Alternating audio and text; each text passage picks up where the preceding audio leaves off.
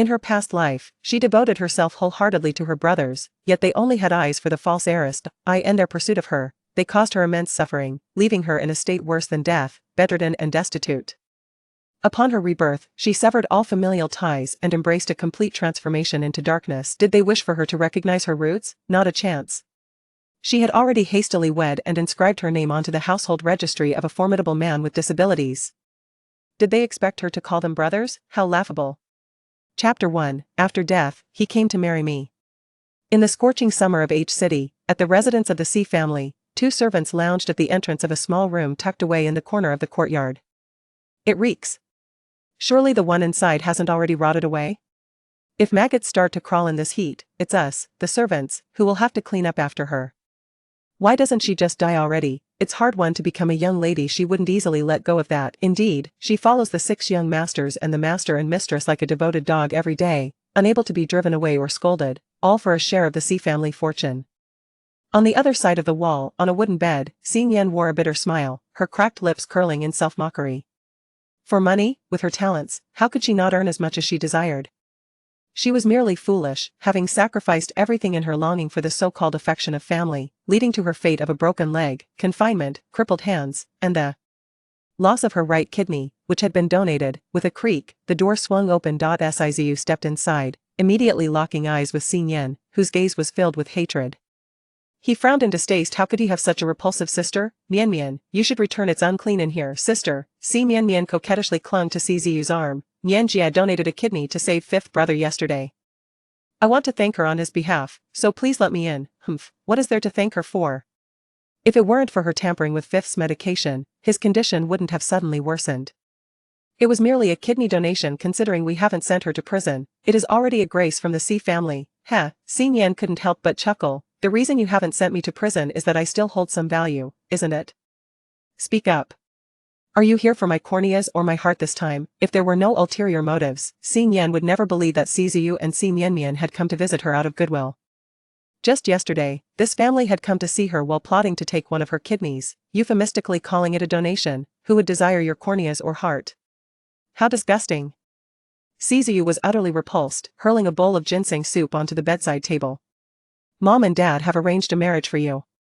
The groom will be here shortly to pick you up. Drink the ginseng soup and stop acting like a ghost about to perish. It would be an embarrassment to the C family. Marriage? Who would want me in this broken body? Xing Yan mocked herself. Even she found her own body repulsive. Who would possibly marry her? Perhaps they intended to sell her instead. Beside her, Xi Mianmian's expression suddenly darkened as she recalled the man who had come to propose. She was consumed with jealousy. How could someone as worthless as Xing Yan catch the eye of such an exceptional man? She could not allow that man to take Xing Yan away. That man was meant to be hers alone. Time was running out. Xing Yan had to die. All right, brother, the ginseng soup is getting cold. Let's hurry and let sister drink it. I will feed her. Si Mianmian sat at the edge of the bed, attempting to spoon the soup into Xing Yan's mouth, who recoiled in disgust and spat it back at her. Ah! Xi Mianmian screamed, as if scalded by the soup, recoiling in shock. Seeing his precious sister being bullied, Zizu could hardly contain his anger. You wretched girl. Mianmian is kindly trying to feed you, and you dare to mistreat her. Brother, please don't be angry. It's my fault. Sister just doesn't like being fed by me. Why don't you feed her instead? Zizu was reluctant to feed Xing Yan, but he couldn't bear to see his sister sad. Moreover, that person was arriving soon. He couldn't allow them to witness Xing Yan's sickly state. Thus, he grasped the ginseng soup with one hand and firmly held Xing Yan's chin with the other, forcing the soup into her mouth. Woo-woo. Xing Yan attempted to resist, but her frail body was too weak to muster any strength. The soup was sweet, yet her throat and stomach felt as if filled with acid, suddenly twisting in excruciating pain. It's poisoned. Her resentful gaze fixed on Zizu, and indeed, it was as she suspected. How could the C family ever let her go? Crimson blood gushed from her mouth, her eyes widened in horror, and within moments, her breath ceased. Zizu was stunned by her sudden demise, completely oblivious to Xi Mianmian's triumphant smile lurking behind him. Brother, what happened to her? Xi Mianmian feigned innocence, her hands trembling as she clung to Zizu's arm. It was only then that Zizu came to his senses, his gaze drawn to the lifeless Xing Yan, unable to resist glancing at the bowl of soup in his hand. Someone has poisoned it. Who could it be? The soup was meticulously prepared and personally served by Si Mian. He gazed at his trembling little sister with a complex expression. Si Mian has died. Si Mian was utterly astonished. What? How could this happen? Who else, besides you, has touched this bowl of soup, brother? Do you suspect me? With her pale face tilted upwards, tears streamed down her cheeks, presenting a picture of utmost grievance. Could it be that sister did not wish to marry and thus chose to end her own life? After all, she is skilled in medicine and familiar with various herbs. Ziyu held disbelief within. Xin Yan had been imprisoned at home for over a year. To prevent her from taking her own life, he had ordered the servants to search her thoroughly, ensuring she had no poison concealed. The perpetrator was evidently Si Mian. However, he could not bring himself to sacrifice Mian for the sake of Xin Yan. He gently wiped away his sister's tears. Do not fear, brother believes in you. It is our failure to stop sister that led to her suicide. If our parents inquire, Xin Yan has committed countless wrongs. She deserved to die long ago. Her death is for the best, sparing our family from the disgrace of her marriage. Ziyu had reached his decision. Mian, go change your clothes and take a bath. Do not leave any traces of filth. He emphasized the words filth heavily, hoping that his sister would comprehend his meaning and avoid leaving any evidence behind. Si Mian hurried away, while Ziyu carefully wiped the fingerprints from the soup bowl with a handkerchief, meticulously searching the surroundings, fearful of any evidence that might point to Si Mian. Sin, do not blame me. Mian is my sister, and I must protect her. But have you forgotten? I am your true sister. Now transformed into a spirit, Xin Yan floated in the air, mocking. A false sister had slain her true sister, while her elder brother aided in concealing the truth and erasing the evidence. What a splendid brother! How could she have been so blind as to sacrifice everything to appease the pack of wolves that was the Si family? Unwillingness, regret, resentment. Every emotion surged to its zenith. Xin Yan spread her arms and lunged at Ziyu, intent on choking him to exact her vengeance. Yet her hands passed through Ziyu's neck, unable to make contact. If she could not avenge herself, why should she exist as a ghost? It would be better to simply vanish. At that moment, hurried footsteps approached. Someone was coming. Xin Yan turned to glance at the doorway and saw a man clad in a groom's suit bursting in, his handsome face awash with panic. It was him, the disabled man living in the villa across the way. Had he not disappeared a year ago? Xin Yan could not help but drift towards him, yet the man passed right through her, stumbling towards her lifeless body as if in a daze. Nian? He gently embraced Xin Yan, his trembling hands incessantly wiping the blood that trickled from her lips, as if this act might awaken her. Xin Yan is dead. Your marriage should be considered over, Ziyu remarked coldly, though his tone bore a hint of negotiation. The man looked up, his profound phoenix eyes swirling with endless turmoil. How did she die? Ziyu felt a pang of guilt as he was scrutinized. Xin Yan has always been somewhat unhinged. Isn't it rather normal for her to contemplate suicide? Brother Gu, Xin Yan does not harbor feelings for you. Upon learning of the impending marriage, she took her own life. At that moment, Si Mian entered, having changed into a fresh outfit, her face adorned with an exquisite touch of makeup. Chapter 2, Kicking the fake heiress downstairs. The man's icy gaze swept over the two individuals. Had it not been for his prior investigation into Xin Yan's experiences over the past year before returning home, he might have been swayed by their deceitful words. He lifted Xin Yan and carried her outside, only to be obstructed by Si Mian, who spread her arms in front of him. Gugu, I adore you. I am 1,000 times better than Xin Yan. Can't you take a glance at me? Get lost. Gu Wan forcefully kicked aside the obstructing Si Mian, exclaiming. You are unworthy to be compared to her. Gugu. Si Mian fell to the ground, spitting blood, yet she struggled to rise and pursue him. Only to be restrained by Ziyu. Let it be, we cannot stop him. As he contemplated the man's identity and status, a sense of unease washed over Ziyu. If they provoked him, the Si family might face dire consequences. The man carried Xin Yan all the way back to his residence, a villa directly opposite the Si family home. Xin Yan had gazed upon this villa countless times during her life. Drawn by the sight of a seemingly pitiable disabled man who observed the Si family from the large windows on the second floor. For 3 months. The man had watched the Si family, and she had watched him in return, until one day he inexplicably vanished, leading her to believe he had perished. Now, he had reappeared before her. Who exactly was he? Xin Yan's spirit circled around the man as he cautiously placed her in the bathtub, gently cleansing the blood from her face. He began to unfasten the buttons of her clothing. Wait. Hey, what are you doing? I'm already dead. And you dare to lay your hands on me? Xin Yan shouted in protest, but alas, the man was oblivious to her cries, continuing his actions until she was left utterly bare. Gazing at her withered and incomplete form, Xin Yan could not help but scrutinize the man's expression. She anticipated to see fear or disdain, however, none of these emotions were present. His eyes, suffused with a crimson hue, reflected profound compassion. I am sorry for returning so late. No, I should never have left the country to treat my leg. I should have remained by your side to protect you. The man uttered these words in anguish before unexpectedly lowering his head to place a gentle kiss upon her forehead. What a perverse individual. Fortunately, he did not proceed further. Instead, he changed her into a clean set of clothes, lifted her into a wheelchair, and wheeled her to the floor-to-ceiling window. In the past, he had occupied this spot, seated in a wheelchair, observing the C family. Now, it was she who occupied the chair. Nian Nian. You shall watch as I append the entire C family, and I shall not spare anyone who has caused you harm. Very well, Xin Yan responded, though sadly. She never witnessed the downfall of the C family, for her spirit had dissipated. Upon regaining consciousness, Xin Yan discovered that she had been reborn. Returning to the day when Ciziu came to bring her back to the C family. Sister, I am Mian Mian. I have come to implore you not to cast me away upon our return home. I truly cherish our parents and brothers, I do not wish to part from them. Even if it means serving as a mere servant in the C household. I beg you, please, will you? Before her stood the false daughter of the C family. Si Mian Mian, her eyes brimming with tears and her face awash with desperation as she gazed imploringly at her. In a previous life, Xin Yan had believed her sister's words wholeheartedly and had welcomed this precocious sibling who had come to curry favor with her. However, in the next moment, Si Mian Mian feigned to fall down the staircase, just as Ciziu arrived to fetch Xin Yan.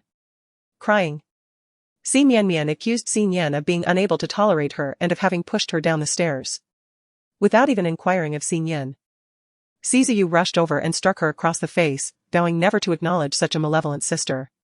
Sister. Is it because you dislike me that you ignore me? Xin Yan, pulling back from her memories, coldly regarded the innocent facade before her, thinking to herself.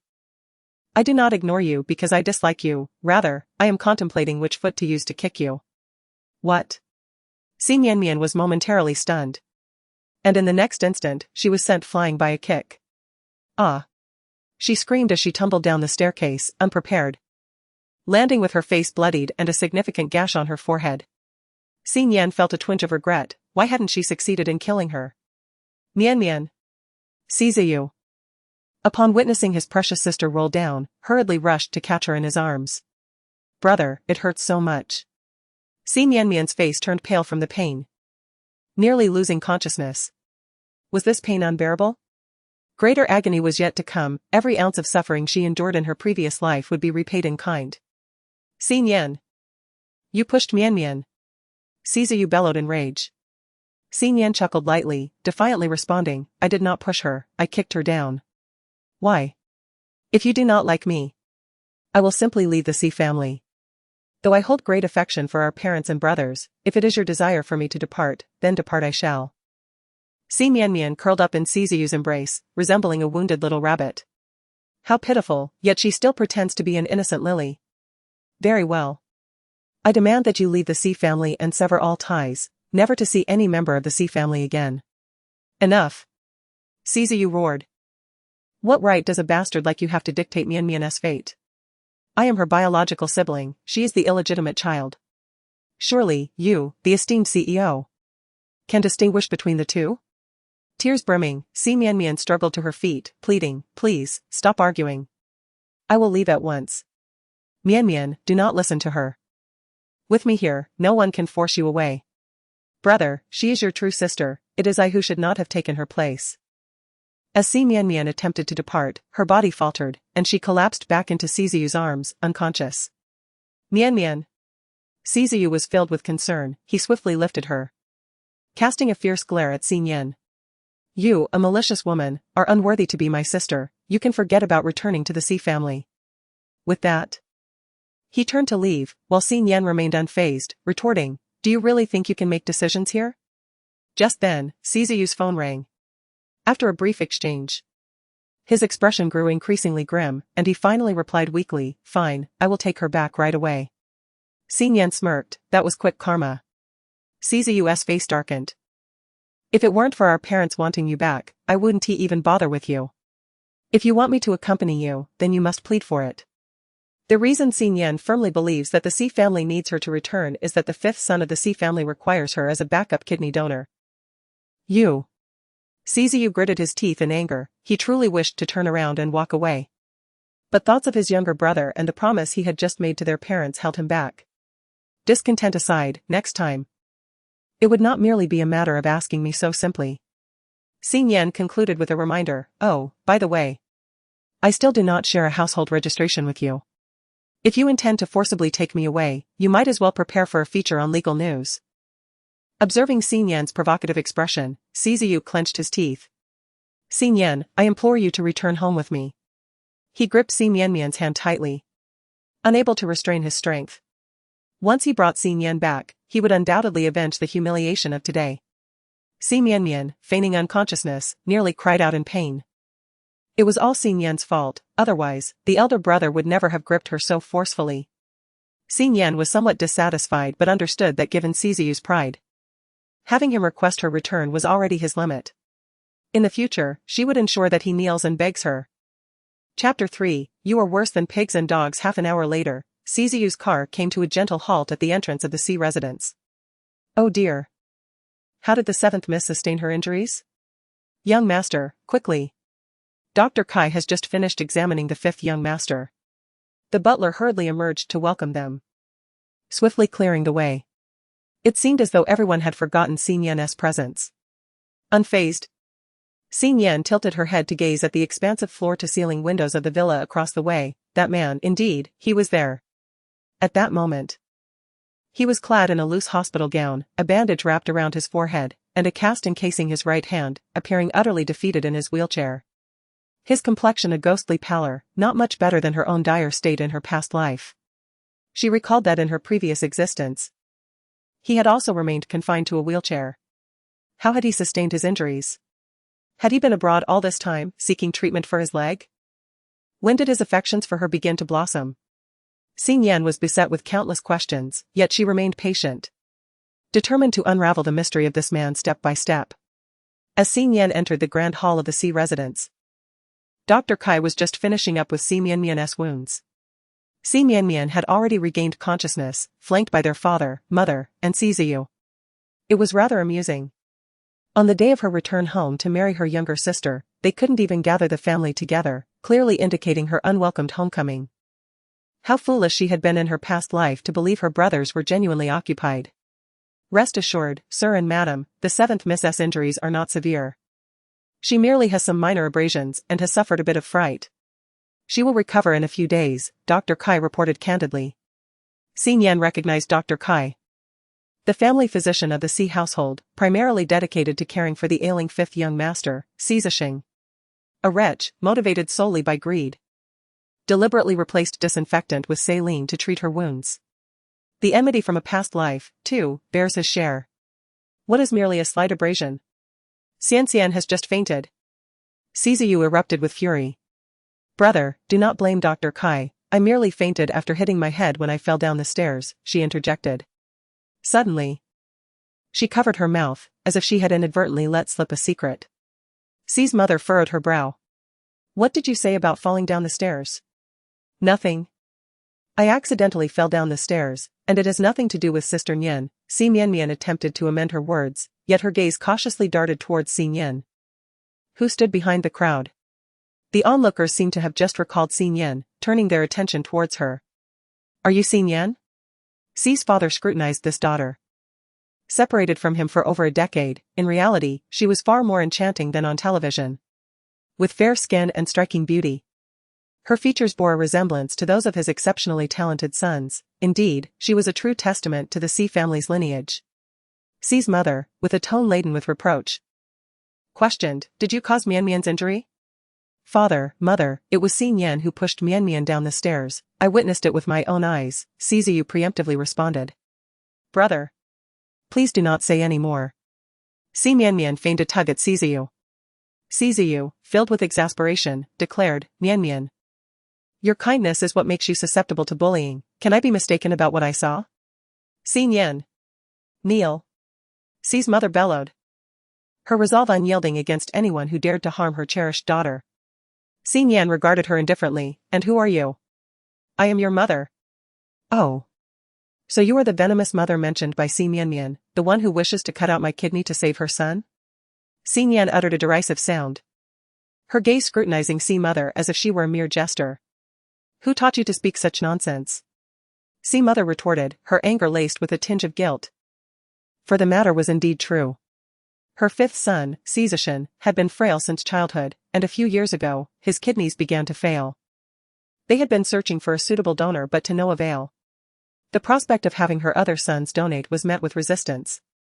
They were unwilling to part with their own organs, leaving Sizishan's illness to linger until they recently learned that their lost daughter, Xin, had been found, which sparked their interest. However, this matter was still under consideration, known only to a few of her sons. Did I not just say? It was Si Mian herself who revealed this to me, otherwise, why would I have kicked her out of the blue? Xin asserted, her tone resolute. Not only did she mention this, but she also claimed that the entire Si family was inferior to pigs and dogs, devoid of any good character. And that the Si household was a den of wolves, mercilessly devouring its own. She warned me vehemently never to return to the Si family, lest I meet a fate of utter annihilation. Her words were foul and repugnant, and I could no longer restrain myself, thus delivering that kick as a means of avenging you. Si Mian, startled and flustered, protested, No, I never uttered such words. She grasped Siziyu's arm tightly, pleading, Brother, you were present at that moment. Please tell our parents that this is not true. They have always treated me so well, how could I possibly slander them? Siziyu glanced between the tear-streaked Si Mian and the composed Xin. In truth, he merely witnessed Si Mian being cast down the staircase. He remained oblivious to the words exchanged between them. Xin was aware that Siziyu had heard nothing, which emboldened her to fabricate a scenario against Si Mian, intending to make her acutely aware of the emotions she endured in her past life when she was unjustly maligned. Mian had never uttered such words. It was evident that you envied her for receiving our affection and resented her for replacing you as the esteemed young lady of the Si family for over a decade, leading you to plot her downfall. Siziyu chose to deceive, firmly believing that his benevolent sister would never tarnish the family's reputation, asserting that the only malicious one was Xin. Believe it or not, Xin lounged on the sofa, crossing her legs with an air of indifference. Si father's expression darkened. He held disdain for such a wild and unruly daughter, yet Xin's beauty was undeniably striking. Once the fifth brother's kidney transplant was completed, he could arrange a marriage for Xin, thereby securing commercial advantages for the Si family. Wealthy individuals lack nothing but diversions, particularly untamable little wildcats. After weighing the pros and cons, Si father resolved to downplay the situation, deciding to retain Xin for the time being and address other matters later. Enough. There must be some misunderstanding. We all believe Mian is not that kind of person. As for your act of pushing Mian down the stairs, we shall forgive you, considering your lack of proper upbringing after being abandoned as a child. You are not to mention today's incident again. Your fifth brother requires a kidney transplant, but the Si family is not so impoverished as to be unable to find a suitable donor. Xin scoffed, It is best this way, otherwise you truly would be worse than beasts. You sharp-tongued and confrontational. Why can't you be as docile and gentle as Mian? You return home only to incite anger among the family. It is truly a display of poor upbringing. Mother Si's face turned a shade of blue with fury. I understand your frustration, but please hold your temper for now. For not only am I ill-mannered, but I also lack decorum and morality. There will be ample reasons for you to be upset in the future. As tensions threatened to escalate, Father Si, visibly agitated, waved his hand dismissively. I can see you are weary. Allow the steward to escort you to your room for some rest. With Father Si's decree, Mother Si and Siziyu were left with no choice but to swallow their grievances. Xin followed the steward upstairs, unhurried, as she intended to exact her revenge step by step, just as in her past life. True to her previous experience, Xin was led to a small room at the end of the corridor, which offered a clear view of the opposing villa. She was intensely curious about the man residing there. She had countless words to share and numerous questions to pose. Xin waited by the window for quite some time, yet the man did not appear. Only a faint light flickered behind the curtains. It was barely past 8 in the evening, from her memories. The man would not retire this early.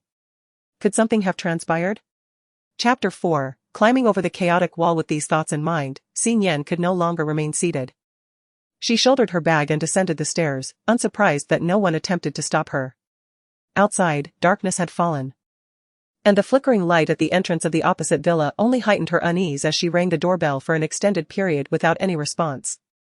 Glancing at the modest wall, Xin Yan, who had accompanied the old physician in her childhood to gather herbs, easily scaled it. The yard was as dilapidated as the entrance. Overgrown with weeds, and teeming with snakes and rodents, presenting an appearance that suggested no one resided there. She could not fathom why the man insisted on living in such squalor. Guided by her memories, Xin Yan swiftly made her way to the second floor where the man's room was located. The door was ajar, and within, a dim yellow wall lamp cast a feeble glow. The man lay quietly on the bed, his breath faint, his complexion ashen. The bandage on his forehead soaked with sweat and blood. A wave of dread washed over Xin Yan. Indeed, something had gone awry. As she approached, she sensed the intense heat radiating from his body. She touched his cheek, scalding hot. Lifting the covers, she discovered that, aside from the injuries on his right hand and forehead, his bare chest bore an array of scars of varying depths, along with fresh abrasions and contusions.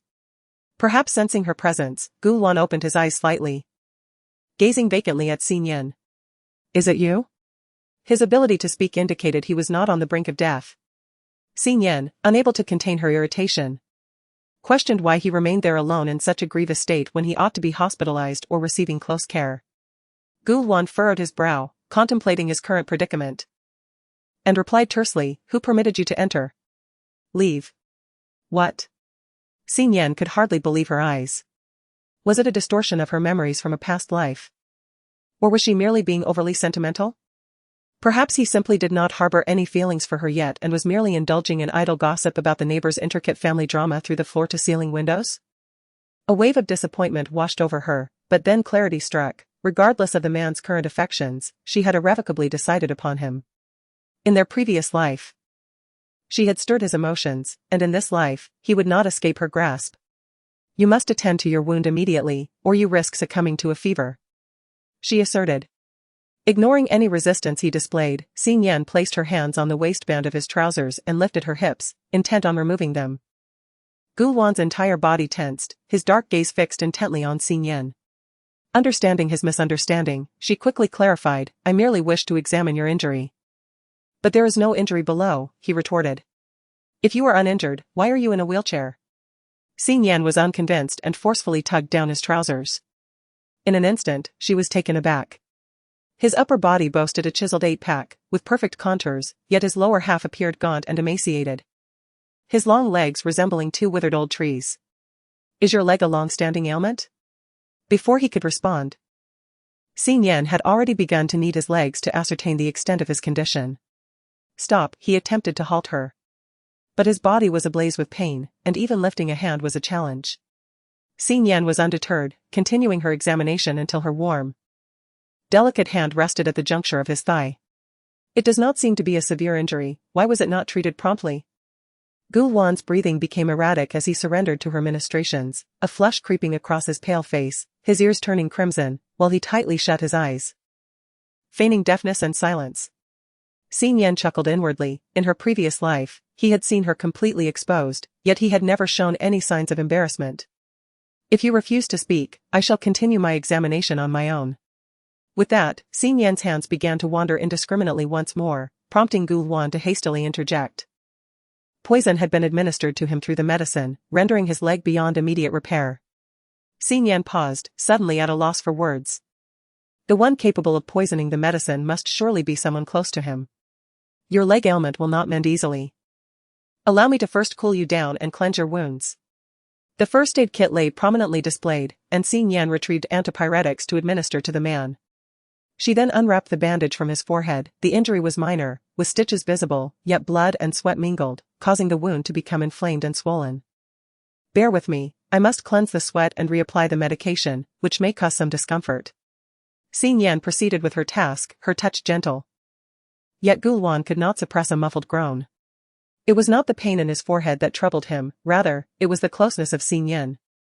Her softness pressing against his arm, causing him to momentarily lose control. Did I hurt you? Let me blow on it. She leaned down, her breath warm against his forehead. Her lips nearly brushing against his skin. Feeling her comforting warmth, a familiar sensation washed over him, bringing solace as the world around him blurred. His consciousness gradually faded. And before he knew it, he had drifted off to sleep. Once Xin Yan completed her task, she realized he had already succumbed to slumber, his body temperature having lowered. Next, she turned her attention to his leg. She took out the silver needles she always carried and began her acupuncture treatment. 2 hours later, Xin Yan, utterly fatigued and with her stomach growling from hunger, had lost the energy to seek sustenance. Her head tilted. She succumbed to a deep slumber at the edge of the bed. The following day, Xin Yan was awakened by a piercing scream. Gu Luan. Has a little thief scaled your wall? Are you still alive? Have you been robbed of both your wealth and virtue? The clear voice grew louder as it approached. Confused, Xin Yan opened her eyes, struggling to comprehend her surroundings, only to be pressed back under the covers by a large hand. Stay hidden. The authoritative tone of the man resonated above her.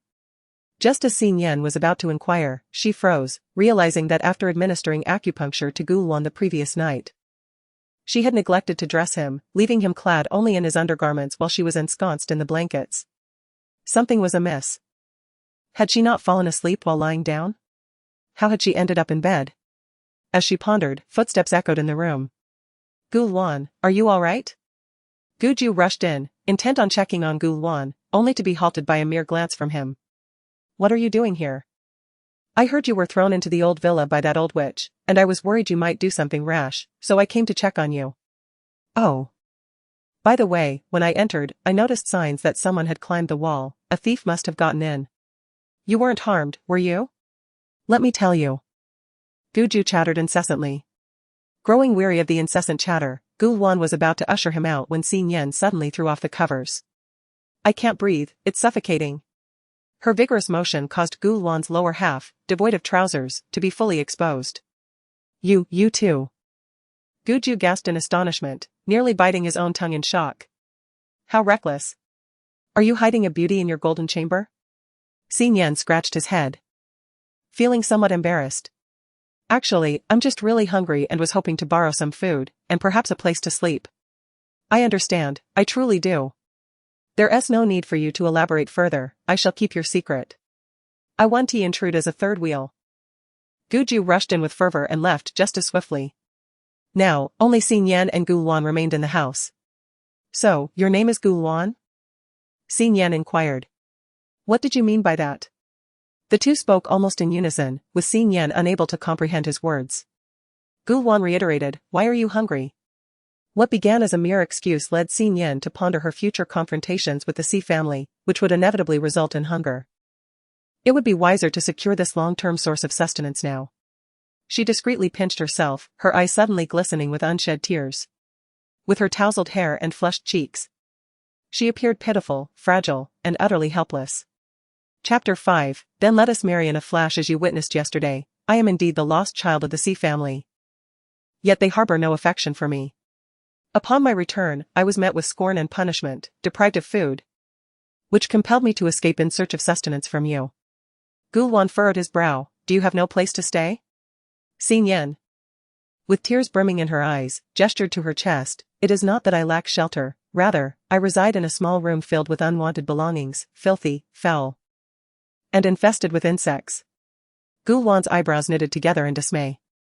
The Si family was notoriously indulgent towards their daughter, and he had assumed that upon her return, Xin Yan would be treated with kindness. To his astonishment, the reality was far more grim. You saved me last night, and in return, I can render you a favor. Gu Luan said thoughtfully. Xin Yan's eyes sparkled with hope. Really? Then let us marry in haste. Gu Luan suspected he had misheard, marry in haste? He had anticipated her request to assist in expelling the false daughter, yet she had proposed a swift marriage instead.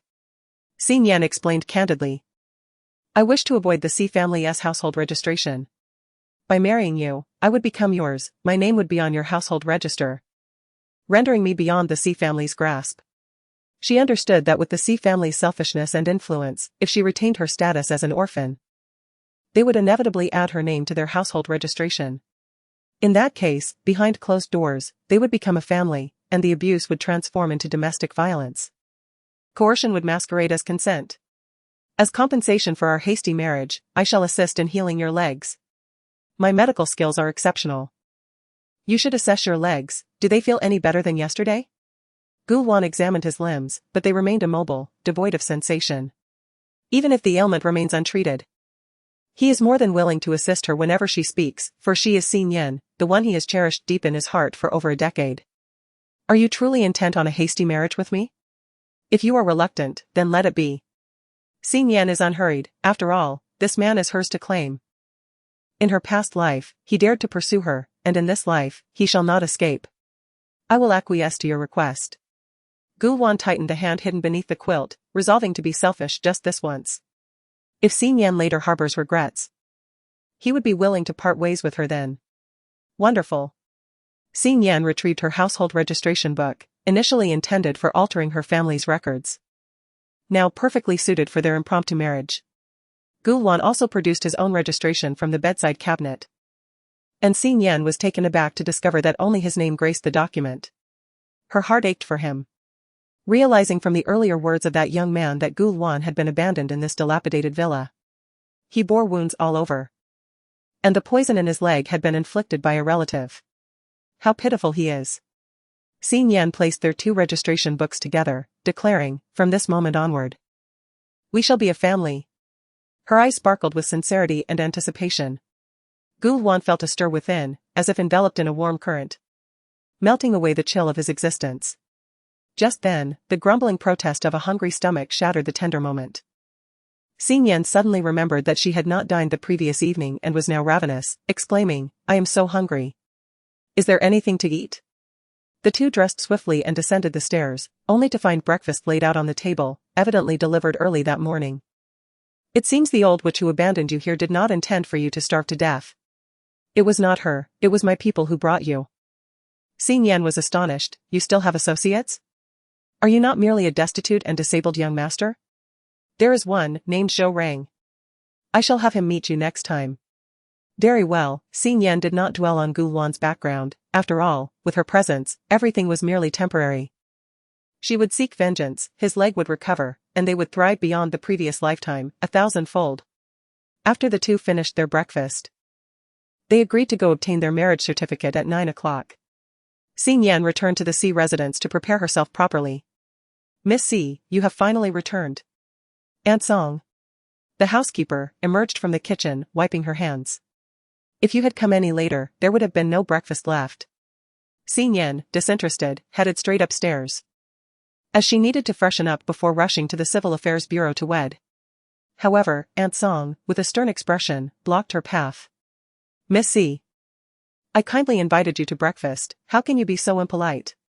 If you do not wish to eat, you should at least acknowledge it. Aunt Song rolled her eyes in disdain. It was evident she had been raised in the countryside, lacking proper upbringing. Breakfast? Since someone insists on provoking me, I shall oblige. Xin Yan cast a glance at the remnants on the table, clearly leftovers. As the seventh young lady of the C family, are you suggesting I consume what others have left behind? Aunt Song forced a smile. Isn't it because you arrived late, Miss C? If you come earlier next time, there will be warm food waiting for you. It appears that the C family is on the verge of bankruptcy, unable to even prepare a proper breakfast. Xin Yan sighed as she pulled out her phone to capture the scene at the dining table. This was a significant newsworthy moment that she felt compelled to share online. Suddenly, Aunt Song's expression changed dramatically as she reached out to intervene. What would you like to eat? I can prepare something for you right now. If rumors of bankruptcy spread, the master and mistress would certainly not spare her. Xin Yan scoffed coldly, asserting that she was not afraid of a mere servant. She casually rattled off a few dish names before retreating upstairs to her room. When Xin Yan emerged after her shower, dressed and refreshed, breakfast was just completed. Aunt Song, drenched in sweat, eagerly remarked, breakfast is ready, perhaps you could delete those photos now? Pack all of this up, I intend to feed it to the stray dogs. Xin Yan commanded. Aunt Song was almost left breathless with indignation. After all, she was a trained chef, and the Si family paid her thousands each month to prepare meals. The notion of using her culinary creations to feed stray dogs was utterly infuriating.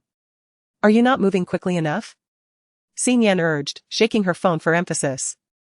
After she left, Aunt Song realized that who would believe the Si family was bankrupt based solely on a few photographs? She had been duped by a mere young girl. After finishing her task of feeding the strays outside the villa district, Xin Yan was fortunate enough to find a taxi waiting for her. She picked up Gu Luan, and they headed straight to the Civil Affairs Bureau. Today was their lucky day, as there were no lines, and they were quickly called forward. When it came time for their photograph, they removed their masks, leaving the photographer in awe of their striking appearances. You can't possibly be celebrities, can you?" "No, we are just ordinary people," they replied. Xin Yan replied with a smile, "Not at the moment, but who can say what the future holds?" In her aspirations, becoming a star was an integral part of her plan for revenge. The photo shoot and the marriage certificate were completed in a mere 10 minutes. As Xin Yan gazed at the 2 red books, her heart brimmed with joy. She had a family now. This was indeed a joyous occasion that deserved celebration. Yet she had a performance class to attend in the afternoon. With a tinge of guilt, she called a taxi for Gu Luan. After the driver assisted in getting him into the vehicle, Xin Yan felt a pang of remorse. "I'm sorry, on our wedding day, we should be celebrating together. But I have class this afternoon. Go home first, and I'll come find you when I have time." Gu Luan nodded, "I'll wait for you." To conceal his wound, he had styled his hair to fall smoothly over his forehead, revealing his clear and sincere eyes, dressed in a white shirt. He appeared like a freshly graduated university student, looking exceedingly well-mannered. Unable to resist, Xin Yan leaned into the car and planted a kiss on his cheek. "Happy wedding day, Gu Luan." Gu Luan replied, slightly dazed, and only after the taxi had driven quite a distance did he come to his senses. He instructed the driver to stop. And soon after, a discreet luxury car pulled up beside them. 2 men in black suits emerged, lifting him into the sleek vehicle. The taxi driver, having received his fare, looked on in confusion, scratching his head. Why summon a taxi when one has a luxury car? Inside the car, Gu Luan commanded, "Keep the marriage under wraps. Do not let anyone uncover the specifics." The men in black suits responded respectfully, "Understood." Gu Luan touched the warmth left on his cheek, his deep-set eyes flickering with emotion. Forget it, publicly disclose marital information while concealing the identity of the spouse. Chapter 6, Is this kind of climbing the bed? Xin Yan swiftly arrived at school. She was enrolled at H City Film Academy, driven by the desire to stand beneath the spotlight and reunite with her family. In her previous life, the Si family found her before she embarked on her career, rendering her aspirations of stardom indifferent. She spent her days revolving around her family, ultimately losing herself in the process. In this life, she harbored but one singular ambition, revenge. If Xin Yan aspired to be a star, then Xin Yan vowed to surpass her in every way, to provoke, trample, and torment her. Upon returning to school, she discovered there were still several minutes before her acting class commenced.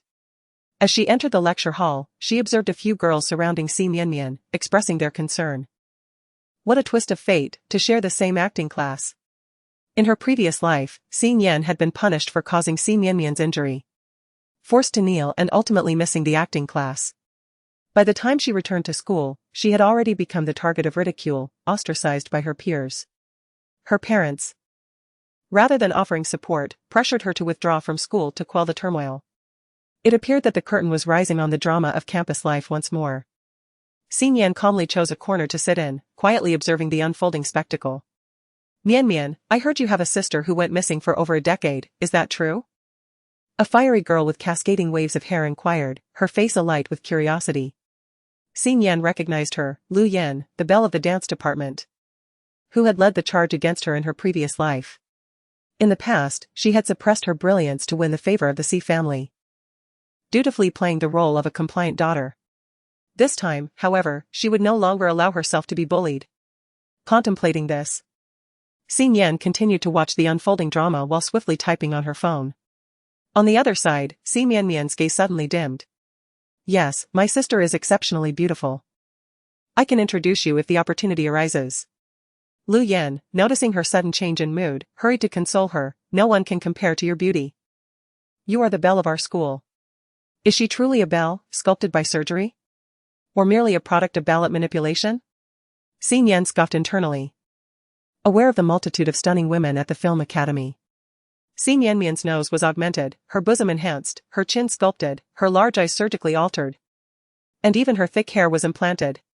She lacked the genetic legacy of the Xi family, and as she matured, her true appearance became increasingly unflattering. In pursuit of aligning with the Xi family's esteemed beauty, she had undergone numerous cosmetic procedures throughout her life, subjecting her body to the knife time and again. Regardless of the surgeon's skill, the repeated alterations left evident artificial traces on her face. From a distance, she seemed unremarkable, but up close, anyone could discern that she was a product of cosmetic surgery. Moreover, during the school belle competition, Xin Yan had abstained from participation, while at that time, Xi Mianmian had merely secured 7th place. Yet, on the night of the final tally, Xi Mianmian's votes inexplicably surged by tens of thousands. A fact that even the most naive could perceive as dubious. Yener, Xi Mianmian suddenly reproached, please refrain from mentioning such things in front of my sister. It would upset her.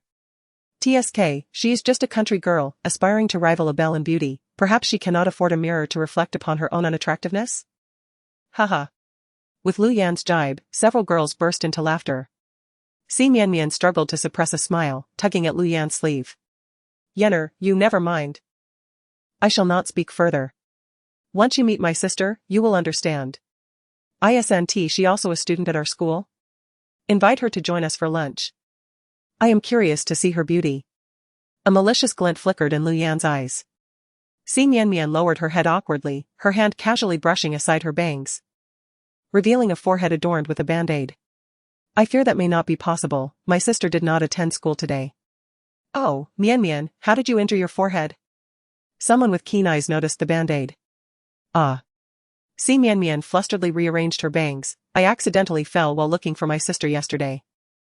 Lu Yan slammed her hand on the table, how could you fall for no reason? It must be related to that country bumpkin. My sister did not do it intentionally. When you meet her, please refrain from mentioning this matter in her presence, lest she become upset again. Last night, she was so angry about it that she left home. Our parents and brothers were worried all night, it is all my fault. As Xi Mianmian spoke, tears began to stream down her cheeks. Clap, clap, clap. Xin Yan could not help but applaud, Mianmian, your acting is superb, you deserve the title of Best Actress. Sister? Xi Mianmian was momentarily taken aback, not expecting to be caught in the act. However, she quickly donned a joyful expression and approached Xin Yan. Sister, are you also attending this performing arts class? That's wonderful. She reached out to grasp Xin Yan's hand, but Xin Yan recoiled in disgust. Unfazed, Xi Mianmian inquired with concern, Sister, where were you last night? We were all quite worried about you. Why are you not coming to find me? Xin Yan mocked without hesitation. We inquired with the security at the villa district, and they said they hadn't seen you leave. Suddenly, Xi Mianmian had a thought, their mother believed that perhaps a kind-hearted villa owner had taken you in, which was why they had ceased their search. Lu Yan and the others finally caught sight of Xin Yan's appearance, their eyes nearly bulging in astonishment. Xin Yan was indeed breathtakingly beautiful. With a face like a peach blossom, skin as smooth as cream, elegant brows, and lips slightly curved, her demeanor was ethereal, akin to a snow lotus atop a snow-capped mountain. It was inconceivable that such a beauty could remain hidden within the school. She must have undergone recent cosmetic surgery. Otherwise, how could she have gone unnoticed for so long? In truth, it was merely that Xin Yan was exceptionally low-key.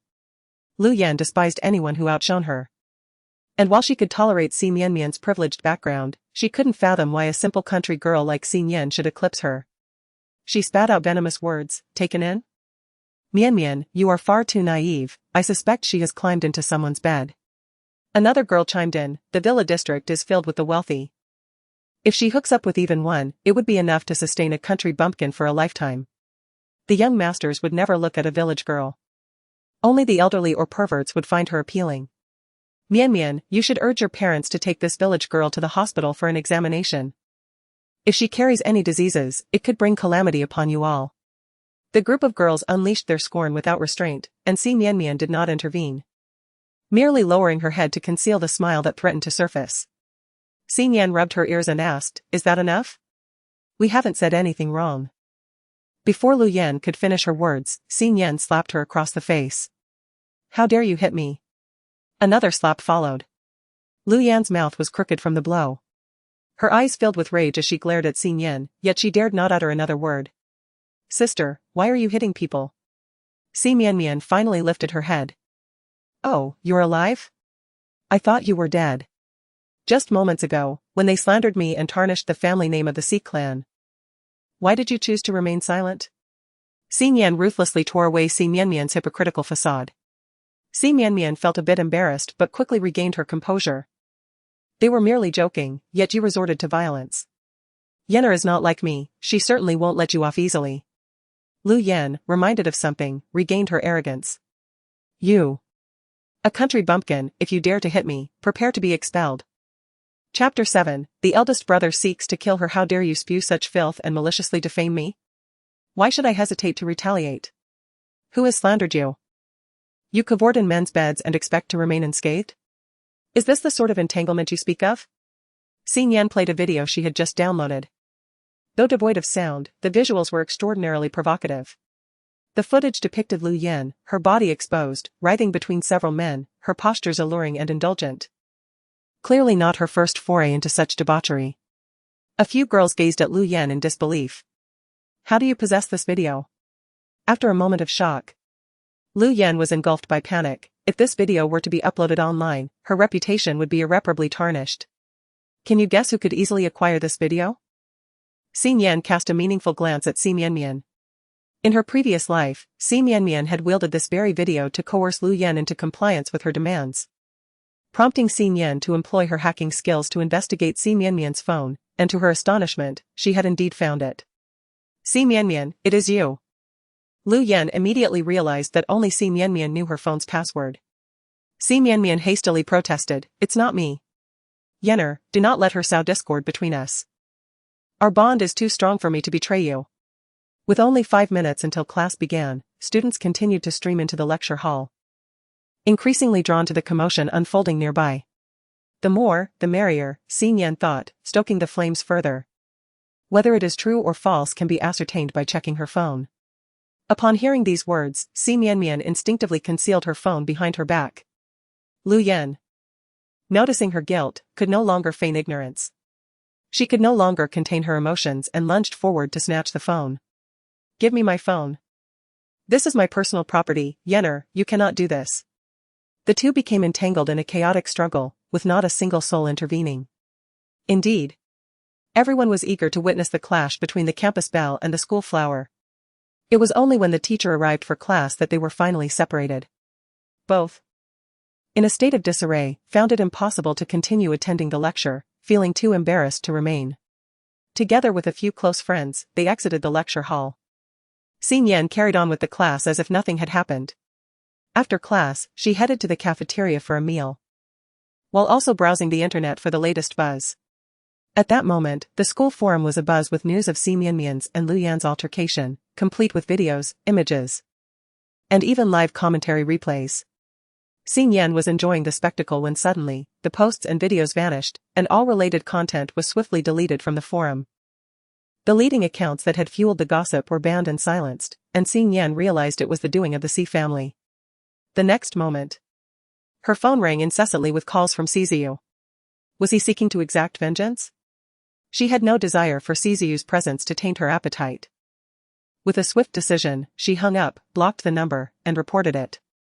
By evening, Xin Yan returned home to the Si residence. As soon as she stepped through the door, she felt an assailant approach from behind. Before she could react, she was kicked to the ground.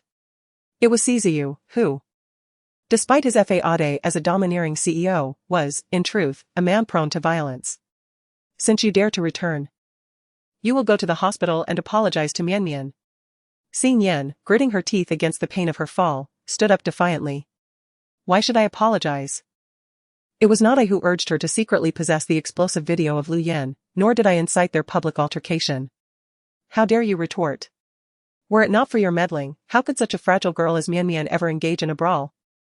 Recalling the afternoon when he was summoned to the school to retrieve Mian, he vividly remembers her pitiful and disheveled demeanor.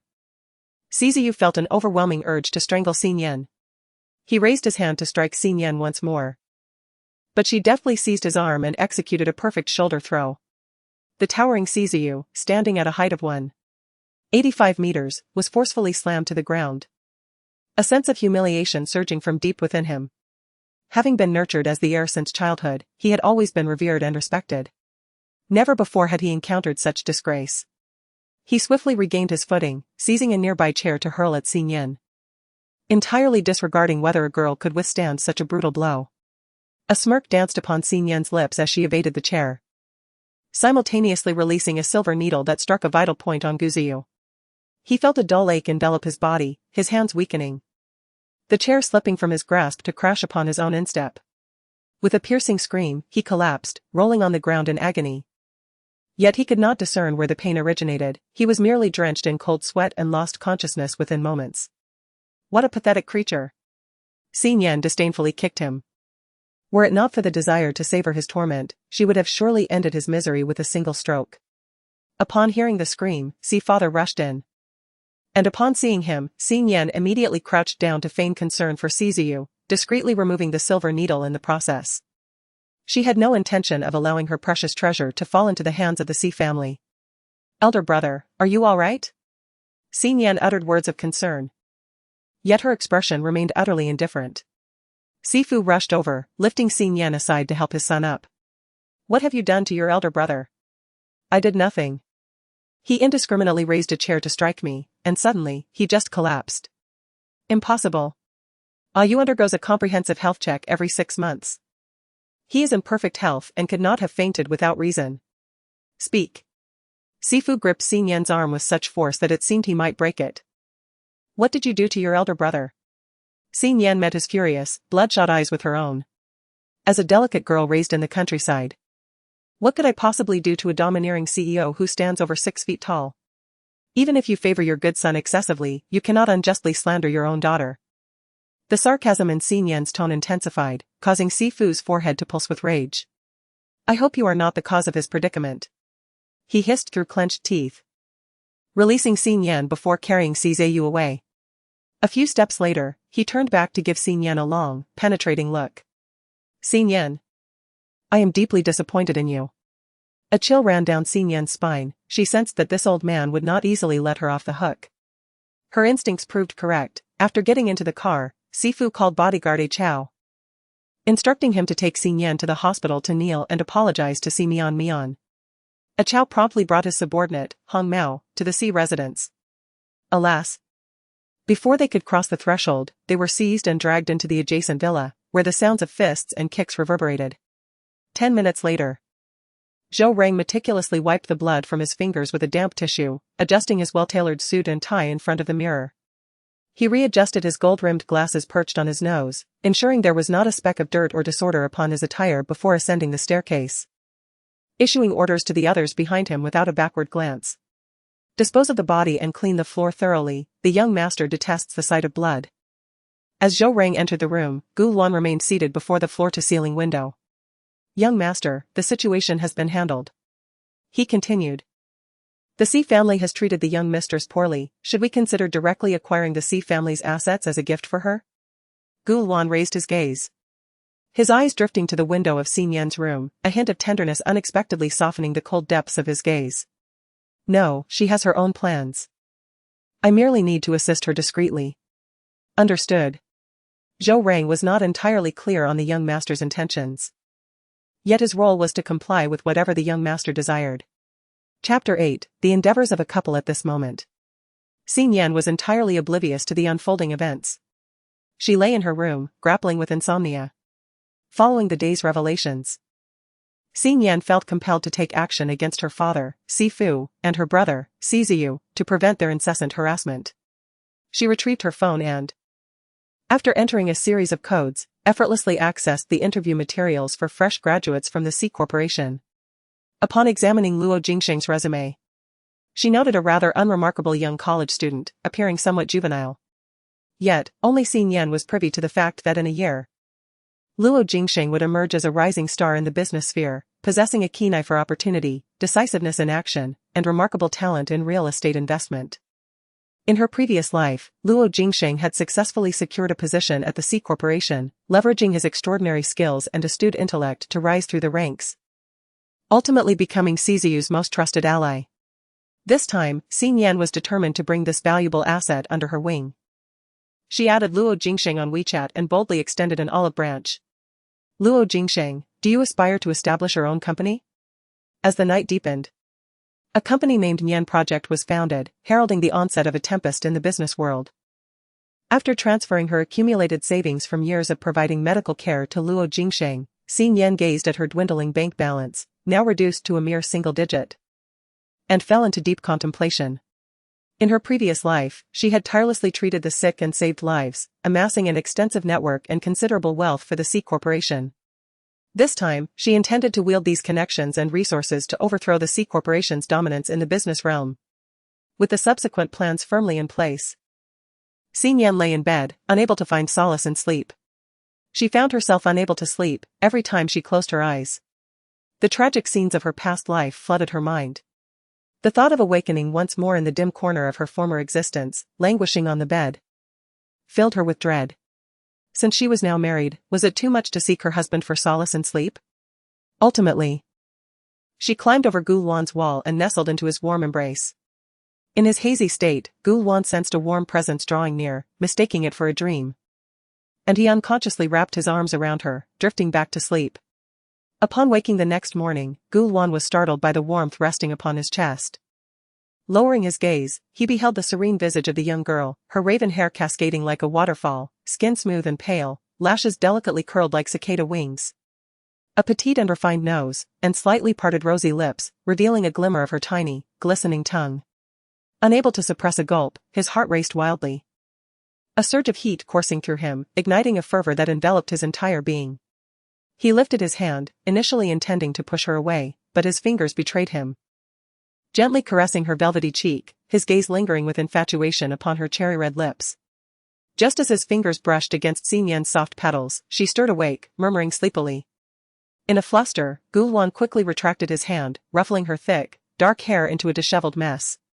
Don't mess it up, or I'll go bald, Xin Yan protested, shaking her head groggily. Gu Luan withdrew his hand, a hint of embarrassment coloring his face, and spoke with a nonchalant tone. Your room is next door. Ever since he had offered Xin Yan the option to stay, Gu Luan had arranged for the adjacent guest room to be prepared for her whenever she wished to move in. Xin Yan rubbed her eyes and sat up, yawning. We are married now, must we still sleep apart? Surely you do not disdain me, do you? Xin Yan tilted her head, observing his expression. Gu Luan's gaze fell, offering no direct reply. This is not ideal, we lack a foundation of affection. Yet feelings can be cultivated, we are spouses, and it is only natural for us to share a bed. Xin Yan proclaimed, internally berating herself for such audacity. She had never envisioned herself in such an unashamed light. She realized that sleeping beside Gu Luan did not lead to insomnia and resolved to do so henceforth. So, is it only natural for me to engage in the marital duties with you? Gu Luan suddenly stated with gravity. Xin Yan raised an eyebrow, her gaze drifting to his lower body. Is that still functional? To her surprise, she beheld a small mountain. Startled, Xin Yan immediately averted her gaze to the ceiling, her face aflame, her mind consumed by thoughts of the mountain. It appeared that the notion of men easily forming small hills in the morning was indeed true. Gu Luan, flustered and irritated by her gaze, pulled the blanket to shield his body. I am merely incapacitated in my legs, not. Xin Yan awkwardly covered her face, saying, I did not inspect. How was I to know? Well, you can handle it yourself, can't you? I shall head downstairs for breakfast now. Take your time. There's no rush. With that, Xin Yan dashed toward the door, stealing a glance at Gu Luan's arm, which was encased in plaster. Her heart raced with apprehension. Surely he would manage? Let us hope he does not injure his other arm. Downstairs, breakfast was laid out on the table, the milk still warm, yet as Xin Yan turned around, she found no sign of life. It seems that the individual named Zhou Rang is indeed quite occupied. Could it be that Gu Luan has merely hired a part-time worker? Or perhaps he is simply a food delivery person? Is Gu Luan not lonely at home all by himself? It appears that she ought to visit him more often. As Xin Yan's thoughts wandered, Gu Luan had already descended from the elevator. Xin Yan glanced at the bread in her hand, which she had only taken a few bites from, and then looked at Gu Wan. You're back so soon? Gu Wan's expression darkened. I am not. Only then did Xin Yan notice the blanket draped over his legs, causing her cheeks to flush once more. After downing her milk in one go, she dashed outside with the bread in her mouth. I have things to attend to today, so I shall take my leave. Xin Yan sprinted out of the villa and hailed a cab straight to the hospital. Chairman Xiao, an important partner of the C Group, resides there. At the hospital, the doctor took an entire night to finally awaken Ciziu. Outside the emergency room, Ci's father, his eyes bloodshot and wearied, could hardly conceal his joy. Ayo. You have finally awakened. How do you feel? Ciziu gazed blankly at his surroundings, his mind a whirlwind of confusion. Had he not perished? He recalled that after Xin Yan's death, Gu Luan had ruthlessly suppressed the C Group, leading both him and his father to falter, resulting in the company's swift demise. The police had arrived to investigate the cause of Xin Yan's death, and in a desperate bid to absolve herself, Si Mianmian had even accused him of poisoning Xin Yan. It was he who had administered the poisoned soup to Xin Yan, and he had also wiped away the fingerprints from the bowl. Once again, Si Mianmian testified. And he soon found himself imprisoned. His former business rivals seized the opportunity to corrupt the inmates, subjecting him to relentless torment, rendering his existence within the confines of the cell a living hell. Prior to the execution of his death sentence, Si Mianmian visited him, mocking his stupidity and arrogance. It was revealed that during the collapse of the construction site, he had been buried beneath the rubble, slipping into a profound coma, teetering on the brink of death. Upon awakening, he found only Si Mianmian by his side, who claimed to have rescued him, asserting that Xin Yan had caused the concrete slab to collapse, nearly crushing him in the crevice. Consequently, Xin Yan faced retribution, with steel bars piercing through his hands, leaving him incapacitated. He wholeheartedly believed Si Mianmian's words, viewing her as his savior, while deriding Xin Yan, the true rescuer, as deserving of his fate. Upon uncovering the truth, as he awaited execution, he lamented the harm he had inflicted upon Xin Yan, wishing for a chance to rectify his past mistakes. If given the opportunity to relive his life, he would treat Xin Yan with utmost care, seeking to atone for all his wrongs. Observing his elder brother's dazed expression and scattered thoughts, Ci's father anxiously shook his shoulder. Ayo, what is the matter? Are you feeling unwell? In that instant, Ciziu snapped back to reality, his heart swelling with elation. Had he been reborn? Was it divine mercy that granted him a chance to amend his errors? Chapter 9, My elder brother is unhinged. Suddenly, a dull pain surged through his mind, and fleeting images of cursing, kicking, and striking Xin Yan with a chair flashed before Ciziu's eyes, causing the light within them to gradually fade. Why? If he was granted a second chance at life, why not return just 2 days earlier? Why must he be brought back after having already inflicted harm upon Xin Yan? Overcome with regret, tears streamed down Ciziu's face as he raised his hand and forcefully slapped himself twice. I am truly inhumane. Si father was taken aback by Ciziu's actions and hurriedly grasped him. Ayo, are you alright? Dad, where is Xin Yan? Ciziu's sole desire was to find Xin Yan swiftly, to apologize and seek her forgiveness. Rest assured, I dispatched bodyguards last night to capture Xin Yan. She should still be at the mercy of Mianmian, bowing in apology. He had spent the entire night rescuing Ciziu, hence unaware of the mishap involving a Chao and his companion, who had utterly failed in their mission. What?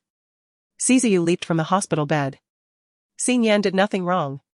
Why should she apologize? They had been consistently deceived by Si Mianmian's gentle facade. In truth, Xin Yan was the one who had always been their most cherished sister. Having only taken 2 steps after leaving the bed, he suddenly felt excruciating pain in the top of his foot, causing him to collapse to the ground. Yet, enduring the agony, he crawled frantically toward the exit. Si father rushed after him, seizing his arm. Ayo, what madness has overtaken you? Xin Yan did nothing wrong, we are the ones at fault. We have erred gravely and cannot afford to continue down this path. Dad, I have truly been reborn. Please believe me, Si Mianmian is not a good person. Xin Yan is the one who has always treated us the best. With reddened eyes, Ciziu yearned for someone to comprehend the tribulations of his past life, to make his father aware of who truly embodies goodness. Startled, Ci's father's expression shifted dramatically. Doctor, please conduct another psychiatric evaluation. Has he suffered a blow to his head?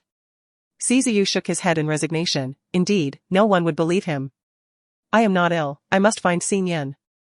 He needed to hasten to prevent the bodyguards from further tormenting her. With a sudden force, he pushed his father aside and raced down the corridor, supporting himself against the wall towards Xin Yanmian's hospital room. At that moment, on the other side, Xin Yan was searching for Chairman Zhao's room in the VIP ward. Yet before she could locate him, she was intercepted by Xi's mother. What are you doing here? Xi's mother glared at Xin Yan with hostility. Xin Yan had not anticipated that the expansive VIP ward would lead her to encounter someone from the Xi family. Before her plan could come to fruition, she wished to keep her intentions of treating Chairman Zhao a secret from all members of the Xi family, so she concocted an excuse. I came to visit Siziyu and Xi Mianmian. Xi's mother scoffed. At least you still possess a shred of conscience. Go and prostrate yourself to Xi Mianmian and apologize. Prostrating and apologizing was out of the question. Xin Yan merely sought to observe the unfolding drama. The two soon arrived at Xi Mianmian's room, and upon seeing Xin Yan, Xi Mianmian's expression shifted instantaneously.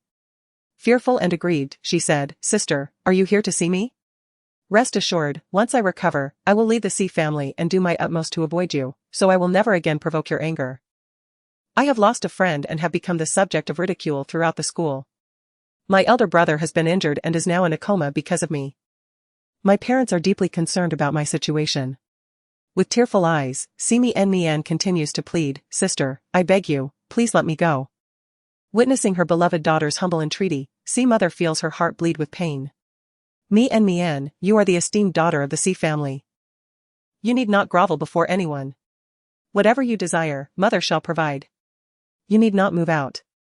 With a tender embrace, Xi mother comforts Xi Mian, declaring that Xin, the harbinger of misfortune, should be the one to distance herself from them. Rest assured, mother will ensure Xin is driven away. There are numerous houses in the Xi family, she may reside wherever she pleases, but she is forbidden from returning to live with us. Mother shall not allow her to harm you any longer. Xi mother softly reassures her, intentionally raising her voice as if to ensure Xin hears her words. Does she believe she will feel sorrow? That she will kneel and beg not to be cast out? She has come for revenge and shall never again entertain any expectations of familial affection.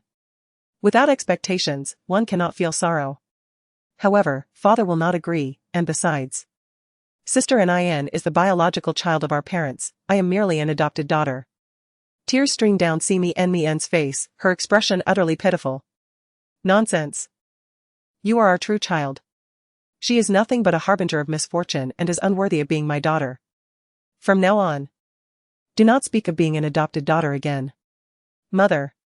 Xi Mianmian embraced her mother with deep emotion, yet suddenly recalled Xin Yan's presence, hastily breaking the embrace.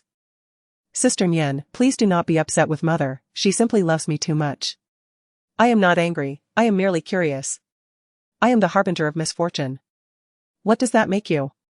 Xin Yan gazed at her mother with innocent eyes, a hint of mockery evident in her gaze. Though she was indeed her biological mother, she exhibited bias in every matter. In her past life, it was always the same, whenever it pertained to Xi Mianmian, her heart was invariably inclined towards her. Such a mother was hardly worth keeping. How dare you reproach me? I am your mother. You have only been back for 2 days.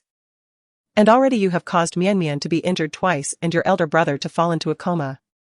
Am I mistaken? Simu vehemently pointed a finger at Xin Yan, berating her. If I were so formidable, why did I not ensure your demise at birth?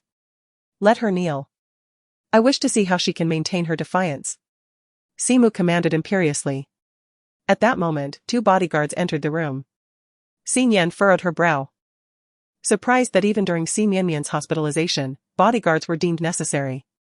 As Xin Yan reached into her bag for a silver needle, preparing to retaliate, a figure dashed in. Siziyu positioned himself in front of Xin Yan. Mother, please don't. Ayu, do not be soft-hearted, she has caused you this much harm. And you still speak for her. It has nothing to do with her, I fell by my own accord, it is my own retribution.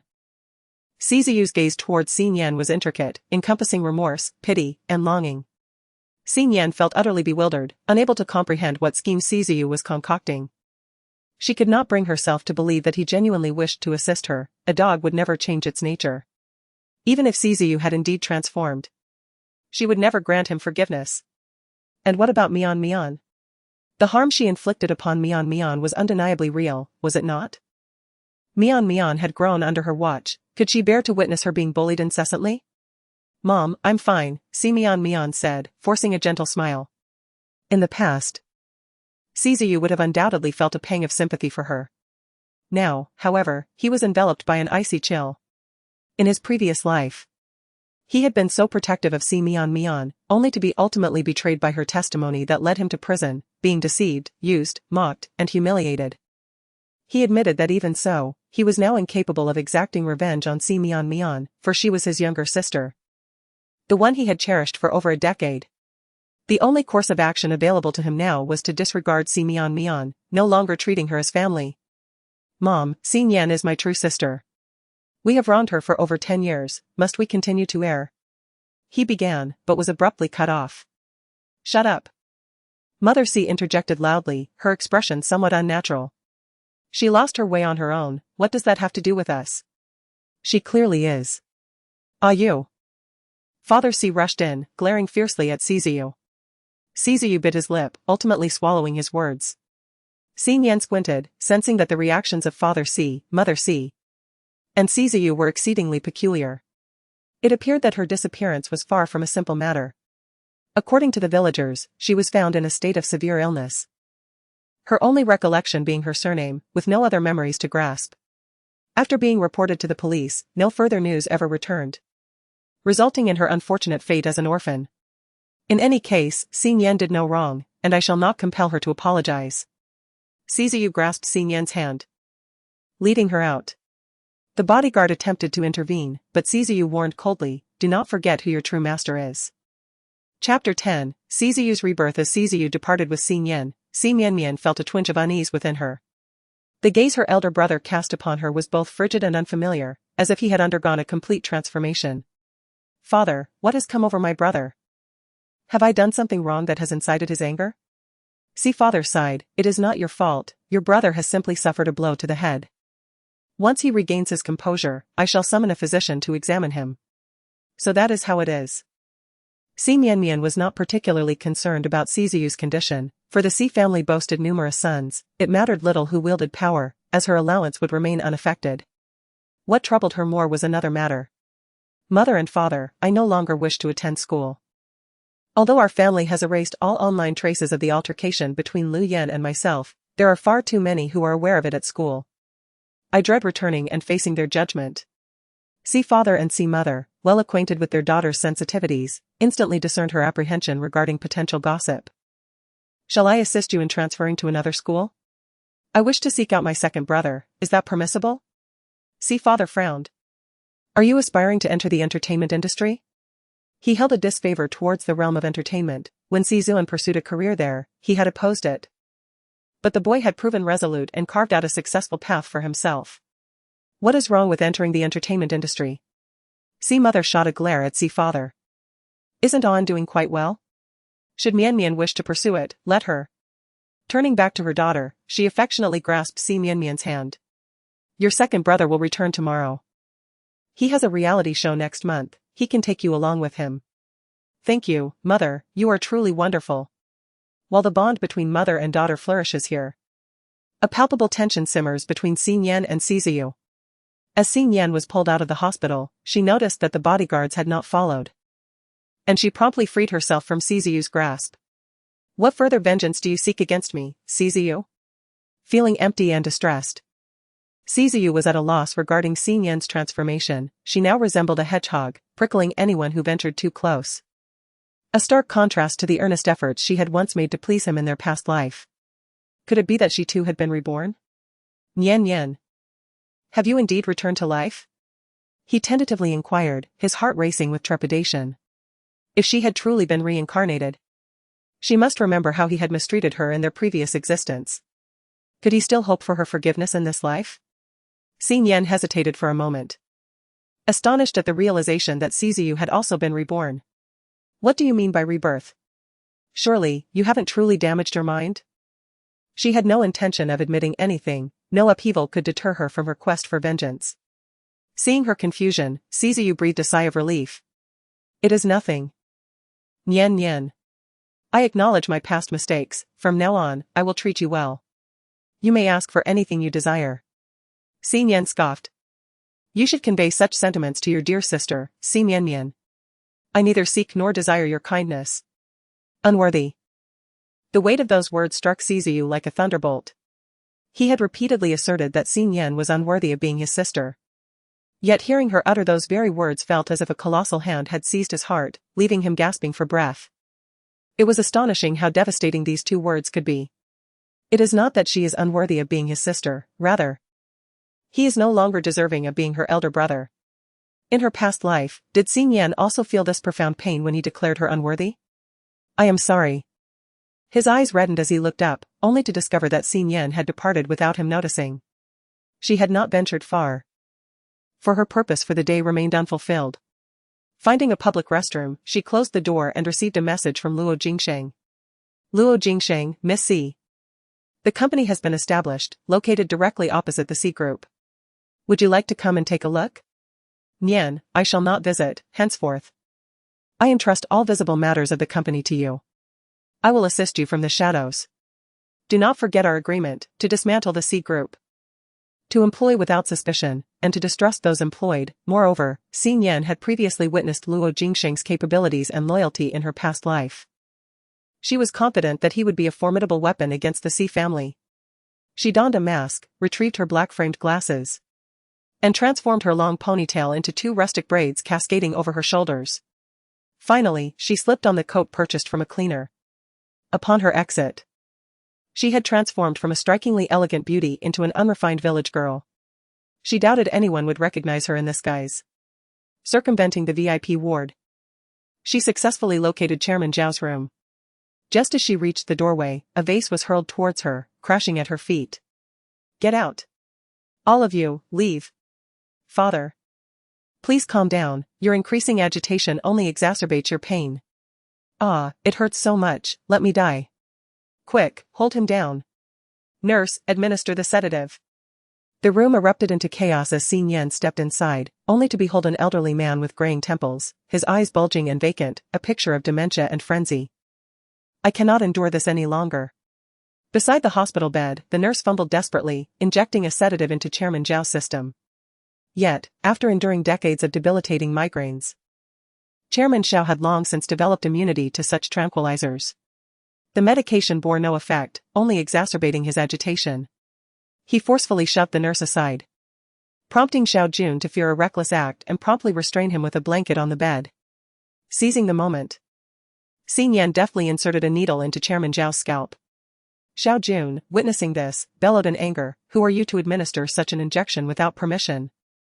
Fearing for his father's safety, he reached to remove the needle. Xin Yan's cold voice interjected, "If you wish to prevent his demise, do not remove the needle." Xiao Jun hesitated, then turned to Xin Yan, demanding, "Who exactly are you? Speak now or I shall call the authorities." "I am here to treat your father," she replied. "You, a mere girl, understand nothing of medicine."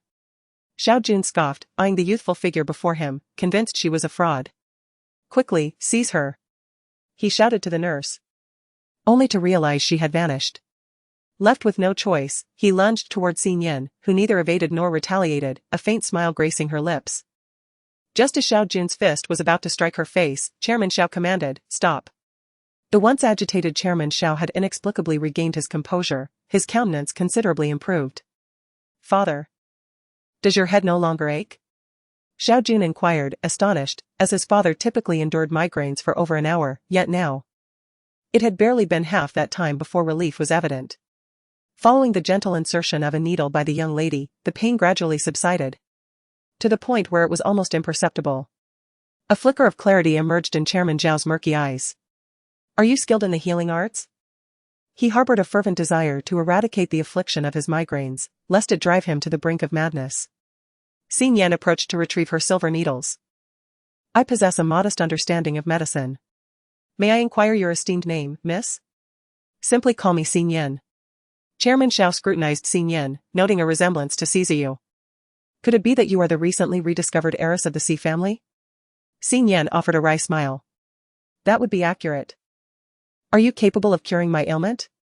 Chapter 11, Xiao Jun's affliction. Very well. but it requires a week of continuous acupuncture, along with some rare and expensive herbal remedies as auxiliary treatment. Chairman Xiao was nearly overwhelmed with excitement, almost rising from his bed. He held no doubts about Xin Yan's capabilities. After all, she had alleviated his pain with just a single needle. She was undoubtedly no ordinary practitioner. Is that true? Splendid. As long as Miss C cures my ailment, feel free to demand any sum you desire. I seek no monetary compensation, rather. I wish for you to agree to one request. Chairman Xiao furrowed his brow, pondering the implications. This young lady was the daughter of the C family. Could it be that the C family intended to encroach upon the Xiao family's enterprises? If that were the case, he would prefer to endure his torment rather than relinquish the Xiao group. However, Xin Yan stated, I require you to sever all ties with the C group and ensure that you shall never collaborate with them again. Why? Are you not the esteemed daughter of the C family? Xiao Jun was perplexed. Observing Xin Yan's humble attire, Chairman Xiao suddenly grasped her intent. I agree. But it must wait until you have cured my ailment. Of course.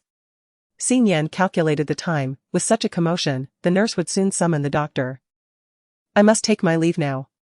We shall discuss your treatment in greater detail later. In the meantime, I hope you will refrain from divulging any information regarding me. Xiao Jun, please escort Miss C. Xin Yan accepted, considering that Luo Jingsheng required substantial funds for his company. Every penny saved was a penny earned. As they departed, the nurse arrived promptly with the doctor, accompanied by Xin Yan's father. Chairman Xiao, are you all right? The nurse mentioned that someone barged in and caused a disturbance. The doctor hurried over, anxious to examine Chairman Zhao's condition. Such an esteemed individual as Chairman Xiao must not face any mishaps in the hospital. Chairman Xiao waved his hand dismissively, asserting that it was merely a misunderstanding and that the person had already departed. The nurse, indignant, retorted. But I just saw her administering a needle to your head. This is no trivial matter, if she were to.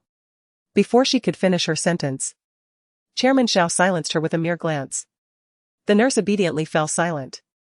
Mr. C furrowed his brow, having heard the nurse mention the needle. He surmised that it might involve some dubious medical practice. The Xiao family is a vital partner of the C family, and any misfortune befalling Chairman Xiao would adversely affect their collaboration. Thus, he cautioned, Chairman Xiao, I have informed my son, who is studying medicine abroad, about your headaches. When he returns, he may be able to assist you. Please do not allow yourself to be deceived. Chairman Xiao recalled the shabby attire of Xin Yan earlier, contrasting it with Mr. C, who was draped in luxury brands. It was no wonder that Xin Yan felt compelled to make such demands, given her father's stringent standards. He did not extend Mr. C any courtesy, stating, My affairs do not warrant your concern, Mr. C. I wish to rest now, you may all leave.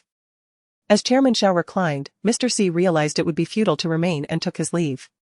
In the car, Xiao Jun observed Xin Yan shedding her disguise, revealing her usual striking beauty, and felt a mix of admiration and uncertainty. Can you truly heal my father? Xin Yan turned to glance at him, her gaze sweeping across his face before she confidently declared, Of course, and I can also remedy your impotence. Xiao Jun was taken aback, his hand trembled, nearly causing the car to veer into the greenery, but he managed to brake just in time. His expression was a mixture of embarrassment and astonishment. How? Do you know? Quite obvious, Xin Yan pointed at his face.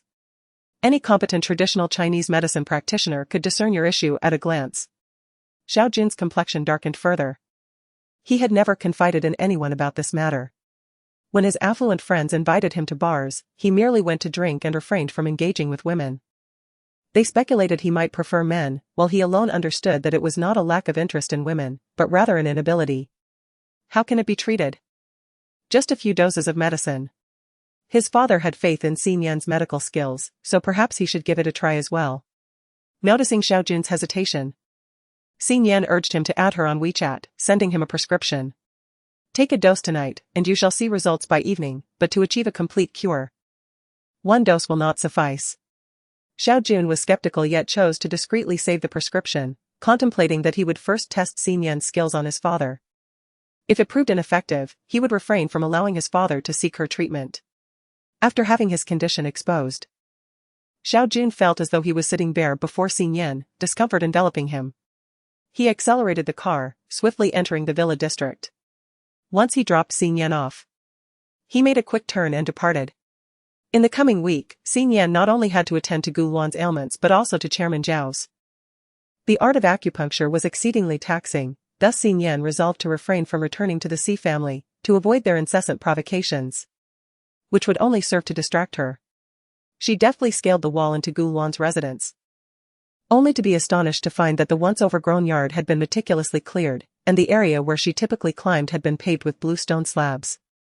Was this path laid out specifically for her? In truth, she could have entered through the front gate, but climbing the wall had become a habit, offering a degree of concealment to prevent the Si family from discovering her and subsequently troubling Gu Luan.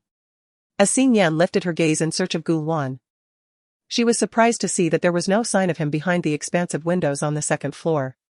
She hurried upstairs and found Gu Luan in his bedroom, his expression dark and radiating an aura of discontent. "What troubles you? Has someone upset you?" Xing Yan inquired. Gu Luan averted his gaze, concealing a flicker of restlessness that had briefly surfaced in his eyes. No. Xing Yan was perplexed. Could it be that Gu Luan's prolonged confinement at home had soured his mood? She rummaged through her bag and produced 2 pouches of medicinal powder, which she had ground from herbs she had previously collected, though she had not prepared them for a while. She had taken the liberty of mixing them out of boredom while in the car. This pouch contains an anti-itch powder, and this one is for inducing unconsciousness. Keep them on your person. Should anyone wish to harm you, these remedies will serve as your protection. Xing Yan pressed the pouches into Gu Luan's hands, which were broad, warm, and comforting to the touch. As she withdrew her hand, she couldn't resist lightly tracing her fingertip across his palm. "No one wishes to harm me." Although words were spoken, Gu Luan nevertheless accepted the medicine pouch, and the sorrow within him dissipated in an instant. Xing Yan's gaze swept over the wounds on Gu Luan's forehead and hands. Despite such injuries, he still claimed that no one had harmed him. Gu Luan fell silent, his tone indifferent, proclaiming that they were not human. Indeed, Xing Yan bent down, cradling Gu Luan's face in her hands, lifting it upwards, declaring that those who harmed him were nothing but trash. The soft sensation against his cheeks rendered Gu Luan tense and uneasy, prompting him to instinctively push his wheelchair back. Yet, Xing Yan, with a hint of anger, admonished him, "Do not move." She leaned in closer, her warm breath cascading over Gu Luan's face, disorienting him further.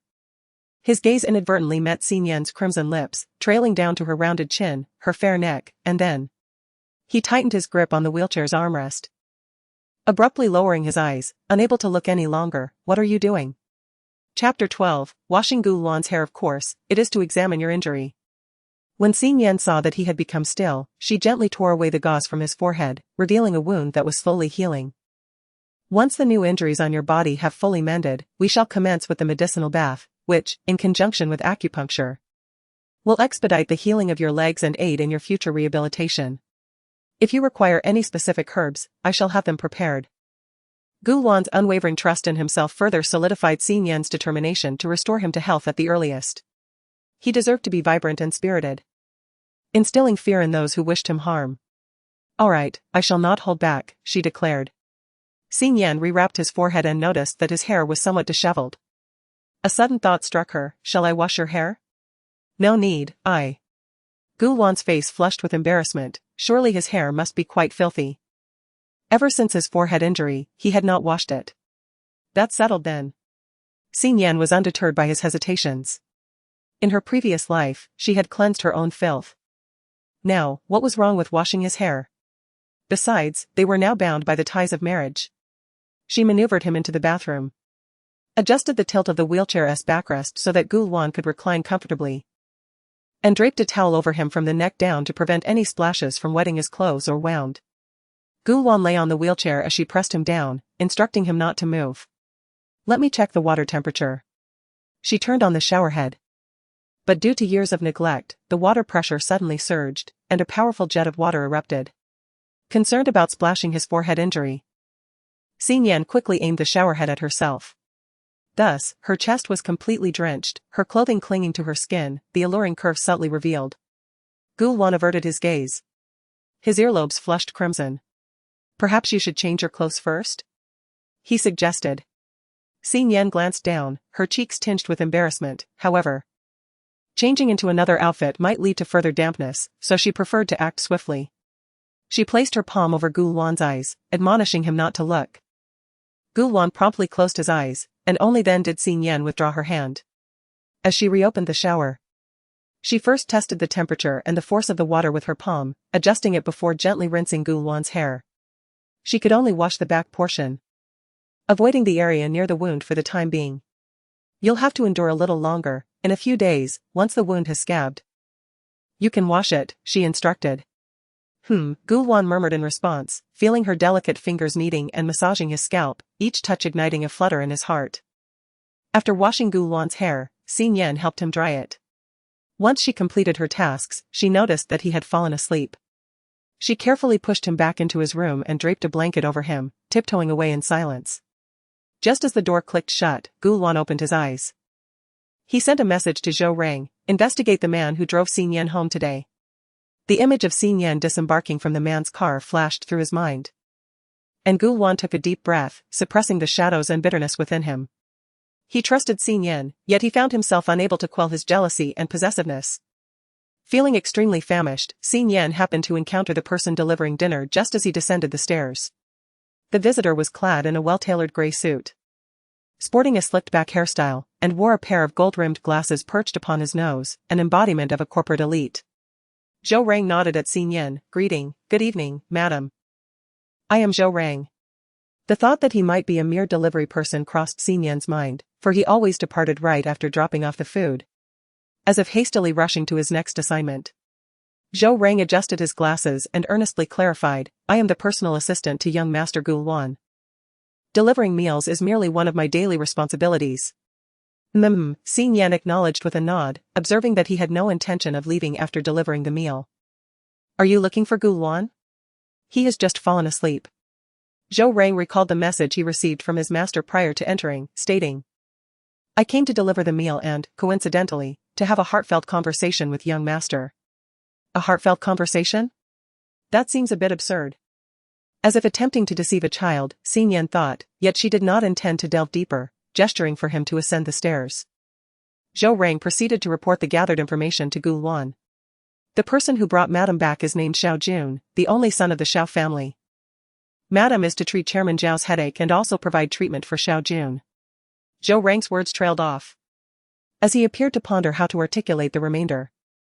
Gulwan fixed his gaze upon him, prompting Zhou Rang to grit his teeth and continue, "For erectile dysfunction." "What did you say?" Gulwan's expression darkened instantaneously. "I have prepared a traditional Chinese medicine prescription, however, whether there are additional treatment options, well, Madam has yet to discuss this with Xiao Jun." This information was procured through Zhou Rang's investigation into WeChat chat records, in-car surveillance, and Xiao Jun's medication purchases. Keep a close watch on Xiao Jun. After a moment of silence, noticing that Gulwan had ceased to speak, Zhou Rang proceeded to report on other matters. 10 minutes later, Gulwan and Zhou Rang descended from the helicopter lift. Zhou Rang greeted Xin Yan before taking his leave, leaving Xin Yan intrigued as she observed his retreating figure. According to her knowledge, Gulwan was currently enduring a challenging period. It was indeed remarkable that someone of Zhou Rang's caliber chose to remain by Gulwan's side. Feeling her gaze, Gulwan expressed his displeasure. "Let's eat." Xin Yan's appetite was instantly piqued, and with nimble efficiency, she arranged the meals for both Gulwan and herself. The dishes were primarily light and easily digestible stews and steamed vegetables, and Xin Yan was not particular about her food, she consumed everything. The crucial point was that the dishes were exceptionally delicious. It remained uncertain whether Zhou Rang had prepared them himself or ordered takeout from a nearby restaurant. "If there's anything you wish to eat, you can leave a message for Zhou Rang," Xin Yan suggested, blinking playfully. In truth, she did yearn for some spicy stir-fried dishes. But now that they were married, how could she indulge in rich and flavorful meals while Gulwan settled for bland hospital fare? "I'll accompany you in eating lightly." After they finished their meal, Xin Yan eagerly followed Gulwan back to their room. "I will give you acupuncture. If you feel tired, you may continue to sleep." However, Gulwan showed no intention of sleeping, so Xin Yan discreetly administered a needle to his acupoint. She believed her actions were flawless, unaware that Gulwan observed everything with clarity. Though he was unfamiliar with acupuncture points, he vividly recalled every step and location of the needles from Xin Yan's previous treatments. However, he neither inquired nor intervened, for he had faith that Xin Yan would not harm him. As his consciousness gradually blurred, Gu Luan soon succumbed to slumber. Humph. It was utterly impossible to sleep separately, such a notion was inconceivable for a lifetime. Xin Yan smirked in triumph, and once the acupuncture session concluded, she promptly cleaned herself and nestled into Gu Luan's blankets. The following day, fearing another awkward encounter, Xin Yan awoke early and swiftly fled the scene of her escapade. With 3 classes scheduled for the morning, she hurriedly made her way to school, all the while sensing peculiar glances directed at her. Had something occurred once more? It wasn't until she arrived at the cafeteria and queued for her meal that she noticed, regardless of which seat she aimed for. Someone would always claim at first, this scene felt all too familiar. In her previous life, when Lu Yan led the isolation at the age of 80. It had been precisely like this. Others would seize her place during meals and classes, even in the restroom. So childish, Xin Yan thought, as she scanned the crowd and pinpointed the mastermind, Lu Yan. Lu Yan appeared increasingly glamorous, yet her face bore 2 noticeable scratch marks. And the malice in her eyes towards Xin Yan was unmistakably evident. Chapter 13, Lu Yan returns to stir trouble. She glided through the crowd, her graceful figure reminiscent of a sinuous water snake, drawing the attention of many onlookers. As she approached, Xin Yan was enveloped by the familiar scent of her perfume. A signature fragrance often worn by Si Mianmian, rumored to be a limited edition from an international brand. Noticing the exquisite red pearl earrings dangling from her ears, it was evident that Si Mianmian and Lu Yan had reconciled. You wildling, how dare you use AI to fabricate a false video to slander me? I've already reported you to the authorities, prepare to be expelled from school. Lu Yan now seemed unfazed by the potential fallout of the video. Si Mianmian had not only compensated her generously but had also promised to leverage the Si family's influence to clear her name.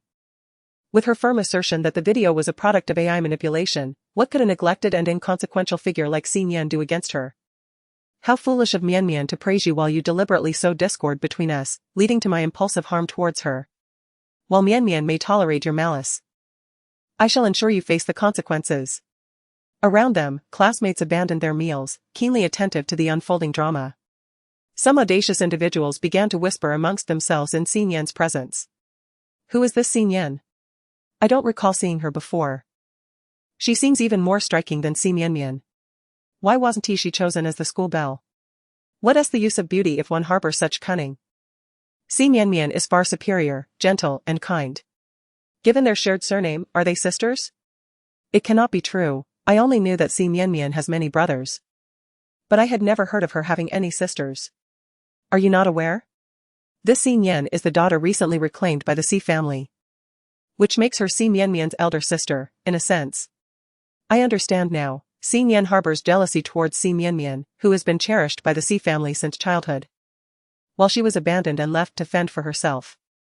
Thus, she plots to take revenge on Si Mianmian. In this light, Xin Yan appears somewhat pitiable. Pitiable?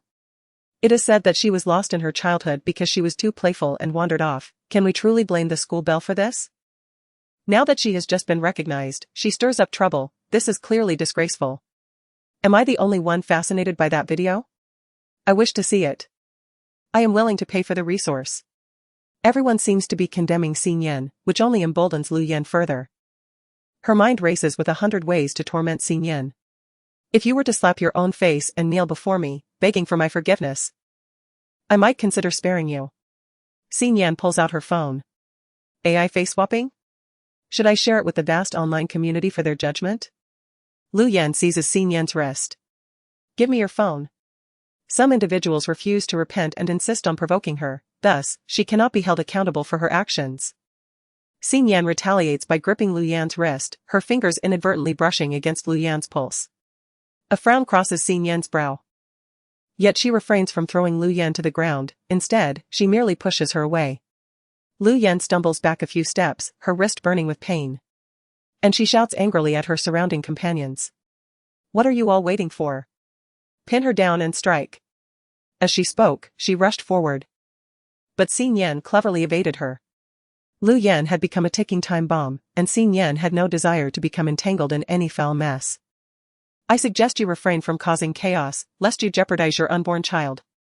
Xin Yan warned coldly. Lu Yan paused for a moment, then grew even more agitated. How dare you speak such nonsense? Watch as I tear your mouth apart. Lu Yan lunged at her, but in the next instant, a sharp pain coursed through her abdomen. And a warm rush flowed from her lower body, cascading down her pale thighs. Vivid blood quickly spread beneath her feet. Wow, there's blood. Someone shouted. And the crowd erupted in chaos, countless eyes fixating on Lu Yan's lower half. Unaware of her pregnancy, Lu Yan suspected Xin Yan was behind this calamity. Her face contorted as she pointed at Xin Yan. It's you. You've done this to me. Using musk-infused perfume while pregnant?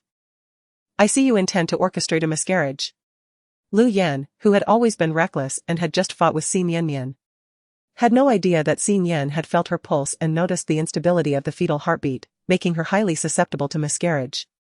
She had not expected it to happen so swiftly. No. I'm not pregnant, I'm not. I just. Lu Yan's face twisted in agony as she desperately argued. Fortunately, the school nurse was dining in the cafeteria and rushed over to assist Lu Yan. Child. How could you wear such heavy perfume while pregnant? This is utterly irresponsible. Who is your boyfriend? Call him over. The nurse's words struck Lu Yan like a slap, and her classmates, reveling in the unfolding drama, had already begun recording and posting videos online. Lu Yan's current plight could certainly be deemed a result of her own actions. Xin Yan dismissed her thoughts of vengeance and turned to exit the cafeteria, only to be obstructed by two figures. One was Xin Yan, clad in a delicate pink princess dress. The other, towering at over 6 feet tall, was dressed in casual Korean attire, his face obscured by oversized sunglasses and a black mask. Despite his meticulous disguise, Xin Yan instantly recognized his identity. He was Si Wen, the second son of the Si family, 29 years old, a luminary in the entertainment industry, an emperor of period dramas, and the dream lover of countless young women. The 6 sons of the Si family each possessed distinct personalities. The eldest, Si Yu, was hot-tempered and easily ignited. Yet he was a business prodigy, decisive and ruthless in his actions, willing to employ any means to achieve his goals. In stark contrast, the second son, Si Wen, was composed and prudent, possessing a far-sighted intellect. After graduating from university, he entered the entertainment realm, gaining fame through his acting prowess. His portrayal in a fantasy period drama as a revered master brought him to the forefront, and subsequently, he starred in various genres of historical dramas, ultimately securing the title of Best Actor last year. Sister Nyan, how could you cause Yenner to bleed? If you harbor any grievances, direct them at me instead. Why must you always harm those around me? Si Mianmian's eyes glistened with tears as she lamented in a pitiful tone. Oh, Si Mianmian. People have long labeled you a green tea princess, and I was skeptical, but witnessing it firsthand today, the essence of tea is indeed palpable. Xiao Jun emerged from the cafeteria, clearly having arrived earlier. Dressed in a dashing racing suit, his hair was somewhat tousled, and he cradled a half-helmet in his arms. He exuded an air of careless nonchalance, embodying the archetype of a wealthy scion. Brother Xiao Jun, how can you speak of her like that? Did sister mention anything to you? Si Mianmian had once encountered Xiao Jun at a banquet, where all the young gentlemen vied for her attention, yet Xiao Jun remained aloof, almost foolishly indifferent. At that moment, she questioned her own allure, only to later learn that Xiao Jun had an inclination towards men. Xiao Jun interjected, raising his hand in a dismissive gesture, declaring, "Do not call me brother, I have no fondness for green tea. Second brother, do you see him?" Si Mianmian was genuinely in tears, angered to the point of weeping, for no man had ever insulted her in such a manner. Xiao Jun, with an icy tone laced with warning, addressed Si, "Do not go too far." Am I being excessive? Xiao Jun pointed to himself, scoffing. You are the ones being excessive. Everyone here witnessed that it was Lu Yan's own folly that led to her miscarriage. How is it that in your mouths it has transformed into Xin Yan's wrongdoing? Chapter 14, only one sister. 4 individuals stood at the doorway, their confrontation drawing considerable attention, particularly due to the enigmatic attire of Si Zuan, who stood alongside Si Mianmian. Speculation regarding Si Zuan's identity had already begun to circulate. Sister Nyan, I was wrong. Please do not blame my second brother, I apologize, Si Mianmian interjected hastily as she sensed her second brother's imminent exposure. Her words were intended to portray her as understanding and obedient, while casting Xin Yan as domineering and unreasonable. Xin Yan retorted with sarcasm, I haven't even said anything yet. Have I? Xiao Jun rolled his eyes, exclaiming, I'm on the verge of spitting out my tea, Miss C. Can we leave now? He had come merely to fetch someone, not to endure this ordeal. As Si Mianmian stood speechless from Xiao Jun's irritation, Si Zuan maintained an air of indifference towards Xin Yan throughout the encounter. Xin Yan, disinclined to continue engaging with them, resolved to conserve her energy for more pressing matters, such as healing and generating income. Let us go, she declared, departing first and treating Si Zuan as if he were invisible. Perhaps to others, Si Zuan appeared as a dazzling star. Yet in Xin Yan's past life, he was a searing flame that burned her. Years of filming, performing stunts, and engaging in night shoots and fight scenes had severely damaged Si Zuan's health, particularly manifesting in chronic insomnia and gastrointestinal ailments that tormented him daily. In her quest for the approval of this top-tier actor, Xin Yan would often sneak into the film set, providing Si Zuan with medicinal meals to alleviate his stomach issues and offering massages to ease his sleeplessness. There was even a harrowing moment when Si Zuan, having descended into a deep depression due to his immersive role, resorted to self-harm. In a desperate attempt to save him, Xin Yan was grievously wounded by his uncontrolled actions, nearly losing her life in the process. But how had Si Zuan repaid her? Ignoring and even responding with sharp retorts. Xin Yan regarded his aloof demeanor as a mere facet of his character. She believed that even the coldest of icebergs would eventually succumb to her warmth. However, when an incident arose where Si Mian was photographed sharing a bed with Si Zhe Wen, he, in an attempt to shield her, callously urged her to take the blame. This led to her facing the wrath of fans and netizens, resulting in a barrage of online harassment that even affected the village that had taken her in.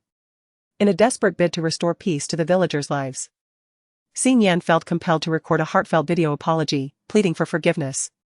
She vowed that all these grievances would be repaid in kind. As Si Mian observed the pair's nonchalant departure, anger surged within her, clenching her fists while her lips uttered words of concern. Elder brother. Why is Nian Jia so close to someone like Xiao Jun? Do not worry about her, he replied, never intending to treat Xin Yan as a sister. One sister was sufficient for him. Yet, Xiao Jun was known for his peculiar preferences, and she feared he might deceive Nian Jia into something nefarious. Rumors swirled about that circle being rife with indulgence and corrupt practices, leaving no vice unturned, even involving women. The mere thought of Xin Yan being ensnared in such a scandal thrilled her. If she could catch them in the act, it would spell the end of Xin Yan's standing in the Si household, branding her a disgrace. Elder brother, should we not retrieve Nian Jia? I am here to assist you with your leave of absence paperwork. Other trivial matters and individuals do not warrant my time. Did you not mention bidding farewell to your good friend Lu Yan at the cafeteria? Si Mianmian's entire body trembled as she cast her gaze toward Lu Yan, who was still surrounded by onlookers in the cafeteria. Lu Yan's public miscarriage would undoubtedly attract countless suspicions, ultimately rendering her a subject of ridicule. As a privileged young lady of the Si family, set to debut as a star next month, she could not afford to be associated with Lu Yan any longer. Gritting her teeth, she shook her head. Lu Yan had likely never regarded her as a friend. Lu Yan had kept her private relationship with a boyfriend hidden from her and had persistently urged her to introduce her to her second brother. Thankfully, she had refrained from making the introduction, otherwise, Lu Yan might have sought to entangle the child with her second brother. Si Zuan was unaware of this underlying connection. He had assumed Lu Yan was merely a fan of his, which led him to deceive Mianmian, intending to exploit her to get closer to Lu Yan. Observing his sister with reddened eyes, silently shedding tears, Si Zuan's heart softened. His sister was so innocent and kind. He had just suspected that Si Mianmian had come to the cafeteria to confront Lu Yan, hoping to witness a confrontation between Xin Yan and Lu Yan. Rubbing his temples, he realized he had been overly influenced by the narratives he had consumed, misjudging his beloved sister, who had grown up before his eyes. Meanwhile, Xin Yan had entered the car with Xiao Jun and could not help but praise him, expressing her surprise at discovering that he was quite the tea connoisseur. Xiao Jun raised an eyebrow with a hint of pride. Of course, he had long found her displeasing, having observed her flitting about like a fly at various banquets. Xin Yan burst into laughter, remarking on his vivid descriptions. Let us not dwell on unpleasant people, my father is waiting for you at home. If I don't take you back soon, I shall face another reprimand. He was summoned to the racetrack today by a phone call from his father. Scolded and urged to pick up Xin Yan, all while driving a modified racing car. If you're scared, just close your eyes, rest assured, my driving skills are exceptional. he declared, as the speed soared, the car nearly taking flight. Chairman Xiao, suffering from migraines, had deliberately built the Xiao residence in a remote area, far from the bustling city, allowing Xiao Jun to race without fear of being apprehended by the authorities or encountering accidents. However, the bumpy country roads posed a challenge. While he relished the thrill of driving, he worried that Xing Yan might react like other girls, disoriented upon exiting the vehicle, which would complicate his father's treatment. Xing Yan yawned calmly, "I'm not afraid, go ahead and drive." She was unperturbed by the prospect of Chairman Xiao returning home for treatment, as it ensured both confidentiality and convenience. Yet, the journey was indeed lengthy, and Xing Yan soon found herself drowsy. As Xiao Jun sped along, he heard no screams. But when he glanced over, he was astonished to find Xing Yan fast asleep. Once the car came to a halt, he wasted no time in waking her, exclaiming, "If you're not afraid, that's one thing, but sleeping in the car is quite another. It makes me question my own driving skills." Xing Yan offered an unreserved critique, "Your driving skills are, to be frank, rather lacking." Xiao Jun was taken aback, wanting to press for further clarification, but was interrupted by Chairman Zhao's voice. "Miss C, you have finally arrived." Chairman Xiao was in excruciating pain, almost on the verge of madness. Xing Yan hastily accompanied him inside. The Xiao family had prepared a room specifically for her to administer treatment. The room was equipped with everything necessary, and Xing Yan needed not worry about anything. After washing her hands and sterilizing the silver needles, she commenced the acupuncture. Xiao Jun initially intended to observe but was promptly dismissed by Chairman Xiao. He felt that Xing Yan's technique was a secret art, even if others could not comprehend it. Their presence could compromise its confidentiality. Xing Yan was quite pleased with this arrangement and found Chairman Zhao's understanding commendable, believing it essential to cultivate him as a partner in her endeavors. Once the acupuncture was complete, Chairman Xiao had already succumbed to a deep slumber. Upon exiting, Xing Yan spotted Xiao Jun waiting at the door. His handsome face flushed slightly as he inquired, "Miss C, how many days should I take the medicine you gave me yesterday?" His question indicated his decision to seek her treatment. "Take it for 3 days. Come back to me for a change of prescription, and after another 3 days, you shall be cured." Xiao Jun's eyes sparkled with hope, and he nearly succumbed to the urge to embrace Xing Yan in gratitude. "By the way, what kind of reward do you desire?" Chapter 15 Evidence of a Secret Affection. Xing Yan smiled, finding the other party's initiative far preferable to her own. She needed to persuade Chairman Xiao to collaborate with Nian project. Previously, she had urged the Xiao family to sever ties with the Si family, resulting in significant financial losses for them. Even if she were to rescue Chairman Xiao, it would hardly suffice as compensation. While the Xiao family might consider partnering with a newly established company, Xing Yan did not wish to take advantage of them, lest they perceive her as someone who demands more than she deserves. Now, by offering to treat Xiao Jun's ailment in exchange for a partnership, she believed it would constitute a fair transaction. Nian project? Xiao Jun was not foolish. After pondering the name, he quickly deduced it was Xing Yan's own company. He agreed.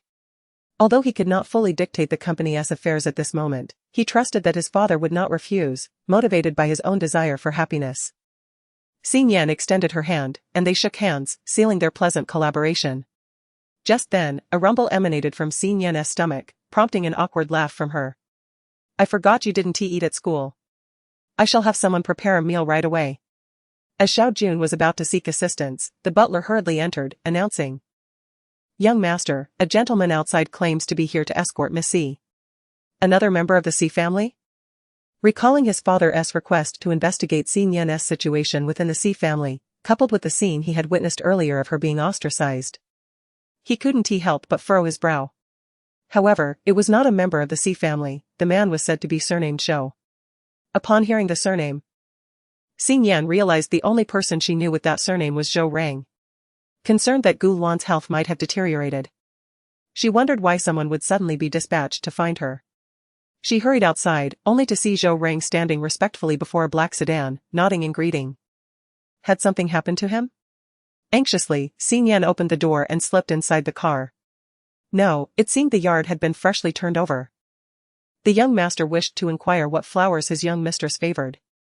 Xing Yan paused in her movement, then broke into a bright smile. Though it was merely a trivial matter, her heart felt warm. Xiao Jun, who had chased after her, was left dumbfounded. It was the first time he had witnessed Xin Yan smiling so joyfully. Butler, did that man just refer to Xin Yan as young mistress? Had she truly married? The butler was preoccupied with observing Zhou Rang, feeling an uncanny familiarity, as if he had seen him somewhere before. Xiao Jun, not receiving an answer, dismissed the thought. As long as it did not hinder his medical duties. Zhou Rang's driving was steady, albeit slow compared to Xiao Jun's, resulting in Xin Yan arriving at the Gu residence feeling utterly famished. The car drove directly into the yard, which indeed had been entirely refurbished. Gu Wan stood in the yard, staring blankly at the soil, appearing troubled over what flowers to plant. Not sure what flowers to grow. Xin Yan approached, playfully inquiring. Gu Wan responded with a noncommittal hum, suggesting it was time to eat. It was only a little past 3 in the afternoon. Who dined at such an hour? Gu Wan certainly would not. Xin Yan pondered, her stomach audibly protesting with a growl, and upon glancing at the table laden with her favorite dishes, she understood everything perfectly. It is a stir-fry infused with chili. The meal was specially prepared for her. It seems he is also aware of the matters at school. Xin Yan couldn't help but feel a twinge of concern. He understood the depth of her medical skills, which led him to wonder if he might believe that Lu Yan's miscarriage was somehow his fault, or perhaps that she had failed to intervene in a time of need. Lost in such tangled thoughts, Xin Yan inadvertently popped a small chili pepper into her mouth. She relished spicy food, yet her tolerance was limited. Thus, she could only manage mild spice. It was her first experience consuming a chili pepper whole. Instantly, the heat caused her eyes to water profusely, and her delicate lips visibly swelled to a vibrant red. She gasped for air, her petite tongue quivering as she sought relief from the fiery sensation. In haste, she gulped down a glass of water, which spilled from the corners of her mouth, cascading down her alabaster neck. Turn around, Gu Wan suddenly commanded in a cold tone.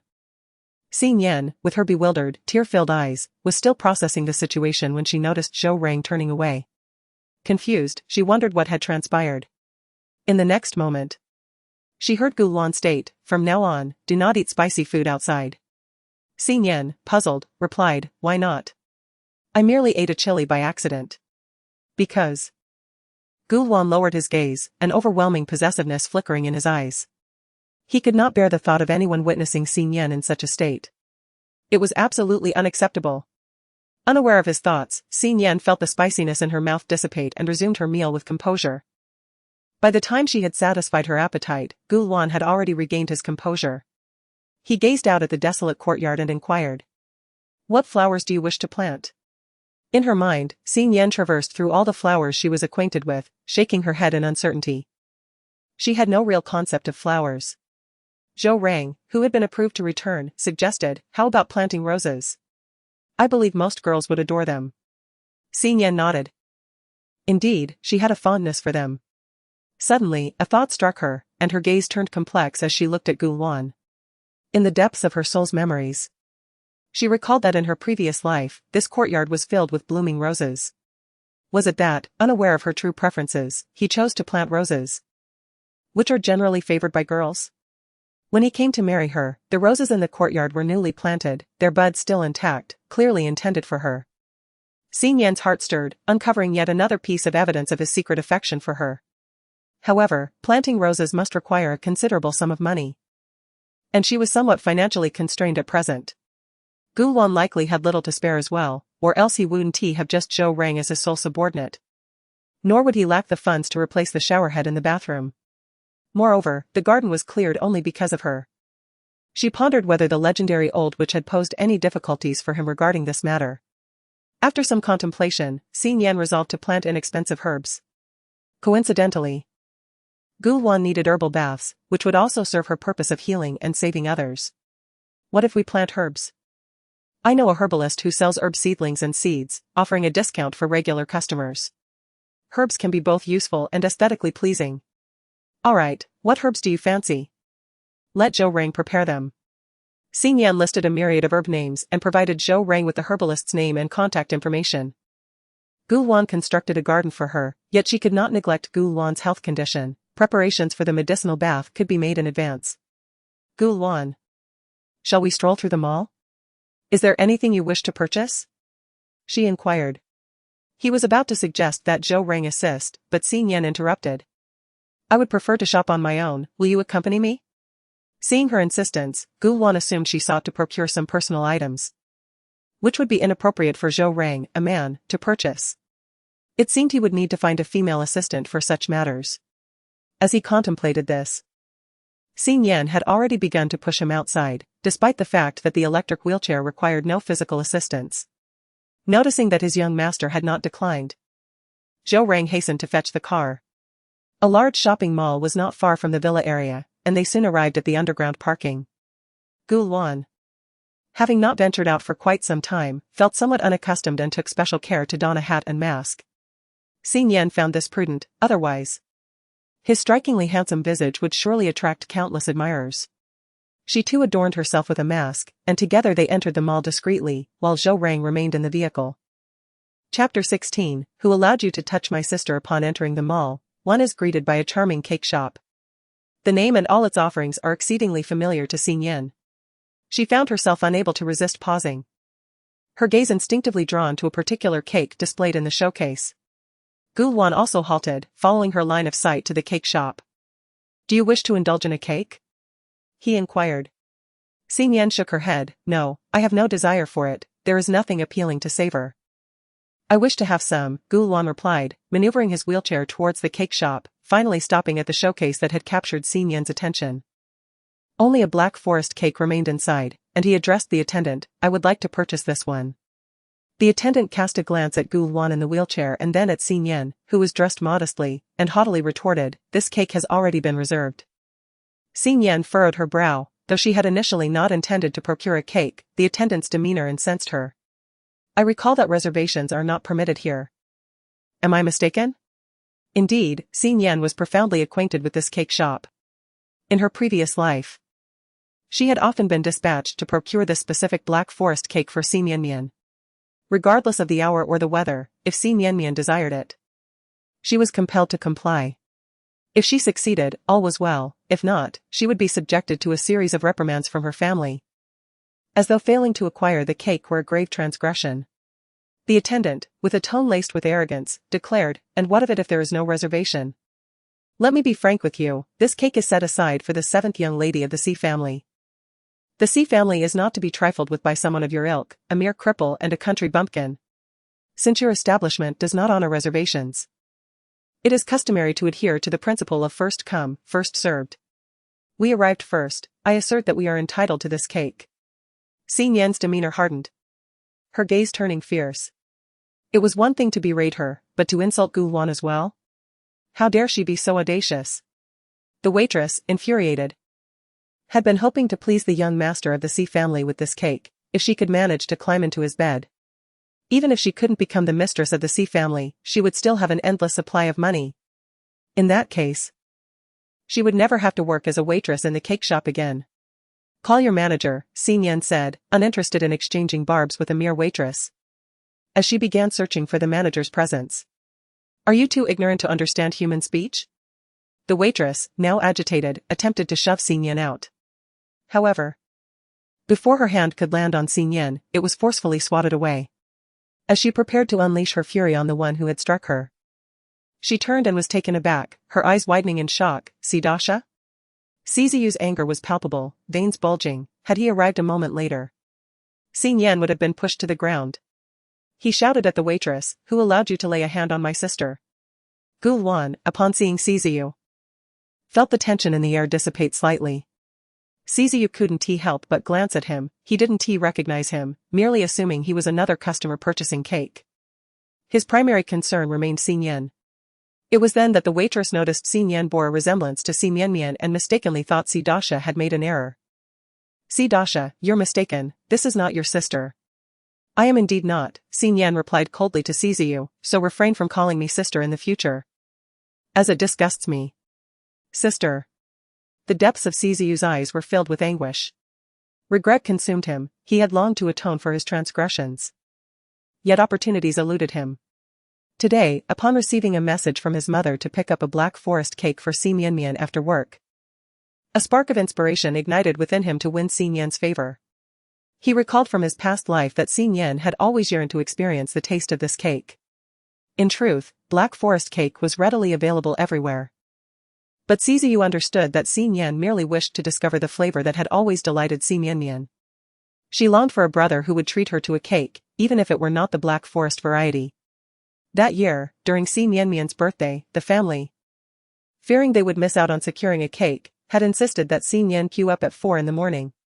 On that day, unbeknownst to them, Si Nian had employed some method to acquire not one, but 2 Black Forest cakes.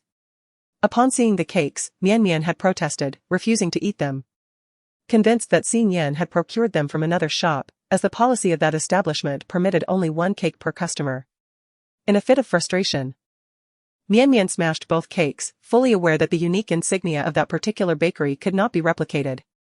Yet, at that moment, the family believed that as long as Si Mian was happy, what did it matter if 2 cakes were destroyed?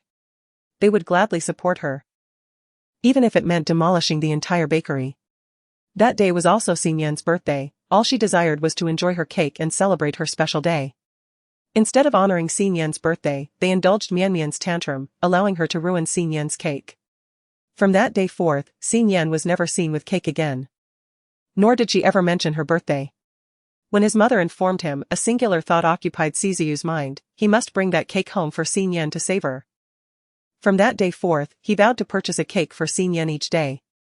The waitress, witnessing Siziyu's demeanor, assumed that he had been enchanted by the exquisite beauty of the vixen before him, stirring feelings of envy and resentment within her.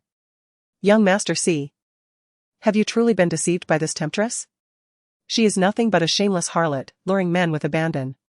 Just the other day, I saw her flirting with an old, portly coal magnate, and today she has set her sights on a cripple. She is merely after money. Whoever pays her, she will climb into bed with." Slap. Before the waitress could finish her tirade, Siziyu struck her across the face. With eyes ablaze with fury, he growled, "Silence! Who gave you the right to slander my sister?" The waitress, stunned into silence, cradled her stinging cheek in tears. "Young Master C, she is not your sister at all. How can someone like her be compared to the 7th Miss? Have you been drugged?" Slap. As expected, the waitress received another blow, sending her sprawling to the ground. Utterly bewildered, Si Nian, thoroughly amused, returned to Gu Luan's side to enjoy the spectacle, feeling a profound irony wash over her. She pondered what experiences Siziyu must have endured in his past life to undergo such a dramatic transformation upon his rebirth. In his previous existence, he would have violently struck Si Nian for Si Mian's sake. Now, he was willing to strike another in defense of Si Nian. Would he, perhaps, one day strike Si Mian as well? Most likely not, for Si Mian was the cherished darling of the Si family. Even in rebirth, Siziyu's feelings toward her would remain unchanged. As Si Nian indulged in these thoughts, the manager of the cake shop emerged to ascertain the situation. Siziyu's volatile emotions were finally brought under control. He tossed a bank card aside, stating that the medical expenses and other compensations would be settled. He declared that he no longer wished to see such unprofessional staff in the cake shop after today. While he could not employ their pastry chefs, he was more than capable of ensuring their establishment would not continue to operate. The manager's expression darkened. Yet he had no choice but to accept the bank card and assist the staff member to the back kitchen. "Little sister," Siziyu tucked his reddened hand behind him, fearful of frightening Si Nian. "With your big brother around, no one will bully you again." He then donned a smile, pointing to the cakes in the display. "Would you like to have this cake? From now on, your big brother will come every day to buy it for you." His tone dripped with excessive flattery, and his gaze became cautious, as if he genuinely sought to please Si Nian. Unfortunately, for Si Nian, it was far too late. She scoffed in derision.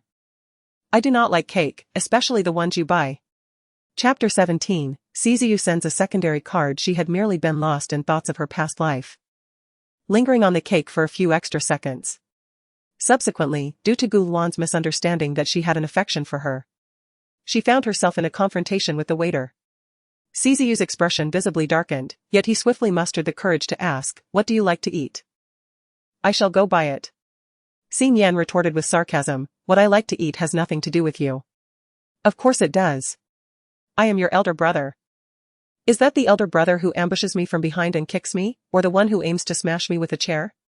In her past life, Siziyu had committed numerous similar transgressions, especially after Si Nian was injured and imprisoned. His gaze towards her was filled with malice and disdain. as if he wished for her demise at that very moment. Siziyu was rendered speechless. For every word Xin Yan uttered pierced his heart like a dagger, and ironically, that very blade was one he had handed to her. If only he could be reborn before it all began, he would unhesitatingly end his own life. Yet, fear gripped him. If he perished without the chance to be reborn, would he not lose his singular opportunity to atone to Xin Yan? Beside them, Gu Luan finally lifted his profound gaze towards Siziyu. His dark eyes harboring the ferocity of a beast poised to pounce, threatening to rend Siziyu apart. A chill ran down Siziyu's spine as he recalled the waiter's words. This man was associated with Xin Yan. Who was he to Xin Yan? A boyfriend? A classmate? Or perhaps a benefactor? Moreover, he appeared somewhat familiar, yet he should not recognize the disabled. Xin Yan, noticing his persistent gaze upon Gu Luan, stepped in front of her with visible disdain. It was enough trouble for her to deal with him alone. And she certainly did not wish for Gu Luan to be ensnared in this mess as well. After casting a sharp glare at Siziyu, she urged Gu Luan to leave. Only then did Siziyu regain his composure and hastily pursue them, producing a pristine bank card which he presented to Xin Yan.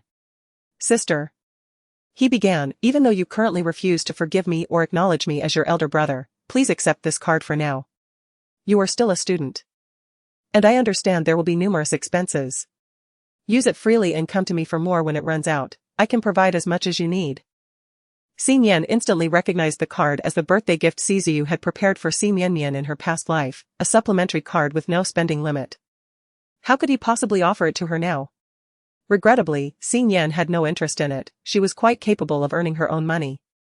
As Siziyu attempted to thrust the bank card into Xin Yan's hands, a large hand intervened. Gu Luan's cold voice resonated, leave.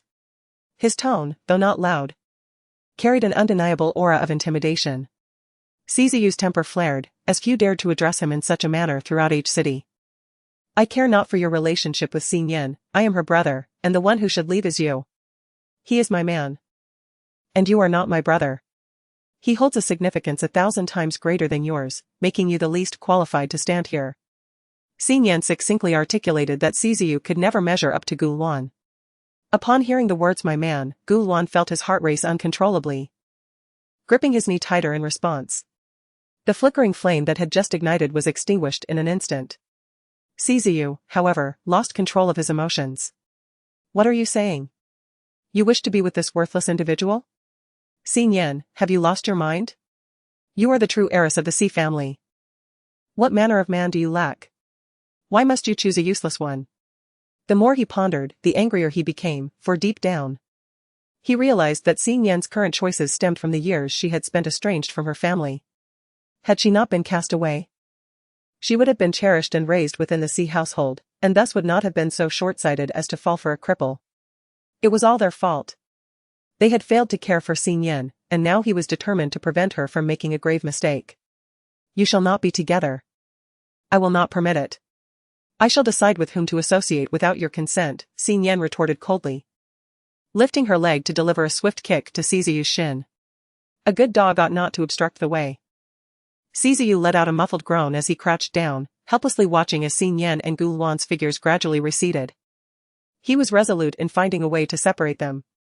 Xin Yan, feeling disheartened, decided to cease her stroll and headed straight to the furniture store with Gu Luan, where she purchased an enormous wooden bathtub specifically designed for medicinal baths. The price was reasonable, and delivery was included, so Xin Yan paid without hesitation. She then selected a ladle and a few other small items. Throughout this time, they refrained from discussing the cake shop or Siziyu, choosing instead to forget all unpleasant matters. By the time they returned to the Gu residence, night had fallen. The delivery men assisted in carrying the bathtub upstairs, after which Xin Yan began cleaning it. She prepared some herbal mixtures to ensure the tub was thoroughly washed, preventing any impurities from contaminating the medicinal bath. After completing the bath, Xin Yan plunged into the room filled with herbs, meticulously counting the medicinal plants that Zhou Rua had procured. Gu Luan observed her industrious figure before retreating to his quarters, his mind incessantly replaying Xin Yan's words to Siziyu. The audacity of Siziyu to kick Xin Yan and even attempt to strike her with a chair was appalling. Gu Luan was aware that Xin Yan's life within the Si family was fraught with difficulties, but he had not anticipated the extent of her suffering. He promptly dialed Zhou Rua's number to arrange for a few individuals to assist Mian's project. Zhou Rua had long yearned to take this initiative. He had been anxiously monitoring Luo Jingsheng, who was struggling alone, nearly driving him to despair. Despite his considerable talent, Luo was inexperienced and faced obstacles at every turn, stubbornly refusing to rest until a task was completed. Zhou Rua feared that the relentless pressure might lead to a burnout, jeopardizing the efforts of the young mistress. With the master's directive, he swiftly dispatched several capable subordinates to support Luo Jingsheng. After hanging up, Gu Luan delved into all the documentation of the C Corporation. The illegitimate son residing in his home imposed too many restrictions on him, preventing any direct intervention to resolve matters with C Corporation on Xin Yan's behalf. Moreover, he sensed that Xin Yan would prefer he not take overt action. However, he could quietly impede Ciziu. For someone of his ilk was utterly unworthy of being Xin Yan's elder brother. In the ensuing days, Xin Yan remained at the Gu residence, alternating between school and the Xiao family. At last, after a week of acupuncture treatment for Chairman Xiao, the Xiao Corporation decisively severed ties with the C Corporation and turned to collaborate with the burgeoning Yan project. This matter has created quite a stir within the business community, leading many to speculate whether the C family is facing some turmoil, prompting them to seek information and deliberate on divesting their shares. Meanwhile, the C parents are deeply troubled by the situation. Who is the mastermind behind this company that dares to compete with the Xiao Group for collaboration? The C mother is exceedingly agitated. Although she seldom involves herself in the company's affairs, she holds a nominal position within it. The C father is perusing the information on Luo Jingsheng. It turns out that this fledgling company was established just a week ago by a recent graduate named Luo Jingsheng. He had previously submitted his resume to our company but failed to attend the interview. Little did we know he was busy founding his own venture. The C mother furrows her brow, questioning how a destitute student could possibly finance such an enterprise. Who is providing him with the funds? It remains elusive. The C father shakes his head. He has exhausted all resources to investigate, yet to no avail, as if someone is deliberately concealing the truth. Today, the Xiao family unexpectedly announced their intention to terminate all collaborations, even preparing compensation for breach of contract. He initially believed the Xiao family had found a more advantageous partner, only to discover they have instead signed a partnership with a small company. Chapter 18, The Conspiracy of the Parents. The Xiao family could not possibly engage in a partnership with a small company without a compelling reason. There must be some underlying connection, Mr. C murmured, attempting to extract crucial information from the data he had gathered. At that moment, Ciziu hurriedly entered the room. Father, mother, Chairman Zhao's migraine has been cured. The two families had maintained a collaborative relationship. Thus Ciziu was well acquainted with Chairman Zhao's medical condition. Chairman Xiao had been reliant on various medications for an extended period, becoming immune to most pain relievers. And the symptoms of his migraines had reached a point of no improvement, let alone a cure. Yet, astonishingly, this seemingly terminal ailment had been resolved in just 1 week. This revelation left Ciziu in a state of shock. How could this be possible? Mr. C exclaimed, recalling that he had seen Chairman Xiao in a state of distress at the hospital just the previous week. Ciziu recounted the details he had uncovered a week prior. Chairman Xiao had abruptly requested to be discharged, leading everyone to believe he had ceased treatment. To their surprise, he had sought out another physician and, within merely a week, managed to remedy his migraine. Mrs. C expressed her skepticism. It is implausible that there exists such an extraordinary doctor in H City. Could it be someone from abroad? Ciziu shook his head in response. If that were the case, it would certainly have come to light. The pressing issue now is that I cannot ascertain the identity of the person who treated Chairman Xiao. A heavy silence enveloped the room as Mr.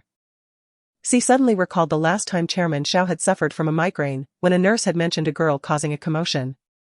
Could that girl have been the one to alleviate Chairman Zhao's suffering? The expression on Father C's face grew grave. Ayo. The termination of cooperation with the Xiao family and the sudden recovery of Chairman Xiao are undoubtedly interconnected. Have someone investigate the hospital regarding events from a week ago. Father C relayed the details of the incident from a week prior to Ciziu, who promptly contacted the hospital to examine the surveillance footage. 10 minutes later, as Ciziu listened to the report from the hospital, his countenance darkened once again. Father C, anxious, inquired, what did they say? The hospital surveillance had been tampered with, and all footage of the girl had been deleted.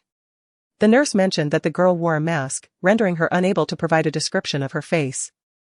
It appears that the girl is indeed the one orchestrating this behind the scenes, Mother C concluded. But why would she target the C family? Father C remained uneasy. Ayo. We must continue to investigate these matters. We must ascertain who dares to snatch something from our C family. What shall we do about the project terminated by the Shao group? Ciziu pondered gravely. In the whole of H city, no other company besides the Shao group is suitable to take over. He was deeply concerned about the project. The company had invested significant resources and effort. Even if the Shao group compensated according to the contract, it would hardly suffice to cover the losses. The project cannot be abandoned midway. Suddenly, Mother C recalled something. Oh. I must attend a gala tomorrow evening. It is said that Feng Shitong from the Feng group in City B will also be present. The Feng family has been expanding their branch in H City, and with their strength, they will inevitably rise in H City. Simu often mingled within the circles of affluent ladies, who, being women themselves, reveled in gossip during their leisurely moments, making news travel swiftly. Sifu nodded. Then let us give it a try. I shall accompany you to the soiree tomorrow. I must return to the company now. Ciziu had initially intended to disrupt Xin Yan's association with that cripple, but an influx of unexpected matters at the company had rendered him unable to extricate himself. Now, confronted with the breach of contract by the Shao group, he was devoid of spirit and found little interest in the upcoming soiree. After Ciziu departed, Simu furrowed her brow. Ever since Yu regained consciousness from his last fainting spell, something has been amiss. Perhaps we should both concern ourselves with the company's affairs. He refuses to see a doctor, let us leave him be for now. Once Jing returns from abroad, we shall have him examine a U.S. mind. Her worry now shifted to the formidable figure of the Feng family. Sifu recalled the tales circulating about Feng Shitong, a man with peculiar violent tendencies. It was said that every woman who had been with him bore scars, with some narrowly escaping death. You should refrain from attending tomorrow, I shall go alone, Sifu concluded after careful consideration. Simu, repulsed by the thought of Feng Shitong's aberrant behavior, understood that relying solely on Sifu would likely jeopardize any potential collaboration. What if we send Xin Yan with you? She possesses striking beauty, Feng Shitong may take a liking to her. Absolutely not. Sifu declared, envisioning Xin Yan's exquisite visage and deeming it a waste to present her to Feng Shitong. Why is that out of the question? Humph. She causes trouble even while at home, perhaps it would be better to entrust her to Feng Shitong for proper guidance. It is not a matter of marrying her off to Feng Shitong, rather, we simply require her to placate him first. Once we secure the collaboration, we can bring her back. Father C hesitated momentarily. Mother C continued her persuasion, rest assured, she has grown up in the countryside, tough as nails. She won't be easily defeated. Ultimately, Father C acquiesced, recognizing that the company's welfare was of paramount importance. Initially, he had intended to utilize Xin Yan as a tool for the family's and the company's benefit. Tomorrow, you shall take Xin Yan with you. Remember to remind Feng Shitong to enjoy himself, but not to harm Xin Yan's kidneys, we need those preserved for our fifth son. Thus, the following day, just as school had ended, Father C intercepted Xin Yan, insisting that she accompany him in the car. Your mother is unwell, and Mian Mian will stay home to care for her. This evening, you will accompany me to the banquet in her stead. Xin Yan's eyelashes fluttered as she struggled to recall if any significant events transpired during this time in her previous life. Indeed, during this period, Father and Mother C frequently attended banquets. She had envied them, yet they had never formally acknowledged her existence, by the time of her tragic demise. Few were aware that she was the true heiress of the C family. If this is a business banquet, it should attract numerous prominent figures in commerce. It is fortuitous, as her plans for Nian are on the rise, and relying solely on Luo Jingsheng's efforts would be insufficient, she must continue to cultivate her network. You cannot wear that outfit. I have already arranged a gown for you. Change into the dress shortly, and then accompany me to the banquet. Xin Yan, you wouldn't entertain the naive thought of fleeing, would you?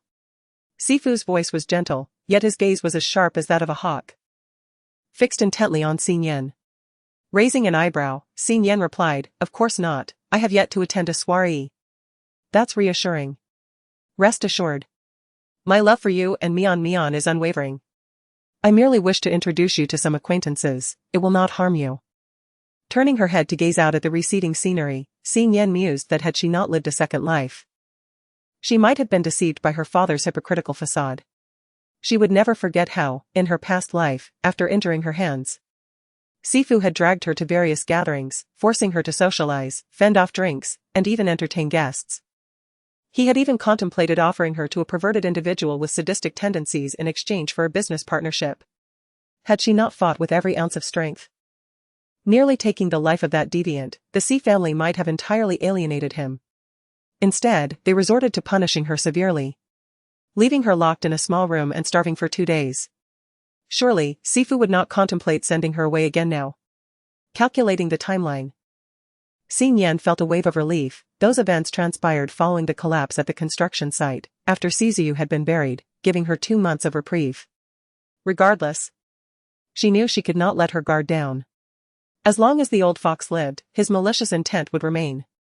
Midway through their journey, Sifu took Xing Yan to a bespoke gown studio, where he arranged for a delicate lavender short dress, featuring a conventional double-strap design that, aside from exposing her legs, was not overtly revealing. As she changed, Xing Yan discreetly concealed a silver needle and her phone within the folds of the dress.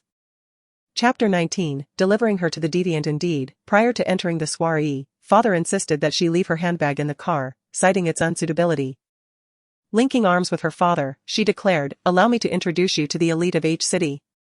Father bent his arm, and Xing Yan complied, suppressing her inner revulsion while calculating how to extricate herself from this old lecher and identify a potential ally.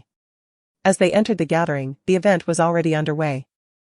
Guests mingled in groups, indulging in drinks and conversation, with few taking notice of father and Xing Yan's arrival. Father led her directly to a lounge on the second floor. Just before stepping inside, Xing Yan was assailed by an overwhelmingly loathsome fragrance. Her brow furrowed, and her steps faltered. Noticing her discomfort, father reassured her, "Do not fear. You are my daughter. Even if you may not compare to Mian, you are still quite remarkable. No one will mock you for your rural upbringing." Just then, a waiter opened the door to the lounge, and Xing Yan's gaze met that of a bald man lounging on the sofa with his legs crossed. Ugh.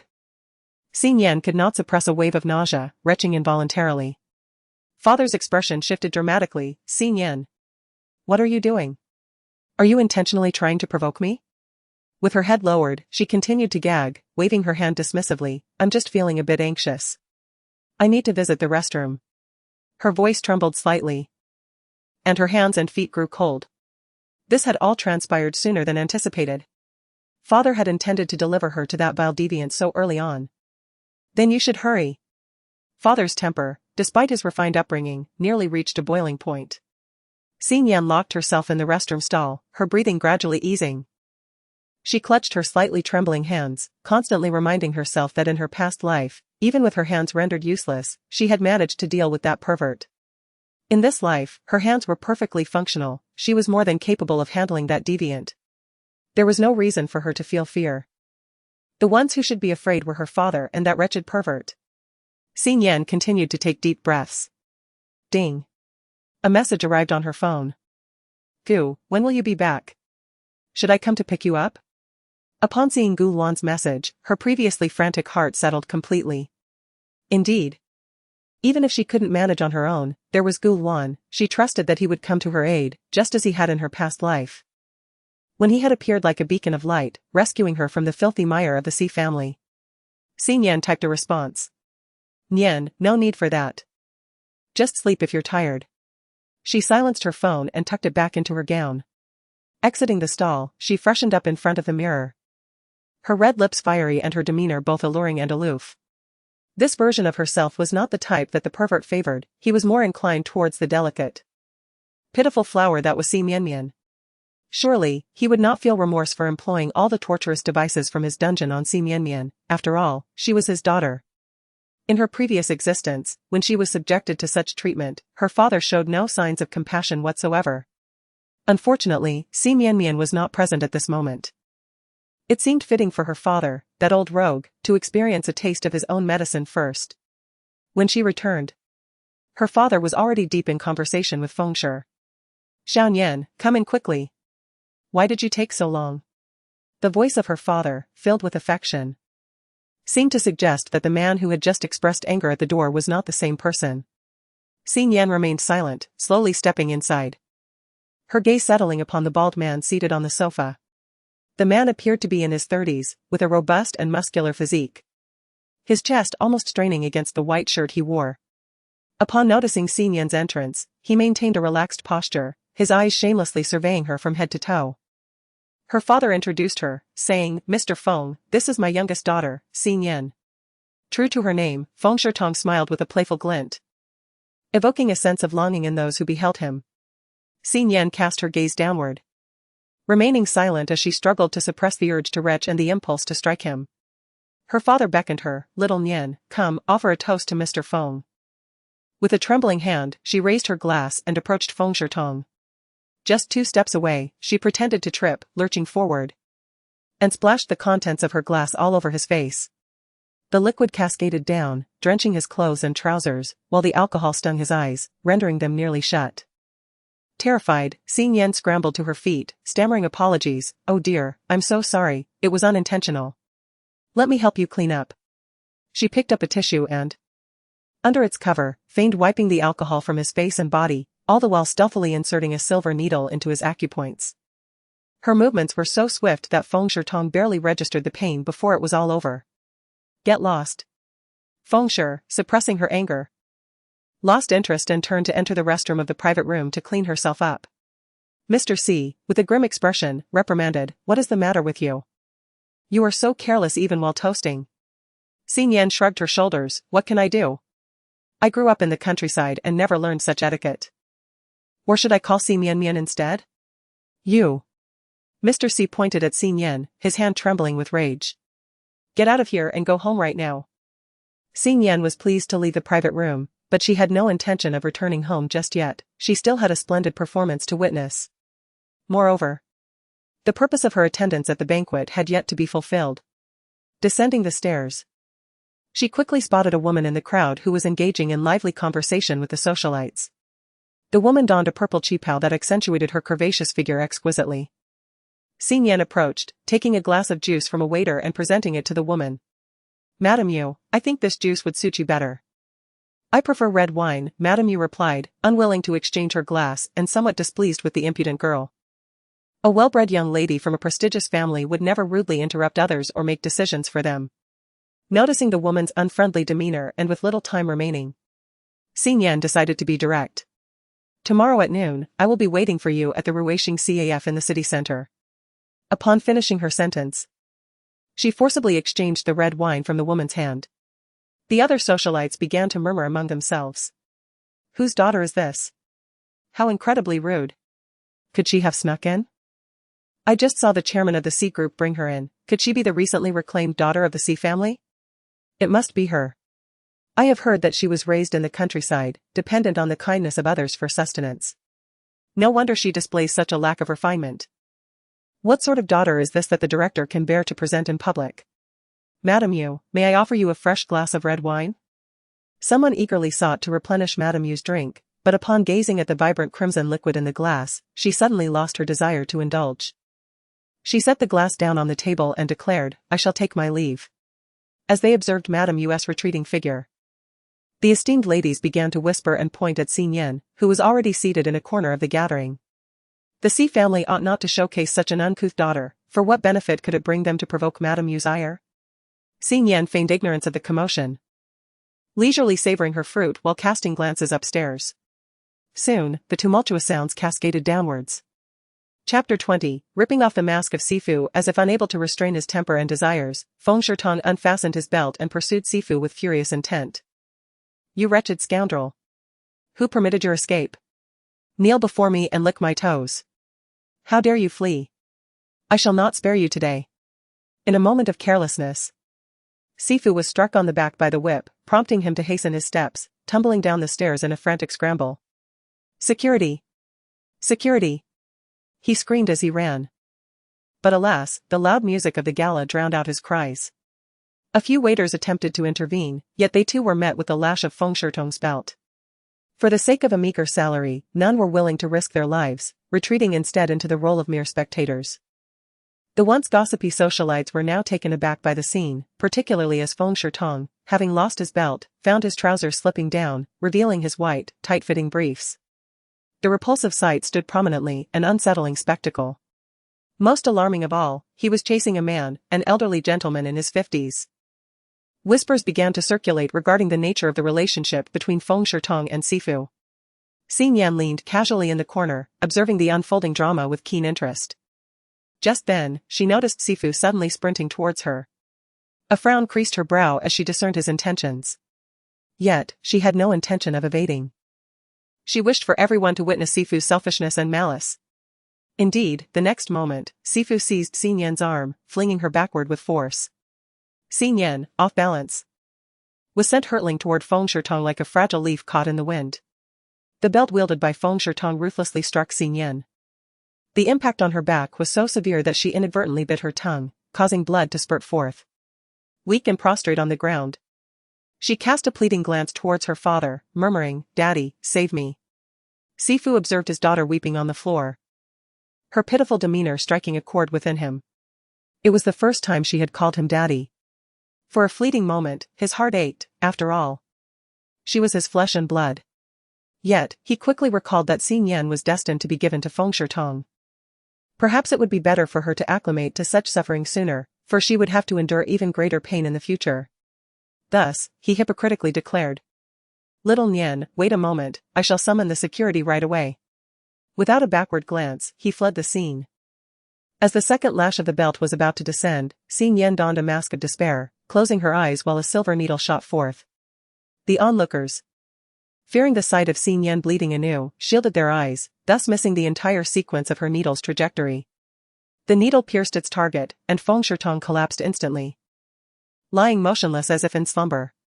At that moment, Sifu returned with the security personnel, and upon seeing Feng Shitong's inert form, panic surged within him. He dashed forward, demanding an explanation from Xin Yan. "Xin Yan, what have you done to President Feng?" "I did nothing," Xin Yan replied, blood still trickling from the corner of her mouth. Her eyes red and glistening with unshed tears, presenting a visage of profound injustice. This sight evoked sympathy in the hearts of those who witnessed it. Finally, one affluent woman, who had previously spoken of Xin Yan, could no longer bear to watch. Though Xin Yan may lack manners and refinement, it is quite understandable considering her upbringing. Having been abandoned since childhood without parental guidance, the Xi family, upon retrieving her, should have embraced the opportunity to nurture and cherish her. Yet they have shown such a cruel disposition instead. Chairman Xi, your actions are indeed misguided. In the face of danger, rather than safeguarding your own daughter, you thrust her forward to absorb the punishment in your stead. Furthermore, when she is injured, you express no concern, but instead question her actions towards others. Are you truly her biological father? The young girl did nothing wrong, it was Feng Shi who collapsed on his own. Suddenly, one cannot help but feel a pang of sympathy for this girl, having endured over a decade of solitude as an orphan, only to find her family to be so unkind. The cacophony of whispers around them was overwhelming. Some, believing themselves to be of higher status than the Xi family, began to lecture. Others, of lesser standing, seized the opportunity to criticize the powerful, not willing to let such a moment pass unutilized.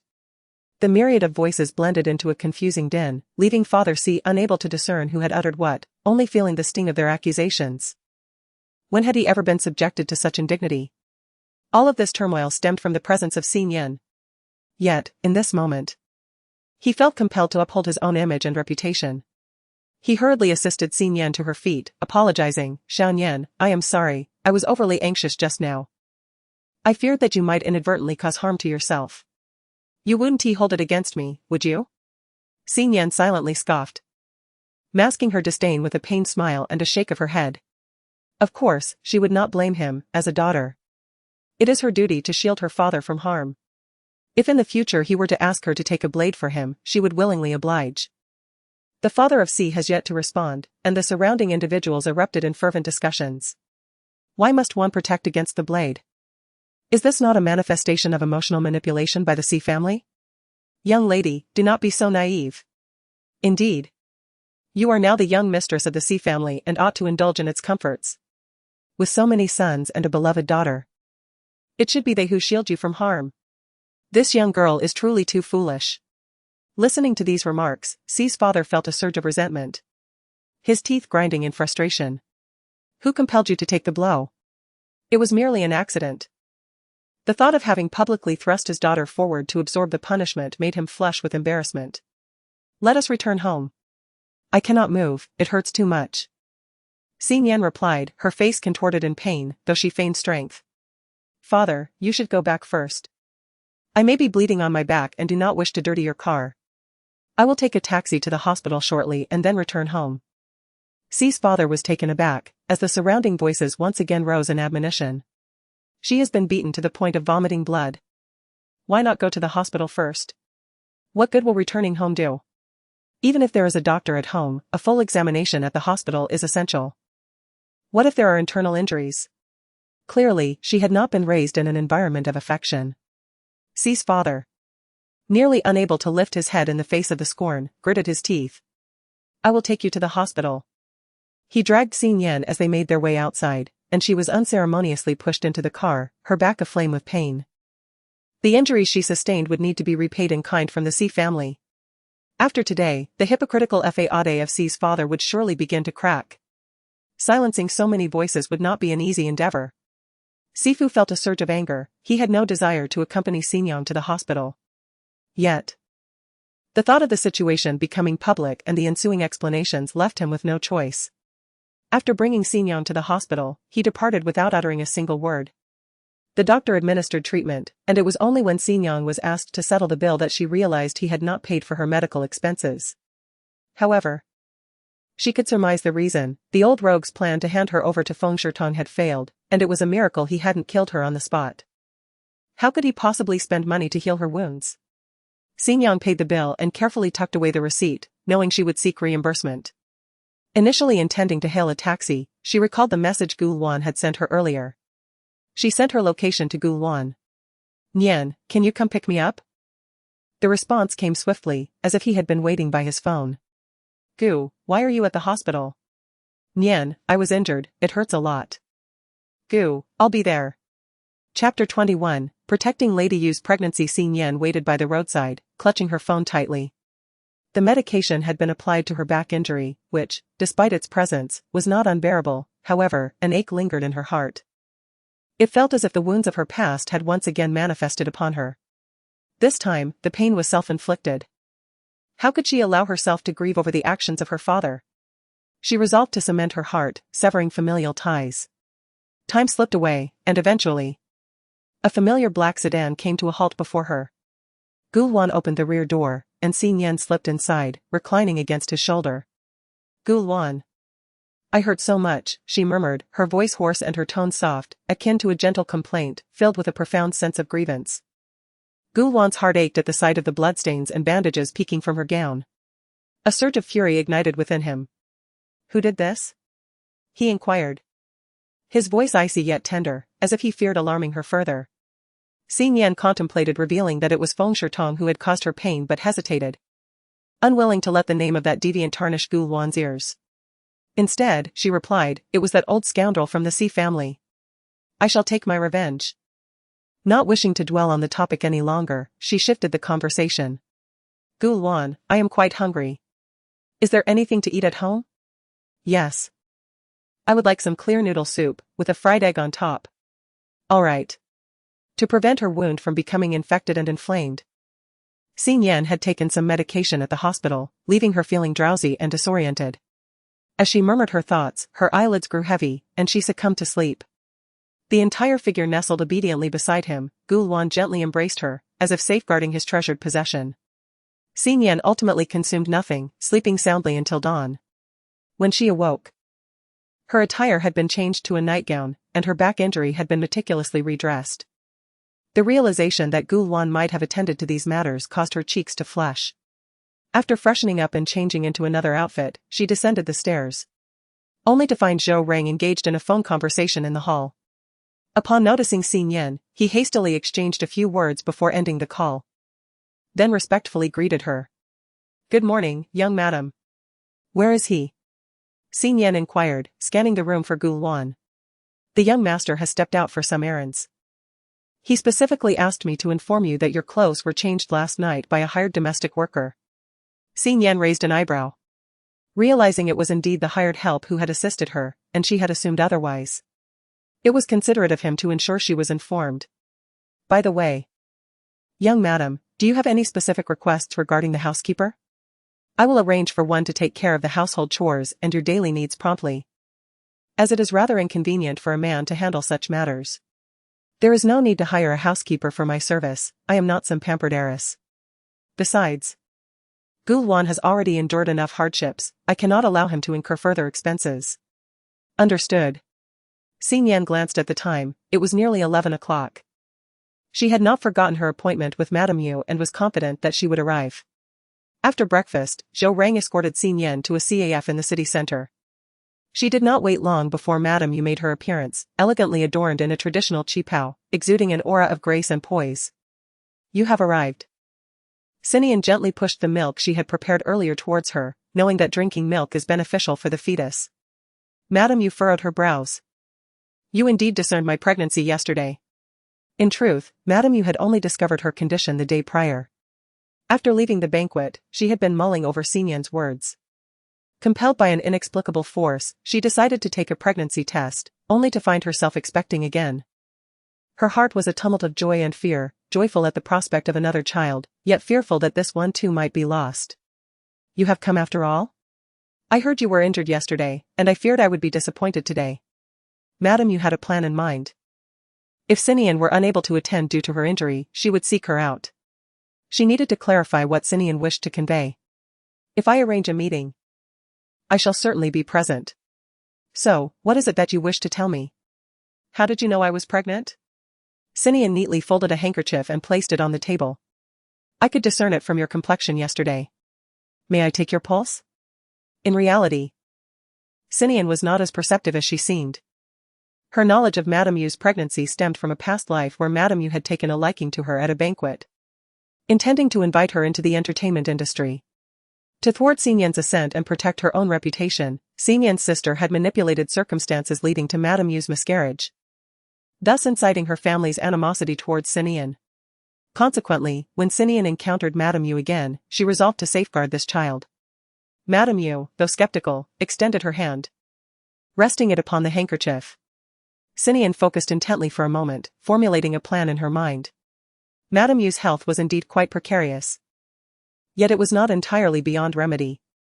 Through the use of medicinal cuisine, her condition could gradually be ameliorated, and as her health improved, the likelihood of miscarriage would diminish. Do you desire this child? I can endeavor to assist you in preserving her, though I can only guarantee a 70% success rate. In truth, Xin Yan is confident in a 90% chance, yet one cannot outsmart fate, who knows if Madame Yu might encounter unforeseen adversities. Thus, she conservatively offered a 70% assurance. 70%.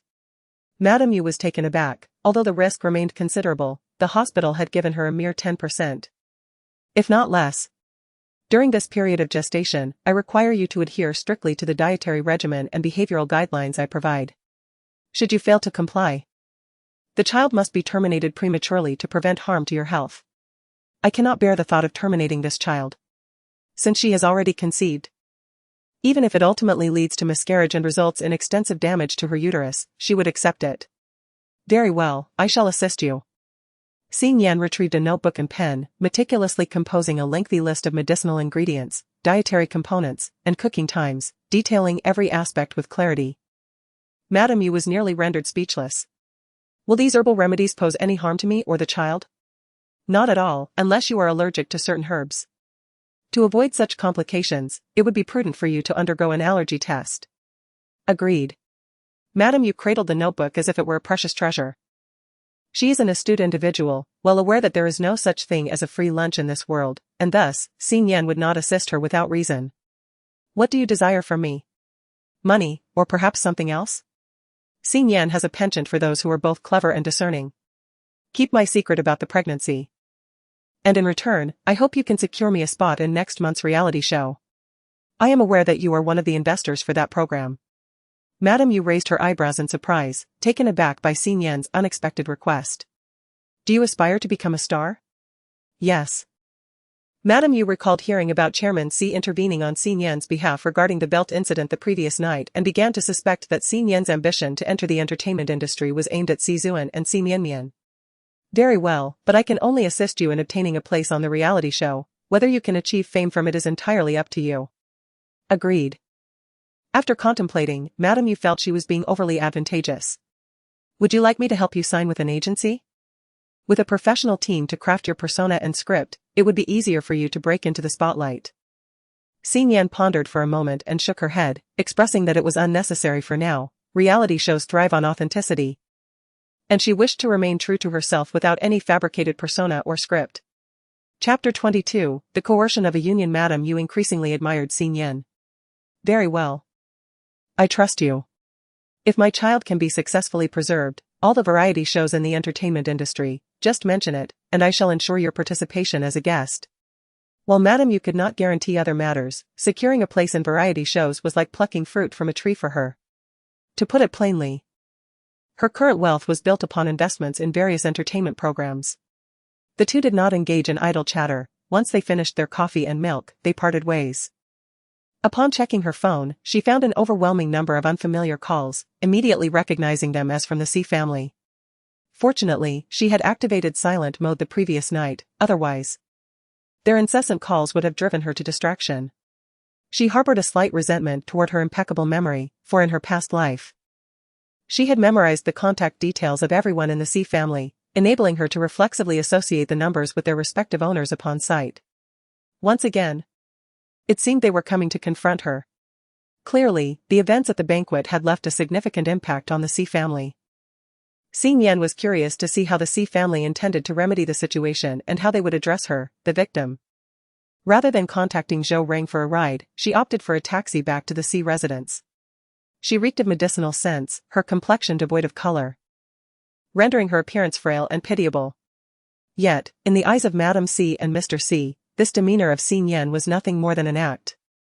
Why did you not answer my call? Madame Si seethed with rage. Were it not for their fifth son's need for Xin Yan's kidney, and the eldest son's persistent intervention, she would have expelled Xin Yan long ago, right after the incident that landed Si Mianmian in the hospital. Last night, after personally escorting Si Mianmian to Si Zuan, she did not return home immediately, but instead joined the socialites in a game of cards, seizing the opportunity to announce that her precious daughter would soon participate in the reality show The Nationwide Worker. Consequently, the socialites responded with veiled sarcasm. One who was relatively close even audaciously suggested that she undergo a medical checkup to avoid contracting any unpleasant diseases. Simu had never imagined that one day she would find herself associated with such unsavory terms. This was an insufferable humiliation for her. She could not lose her composure and engage in a public quarrel, as it would tarnish her dignity and reputation. Instead, she had to suppress her anger and hurriedly return home to uncover the truth. Indeed, everything was once again related to Xin Yan. If she ever dared to ignore calls and play missing again, she should never return to the Si household. Xin Yan scoffed. Firstly, the phone belongs to me. I shall answer when I wish and ignore it when I do not. Secondly, it is not my desire to return to this home. It was you who initially invited me back. Oh, you might not be aware, but Sizu did implore me to return with him. Simu's eyes rolled in exasperation as she pinched her philtrum. Are you trying to drive me to my grave? How could I have given birth to such an ungrateful child? I should have suffocated you at birth. Xin Yan raised her chin, exposing her long, elegant neck. You could still suffocate me now, do you dare? Simu did not dare, merely glaring at Xin Yan with resentment. Enough, Xin Yan. Can you not be a little more placid? You just got home and already you're arguing with your mother. Sire rubbed his temples in distress. Recently, Ziyu had been lacking in spirit, and the company faced various setbacks. Not only did the Shao Group breach their contract, but the firm also inexplicably suffered from mysterious forces suppressing its operations. After much effort, he managed to find the Feng Group, a suitable replacement for the Shao Group. By charming Feng Shitong through Xinyang, he believed he could facilitate a collaboration between the two companies. However, the process was fraught with complications. Feng Shitong suddenly became unhinged, resorting to both verbal and physical assaults. In a desperate bid for survival, Sire was compelled to push Xinyang forward. Yet, this very act resulted in several companies already in negotiations with the Z Group, demanding a re-evaluation of their partnerships, delaying contracts, and even outright refusing to sign. Let us stick to the matter at hand. I have no time for your idle chatter, Sinyoung retorted, disinterested in engaging in a verbal sparring match with her parents. Regardless of what she said, they would always deem her at fault, so why squander time and breath? You must take responsibility for the commotion at the banquet, sire insisted. Sinyoung chuckled softly, responsible? What have I done wrong? Had it not been for your spilling wine on Feng Shirtong, he would not have lost his temper and chased after me with a belt. With righteous indignation, Sire pondered the situation, considering two possible explanations for Feng Shirtong's outburst. Either Sinyoung's act of dousing him with wine had incited Feng's anger, which he subsequently redirected towards Sire, or Feng was unwell and had experienced a sudden episode. Regardless of the truth, it was imperative to frame the narrative as Sinyoung provoking Feng Shirtong's ire. No one relishes being labeled as ill. With the collaboration between the two companies yet to be finalized, it was vital to appease Feng Shirtong. Husband, there is no need to engage in idle chatter with her. She must take responsibility for this matter, regardless of her reluctance. Within the C family, she has no authority to speak. C mother's emotions have begun to settle. If she cannot handle Xin Yan, then let Feng Shirtong take care of her. She is indifferent to whether Xin Yan may face dire consequences. If it leads to her donating a kidney to the fifth child, so be it. At that moment, a servant hurriedly reported that a guest had arrived. The next moment, Feng Shirtong strode in. His already imposing visage was now darkened with an unsettling expression. Had it not been for the Feng family's intent to establish a branch in H City, and the C family's considerable standing there, he would not have made an appearance today. Upon entering, he offered no greetings and directly seated himself on a sofa, crossing his legs and holding a cigar between his lips. Mr. C, he said, feigning an apology for the unpleasantness of yesterday, yet lacking any semblance of sincerity. Mr. C felt a subtle ache in his back, but he endured it for the sake of their mutual interests. It is nothing. Yesterday's incident was entirely due to Xin Yan's lack of decorum, provoking you with her wine spill, which led to such a significant uproar. Feng Shirtong was taken aback. He had not anticipated Mr. C's adeptness in managing the situation, even providing a pretext for his own outburst. The reason for inviting you today is to discuss the marriage between you and Xin Yan. My wife and I have deliberated, and to quell the rumor circulating outside. The most prudent course of action would be for our families to unite in marriage, thereby demonstrating to the outside world that the events of that day were merely a misunderstanding between the young couple. Union of families? Feng Shirtong furrowed his brows. His intentions were solely to indulge in fleeting affairs and not to enter into matrimony, especially since Xin Yan was not even remotely his type. I have come to H City for business, not to take a wife, he stated bluntly, offering no quarter for negotiation. Of course, it was not a genuine marriage proposal. Merely an engagement to quell the gossip, which would be rescinded once the rumor subsided. Xin Yan's father had no real desire to see his daughter wed to Feng Shirtong. He was forthright, explaining that the engagement would benefit both families, as Feng was new to H City. The connections and resources of the C family would aid him in establishing his footing more swiftly. In turn, the C family had certain collaborations that required his assistance. After careful consideration, Feng Shirtong acquiesced. Very well, let it be an engagement. Xin Yan, feeling overlooked as they dismissed her presence, could only find amusement in the swift determination of her marital fate, encapsulated in a mere exchange of a few words. Chapter 23, A slap for 200 yuan. It seems I never agreed to an engagement. Xin Yan. Xi's father barked, his face set in a grim expression, issuing a warning. Undeterred, Xin Yan retorted, the scandal is your concern, not mine. I am merely an innocent victim. If you wish to resolve this misunderstanding through a marriage alliance, then let Xi Mianmian and Feng Shirtong become engaged. Xi Mianmian has been spoiled by you since childhood. She would undoubtedly be reluctant to see you in distress. Just say the word, and she will willingly assume the role of a pawn in this union. Humph. You are the one who caused this calamity, why should my precious daughter bear the consequences? Xi's mother looked down on Xin Yan with disdain. Xin Yan countered. Should the one who creates the mess also be the one to clean it up? Of course. Then I recall that it was he. Xin Yan pointed her finger at her father, who instigated this disaster. When I left the private room, Feng Shirtong was perfectly fine. When the incident occurred, I was downstairs. Am I to possess the ability to manipulate souls from afar? Or did I instruct Feng Shitong to chase after someone with a belt? Moreover, before the gaze of the entire hall, it was he who cast me, his own daughter, aside like a shield. So, who is truly responsible for this scandal of such magnitude? Perhaps you should consider an alliance with Feng Shitong instead? Xin Yan scoffed mockingly at the two, causing Feng Shitong's expression to sour, and he felt a wave of nausea at the sight of Xi's father. Did they truly expect him to become engaged to an old man? What a fantasy! Xi's father and mother were equally indignant. Xin Yan, how dare you speak such words? He is your father. The atmosphere was charged with tension as Si Muki struggled to contain her fury, her chest rising and falling rapidly while her fists clenched tightly. Her refined upbringing admonished her against striking Xin Yan in front of guests, yet the urge to pounce upon her and tear her to shreds was nearly overwhelming. Xin Yan, however, paid her no heed and instead turned her attention to Feng Shitong. Mr. Feng, who do you believe should bear responsibility for this matter? Is it I, him? Or perhaps Si Mianmian? She paused, then added, oh, by the way, you might not yet know who Si Mianmian is. Xin Yan gestured toward a portrait of Si Mianmian adorning the wall of the hall. This is Si Mianmian. Isn't she lovely? Moreover, she is pure-hearted, kind, and immensely talented, a daughter that the Si family has nurtured with great care for over a decade.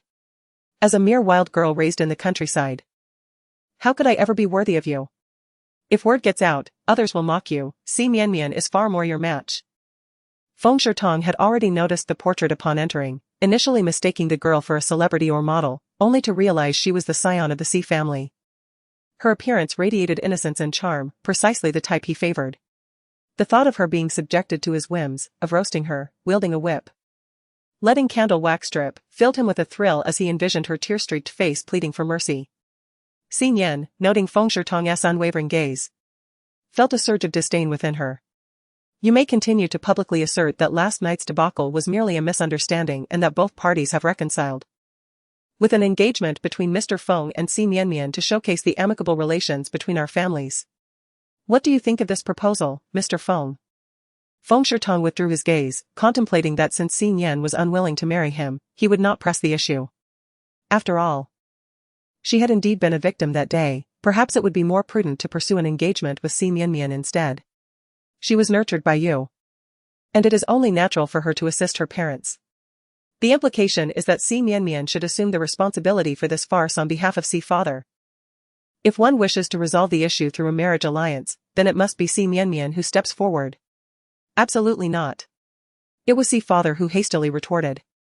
Si mother, on the other hand, directed her ire towards Xin Yan, exclaiming, how could you be so malicious? You are well aware that Mianmian is set to debut as a star next month, and yet you still propose a marriage alliance. If you feel that an engagement is a slight against you, we can offer you financial compensation.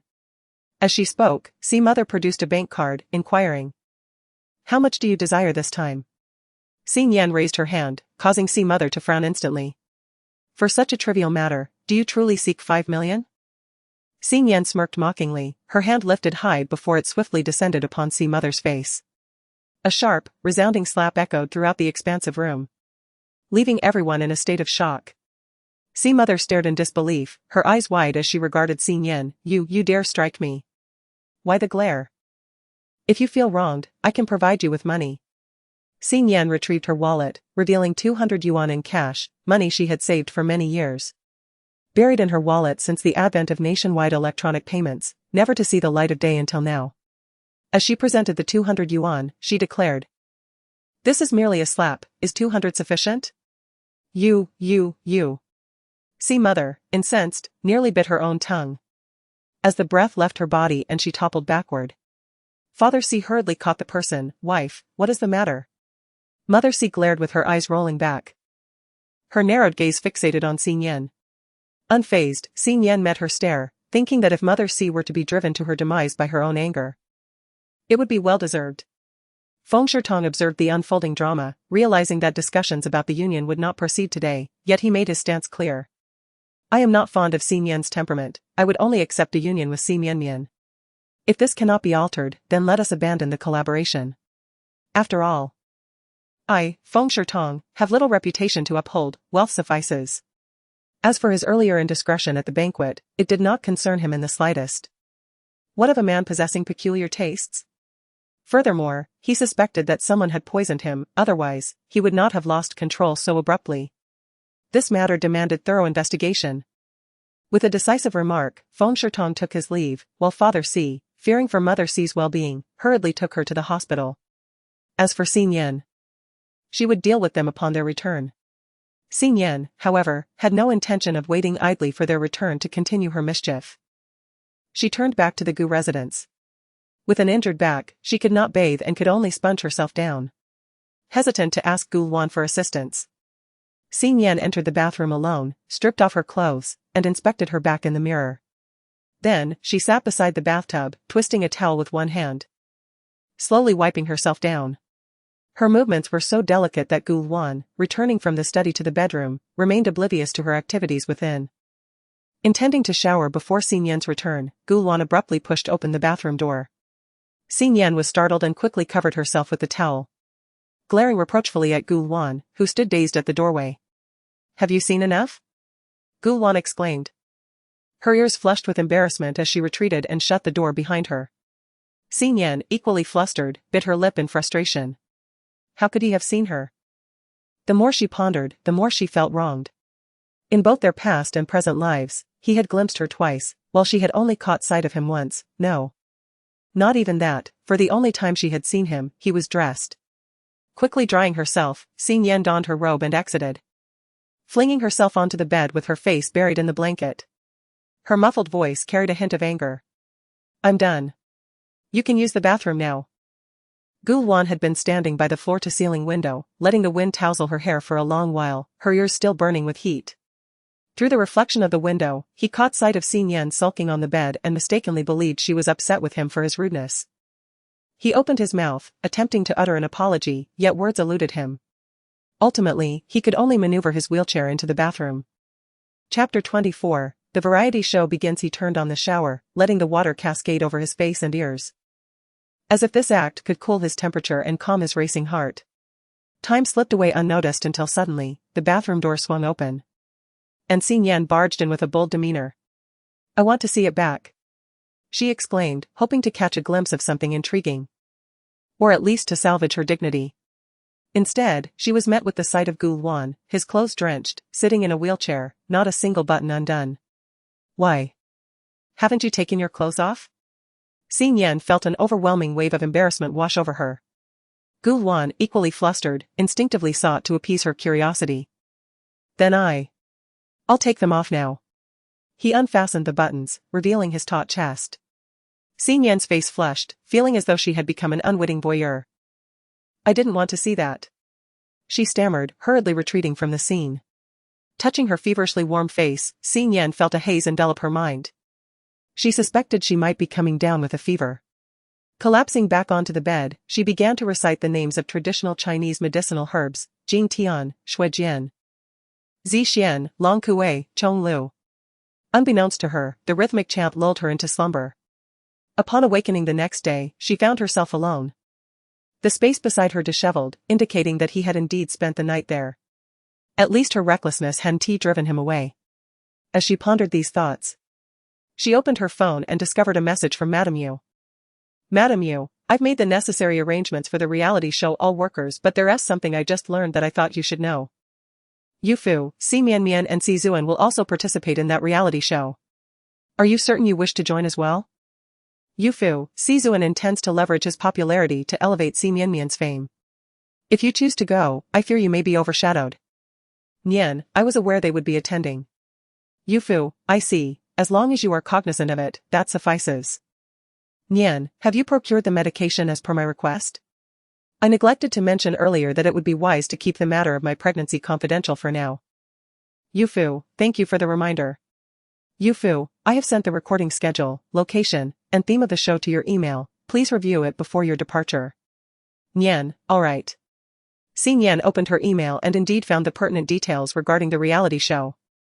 In her previous life, Xin Yan had been aware of this reality program. But at that time, due to issues related to campus affairs, the C family compelled her to withdraw from school, simultaneously hindering her entry into the entertainment industry to avoid obstructing Si Mian's path. Consequently, she was relegated to the position of executive assistant at Sizu's company.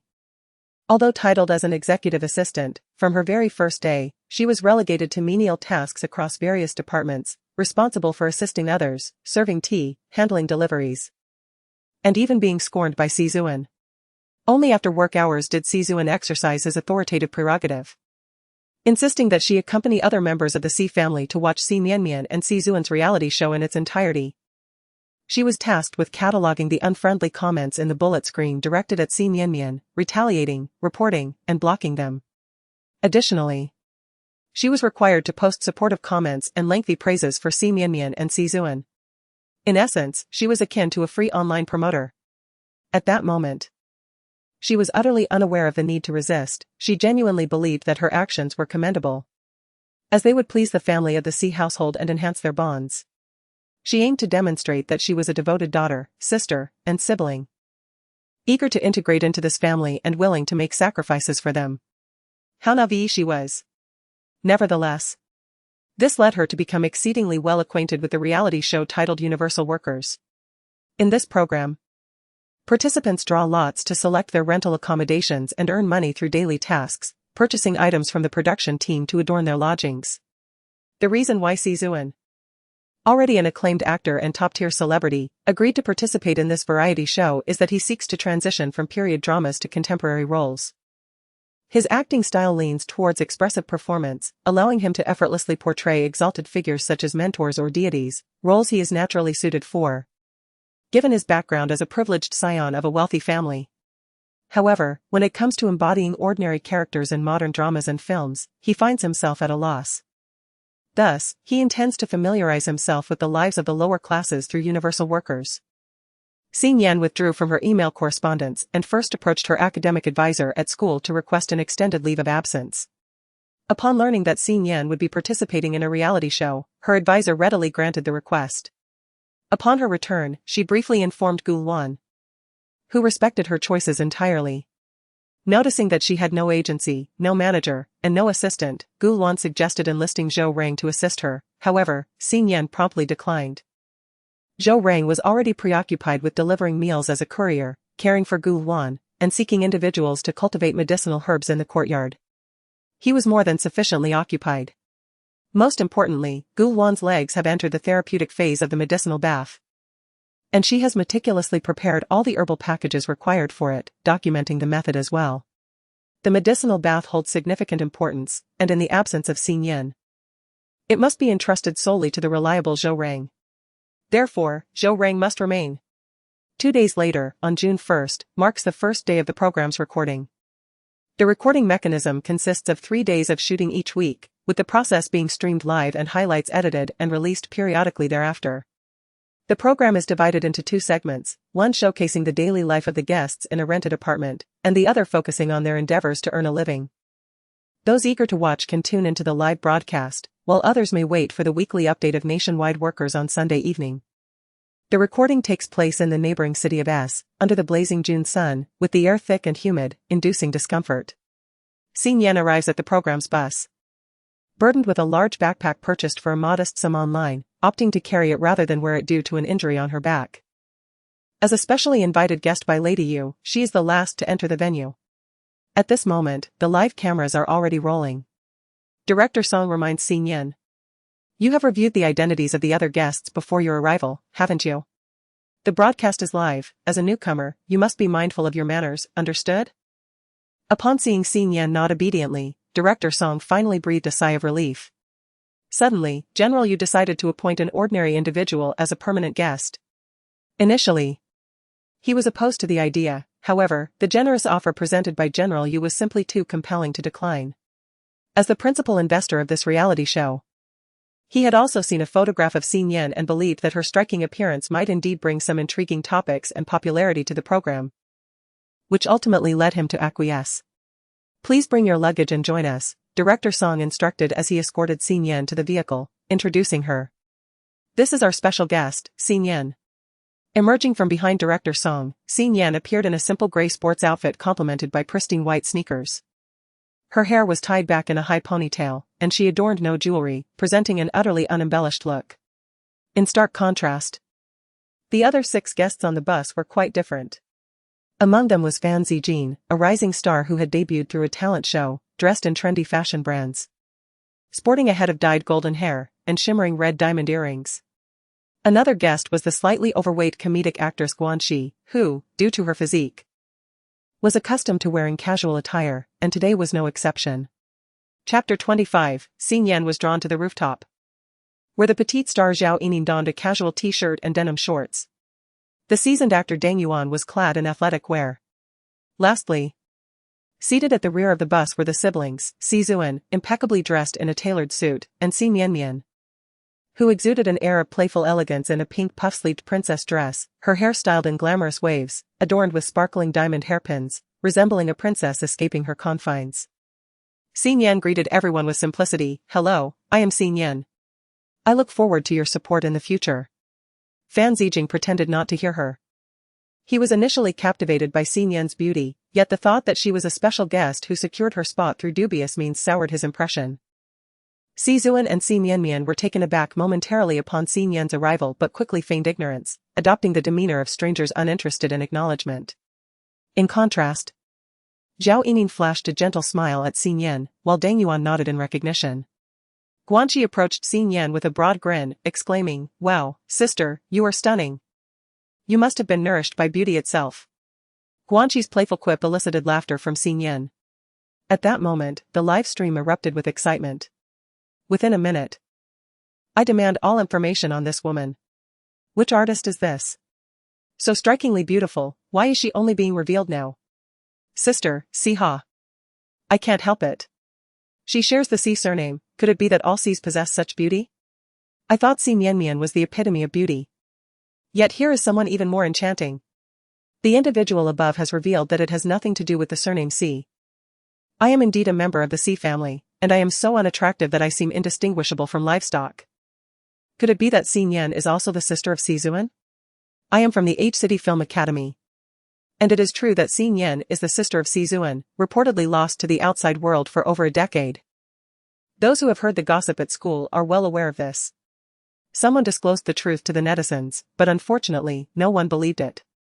The fans of Si Zuan were particularly incensed. Do not let just anyone associate with us, our esteemed brother has but one sister. That is the pure and adorable little angel, Si Mianmian. I, too, am from the H Film Academy and have never heard of Si Mianmian and Xin Yan being sisters.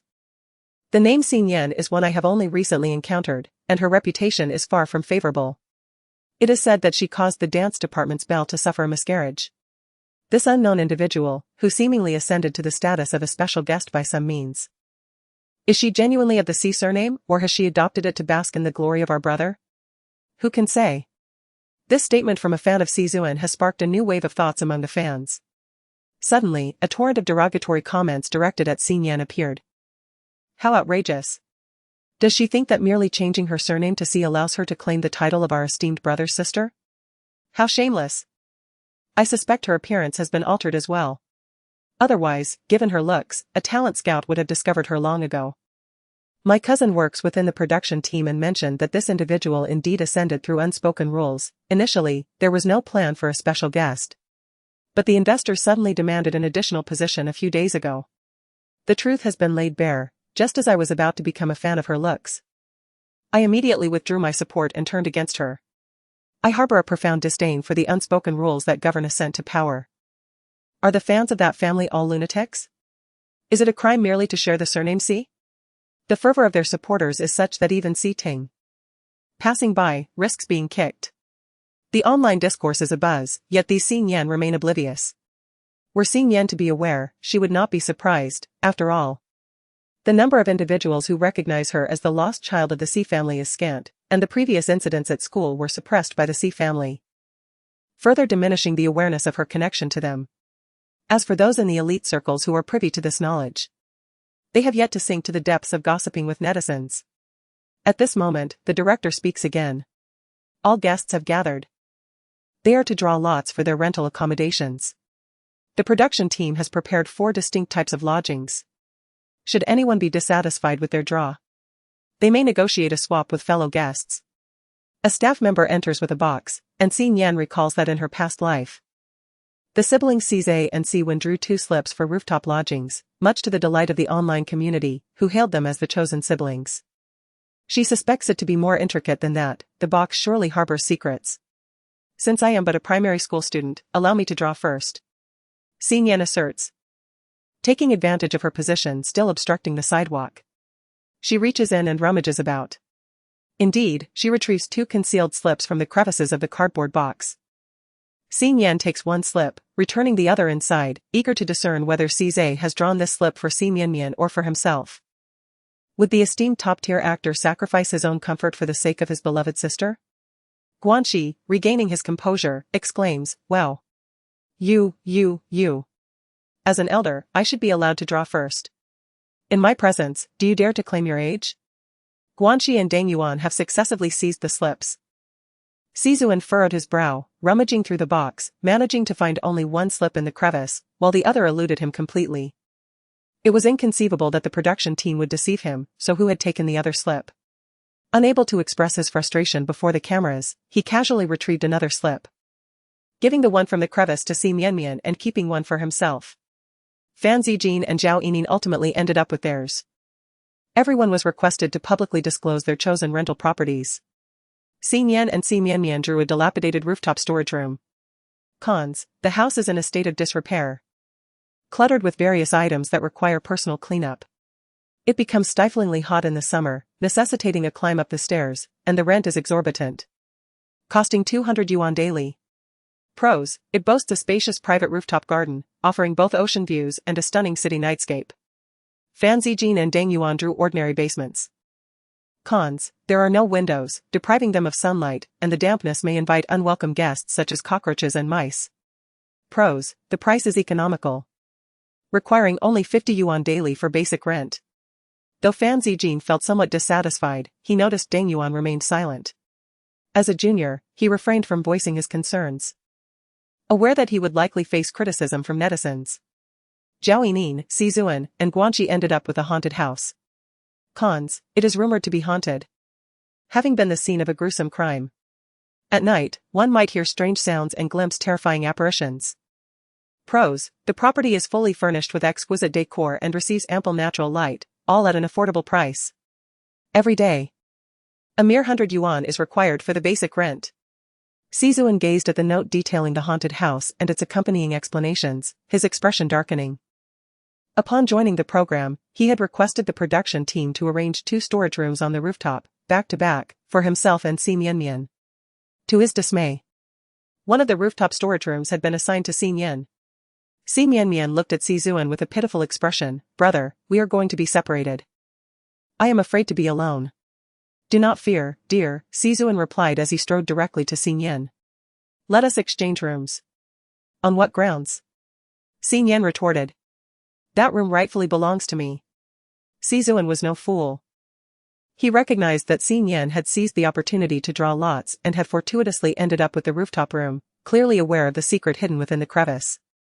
The fact that Xinyan had been invited as a special guest undoubtedly indicated the presence of a benefactor behind the scenes. Uncovering the truth behind the drawing was not a daunting task. Chapter 26, The Brothers Clash. The house was determined by lottery. How can you be so certain it belongs to you? Sizuan, do you dare to publicly admit there is foul play involved in the lottery?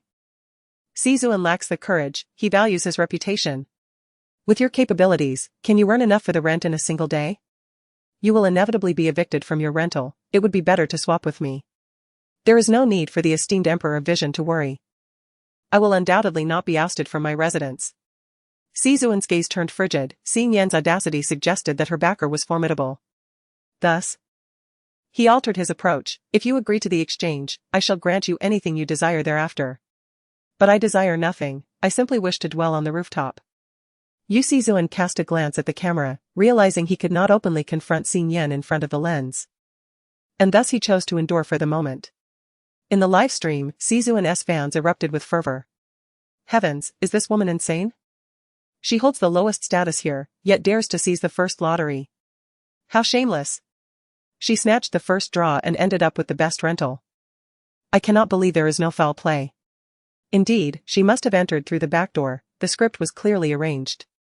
It is an honor for her that the esteemed emperor actively offered to swap residences. How dare she refuse? Can Xin Yan, this privileged figure, please exit the world of laborers? I am vexed just by her presence. I hope she falls from the rooftop and meets her demise, never to be seen again among the working class. After the lottery concluded, the bus departed and soon arrived at a designated village within the city. The filming location chosen by the production team was an aged 4-story building, encompassing all the various room types from the draw. The basement, designated as the first underground floor, contained 2 adjacent rooms, each furnished with merely a bed and a table, devoid of even a toilet.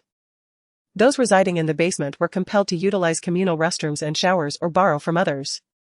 The first floor was unoccupied, while the second floor was notorious for its sinister reputation.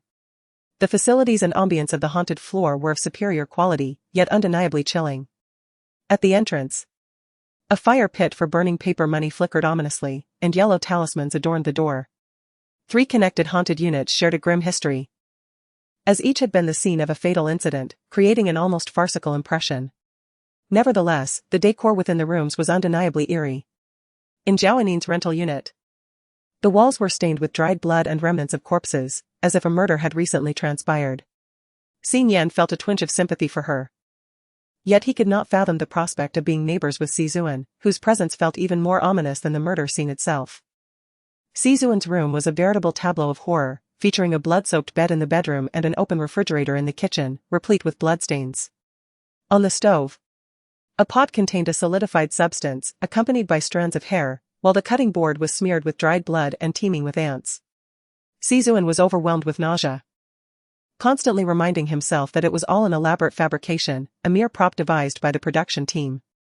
Yet, he could not reconcile the idea of residing in such a place. He was determined to negotiate a room swap with Xin Yan. Guanxi's residence is somewhat better. It lacks any gruesome imagery yet evokes a chilling sense of dread upon deeper contemplation. A noose sways ominously from the chandelier in the hall. The wall behind the television cabinet has been gouged out, forming a human-shaped hole, as if a corpse had once been concealed there. In comparison, her dwelling is the most favorable. The 3rd floor is uninhabited, while the 4th consists of 2 storage rooms facing each other, each occupying half of the rooftop. The interior is cluttered with a myriad of items, predominantly large and heavy objects like cabinets, tables, and door panels. To clear the house, the girl would certainly struggle to move them alone. After surveying the rooms, the director announced the conclusion of the day's shoot. The live broadcast had ended. Today's task was merely to capture the opening scenes and the participants' initial reactions upon seeing the rental property. The production team would edit together some captivating footage to be released as the first episode online. Of course, viewers could also opt to watch the live replay. Given the late hour, the production team chose not to have the participants stay in the rental property immediately, instead escorting them to a nearby hotel, planning to livestream the moving-in process the following day. As Xin Yan set down her luggage, a knock resounded at the door. Sizuan squeezed inside, demanding to know what it would take for her to relinquish the rooftop room. Sizuan, are you lacking in intellect or deaf? I have already stated my desire. I want nothing but to reside on the rooftop. I shall repeat myself one last time, yield the room to me. Otherwise, do not blame me if I insist you leave the production team. You do not truly believe that by employing such despicable tactics to secure a guest appearance, you can act with impunity within the production, do you? Xin Yan chuckled. What despicable tactics? Do you insist on me clarifying? Go ahead, speak. You ingratiate yourself with your benefactor, trading your body to become a mere plaything in exchange for a guest identity. Is that sufficiently clear? Sizuan mocked mercilessly.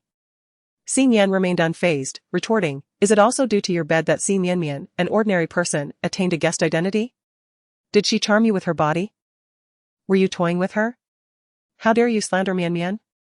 I am her elder brother, and it is my rightful duty to provide her with resources. She owes me nothing. We are siblings. What a devoted brother you are. You deem it natural to offer Xin Yanmian resources, yet when others extend the same courtesy to me, it is merely a reflection of my debasement and the sale of my body. If it were not for the barter of flesh, where would your resources originate?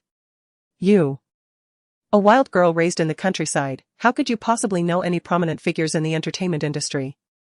Feel free to speculate. Regardless, the house will not be relinquished. If you possess the audacity, have the production team expel me. You entered this program solely to capture my attention, did you not? When I ignored you in the school cafeteria last time, did you resort to this method to compel me to acknowledge you as my sister? Humph. Your actions will only deepen my aversion towards you. Even if you proclaim to the world through the live broadcast that you are my sister, I shall never recognize you. Xing Yan couldn't help but roll her eyes. Has this person, having basked in stardom for so long, come to believe that the entire world should revolve around him? That is splendid. It would be best if you do not acknowledge me, for I find it distasteful. Madame Yu still has several months to safeguard her pregnancy. As long as the fetus remains, no one shall dare to displace her. She, Xian, was too apathetic to engage in meaningless banter with him. So she took out her phone, intending to go for a meal. She held no concern that Zuan would pressure the production team to dismiss her, after all. Madame Yu still had several months to safeguard her pregnancy. As long as the fetus remained, no one could force her out. After a few steps, she suddenly halted and turned back. Oh, I almost forgot to remind you, even in death, should you be burned paper offerings, I will always place myself ahead of Simeon. I am your blood-related sister. If you wish to be her elder brother, perhaps in the next life. Zuan was so enraged that his gastric illness flared up, causing him to sweat profusely and turn pale. He lacked the strength to chase after Xian and could only seek out some antacids. Not long after Xian had departed, she unexpectedly collided with the hurried Ziyu. Having watched the live broadcast, he learned that Xian was also participating in the reality show. The knowledge that she had secured her special guest spot through dubious means filled him with both regret and anger. He lamented his own ineptitude for being preoccupied with company affairs, neglecting to pay attention to Xian, and failing to recognize her aspirations of becoming a star sooner. Anger surged within him at the thought of Xian resorting to such measures rather than seeking his assistance. Sister, if you desire to become a star, why did you not confide in me? I had promised that you could share your wishes with me, and I would aid you. Why resort to such sacrifices for resources? Disappointment and frustration flickered in Ziyu's eyes, a mixture of disdain for her choices and a sense of helplessness. Xian was at a loss for words, questioning why her abilities were dismissed, reducing her to mere physicality. In your eyes, am I truly so vile? Ziyu halted, realizing that his words had inadvertently inflicted pain upon Xian. He subtly reassured himself that it was all right, just a singular occurrence, and that Xing Yan still had hope. I am sorry, Ziyu carefully chose his words. I am merely concerned for you, hoping that you can rely on me, trust me, rather than bearing everything alone. He chuckled softly. You brothers of the Xi family are indeed peculiar. One drives me away from the production team, while the other expects me to depend on his trust. Reflecting on Zizuan's demeanor towards Xing Yan during the live broadcast, he reached out to grasp Xing Yan's hand. Sister, I am not like Zizuan, Xing Yan sidestepped, evading him. Chapter 27, raising funds to help him change houses. Upon seeing the bloodstains seeping through the fabric of Xing Yan's shirt, which had turned crimson, Ziyu felt a surge of concern.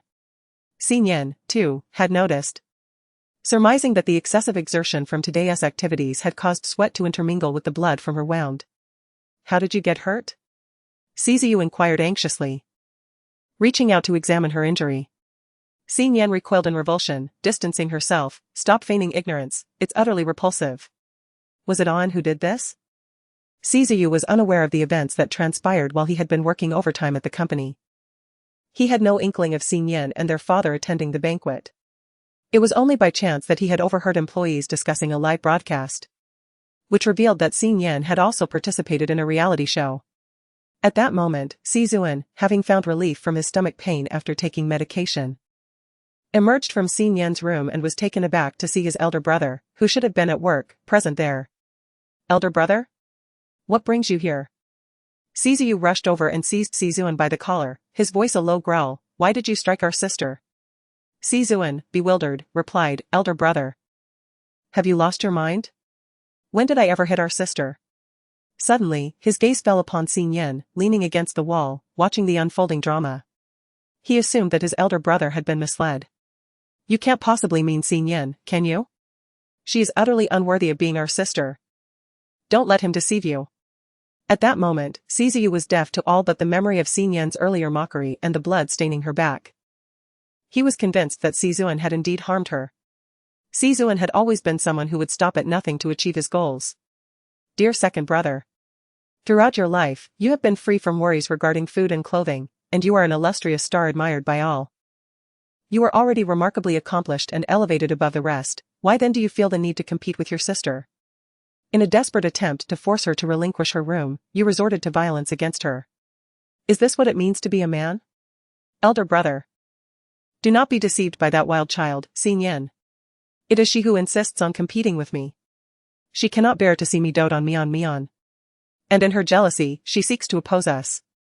Aware of our participation in this reality show, she resorted to unscrupulous tactics to secure a coveted spot as a special guest. She has stolen the room that rightfully belongs to me. That filthy, disheveled wretch is utterly unworthy of being our sister. With a resounding thud, Czu's fist struck Czu's face, causing him to lose his balance and tumble into the corner, blood oozing from the corner of his mouth. I will not allow you to speak of Xin Yan in such a manner. Czu, now equally incensed, retorted, am I mistaken? A girl abandoned in the wilderness, without parents and never having stepped foot in an orphanage, do you think she had an easy upbringing? In that rural village, more than half the men are bachelors, unable to marry, too frugal to indulge in pleasures, some of whom have never laid eyes on a woman in their lives. Xin Yan, possessing the genes of the C family, must have been a beauty from a young age. Do you think those men would remain indifferent? Czu scoffed, claiming that she was raised on the charity of others, when in reality, it was likely through exchanging warmth for sustenance. Who knows how many men she had to please to attain this special invitation? I can't take it anymore. Czu, consumed by rage, uttered expletives. He was seething with rage, his veins bulging as he kicked Czu several times. Czu's handsome face contorted in distress, brother, whatever you inflict upon me today, I shall repay it through Xin Yan. The bystander, Xin Yan, was left utterly perplexed. Was Czu not in his right mind? When Czu struck him, he did not retaliate against him but chose to vent his anger on this innocent passerby instead. At that moment, Xin arrived with security personnel, finally managing to separate the two. Brother, second brother, what on earth has led to this altercation? The security team had been alerted by the commotion observed in the monitoring room, and the production team, unwilling to intervene in the brothers' quarrel, had dispatched Xin with the guards to mediate. Czu pointed at Czu and instructed the guards, he has lost his mind, bind him. How dare you? I am your elder brother. Czu retorted. Hurry and bind him. Do you even know who I am? If anything were to happen to me in your hotel, could you bear the consequences? Terrified, the security guards hastily complied and restrained Czu. Do you dare to bind me?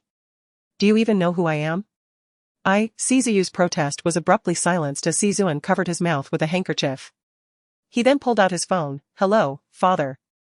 My brother has gone insane and has come to the production team to assault me. Yes, I have restrained him. Please send someone to take him to the hospital for a psychiatric evaluation. Xin Yan watched in admiration, realizing that Czu was indeed a formidable character. After witnessing the spectacle, Xin Yan descended to have her meal. Upon her return, the corridor was tranquil, devoid of any further disturbances for the evening. However, despite the absence of Gu Luan by her side, she found herself unable to sleep. In order to muster the energy for the recording, she acupunctured a sleep point, which finally allowed her to drift into a gentle slumber. The following day, the production team summoned all the guests to a village in the city by 8 o'clock. They lined up in front of the building according to their rankings, and among them, Xin, who was supposed to stand at the far end, was pulled into the center position by Czu. Xin feigned a struggle, saying, brother, I shouldn't be standing here. Czu's facial injuries had been concealed with makeup, yet he still bore the pain from the brutal beating he received yesterday, with discomfort lingering throughout his body. He glared fiercely at Xin, silently questioning whether she was envious of Mian. If so, let her stew in jealousy. Czu addressed the director and the other guests, stating, I am feeling unwell today and would like my sister to remain by my side to assist me. Is that permissible? In an era where popularity reigns supreme, who would dare to oppose a top-tier celebrity? The director readily agreed from off-camera, of course. Now, may a guest please read the survival rules of the working class? The director's gaze swept over the crowd, eventually landing on Xin. Let us have Xin read it, he suggested. Just as she took a few steps forward, Sizuan interjected, let Mian Mian read instead, her voice is pleasant, and she has always been a broadcaster in school. The director found himself in a predicament. Glancing between the now advancing Xin Yan and the formidable Sizuan, the atmosphere grew palpably awkward. Xin Yan was at a loss for words regarding Sizuan's childish behavior. Choosing to withdraw, Xin Yan returned to her original position, and the director recognized her concession, thus inviting Si Mian Mian to read. Upon opening this letter, it signifies that the production team will no longer provide you with accommodation, sustenance, medical assistance, or any other support. Strive to improve your circumstances, diligent worker. You have already paid for one day's rent, kindly prepare for tomorrow's payment and ensure it is submitted punctually by 8 o'clock in the evening. Lest you face eviction. You are left with merely 50 yuan, please conserve your resources and endeavor to earn enough for your living expenses swiftly. Or you may find yourself in dire straits. Your room is in disarray, please tidy up and create a suitable space for rest before nightfall, or you risk sleeplessness. Your first job begins at 5 in the morning, maintain your vitality and mental clarity. Her voice is soft and mellifluous, pleasant to read. Yet it lacks substance. What are clearly systematic prompts sound like love letters when uttered by her. Furthermore, her delivery is overly exaggerated, appearing contrived and lacking in strength. In the vernacular of the countryside, one might say, have you not had enough to eat? Chapter 28, You are truly kind. Guanxi could barely comprehend the situation. What? Let me see. Dang Yuan leaned in as well, and after a second glance, both began to lament. How are we supposed to survive on just $50 a day? I thought I could hire a cleaner to tidy up my room, but with $50, I can't even afford a boxed meal. As the topic of cleaning arose, everyone turned their gaze toward Sizuan. His room was the most repugnant and difficult to clean. Si Mian Mian, feeling sympathetic, grasped his hand and plaintively asked the director, Director, may I let my brother stay with me? Logically, it should not be permitted, however, upon seeing Sizuan's distressed expression, the director devised a temporary solution. If they wished to terminate the lease of their original residence, they would need to pay a penalty equivalent to 3 days' rent. If they were to share accommodation, the rent would be calculated per person and could not be evenly split. This meant that if Sizuan desired to move in with Si Mian Mian, he would be liable for a penalty of $300 along with a daily rent of $200. At present, the siblings had only $100 combined. And they were compelled to stay in this rental property today and earn $500 by tomorrow. Fan Zijin intentionally sought to endear himself to the Si siblings in front of the camera. Therefore, he suggested, Teacher Si, how about you switch rooms with me? I drew the basement, where the rent is only $50. This way, you would only need to pay a penalty of $150. I could lend you the $50 allocated for living expenses by the director's team, which would perfectly cover the penalty. Guanxi, ever candid, interjected, Xiao Fan. Are you not good at mathematics? Haha, even if he possesses sufficient funds for the penalty, he lacks the means to pay the $200 in rent. Fan Zijin's face instantly flushed, and in a fit of anger, he forgot he was live streaming. He retorted on the spot, why can't we, a group of us, lend $50 to Teacher Si for emergencies? Si Mian Mian gazed at everyone with hopeful eyes. Xin Yan scoffed, if you wish to play the benevolent, go ahead. Each of us has merely $50 for living expenses. If we lend it to him, what shall we eat or drink tonight? Do you intend for everyone to go hungry? We're all in this together, what's wrong with helping one another? Xin Yan, you mustn't be so selfish. We are all citizens of Huagua, can you not spare me half of your savings? Xin Yan sneered, no? So you only display your generosity before the camera while being so selfish in private? How can that be the same? A mere $50. Teacher Si is certainly capable of repaying you. Zhao Yining, Guanxi, and Dang Yuan are all sharing a lease with me. Fan Zijin. What good can your $50 do for anyone else? Fan Zijin's gaze flickered among Guanxi, Dang Yuan, Zhao Yining, and Sizuan. Deep down, he undoubtedly wished to assist Sizuan, but he could not afford to offend the other three. Thus, he could only salvage his pride. If you are unwilling, so be it, I was merely making a suggestion. In the live stream, comments flew across the screen. This Xin Yan is truly unhinged. Can she really starve to death by not eating for one night? The one above is the real lunatic. Is Sizuan a prince? Why should everyone go hungry for him? Unable to endure the hardships, one should not feign the life of a laborer, it is truly a mockery. The actions of Sizuan are utterly disgusting. My elder brother has faced scorn for his attempts to assist him, while he and his sister feign ignorance. Guanxi and Zhao Yining, two young women, showed no disdain for the haunted house, yet Sizuan, a grown man, is paralyzed by fear.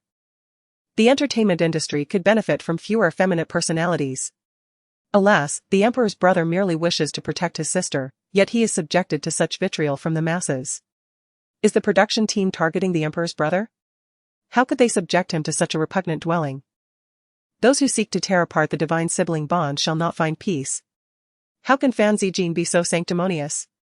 Life is already fraught with difficulties. To wish to assist others is one thing, but to impose moral obligations upon oneself is quite another. With over 1 billion people in Huagua, if each were to contribute a single coin to me, I would ascend to the ranks of the wealthiest. A mere 50 yuan? That would sustain me for a week. Indeed, celebrities can never truly comprehend the tribulations of the working class. Such programs are merely spectacles designed to attract attention. Upon observing the online comments, Sizuan's manager hastened to apply pressure on the director, insisting that Sizuan's reputation must not be tarnished. The director quickly interjected, stating that discussions regarding the change of residence and shared accommodations could be postponed. For now, everyone should gather their belongings and return to their respective lodgings. Si Nian and Si Mianmian reside on the rooftop, necessitating a climb up the stairs. Mianmian, allow your second brother to assist you, Sizuan offered, carrying her luggage. While Si Mianmian secretly reveled in the moment and deliberately glanced at Si Nian's backpack. Second brother, could you also help Sister Nian with her things? Sizuan wished to refuse, yet he recalled how Si Nian had just clashed with Fan Zijin, refusing to allow others to contribute funds for him. If he were to assist Si Nian now, disregarding past grievances, how would the onlookers perceive him? A malicious scheme began to fester within him, with 50 million fans. He could easily drown Si Nian in a deluge of disdain. How audacious it was to confront him. Thus, he acquiesced, all right. With one hand grasping the pink suitcase of Si Mianmian, he extended the other to seize Si Nian's backpack. Indeed, his fans, having just endured scorn from netizens, rallied with renewed vigor upon witnessing their idol's benevolence. Oh, brother, you are too wonderful. Si Nian just targeted him like that. Yet he bore no grudge and is willing to help her with her luggage. Si Nian, you should quickly bow to the emperor. Si Mianmian is so kind. The two siblings are truly admirable. Those who just insulted them, can you come out and crawl? Si Nian, that wicked woman, should perish at once. If Si Nian refuses to switch rooms with the emperor brother after this, I shall berate her for life. The fans' jubilation abruptly ceased, for Sizuan could not lift Si Nian's backpack with one hand. Sweat began to bead on his forehead, and before the cameras, guests, and production team, he felt utterly humiliated. Si Nian, have you packed rocks in here? You need not bring any luggage. Si Nian smirked, remarking that if he was unwilling to help, he need not concoct such excuses. Sister Nian, how can you say that about brother? Si Mianmian pouted, embodying the image of a devoted little sister defending her brother. Si Nian effortlessly retrieved the backpack with one hand. Oh, so it wasn't that he was unwilling to assist, he simply lacked the strength to lift it? Deliberately, Si Nian weighed the backpack in front of the camera, casting a scornful glance at both the bag and Si Zaiwen, his gaze dripping with derision. What a pitiable sight, a young man reduced to such a state. Si Zaiwen seethed with frustration. He wanted to assert that the backpack was simply too heavy for Si Nian to carry. Yet, Si Nian lifted it with ease. Was he truly to claim that his strength paled in comparison to that of a woman? The truth was revealed, this was merely a performance. And he had no intention of helping Si Nian with the backpack. The entertainment industry is rife with effeminacy, even to the point where a man cannot lift a backpack. This was truly excessive. While other male stars struggled to carry female celebrities, Si Zaiwen couldn't even manage a mere backpack. Surely, there must be something wrong with that bag, our brother could not possibly be incapable of lifting it. Have you forgotten? Just moments ago, when they gathered, he mentioned feeling unwell today and requested his sister to look after him. Clearly, he must have been unwell, which is why he couldn't lift it. Chapter 29, a few seconds of shock for netizens. Si Mianmian recalled this matter immediately and hastened to offer an explanation. I apologize, Sister Nian. I forgot that my brother is not feeling well today. I even asked him to help you with your luggage, it's entirely my fault. Oh. Knowing that your brother is unwell, why didn't you carry your own luggage? Xin Yan retorted sarcastically before ascending the stairs with her bag in tow. In an effort to avoid criticism from Si Zuan's fans, Si Mianyan pretended to struggle with the suitcase. Brother, let me handle it myself. However, Si Zuan would not allow her to do so. He effortlessly hoisted the large suitcase with one hand while guiding Si Mianyan upstairs with the other. How amusing. He claims to be unwell and unable to lift a small backpack, yet can manage an oversized suitcase. Such a blatant double standard. How disingenuous. I've turned against Si Zuan. He clearly doesn't want to help, feigning illness and pretending he can't lift anything. Disgusting. Why does Si Mianyan need to bring such a large suitcase? Does she think she's on a vacation? I am at a loss. Lugging around such a massive suitcase while staying on the top floor will surely exhaust our brother. At this moment, Xin Yan had already reached the top floor. Her room, facing south, was cluttered with wooden boards, bed frames, tables, and cabinets. As she pondered how to tackle the overwhelming mess, Si Mianyan arrived once more. Sister Nian. I just conferred with my brother. We can trade tasks with the boys, they will help us move our things, and in return, we'll assist them in tidying their rooms. Isn't your brother feeling unwell? How remarkably quick he recovers. Xin Yan remarked with irony. It seems he is well enough to engage in heavy labor. The arrival of this white lotus signifies nothing but trouble for her. Ah. Brother can handle the smaller items. Sister, please do not remain angry with him.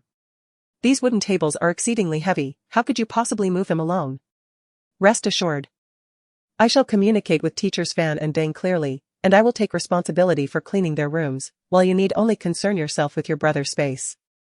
Xin Yan replied with a hint of sarcasm, then why should I not take charge of your brother's room while you manage teacher Deng's? That's because. Si Mianyan's thoughts raced swiftly. I was worried you would refuse, given your recent argument with teacher Fan. Besides, cleaning 2 rooms would be rather exhausting. Oh. How remarkably kind of you. Then you may attend to all 3 of them by yourself. Xin Yan rolled up her sleeves and stepped aside, warning, if you get hit. Do not blame me for not advising you. With that, Xin Yan carelessly tossed aside smaller debris, her actions rather brusque. Fearing injury, Si Mianyan chose to retreat. Once Xin Yan tidied the entrance, she prepared to move the tables and discovered a toolbox hidden within them. Upon inspecting it, she found it well equipped. Glancing around at the myriad of tables, wooden planks, and beds, she devised a plan. She systematically categorized and stacked the tables, planks, and beds, and performed a cursory cleaning of the floor. After completing her task, she noticed that next door, Fan Ziguan and Si Zuan had already moved all of Si Mianyan's belongings out of her room. Si Mianyan, brimming with pride, waved at Xin Yan, Sister Nian. Why have you not moved a single item yet? She hurried over, saying, if you have any regrets now, it's not too late. Just speak up. And both brother and Fan Gu will surely assist you. Fan Zi, feeling the sting of his sore palm, rubbed the calluses formed from arduous practice. He had never endured such hardship in his 2.5 years as a trainee. It was already a concession to help Si Mianyan for Si Zuan's sake. And expecting him to assist Xin Yan was out of the question. With a hint of pride, he raised his chin and declared, I'm hungry. I need to go buy something to eat. The implication was clear, he had no time to help Xin Yan. Si Mianyan glanced at Si Zuan, who brushed off the dust from his clothes and said, it's time for us to eat as well. With that, he took Si Mianyan by the hand and walked away without looking back. Xin Yan had no intention of asking for their help, so she paid no mind to their reaction. After tidying herself up briefly, she too descended the stairs, purchasing bread and water from a small shop for 5 yuan. On her way back, she noticed an elderly woman seated on the ground, her expression one of pain as she tapped her hands on her legs. Grandma, are your legs hurting? The old woman looked up, noticing a delicate young girl accompanied by a photographer, and presumed she was a star recording a variety show nearby. Ah. Old age is no good. When rheumatism strikes, it's painful enough to keep one from walking. Xin Yan crouched down and offered, may I massage them for you? No. No, how could I let a star like you help this old woman? The grandmother hurriedly declined, but Xin Yan had already grasped her legs with both hands. I am not a star, just an ordinary member of the community. Xin Yan playfully kneaded the old lady's legs, her fingers seemingly lacking in method. Yet each movement precisely targeted the acupoints and meridians. "Grandma, do you know if there's a market nearby? I wish to purchase some daily necessities." The old lady pointed in a direction. "If you walk that way for about 500 meters, you will find a wholesale market. However, the prices tend to be inflated. So you must negotiate for at least a 20% discount to get the wholesale rate." Just as the time for her massage concluded, Xin Yan rose and said, "Thank you, Grandma, I shall take my leave now." Goodness, Xin Yan is so despicable. She uses the old lady and leaves after just a few seconds of massaging her legs. I knew she couldn't be genuinely kind, she surely has ulterior motives. Deceiving an elderly person, Xin Yan deserves nothing but misfortune. At the very least, she should have seen the old lady home. Where is her compassion? The onlookers turned against her. I initially thought she was rather attractive, but her series of actions made me feel nauseated. Why must she share a surname with the esteemed emperor? Can't she change her name? She is utterly unworthy of the C surname. Xin Yan's abrupt departure left the old lady momentarily stunned, yet she paid it no mind. As she prepared to continue massaging her legs, she discovered, to her astonishment, that the pain had vanished. The old lady quickly sprang to her feet and hopped about, delight illuminating her aged face. "How is it that I feel no pain?" she wondered, gazing at Xin Yan's retreating figure and then at her own legs. Suddenly, she clapped her hands in realization. "Oh my! I must have encountered a fairy." The photographer initially intended to capture the reaction of an elderly lady discovering that she had been deceived by Xin Yan, only to witness a remarkable scene unfold. The photographer was somewhat bewildered. Could it be that the elderly lady was arranged by the production team? Why hadn't they informed him in advance? Is it possible that the old lady is no longer in pain? Can someone elucidate what has transpired? How is it that she suddenly stands up? What exactly did Xin Yan do just now? Wasn't she merely pressing randomly? My mother suffers from rheumatism and often cannot even rise from her bed during painful episodes. I am eager to understand how she achieved that. It's all scripted. This elderly lady must surely be an actress prepared by the production team. How could genuine rheumatic pain dissipate with just a few presses? Even painkillers do not work that swiftly. This must be an act. The production team, in their efforts to elevate Xin Yan, could have been even more contrived.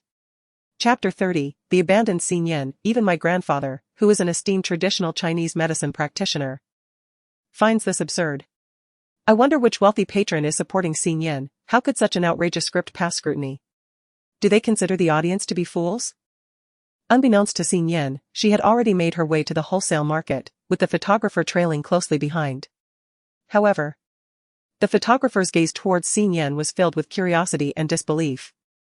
He had privately contacted other members of the production crew and confirmed that there was no script involving an elderly woman, indicating that what had just transpired was indeed genuine. Either the elderly woman was a part of Xin Yan's clandestine arrangement, or Xin Yan truly possessed remarkable abilities. Xin Yan was too preoccupied to concern herself with the photographer's scrutiny. The wholesale market was nearing closing time, and with only 45 yuan in her pocket, she could not afford a blanket or mat, thus, she opted for a sleeping bag priced at 30 yuan. She then spent an additional 10 yuan to procure a toothbrush, toothpaste, and towel, all of which were inexpensive items meant for students. Having grown up in the countryside, Xin Yan was not overly particular about such necessities. With 5 yuan remaining, she feared going hungry before the morning work began and decided to save it for breakfast. On her return, she coincidentally encountered the director, who called for everyone to gather in the lobby on the first floor. When Guanxi spotted Xin Yan carrying a bag, she inquired with curiosity, "Xin Yan, what did you buy?" "A sleeping bag and toiletries." "Oh dear. How could I have forgotten to get personal care items?" Guanxi felt a pang of regret. Having spent 20 yuan on dinner and 30 yuan on a blanket, she resided in a haunted house, where the only things that instilled a sense of dread were the walls and the cords of the chandelier. There was nothing gory or repulsive, allowing for a swift cleaning process. However, she had no intention of using that bed. Calculating her finances perfectly, she had spent it all on the blanket. Dang Yuan displayed a cunning grin. "Hee, I anticipated that some of you would forget to buy one.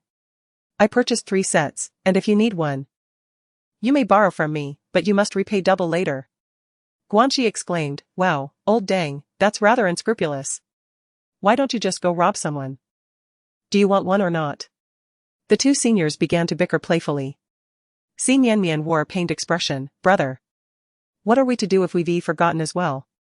We spent 80 yuan on dinner to indulge ourselves. And the remaining 20 was spent on water and mosquito repellent, leaving us utterly broke. No worries, I'll borrow from teacher Deng, Sizuan said. Completely unconcerned about the debt, confident that he could repay it within a day given his capabilities.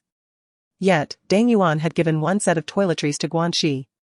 Kept one for himself, leaving only one set remaining. Sizuan held the last set of toiletries, uncertain how to divide it. At home, he and Mian could share one set, but under the watchful eyes of the cameras, he couldn't. Nor could he afford to incite trending topics about the emperor neglecting his dental hygiene. Habitually, he cast a glance at Xin Yan, who shot him a disapproving look, evidently mocking his intentions to avoid her. Nevertheless, Sizuan approached her. You still have some money left, don't you? What? Are you trying to coerce me into exchanging houses with you while demanding money as well?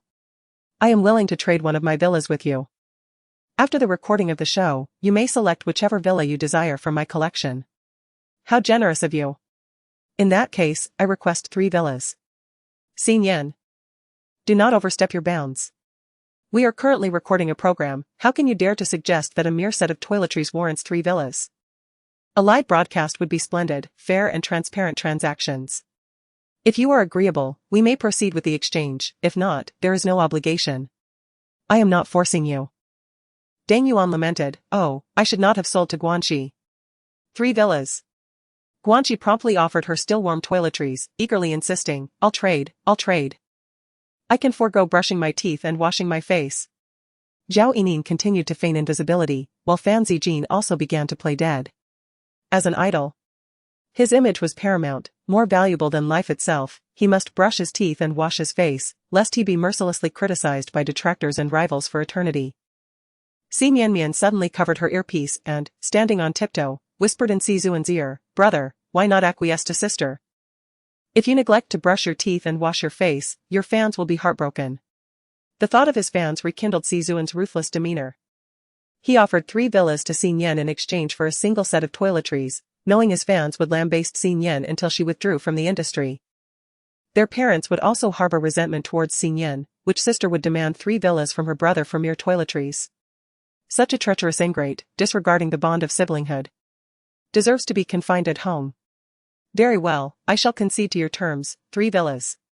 Oh, my apologies, 3 villas were the initial offer. The current price is 5 villas. Xin Yan. 8 sets.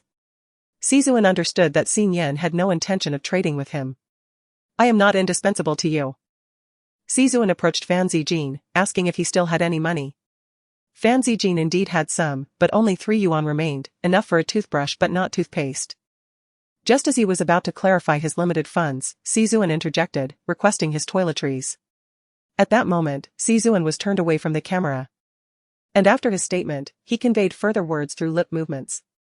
I will provide you with a resource for a leading role in a historical drama. Fan Zijin comprehended the implication and felt a surge of excitement. Although he was currently an idol in a boy band, the domestic boy band scene was rather lackluster. And ultimately, he aspired to become an actor. Moreover, his purpose for participating in this program was to cultivate a favorable relationship with Sizuan. The role offered by Sizuan would undoubtedly be exceptional. Thus, he donned a beaming smile and graciously presented his toiletries with both hands. See. You may use them as you wish. In stark contrast to his generosity, Xin Yan's earlier actions appeared exceedingly petty and foolish. Isn't it absurd? Unwilling to accept 1 villa but desiring 8? Now she has none.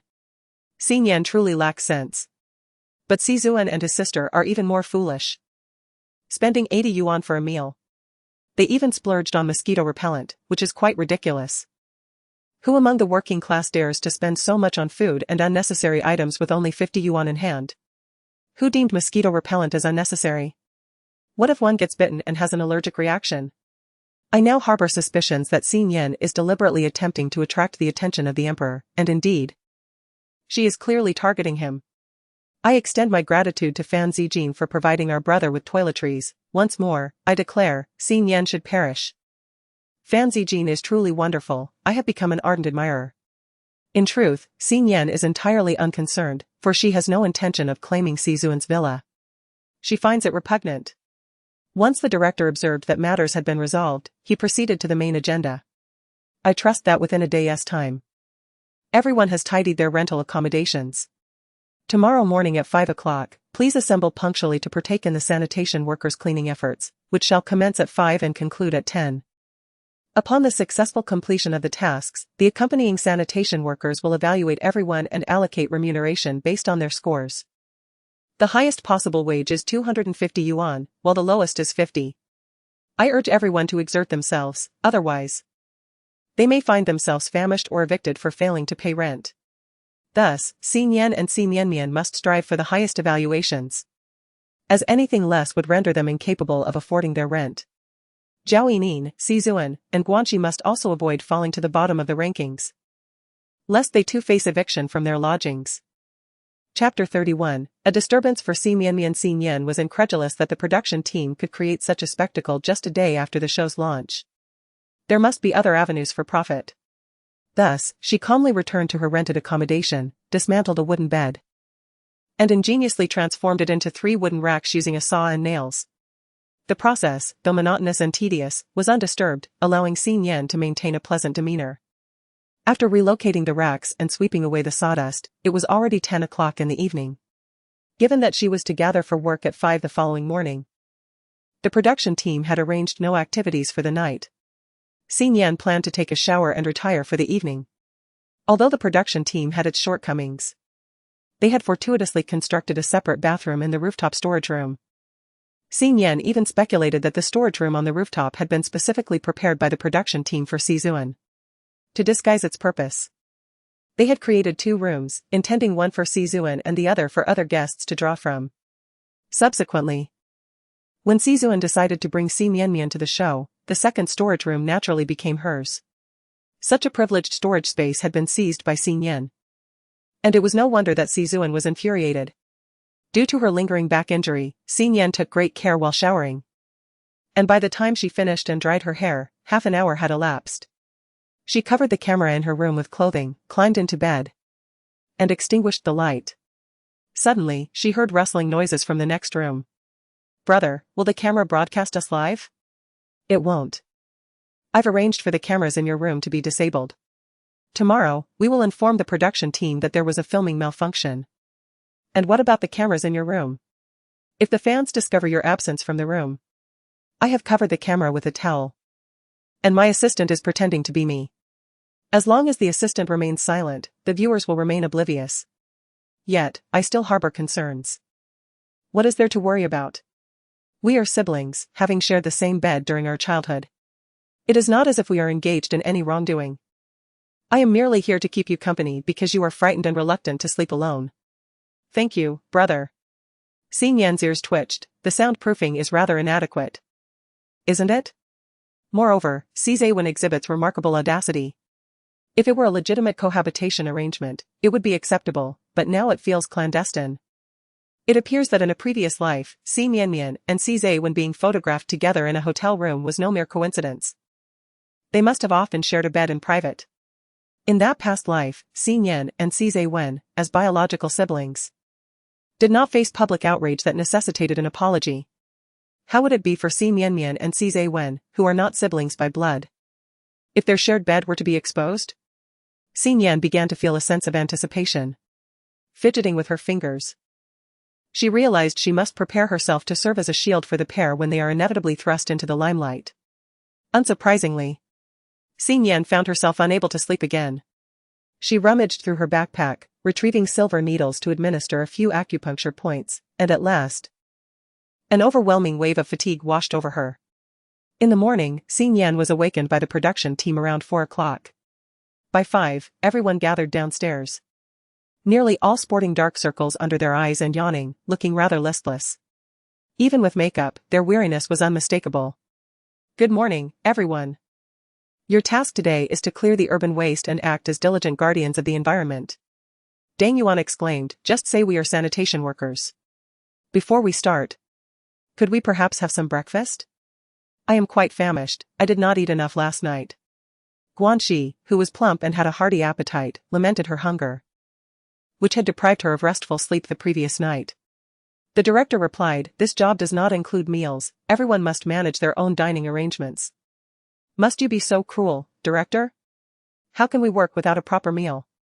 Is it possible to defer payment? You could deduct it from our wages," she pleaded. "Had I known, I would have saved some food from last night."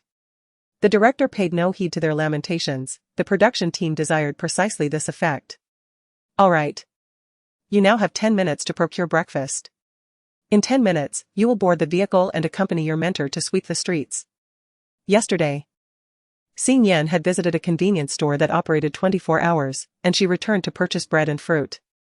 Upon her return, she was astonished to find Zhao Yining, who had previously remained silent and unnoticed, distributing food to everyone. "I brought my own blanket and toiletries, so I used the remaining money to buy food. And it seems I was able to assist everyone unexpectedly." Guanxi was overjoyed, exclaiming, "Yining, you are incredibly clever. Unlike me, who only brought a pile of useless items." Deng Yuan graciously accepted the breakfast, remarking, "Little sister, you are quietly achieving great things. Thank you for your breakfast." "Thank you," Zhao Yining responded. And Fan Zijin seemed to only just notice her, offering her a charming smile. This reality show is rather dull. It would be delightful to have a little star like Zhao Yining to add some fun. Si Mianmian, with a beaming smile, expressed her gratitude. Yet her fingers almost sank into the bread. Even a minor celebrity like Zhao Yining has garnered everyone's attention. She must be trending in the live broadcast right now. Meanwhile, despite being in the group for quite some time, she has yet to capture any particularly striking moments on camera. But that's alright. Soon she will undoubtedly become the center of attention. She is destined to be the belle of this reality show. Her elder brother has meticulously crafted a script just for her. Today is the day.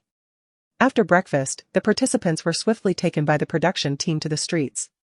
Following a brief tutorial from a sanitation worker, everyone began to disperse to their tasks. The street chosen by the production team was a less frequented alley, nearly deserted at 5 in the morning. Everything progressed smoothly until around 7 when traffic began to increase. Concerned about potential incidents, the production team instructed everyone to clear fallen leaves and litter from the sidewalk. Suddenly, Guanxi rushed over to find Xin Yan. "Xin Yan, Si Mianmian is in trouble." Xin Yan glanced at the rising sun, aware that the script was unfolding. She feigned ignorance and inquired, "What has happened?" It turned out that while attempting to pick up litter from the flower beds along the roadside, her hand had become trapped between 2 iron posts of a fence, leaving her no choice but to await the arrival of the fire department to cut the posts and free her hand. How foolish! Guanxi was momentarily taken aback, not expecting Xin Yan to be so forthright. At a loss for words, she could only suggest, "Shall we go take a look?" Xin Yan followed the sound of commotion, only to discover that a considerable crowd had gathered around Si Mianmian. Some individuals had even stopped their vehicles to observe the situation, leading to a sense of astonishment among the onlookers. "How come there are suddenly so many people here?" Xin Yan scoffed, realizing that these were merely hired spectators. This vicinity was near the hospital, with so many people obstructing the area, it posed a significant hindrance to any urgent medical operations. Amidst the crowd, someone voiced a concern. And soon the wail of an ambulance siren pierced the air, confirming that it was indeed blocked not far away. Attempts were made to urge the crowd to clear the way, but the sheer volume of people rendered it chaotic, making it impossible to identify whose vehicle was whose. Xin Yan cast a glance at Si Mianmian, who was visibly anxious and remorseful as she had her hand trapped. "Yunjia, what should we do? There are too many spectators, and they have obstructed the ambulance's path," Si Mianmian inquired, her eyes red with urgency and shame, turning to her manager beside her. Chapter 32, dislocating Si Mianmian's hand. Agent Yun had been accompanying the production team all along, and now that the artist was in trouble, she naturally rushed to the scene to assist. "I had already urged everyone to disperse, yet no one seemed to heed my words. Perhaps." Si Mianmian gazed at her fair, delicate hand. "I've heard that dislocating the thumb can make the hand appear smaller." Raising her gaze once more, her eyes brimmed with determination. "Yunjia, I shall dislocate my hand. As long as I depart, everyone will cease to linger here." Yunjia sighed and instructed the staff of the production team, "Please summon the on-set doctor." The staff went and returned, having found no one. Yunjia was astonished. How could they not be found? They had indeed given prior notice. The doctor should be nearby, ready to assist Si Mianmian with the dislocation. Si Nian sneered. For before joining the production, she had gathered evidence of the doctor's clandestine consultations and had sent a timed email. An hour and a half ago. The doctor would have received the email and swiftly fled. Why had Si Nian prepared in advance? Because everything unfolding before her was a script meticulously crafted by Si Zuan to elevate Si Mianmian's status, with the public relations team working diligently behind the scenes. In her previous life, Si Mianmian had risen to prominence through this very incident, transforming into the gentle and kind national sweetheart. The hand injury was intentional. The onlookers mere actors in a staged performance, the ambulance a false alarm, and even the doctor tasked with assisting in the dislocation had been preemptively bribed. Si Mianmian had exerted considerable effort to garner attention for her debut. How could Si Nian not lend her a hand in this endeavor? Having studied medicine since childhood. Allow me to assist you. She approached Si Mianmian, her gaze descending upon the pitiful figure before her, the mockery in her eyes unmistakable. A tremor coursed through Si Mianmian's body as an uncontrollable dread enveloped her. She could not shake the feeling that Si Nian harbored ill intentions. The memory of Si Nian pushing her down the stairs haunted her, filling her with fear. Sister Nian, when did you ever learn medicine? Did you not study screenwriting at school? Her complexion turned ashen, and her voice quivered. Perhaps we should wait for a doctor. I have been studying since childhood. And I possess a medical qualification certificate. Si Nian was well prepared, producing her certificate from her pocket. Impossible. You are far too young to have obtained a medical qualification. Yunjia did not spare a glance at the certificate. Had she done so, she would discover that Si Nian's was extraordinarily special. Si Nian bent down and lifted Si Mianmian's chin, stating, "Given your kindness, you surely would not wish to squander time, merely watching as the ambulance remains ensnared in traffic. Would you? Remember, every second counts in saving lives. Each moment of delay increases the peril for the patient. Do you not wish to save a life? Rest assured. My skills are exceptional, and you will feel no pain." With the situation laid bare and surrounded by onlookers, some capturing the moment on their phones, others directing cameras at her face, Si Mianmian could only grit her teeth and nod. "Very well, I am not afraid of pain. Proceed." That is reassuring. The gaze of Si Nian turned icy in an instant as memories of her past life flooded back, her hands pierced by steel and concrete. A part of her longed for Si Mianmian to experience that excruciating sensation. Alas, the moment had not yet arrived, for now, she would settle for reclaiming the interest. Si Nian seized Si Mianmian's thumb and forcefully twisted it, a sharp crack resounding as the thumb contorted grotesquely. The proper technique would have involved finesse. Yet Si Nian resorted to brute strength, inflicting a pain that was likely compounded from all the suffering Si Mianmian had endured throughout her life. A pained scream escaped her lips before she fainted, prompting Sister Yun to rush to her side and support her. Si Nian withdrew her hand, promptly restoring the thumb to its original position. The entire ordeal transpired in mere seconds. To an outsider, Si Nian's movements appeared fluid and impeccably executed. According to the script, Si Mianmian was supposed to endure the pain and urge the onlookers to disperse, facilitating the passage for the ambulance. However, with Si Mianmian now unconscious, Sister Yun had no choice but to escort her to the hospital. As Si Mianmian and her entourage departed, the other actors scattered like startled birds, bringing an end to the commotion here, while the uproar online was just beginning. What happened? Why did Si Mianmian faint from the pain? I've twisted my thumb before.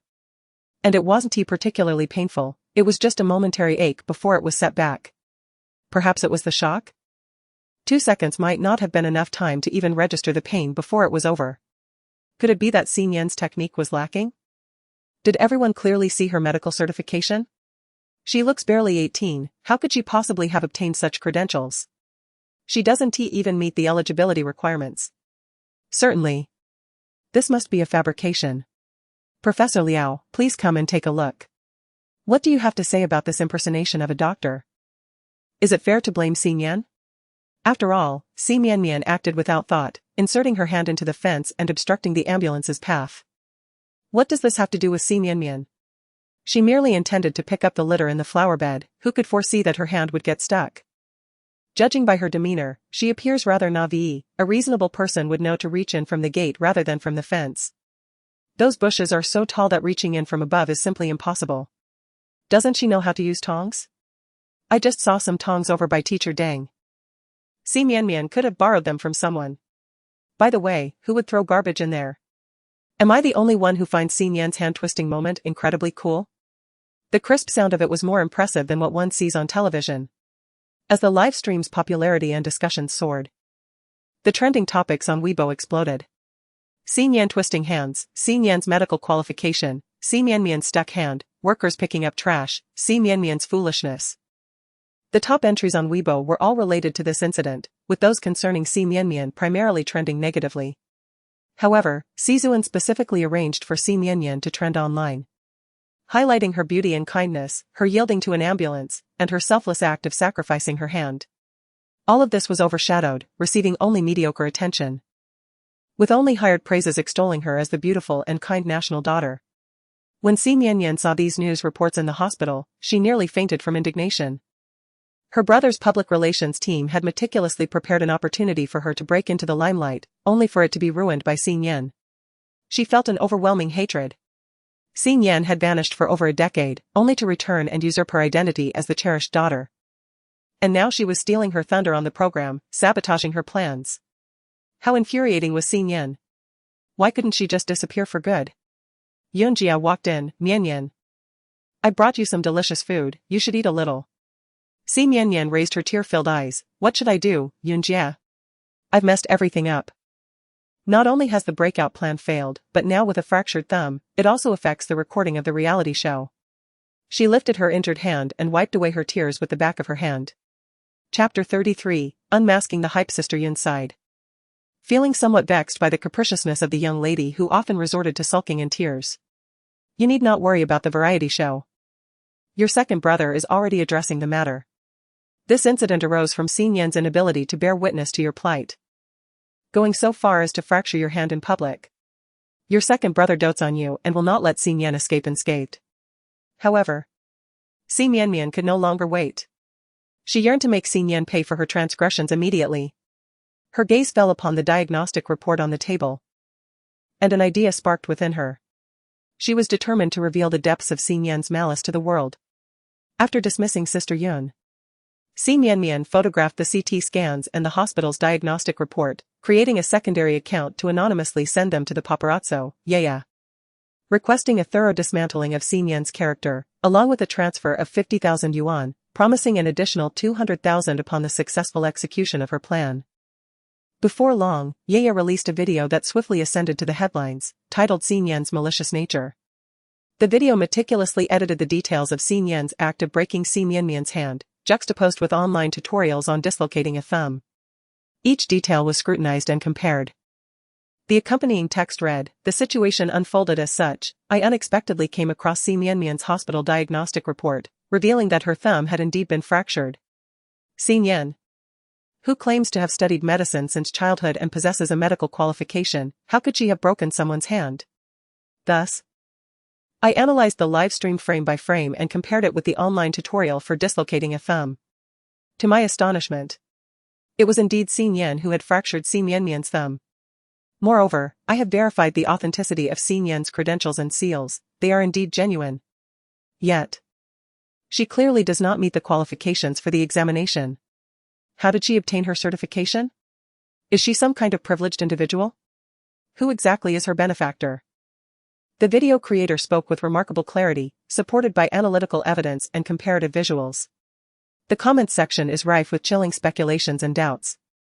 Many fervent fans have tagged Professor Liao, urging him to share his thoughts on Si Mian's privileged certification. Professor Liao, a national treasure-level dual-disciplined physician, is now in his 60s. A steadfast pillar of the Chinese medical community. On the other side of the city, as Professor Liao prepared for slumber, his grandson approached him, phone in hand, stating that many people online were seeking him out.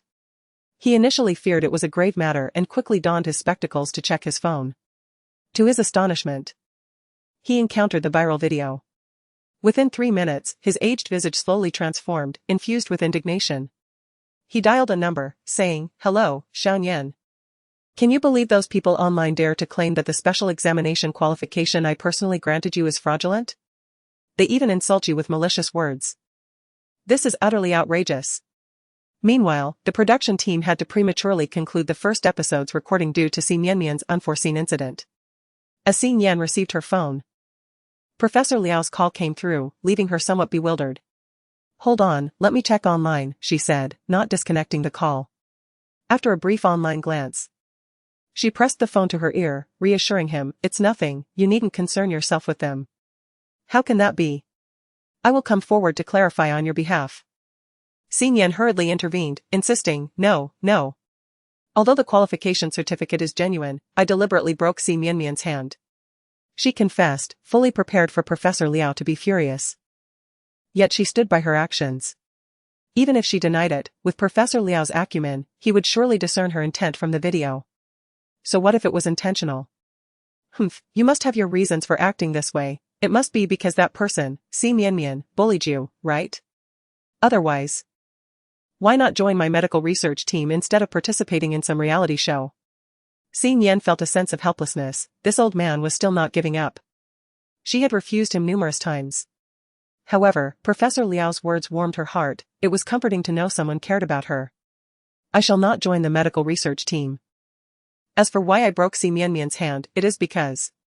She revealed to Professor Liao the truth behind the hype, explaining that she had inadvertently overheard a conversation between Si Mianmian and her manager. "It's outrageous.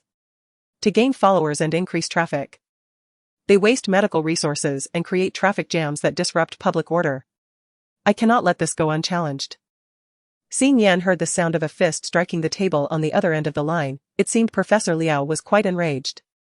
Fearing that his righteous indignation might lead him to intervene, Si Yan hastily preempted him, saying, "You need not concern yourself with this matter. My lesson for her has only just begun. Alright, you have your plan, but do not engage in any illegal activities, otherwise, even I cannot protect you. Rest assured. When have I ever engaged in illegal acts? Prepare to witness the unfolding drama." After hanging up the phone, Si Yan deftly entered a series of codes, swiftly orchestrating a plan with actors posing as bystanders, arranging for someone to feign calling an ambulance, and compiling an array of chat messages, including transfer records, script outlines, and task requirements, all meticulously saved as screenshots. She registered an account under the pseudonym Sweeping Monk and artfully crafted her first post, even investing in a trending topic to garner attention. With a few more taps on her phone, she delved into the account of photographer Yaya, uncovering chat exchanges and transfer records that confirmed her suspicions. Following the IP address of the anonymous account led her directly to Si Mianmian. Si Yan captured the chat logs as screenshots and, using her Sweeping Monk account once more, published a second post. For now, she refrained from revealing the truth behind the anonymous account's identity as Si Mianmian. After all, the allure of the game lies in its gradual unfolding. The sudden rise of a small account to the top of trending topics attracted a throng of curious onlookers. After perusing the two posts containing the chat screenshots, the online community erupted in fervor. Wow, it turns out this was all a marketing ploy. Si Mianmian deliberately trapped her hand in the greenery, staging a scene of desperation. I always thought it was too foolish for someone to get their hand caught in the railing of a green zone. I've turned against Si Mianmian. For the sake of fame, she resorted to such outrageous tactics. Shocking. The hand in the greenery incident was merely a script. Such a grand setup and substantial investment. I refuse to believe this doesn't involve Si Zuan.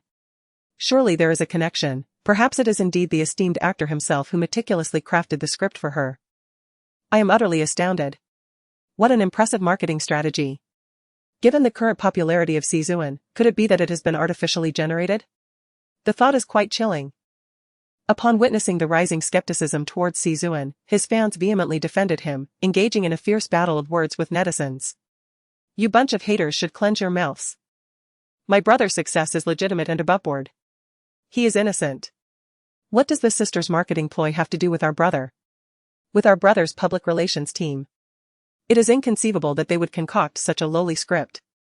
We have already captured evidence. Just wait for the studio to unveil the truth. How dare you slander our brother?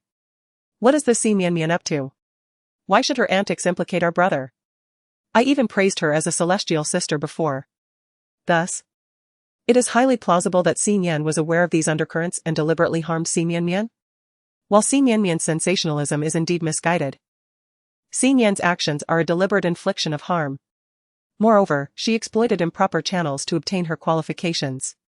Stop whitewashing this. Who knows if Si Mianmian's injury is not part of a script? It seems too fabricated, and from now on, I shall not believe anything related to her. Even if we entertain the notion that Si Nian intentionally broke Si Mianmian's hand, she would have brought it upon herself. I believe even the injury is a mere fabrication. Chapter 34, The benefactor is her husband. Fans and netizens erupted into a cacophony of chaos, the online realm rife with disorder. Armed with records of transfers from anonymous accounts and marketing profiles, the consensus emerged: Si Mianmian's hand was far from severed. The entire affair appeared to be a meticulously crafted script designed to elevate her at the expense of Si Nian. The tumultuous online skirmish posed little threat to Si Zuan, a luminary of his stature, for he had remained incognito throughout the debacle. However, for the fledgling Si Mianmian, extricating herself unscathed was an impossibility. The question lingered: how would the Si family endeavor to exonerate her? This matter was far from resolution, it was merely a matter of allowing the dust to settle. Si Nian powered down her phone, only to realize that the other guests had been whisked away by their respective teams. The building now housed only her and a handful of staff, who lingered to prevent any fan or paparazzi mishaps. Lacking a team to retrieve her, Si Nian tidied her belongings and descended the stairs. By chance, she stumbled upon two staff members gossiping about her. Oh, just when we were getting into the juicy details. We're interrupted by the night patrol. With only Si Nian upstairs, what is there to patrol? One remarked. All the other guests have their teams to escort them. Did her benefactor not send anyone for her? Humph, she has probably been abandoned by him already. What does her beauty matter? A heart of stone. She is capable of publicly breaking Si Mianmian's hand. I heard Si Zuan has already gone to confront the director, being so indulgent towards his sister. He surely won't let Si Nian off the hook.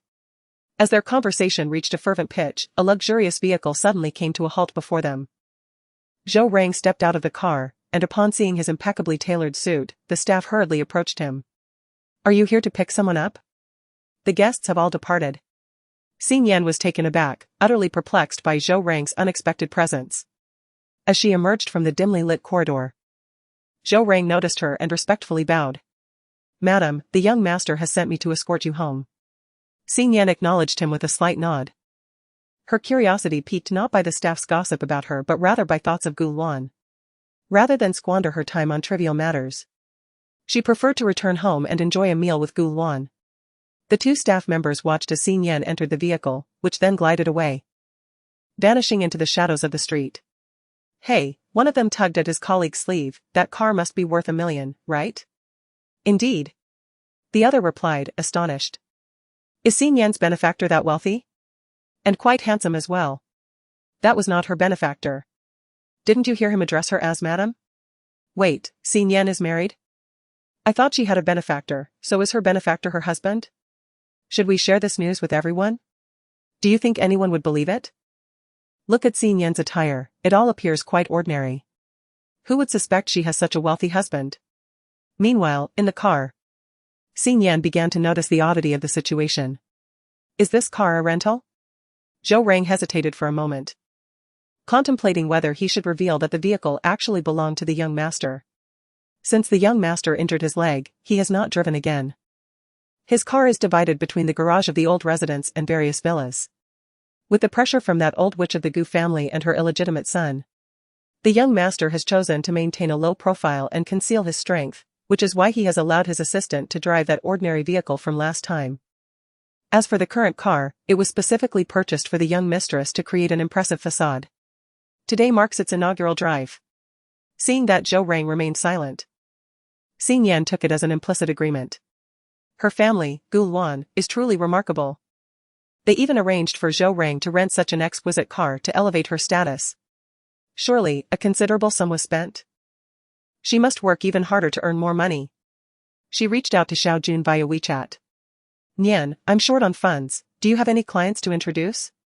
Xiao Jun, what kind of clients? How did you know I have a group for impotence? Si Nian was at a loss for words. This Xiao Jun truly resembled a foolish son of a landlord. Nian, I'm not just limited to treating impotence. I can handle other ailments too. Xiao Jun, oh. There's plenty. For instance, that Dang Yuan from your variety show, I heard he has actually lost his sense of taste and cannot discern flavors while eating. But he has kept this matter concealed from the public. Nian, thank you.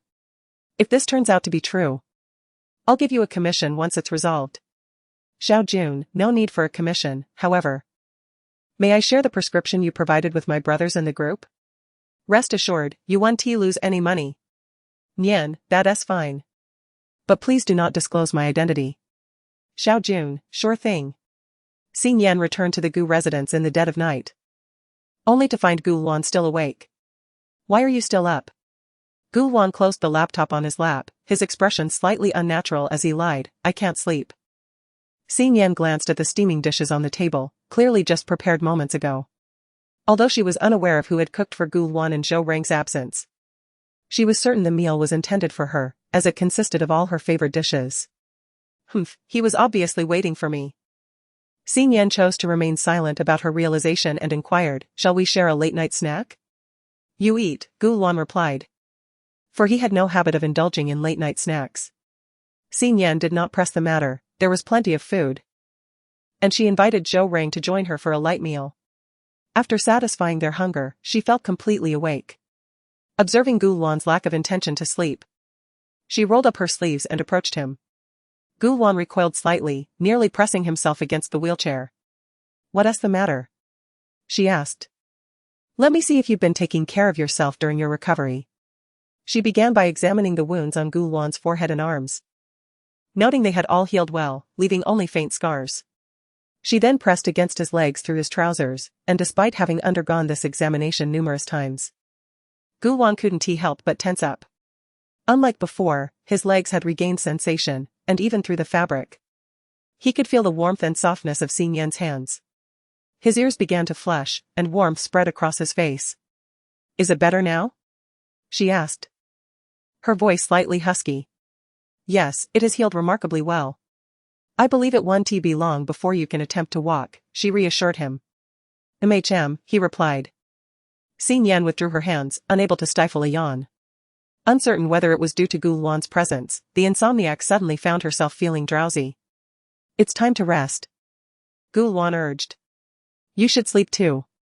You go ahead, I have matters to attend to, Xing Yan replied, glancing at Zhou Rang, suspecting they had something to discuss. Thus, she ascended the stairs to take a shower. After her bath, Xing Yan was overwhelmingly fatigued. Despite her intention to wait for Gu Luan, she dozed off in a haze. When Xing Yan awoke the following day, it was already noon.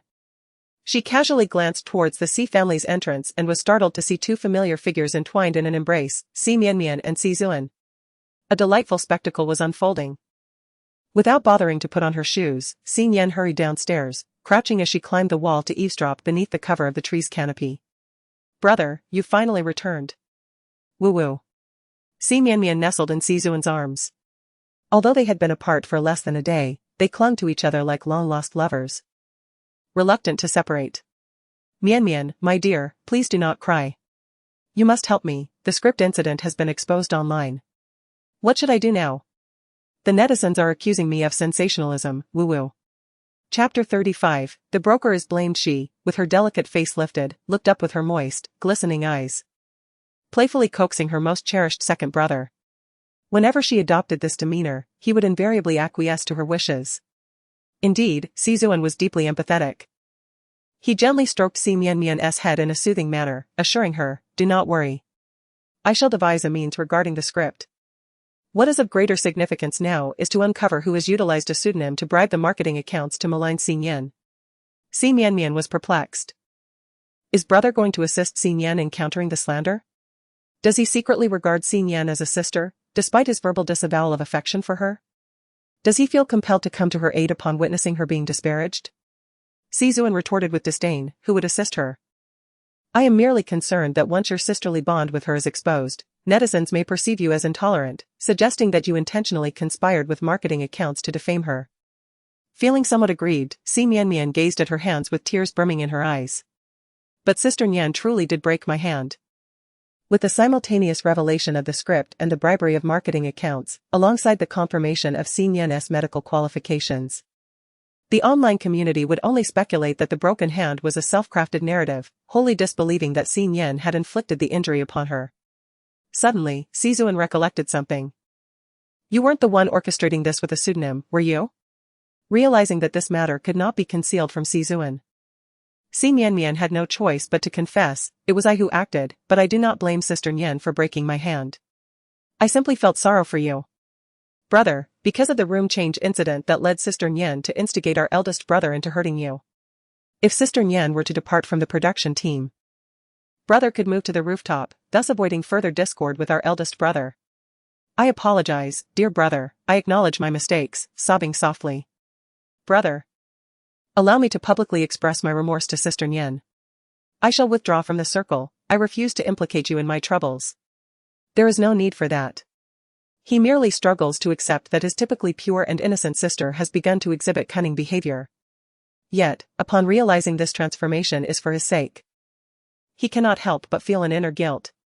It is my own inadequacy that necessitates your intervention in such trivial matters. You are my most cherished brother, and naturally, I must protect you. Sizuan's heart fluttered as he embraced Si Mianmian more tightly.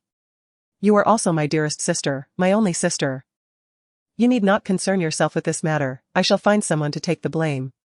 Si Mianmian thought of Sister Yun. Had she managed to prevent Sister Nian, she would not have suffered such an injury. Brother, the only individuals capable of capturing close-up photographs and CT scans of my hand are either doctors or nurses. Or it must be Sister Yun. I understand what must be done. The doctors and nurses have no reason to spend exorbitant sums to bribe marketing accounts to tarnish Sister Nian's reputation. Thus, it can only be Sister Yun. Sizuan called to inform his studio, terminating Sister Yun's employment and issuing a public statement accusing her of colluding with marketing accounts to defame Sister Nian, asserting that this matter does not concern the studio or the artist. Will Sister Yun retaliate against us? Si Mianmian expressed her concerns.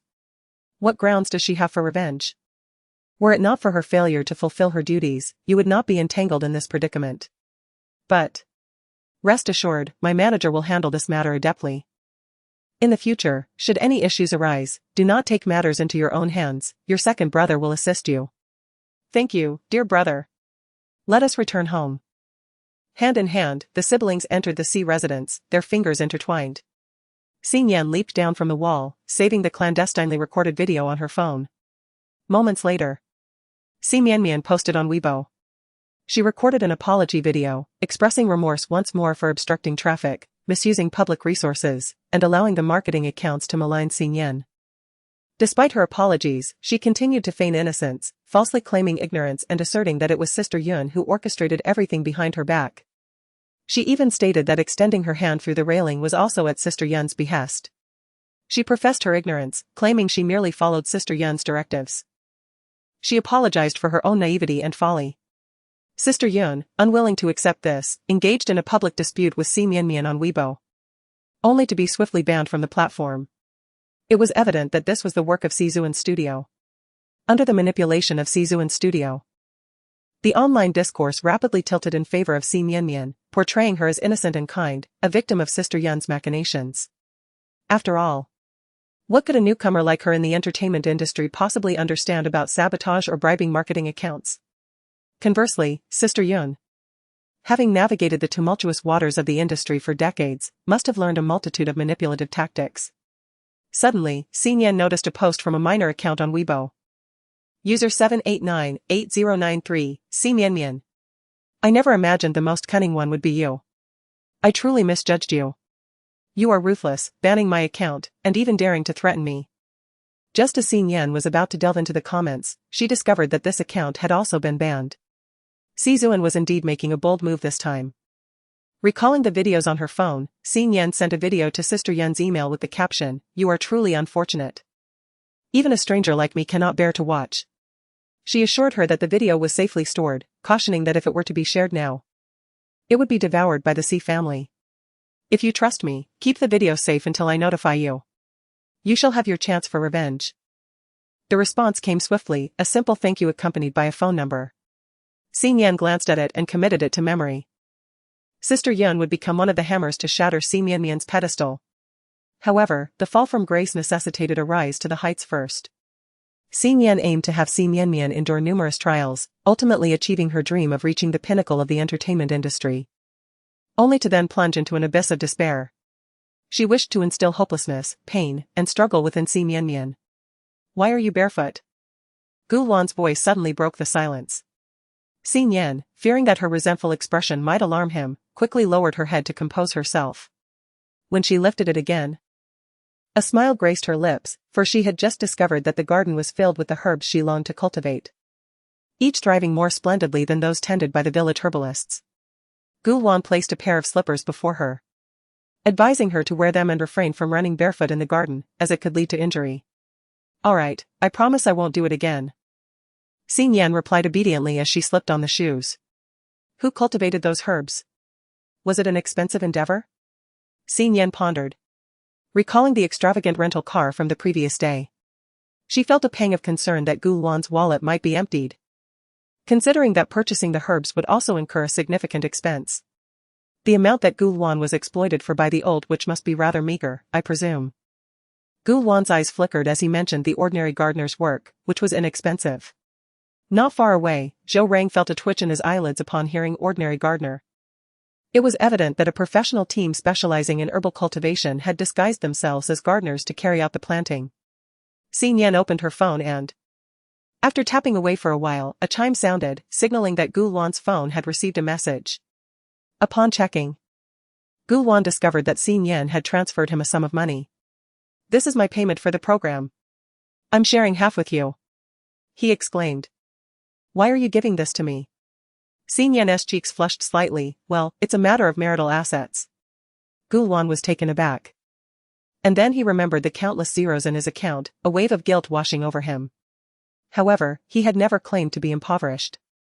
Should he disclose this to Xin Yan? As he gazed at the money she had sent him, he pondered whether revealing the truth would anger her for not being forthright before. He cherished Xin Yan's kindness towards him and wished to avoid hiding everything from her. Yet he also feared her potential wrath upon discovering the truth. He resolved to take things one step at a time. In the afternoon, "Let me take you to one of my shops," he proposed. Chapter 36, The Exchange of Marital Assets. Xin Yan was somewhat taken aback. Gu Luan actually owned a restaurant? In the afternoon, Zhou Rang drove the two of them to Gu Luan's establishment, a quaint little eatery. This modest restaurant was nestled in a corner of the southern district, its entrance exceedingly unremarkable. Were it not for the sign hanging on the door reading Yukai, one might easily mistake it for an ordinary residence. The two aged wooden doors stood firmly shut until Zhou Rang knocked, and after a considerable wait, a plump middle-aged man clad in a Zhongshan suit appeared to open the door. Upon recognizing his visitors, he greeted them warmly. "Ah, it's Xiao Luan and Xiao Rang. Come in, come in. Is this young lady perhaps Xiao Luan's wife?" Feeling a bit bashful, Xin Yan scratched her head. "Hello, I am Xin Yan. There's no need to be so formal, consider this your home. Please, step inside." The trio entered the courtyard, which was promptly shut behind them. The yard featured a gentle babbling brook, a rockery, and a fish pond, resembling a private residence more than a restaurant. Xin Yan cast a puzzled glance at Gu Luan, who explained, "This is a private kitchen restaurant and also the residence of Uncle Long. Uncle Long is a close friend of my father's and the proprietor of this establishment." "What proprietor?" "I am merely a chef," Uncle Long interjected, disliking the formal title, as it felt too distant. "Xin Yan, is it? What would you like to eat? I shall prepare it for you." Xin Yan was at a loss for words, unsure of what to express, especially since there was not even a menu in sight. "Uncle Long, just make what I usually enjoy," Gu Luan suggested. "You can assist him," Zhou Rang. "Very well. You take your wife for a stroll, after all. This is your business, and you two must visit me often." Uncle Long, with his habitual ramblings, entered the kitchen, and Zhou Rang followed suit. Gu Luan maneuvered the wheelchair, guiding Xin Yan around the modest space. It was not large, accommodating at most 2 tables of patrons per day. Xin Yan raised an eyebrow. Merely 2 tables? And with Uncle Long managing it alone, the earnings must be meager. No matter, she would find a way to generate income. Uncle Long swiftly prepared the dishes: a homestyle mapo tofu, braised pork reminiscent of her grandmother's, steamed seafood trio, delicately steamed fish, and blanched vegetable hearts. Although the dishes were simple, their flavors were anything but. The tofu was velvety, the braised pork tender, the seafood trio was sweet and fresh, the steamed fish delectable, and the vegetable hearts crisp and sweet. Each dish offered a rich texture that lingered on the palate. This cuisine evoked a sense of familiarity in Xin Yan, somewhat akin to the meals Zhou Rang delivered to the villa daily. Ah, so the meals we relish each day are prepared by Uncle Long. No wonder they taste so reminiscent. Humph, Uncle Long had even greater talents, yet time constraints and unprepared ingredients hindered him. As he spoke, he shot a reproachful glance at Gu Luan. Little Luan, bringing your wife for dinner without prior notice. Had I known, I would have prepared something even more exquisite. Gu Luan sighed. This visit was indeed a spur-of-the-moment decision. Next time, he promised. You must remember to inform me in advance. Uncle Long continued his gentle scolding before retreating to the kitchen, declaring, I shall whip up a delightful dessert for you. Gu Luan exchanged a glance with Zhou Rang, who departed for a brief moment, returning with a document in hand.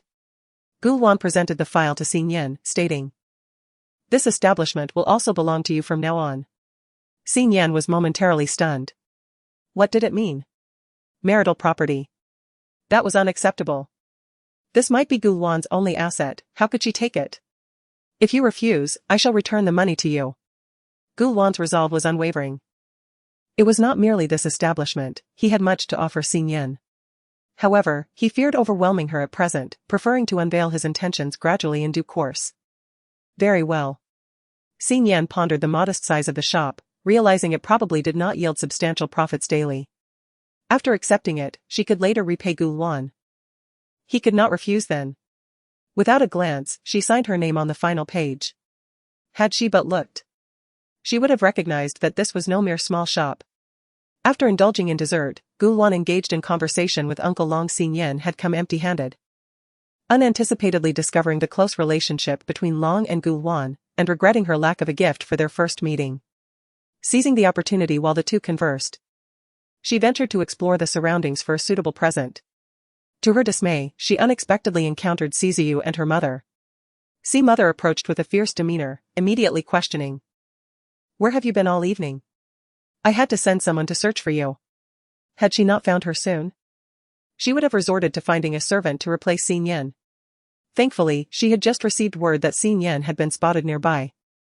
She had promptly summoned Ziyu to accompany her in apprehending her daughter.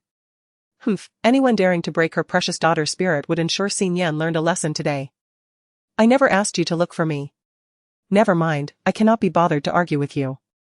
Simu now only wishes to soothe Xin Yan before proceeding with her next plan.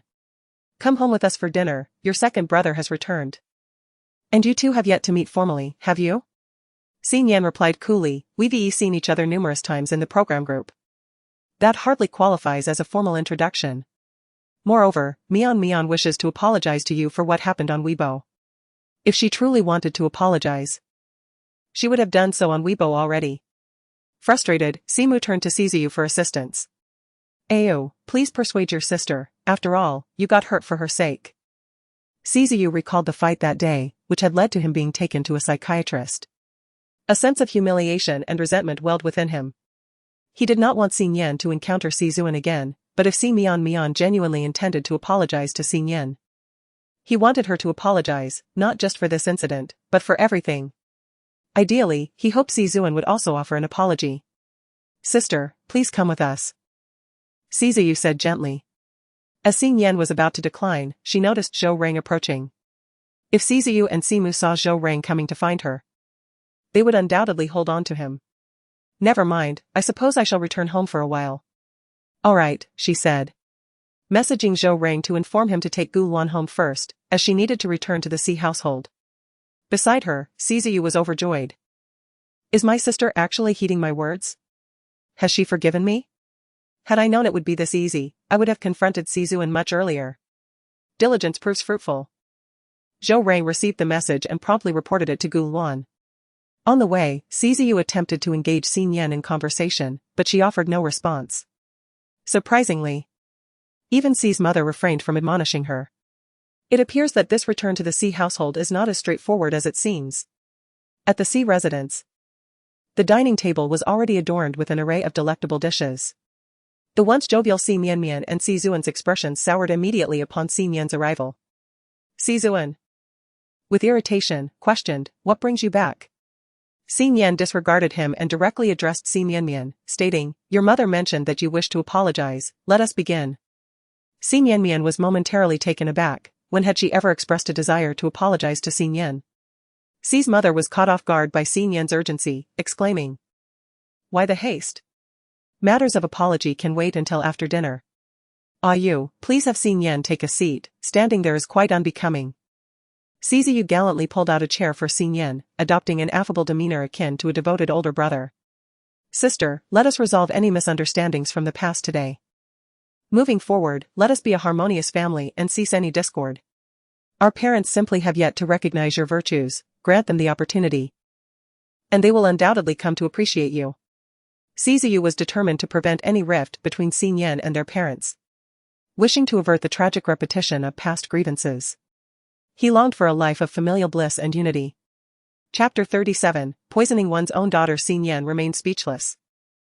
She had no desire for the affection of the Xi family, which she found repulsive.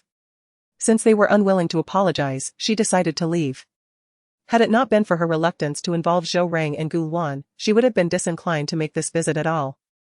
However, since she was already there, she might as well finish the meal before departing. Mr. Xi entered alongside Feng Shitong. The moment Xi Yan laid eyes on Feng Shitong, a realization dawned upon her. Here we go again, did he intend to pressure her into marriage once more? Very well, she would not hold back this time. Xi Yan took her seat, and upon noticing her lack of protest to leave, Mr. and Mrs. Xi hurriedly invited everyone to sit down and commence the meal. Feng Shitong's gaze remained fixated on Xi Mianmian the instant he walked in. "Is this Miss Xi Mianmian? You are even more enchanting in person than in photographs." Xi Mianmian felt uncomfortable under his scrutiny, yet she bashfully expressed her gratitude at the compliment. Xi Zuan, displeased at the way his sister was being ogled, spoke with a hint of irritation. "Parents, wasn't this supposed to be a family reunion? It's one thing to invite Xi Yan back, but why include an outsider?" Mr. Xi shot him a glare. "Outsider? Mr. Feng is to become part of our family, he is here to discuss a union." "A union?" The three siblings, Xi Mianmian, Xi Zuan, and Xi Ziyu, were utterly astonished. They collectively turned their gaze towards Xi Yan. Realizing that she was the only one among them whom their parents would consider marrying off to someone like Feng Shitong. Xi Ziyu furrowed his brow, inwardly dissenting the idea. Just as she was about to inquire further, Father Xi raised his glass, suggesting that the matter of the union could be discussed later. "Mr. Feng, let us share a toast," he proclaimed. "Xi Yan, you should join us in this toast as well. This red wine has been specially airlifted from country F. And a single sip costs a fortune." Mother Xi urged Xi Yan, fearing she might refuse, emphasizing the wine's extravagant price. Xi Yan responded with a faint smile, downing the glass of red wine in one go. Satisfied, Mother Xi poured another glass for her, while gently advising the other side, Mian, you should refrain from drinking. Your injury is still healing. And on, do be cautious as well, your stomach ailment has yet to recover." Xi Yan found the situation amusing. Did they need to be so overt? Did they take her for a fool? "I am weary, I shall retire to my room," Xi Yan declared, rising to ascend the stairs. Having already consumed her glass of wine, Father and Mother Xi did not attempt to stop her. Xi Ziyu decided to follow, stating, "I will check on my sister." Mother Xi, exasperated, pulled him back. "What are you looking for? She will be fine upstairs. Once in her room." Xi Yan immediately induced vomiting, expelling the red wine she had just consumed, and leaned against her small bed, counting the minutes. After an indeterminate period, chaotic footsteps and voices echoed from outside her door. "Dear, are we truly going to hand Xi Yan over to Feng Shitong? You must stop being so soft-hearted. If we continue to delay the company's projects and do not resolve the scandal from the wine party, who knows how much more our company will lose? Is money more important, or is that jinx Xi Yan more significant? You decide." The cold and unfeeling voice of Mother Xi sent a shiver down Xi Yan's spine from within the room. This was her biological mother, malicious and heartless. "Darling, you must think carefully, Xi Yan has actually broken Mian's hand. Mian, who has never so much as scraped her skin since childhood, is now on the verge of disfigurement, and now her hand is broken. If we do not teach Xi Yan a lesson now, will she not eventually kill Mian? Moreover, that shameless Feng Shitong insists that we send Mian to him before he agrees to cooperate. Humph. He is nothing more than a toad wishing to eat swan meat. Mother C's voice grew increasingly agitated, prompting Father C to hurriedly cover her mouth. Lower your voice. Do you wish for the children to overhear? Mian and An are right inside, it would be best if they remain oblivious to this matter. Upon recalling Si Mian, Mother's expression softened considerably. If it were not to lure Feng Shitong with Mian, we would not allow her to stay at home at this time. Once this matter concludes, we must compensate Mian generously. As for that jinx, Xin Yen, let her serve Feng Shitong well for now. She can forget about participating in any reality shows. What a shameful spectacle that would be. Very well. We shall proceed according to your plan. In a moment, I will call on to arrange for him and Mian to stay at a hotel tonight. And there is no need to rush back tomorrow. Father C set aside his concerns, feeling an inexplicable trepidation since the last banquet. As if Xin Yen were more formidable than she appeared. The couple knocked on Xin Yen's door, she closed her eyes and feigned unconsciousness on the bed. The door creaked open, as Father C unlocked it, placing the inebriated Feng Shitong beside Xin Yen. With practiced ease, he began to disrobe Feng Shitong, while Mother C intended to do the same to Xin Yen. In a moment of defiance, Xin Yen discreetly pricked Feng Shitong with a needle, eliciting a pained reaction from his otherwise lifeless body. Startled, Father C exchanged a wary glance with Mother C, fearing that Feng Shitong might awaken suddenly from his stupor. They abandoned their intentions and withdrew from the room. As soon as the door clicked shut, Xin Yen opened her eyes, gazing at the unconscious Feng Shitong, reminiscent of a lifeless pig, and was seized by a wave of nausea, not from Feng Shitong himself, but from the appalling actions of her own parents. These were her biological parents, who, for the sake of corporate gain and a collaborative project, had callously delivered their own daughter to a man's bed in pursuit of vengeance for their adopted daughter. Xin Yen did not rush to awaken Feng Shitong, rather, she administered another prick, ensuring he remained in a deep slumber. It wasn't until the clock struck 1 or 2 in the morning, and silence enveloped the surroundings, that Xin Yen quietly exited the room. As she pondered where to dispose of Feng Shitong, she heard footsteps ascending the stairs. Quickly, she concealed herself behind a towering potted plant, observing Aunt Song stealthily making her way with a knife and a thick rope under the dim light of the wall sconces. At that moment, Xin Yen felt a surge of vindication. This time, the little vixen had finally met her match. How dare she compel a chef of my caliber to prepare her dog food? Now, she was merely a pet beneath a man. The master and mistress had been far too lenient. How could one derive satisfaction from a deviant like Feng Shitong without the aid of a whip or a knife? It would be best if they thoroughly played with that little vixen until she was half dead. Let us see if she dares to act so arrogantly in the future. Aunt Song cursed under her breath, her eyes glinting with a venomous green light, resembling a serpent lurking in the dark. Xin Yen never anticipated that even Aunt Song was privy to her parents' scheme. It appeared that many within this household were aware of the plan. Yet, not one soul had thought to warn her. Was it their intention to ensnare her? Then let it be you. Initially, she had been uncertain as to which room would be suitable for casting Feng Shitong, as Si Mian and Si Zuan were not home. Only Si Ziyu and Si Zisheng remained, and it would be trifling to place him in their quarters. Si father and Si mother would surely not be in deep slumber that night, they might not even have closed their eyes yet. Now, fate had presented her with the target. Xin Yen stealthily approached Aunt Song from behind, delivering a swift blow that rendered her unconscious. Dragging Aunt Song to her father's study, she then pulled Feng Shitong along. Stripping them of their garments, she ensured that this scandal would leave them utterly speechless. Moreover, the knives and ropes would be a waste if not utilized. They were prepared by Aunt Song herself, so she might as well enjoy them thoroughly. Chapter 38, Caught in the act together. Early the next morning, a woman's anguished scream reverberated throughout the Si household. Si father abruptly leaped from his bed. After waiting an entire night, he had finally received the news he had long anticipated. Yesterday, his intention was merely to intoxicate Feng Shitong. But he had not expected Feng Shitong to become so inebriated that he only began his actions at the break of dawn. He roused Si mother, and the two, having not changed out of their sleepwear from the previous night, were apprehensive about any sudden disturbances. Upon exiting their room, they encountered Si Ziyu, who had also emerged from his quarters. Father, mother, what has happened? Si Ziyu inquired, having slept poorly, plagued by a premonition of impending calamity. a profound sense of unease gnawing at his heart. I believe I heard a woman's scream. Suddenly, a thought struck him, his sister. He dashed towards Xin Yan's room but halted at the threshold of the adjoining study.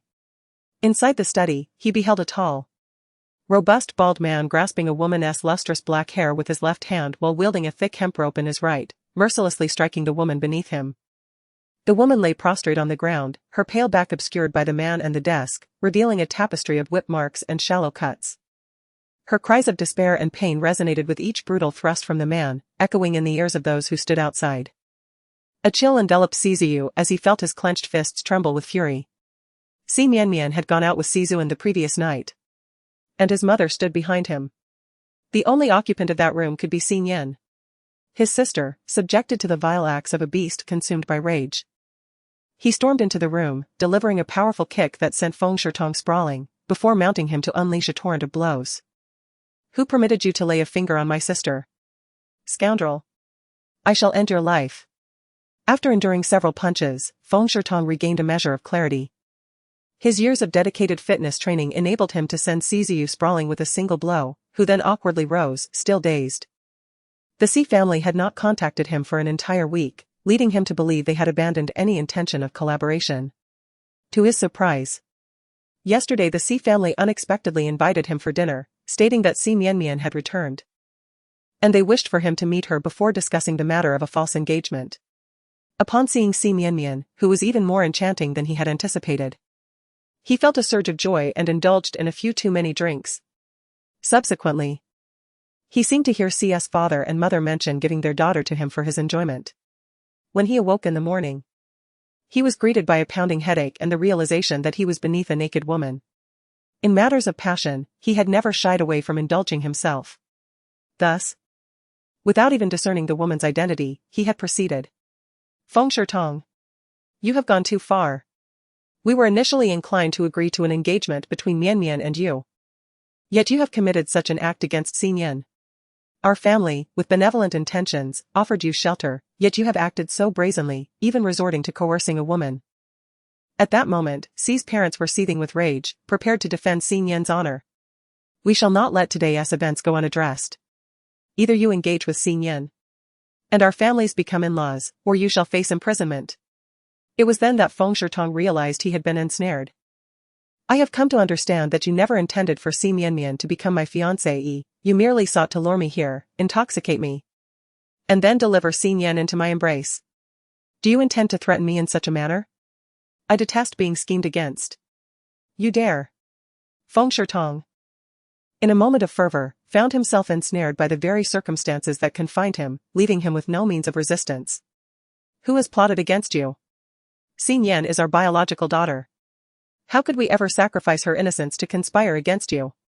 Si's father retorted with unyielding conviction, devoid of any guilt or apprehension regarding the betrayal of his own flesh and blood. Witnessing Xin Yan's recent humiliation, subjected to brutal treatment like a dog, inexplicably brought him a sense of satisfaction. Si's mother, repulsed by Feng Shitong's unabashed state, felt a surge of nausea, yearning for a swift resolution to the ordeal. Thus, she patiently urged, given that matters have escalated to this point, I advise you to reconsider our previous discussions. At the very least, let us arrange an engagement.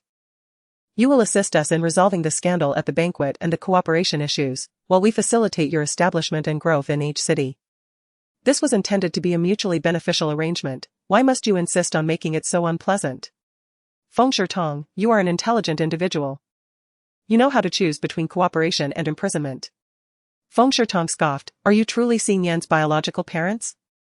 Shouldn't you be concerned about whether I have harmed her? Instead, your focus lies on matters of cooperation. How pitiable Xin Yan is.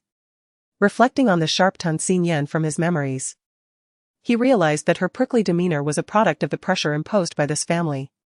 Feng Shitong had thought himself quite depraved, yet in comparison to this family, he felt like a mere novice in the realm of malevolence. The mother and the father were momentarily taken aback by the inquiry, indifferent to the fate of Xin Yan. Their sole concern lay elsewhere. At that moment, Sizu's gaze was imbued with profound despair and icy detachment. Initially, they had deliberately chosen to keep Sizu behind, rather than allowing him to spend the night with Sizuan and Si Mianmian, as they had noticed his recent obsession with his sister, Xin Yan. Their intention was to allow him to witness firsthand the sordid and unsightly truth about her. However, they did not anticipate that he would unveil their insidious scheme. "Ayu!" called out Father. Ziyu snapped back to reality, tears streaming from the corners of his reddened eyes. He dared not trust Feng Shitong's words. He yearned to hear his parents utter the words, "Father, Mother, is this true?" Mother, flustered, responded, "Of course not." It was Feng Shitong who, in a drunken stupor, tarnished Xin Yan.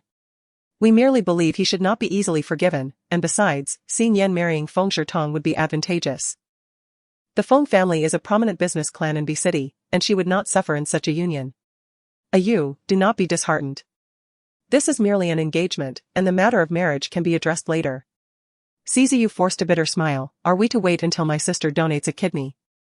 Or until the collaboration with the Feng family concludes?" "Enough." Father barked in anger. "We will explain this matter to you later." After reprimanding Ziyu, he turned to Feng Shitong. "Mr. Feng, make your choice." "Before making a choice, should we not first ascertain who the victim is?" After listening to the unfolding drama for quite some time, Xin Yan finally emerged from her room. The crowd was taken aback as they beheld her appearing unscathed, their astonished gazes drawn to the shadow lurking behind the curtains. Feng Shitong abruptly drew back the drapes, allowing everyone to finally discern the woman's visage. Aunt Song, with a choked sob, lifted her head to reveal a face so ghastly it was almost unbearable. "Master, madam, please save me," she implored. Upon seeing Aunt Song's countenance, Feng Shitong could not restrain himself and retched violently. "Damn it! You bunch of scoundrels. It's one thing to plot against me, but to bring forth such an old hag." Both Sir and Madam C were equally bewildered, yet there was no time for contemplation. Sir C continued to threaten. "Even if the person you coerced isn't Xin Yan, she is still our servant. This constitutes coercion. If you wish to avoid imprisonment, you must agree to cooperate. Regardless of the circumstances, the matter of collaboration must be addressed." Chapter 39 The daring rescue of the hostage. He was unconcerned that after signing the contract, Feng Shitong would still cause trouble, for they were all merchants. Signing a contract was inherently tied to financial interests, and the Feng family would not be foolish enough to breach the agreement and incur losses. Moreover, Xi's father had not contemplated any further collaboration with the Feng family after this incident. Were it not for Feng Shitong's insistence on Xi Mian, he would not have tarnished his reputation to this extent. "As long as you agree to cooperate," Xi's father spoke in a softened tone, even adopting a conciliatory manner, "we will ensure that today's events remain confidential, and we will assist you in resolving the remaining matters." Feng Shitong clenched his fists in anger. He could not afford to go to prison. Fortunately, there was no engagement to worry about. Associating with the repugnant C family was already a source of bad luck. "I agree to cooperate. If even a whisper of today's events escapes, I will not spare the C family." He picked up his clothes, shot a glare at everyone present, and departed. The fact that he had slept with an older woman could never be revealed. That would be more excruciating than facing imprisonment. Xin Yan yawned. She had not slept a wink in anticipation of the spectacle.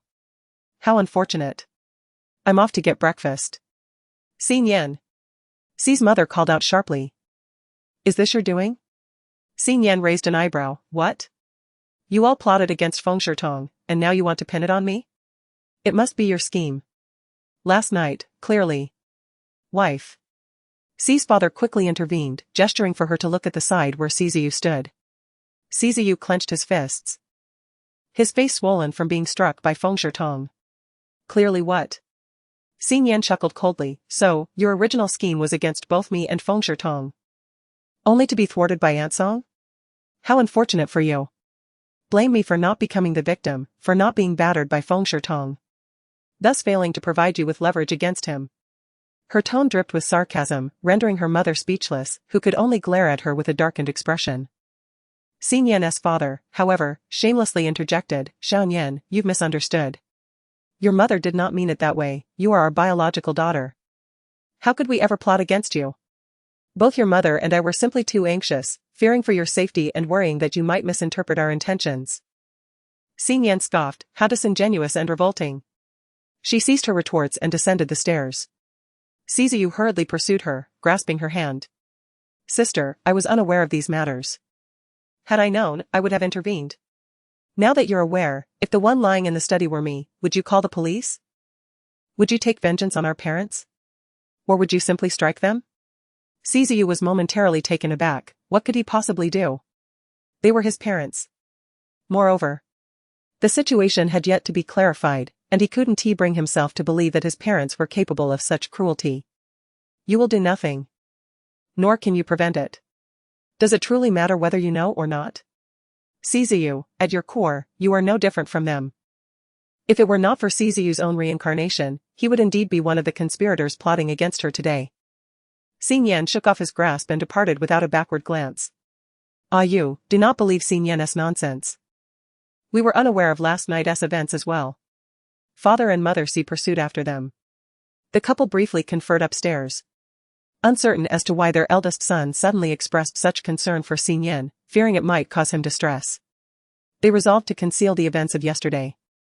In truth, my wife and I had only plotted against Feng Shitong, intending to frame him for theft of confidential information in order to coerce his compliance. We never anticipated such an outcome. Mother C grasped Sizu's hand, imploring him, indeed, you must trust us. We were equally astonished by this morning's spectacle. Did you not also mistake it for Xing Yan, leading you to strike Feng Shitong? We never intended to scheme against Xing Yan, she is our child. And we could never harm her. Sizu gazed at his once revered and trusted parents, now feeling profoundly alienated. He yearned to believe them, yet could not quell his doubts. Mother C, filled with disappointment, exclaimed, do you perceive me as such a malevolent person?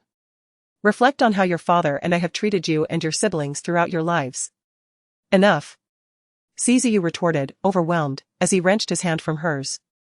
Clutching his head in anguish, and fled the C residence, making his way directly to a bar. After leaving the C household, Xing Yan, fearing pursuit from the C family, opted against returning home immediately. Instead, she donned a mask and wandered to a nearby shopping center, intending to procure some ingredients to prepare a delightful meal for Gulwan.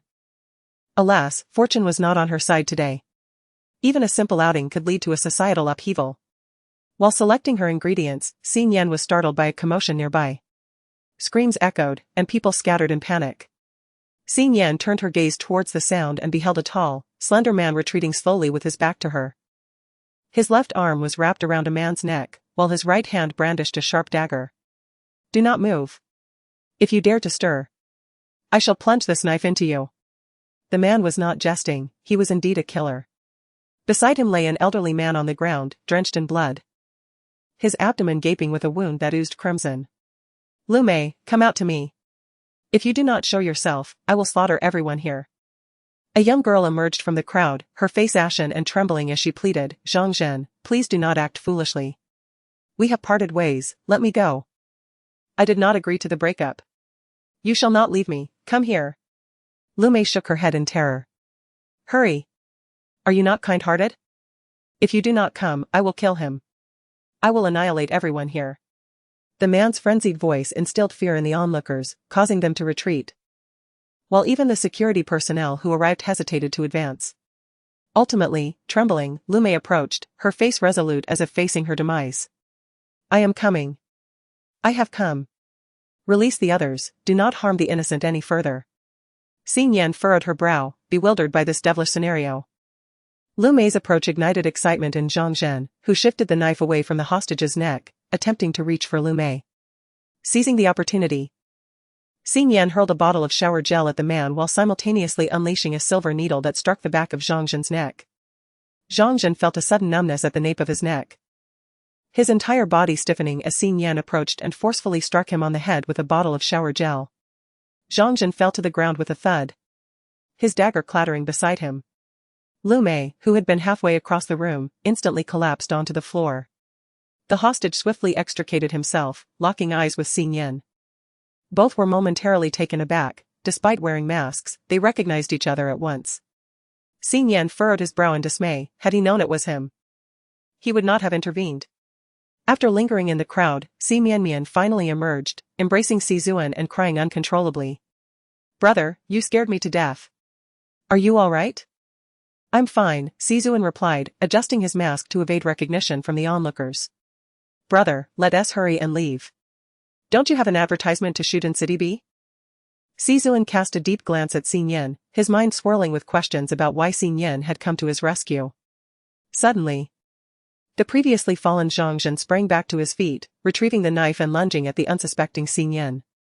Alarmed, Sizuan released Xin Yanmian's hand and rushed forward to save Xin Yan. Chapter 40, Gulwan came to fetch her in a swift motion. Xin Yan evaded the attack, raising her hand just in time to deflect the blade, which merely grazed her right forearm. Zhangzhen attempted another strike, but was swiftly subdued by several security personnel, who pinned him to the ground, causing the knife to fly far from reach. The presence of the guards obstructed Cize Wen's line of sight. Mian, having witnessed the harrowing scene, shrank her neck and urged, "Brother, let us depart quickly. What if that lunatic breaks free and seeks to harm someone again?" Meanwhile, Xin Yan's forearm was left torn and bloodied, exposing the bone beneath, with blood gushing forth. Just then, doctors and police arrived on the scene. A nurse attempted to bandage Xin Yan's wound, but she stepped back, insisting, "First, attend to the elderly."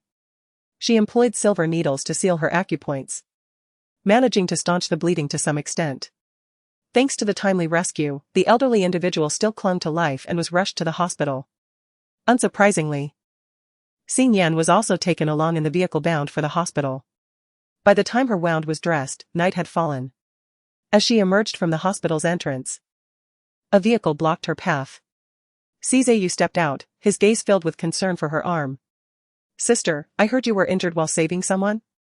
Xin Yan disregarded him, striding forward. Undeterred, Cizeyu pursued her, grasping her uninjured hand and refusing to let go. "Sister, why must you be so stubborn despite your injury? I am your elder brother, not your enemy." While at a bar, Cizeyu had received a harrowing video depicting the incident at the mall, where someone had inquired whether the hostage was his younger brother, Cize Wen. Yet, upon viewing the footage, he instantly recognized Xin Yan. The scene captured on video was utterly chilling. He could scarcely fathom what he would do if Xin Yan were to perish. How he wished she could be like Xi Mianmian, carefree and simply fulfilling her role as the cherished daughter of the Xi family. Whenever she faced financial difficulties, her elder brother would provide assistance. And should she aspire to pursue her dreams, he would wholeheartedly support her. All he desired was for her to be well. She could indulge in her whims, seek his favor, and express her minor frustrations. Why could she not depend on him like a typical sister? Xin Yan furrowed her brows and wrinkled her nose as she caught a whiff of alcohol. Was Cizeyu intoxicated and seeking her out in a drunken stupor? At that moment, another vehicle halted before them, and Zhou Rang emerged, seizing Cizeyu's arm, forcibly prying his grip from Xin Yan, and pushing him away. In his inebriated state, Cizeyu stumbled and fell to the ground. Zhou Rang opened the rear door for Xin Yan, who entered without a glance back. Believing that Gulwan had not arrived, she leaned into Gulwan's embrace. Witnessing Xin Yan being taken away incensed Cizeyu to no end. He scrambled back to his car, determined to pursue them. Xin Yan caught sight of this scene in the rearview mirror. The esteemed president of the C Group was, in fact, driving under the influence. While he cared little for his own life, he should at least consider the innocent bystanders. Without hesitation, Xin Yan dialed the police.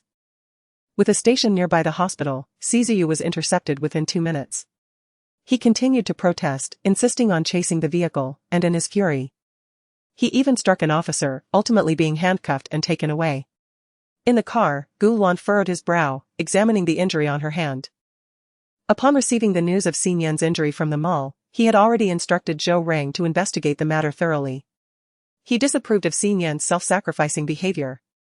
Yet this was the Xin Yan he knew. Xin Yan lifted her delicate face, her starry eyes glimmering with light, clear and innocent, yet filled with confusion. Her pale lips, a consequence of excessive blood loss, slightly curled downwards, as if she had endured great grievances. Gulwan, her voice soft and gentle, carried a hint of coquettishness that tightened Gulwan's throat, rendering his voice hoarse. "Did you come specifically to pick me up?" "Yes, you are injured," Gulwan responded bluntly. Without much thought, Xin Yan felt a tinge of disappointment. He had only come because of her injury. She pushed against Gulwan's chest, distancing herself from his embrace, inhaling the faint herbal scent clinging to him, feeling a heaviness in her heart. "Let us go home. I'm so hungry, my hand hurts, and I want to sleep." Gulwan was perplexed by her sudden sulking, assuming it was merely due to her hand pain. "Shall I blow on it?" He was not adept at comforting girls. Recalling that Xin Yan had once mentioned that blowing on it would alleviate the pain. Xin Yan regarded him with skepticism, raising her bandaged hand. How would you blow on that? Gu Luan stammered, feeling awkward. Zhou Rang, observing from the rearview mirror, was exasperated for his boss. Lamenting how adept he was in his professional endeavors yet utterly clueless in matters of the heart. He had rushed over upon receiving the call. Clearly worried about the young mistress. Now, however, he found himself with a beauty in his arms. Perhaps he should purchase some relationship guides for the young master or enroll him in a counseling class? Xin Yan found herself momentarily stunned by Gu Luan's bewildered expression. Unable to suppress a chuckle. You could alleviate my pain through other means, perhaps by treating me to some delectable food? Very well, she said. Regretting her words almost immediately as she glanced at her own hand and then at Gu Luan's injured leg. With one incapacitated and the other impaired. What could they possibly eat? Perhaps we could just prepare a simple bowl of clear noodle soup at home? Sounds good, Gu Luan replied. Shall I summon Uncle Long to cook for you? Xin Yan shook her head. Let us not trouble Uncle Long at this hour, we can manage on our own. After all, she had merely injured one hand, and cooking noodles was still within her capabilities. As it turned out, she was indeed capable, albeit with considerable difficulty. She struggled to crack an egg with one hand and found it challenging to chop vegetables. Ultimately, she directed Zhou Rang to prepare 3 bowls of clear noodle soup to her specifications. Xin Yan took a spoonful of broth, blew gently on it, and savored her first sip, sighing in contentment.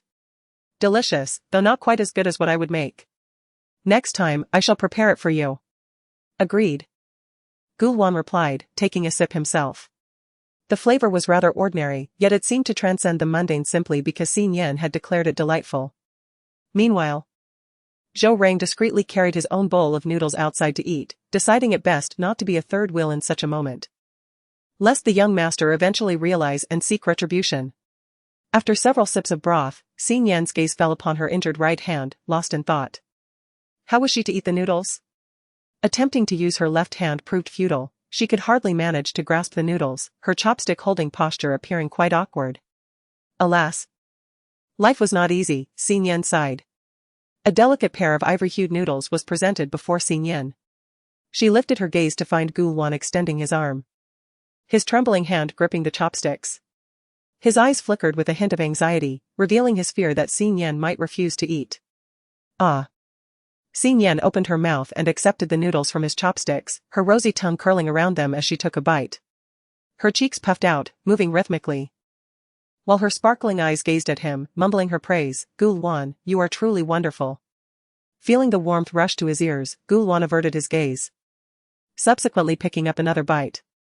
Xin Yan savored her meal at a leisurely pace, thoroughly content, only to realize that Gu Luan had yet to take a single bite. You should eat too, or your noodles will become overcooked. Gu Luan responded with a soft picking up his own noodles with the chopsticks. Suddenly, an image of Xin Yan's moist tongue flashed through his mind, causing him to pause. His ears turned even redder, especially as Xin Yan urged him, hurry up and eat. Gu Luan took a mouthful, only to discover that the noodles were infinitely more delicious than the broth, a taste that transcended all others. Outside, Zhou Ruan, having witnessed the entire scene, suddenly found his own noodles lacking in flavor. No, what he was eating could hardly be called noodles, it was unmistakably dog food. Chapter 41, exposed to his gaze after dinner, Xin Yan effortlessly returned to Gu Luan's room, intending to take a shower and then retire for the night. However, upon completing her bath, she realized with dismay that she had nothing suitable to wear. The sleeves of her previous outfit had been irreparably damaged. And in her haste to undress, she had carelessly shredded her clothing. Staring at the nightgown and pajama bottoms, she felt utterly bewildered. While the pajama bottoms were wearable, the top was entirely unfit for use. In the end, Xin Yan resorted to donning a camisole with built-in padding. And she clutched her garments as she sought out Gu Luan. Could you assist me in tying the straps on my shoulders? Gu Luan was taken aback by a rush of warmth, as the fragrant aroma of her body wash enveloped him. A delicate young woman stood before him. Her fragrant shoulders exposed, the flimsy straps of her camisole accentuating her alluring figure. To facilitate his task, she bent slightly forward, presenting an enticing view as her pristine skin beckoned. His heart raced, and in a flurry of nerves, he grasped her shoulders and gently turned her around, securing the straps into a bow from behind. Xin Yan, oblivious to the implications, accepted his assistance without further thought. Once fastened, she promptly climbed onto the bed. You must have matters to attend to, don't mind me, I can manage on my own. Like a little worm, she wriggled about on the bed, her hands sore and every position proving uncomfortable. Gu Wan feigned ignorance to her fidgeting, engrossed in his work on the computer. Half an hour later, the charming figure on the bed had drifted into a deep slumber. Gu Wan, with a single click, deleted the jumbled mess of text from his document and powered down the computer. Fearing that the sound of the wheelchair might awaken Xin Yan, he opted to transform the wheelchair into a reclining chair, settling back upon it with his eyes closed. Images from the day incessantly flickered through his mind. Today, Xin Yan was so obedient, so gentle, so courageous, and utterly endearing. Xin Yan slept soundly until 6 in the morning, only to realize that she had sprawled extravagantly across the entire bed. Noticing Gu Wan asleep in the wheelchair, she worried he might catch a chill. So she hurriedly retrieved a blanket and gently draped it over him. However, with only one hand to maneuver, Xin Yan lost her balance and fell onto Gu Wan, their lips pressing together intimately. The softness and warmth of his lips compelled her to instinctively flick her tongue out for a fleeting taste. Gu Wan slowly opened his eyes, and Xin Yan was caught in the act, her face flushing crimson. She attempted to push herself up but forgot about her injured hand. The sudden movement caused excruciating pain, and she collapsed again, this time landing against Gu Wan's cheek. Xin Yan lifted her face, her gaze lingering upon Gu Wan's lips, glistening as if kissed by dew. Striving to maintain her composure, she stammered an apology, I shall get up now. This time, she finally remembered to support herself with her left hand. But unbeknownst to her, the strap on her shoulder had loosened. As she stood, the strap slipped off entirely, leaving her bare torso exposed to Gu Wan's gaze in stark proximity. Her skin was as delicate as jade, seemingly fragile to the touch. Gu Wan found himself momentarily paralyzed, unable to divert his gaze.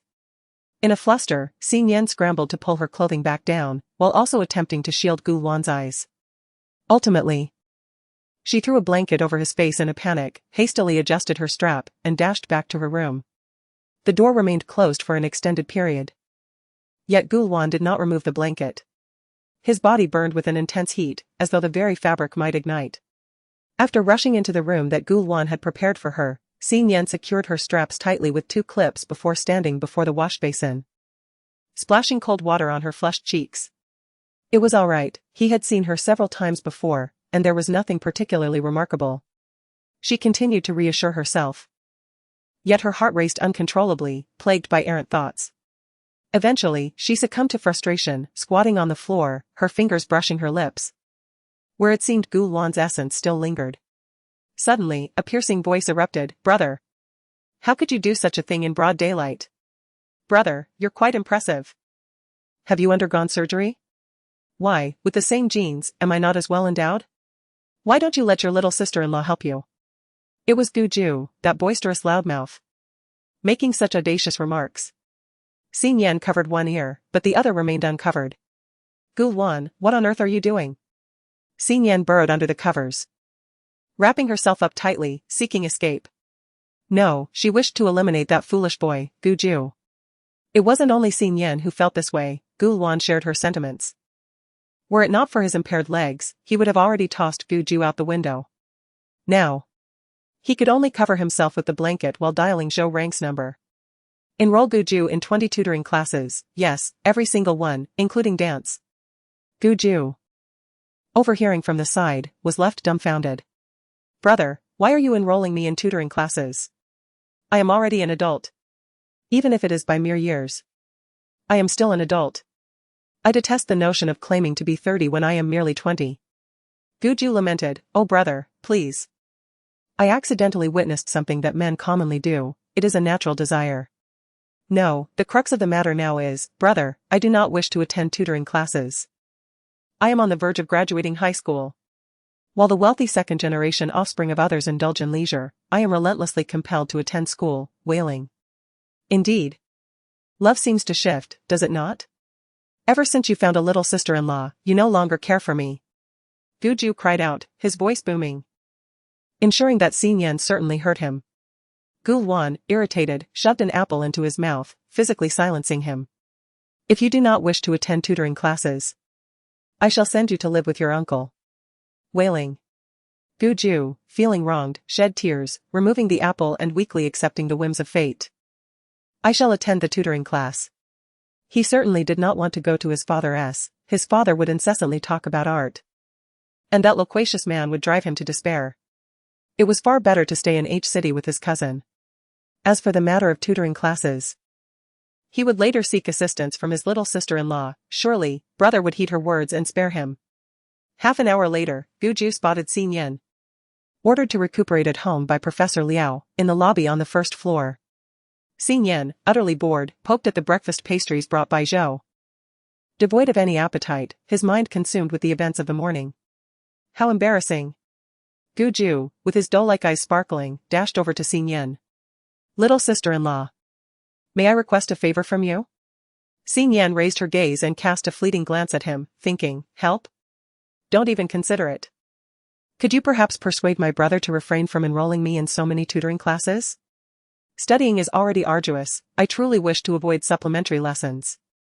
Furthermore, he insists that I learn to dance, how excessive.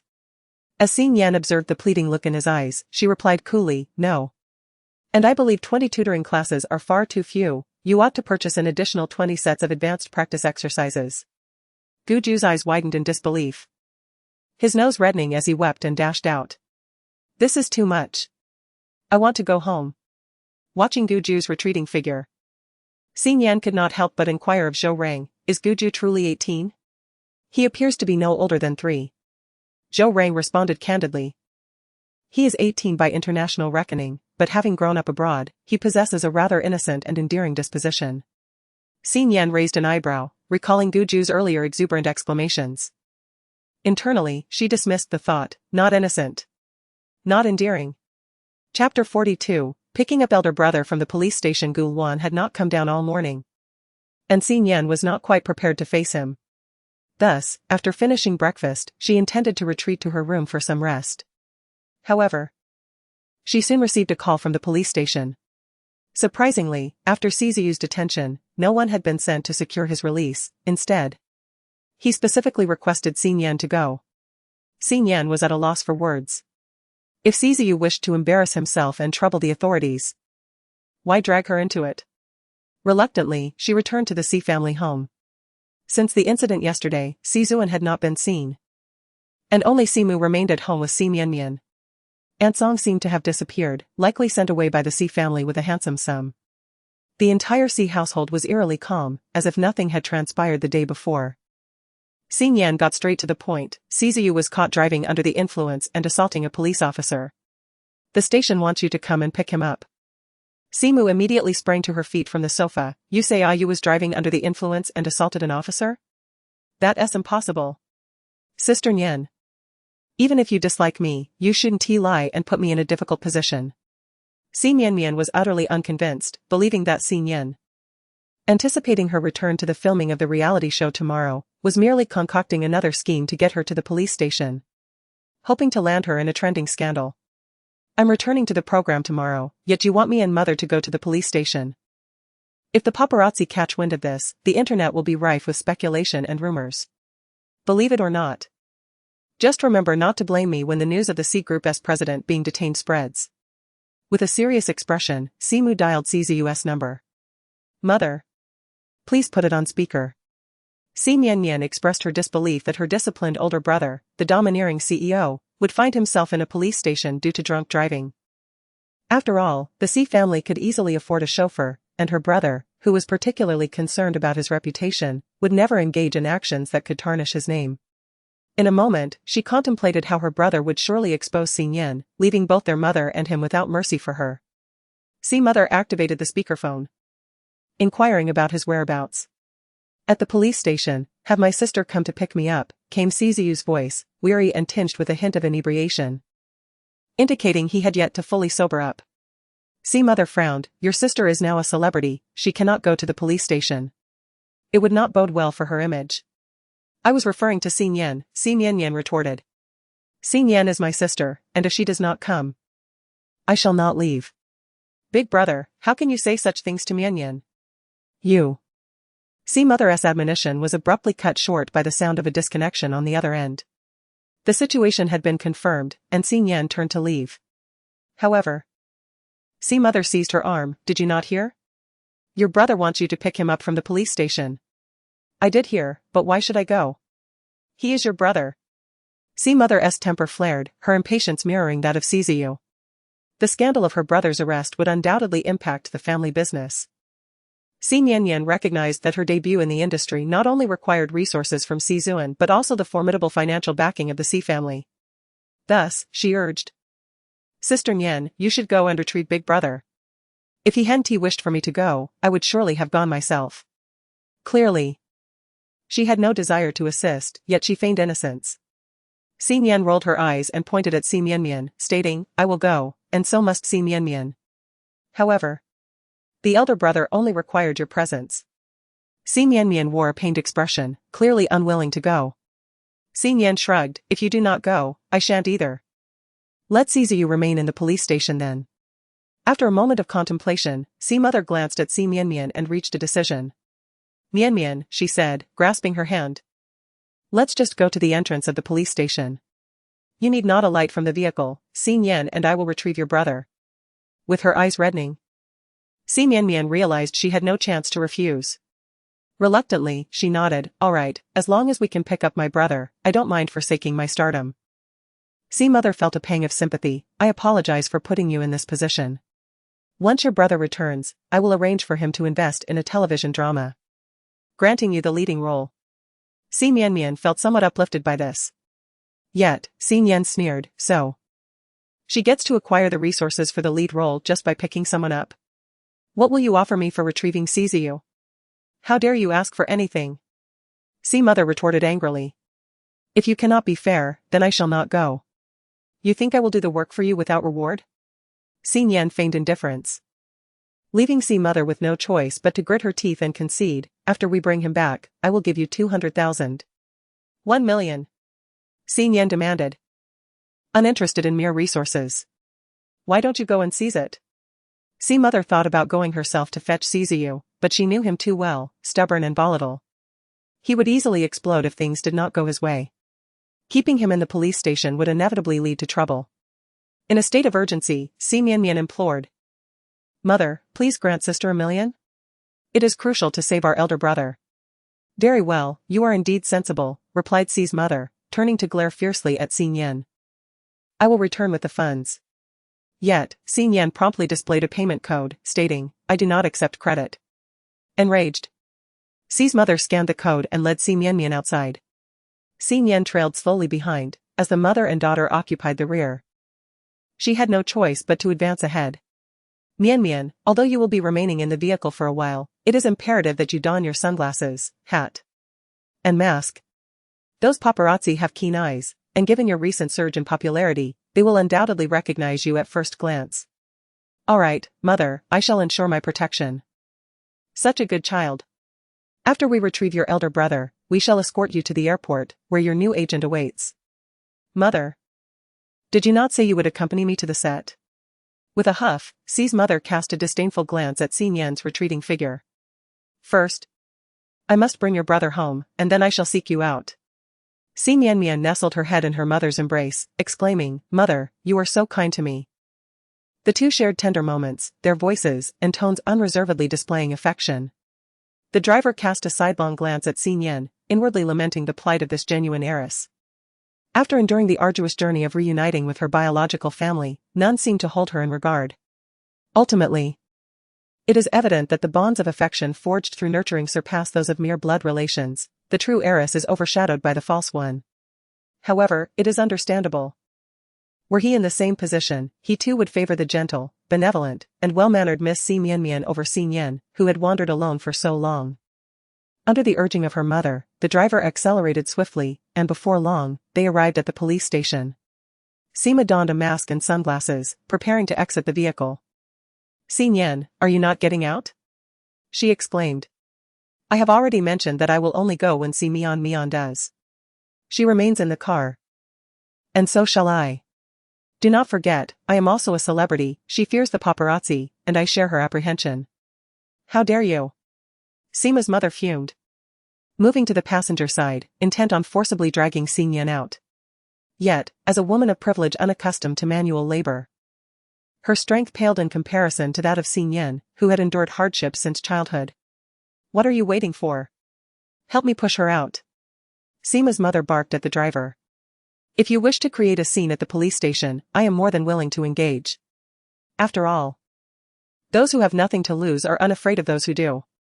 In the end, it will not be me who faces humiliation. Seema's mother glanced around, noticing that onlookers had begun to take interest in the commotion. Reluctantly, she turned to see Mian Mian and said, Mian Mian, you should also join us. Si Mian Mian clutched the seat tightly, protesting, Mother, you clearly stated that I need not get out of the car. Get down here at once. Seema's mother's tone escalated, betraying her loss of control. Chapter 43, She only wanted money overcome by fear instilled by her mother. Si Mianyan hastily descended from the vehicle and, clutching her skirt, rushed into the police station. Xingyan followed suit without needing any further invitation from their mother. Upon understanding the purpose of their visit, the officers escorted the trio to an interrogation room. Ziziyu leaned against the wall, eyes closed in a semblance of slumber. But upon hearing the commotion, he promptly opened them. A fleeting smile illuminated his otherwise despondent visage upon recognizing Xingyan. His voice, albeit hoarse, carried a note of excitement. Sister, you've come. Si Mianyan could no longer bear the scene. Brother, Mianyan and mother are here to fetch you as well. Why do you only acknowledge Sister Nyan? Simu's expression mirrored her daughter's dismay. Indeed, you, how have you come to this state? Ziziyu merely cast a fleeting glance at them, disregarding their words. After learning that Xingyan had reported him to the authorities the previous night, he felt an overwhelming surge of anger and disappointment. Yet, as the effects of alcohol gradually waned, he began to perceive that her actions stemmed from genuine concern for his well-being. In a bid to ascertain the truth, he refused to leave with the lawyer, insisting that Xingyan come to collect him. Now face to face, he was desperate to uncover the reality. You reported me for drunk driving last night because you were worried I might have an accident, right? You are mistaken. I was merely concerned for the innocent bystanders, Xingyan coldly stated, revealing the truth. Impossible. Ziziyu retorted, agitated. You must have done it out of care for me. Simu, now incensed, interjected, what are you saying? It was Xingyan who called the police on you? Your sister acted in your best interest. How could she possibly have your best interests at heart? She merely seeks to harm you. If she truly cared, she would have ensured you returned home safely while intoxicated. Ziziyu moved his lips, unable to retort. Humph, do you know what condition she agreed to come and pick you up? She demands 1 million. Do you really think she regards you as an older brother? It's merely for the money. The tone of his mother was laced with derision. Xingyan did not deny it, yet she did not wish for certain individuals to remain unscathed. I only require 1 million. But Ximianmian expects Ziziyu to invest in a television drama for her to star as the lead. 1 million is insufficient for such an endeavor. Just moments ago, Ziziyu was disheartened by the thought that Xingyan had come to fetch him solely for money. He suddenly turned his gaze towards Ximianmian and their mother. Is that so? Their mother saw no issue with it. Mianmian is your sister, and as she embarks on her career as a star, she undoubtedly needs projects. As your older brother, what is wrong with investing in her television drama? Ziziyu sneered. Had it been in the past, he would have shared his mother's sentiments. But now he suddenly comprehended why Xingyan harbored such disdain for the Z family. Mother, Xingyan is my biological sister, she is also a star. What harm is there in giving her 1 million? You can agree to invest in a television drama for your adopted daughter. Yet you begrudge a mere million for your own flesh and blood? Their mother was taken aback, but quickly countered, claiming that she had grown up in the countryside and questioned the need for such a large sum. Humph, then you should provide resources for Ximianmian yourself. Ziziyu felt a wave of despair. He realized that no matter how he argued, his mother seemed bewitched, with only Ximianmian in her thoughts. Ziziyu. Their mother scolded, do not forget that the Z group belongs to the Z family, not solely to you, Ziziyu. The profits of the company are not yours alone. Regardless of wealth or company, you wish to take whatever you desire without restraint. My brother Ziyu is equally capable of earning a living and supporting his sister. Xing Yan observed the unfolding drama, her heart filled with skepticism about Ziyu, the so-called heir, possessing the patience to start from scratch and build his fortune from nothing. Such statements were merely expressions of frustration. "Brother, please do not argue with mother, I shall refrain from acting in dramas," Xi Mianmian pleaded. Her eyes glistening with unshed tears as she clung to Ziyu's arm.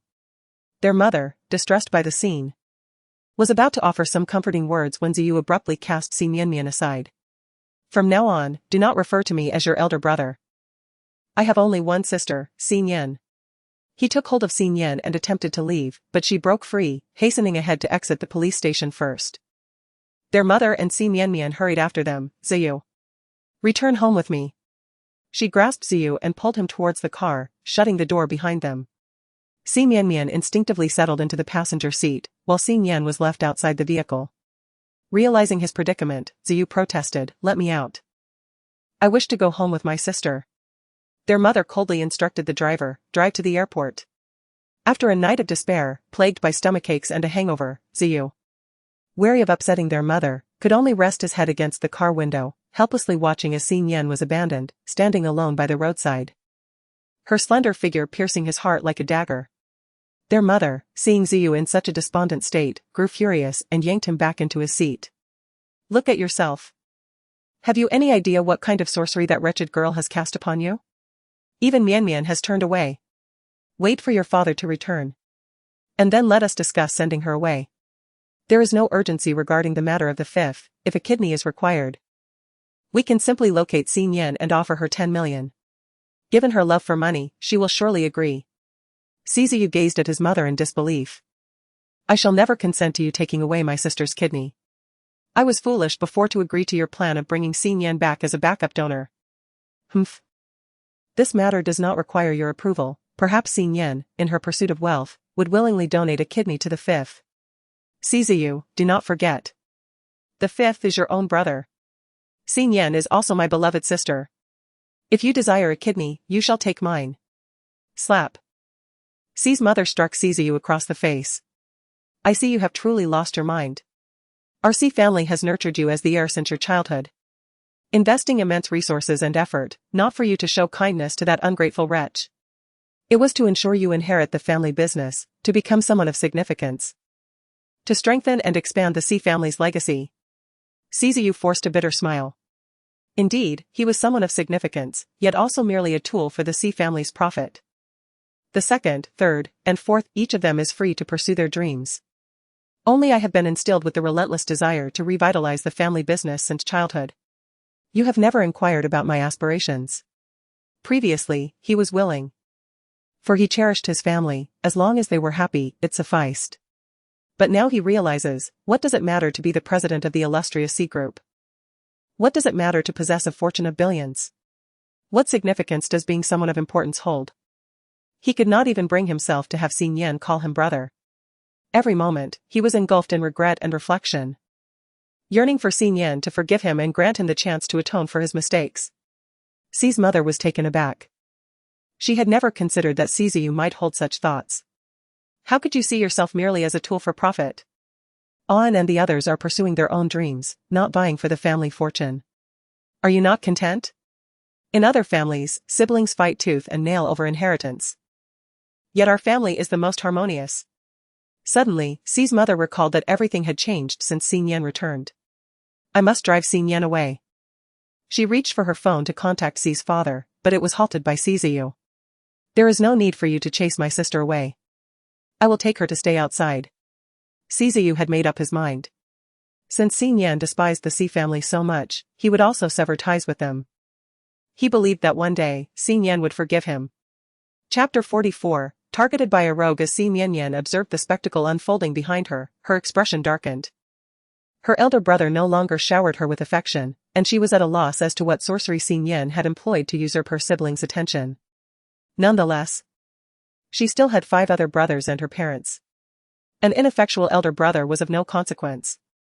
However, Xing Yan's audacity in stealing her brother would not go unpunished. She logged into her secondary WeChat account and sought out an individual known as Brother Hu, a connection she had acquired from Sister Yun previously. "Mu Mianhua, Brother Hu. I need 100,000 to ruin a woman's reputation. What do you say?" Brother who, what woman? Mu Mianhua, an ordinary female university student. You can bring a few of your brothers, she possesses a somewhat sinister aura. Brother who, just a little girl. How sinister can she really be?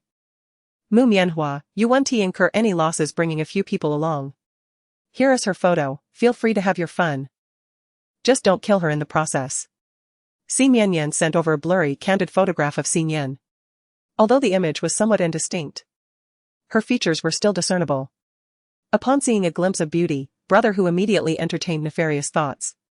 The group of brothers, having recently emerged from incarceration, found it difficult to secure employment and even harder to attract romantic partners due to their past. The prospect of toying with such a beauty, coupled with financial gain, was an opportunity too enticing to decline. Brother who, where is she? I'll take this job. Cotton flower, it is difficult to hail a taxi near the police station, you should hurry, she hasn't tea left yet.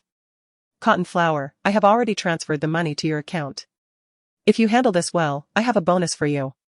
Tiger brother, rest assured. It's a trivial matter.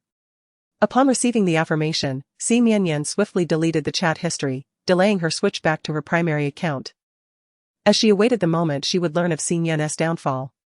Meanwhile, Tiger brother, having been apprehended for stealing an electric bicycle the previous night, was now enjoying a bowl of noodles near the police station, fortuitously close to his target. He mounted a shared bicycle and soon spotted a graceful beauty departing alone. As he beheld her exquisite features, he couldn't help but swallow hard, feeling a stirring response. The reality was far more enchanting than the photographs.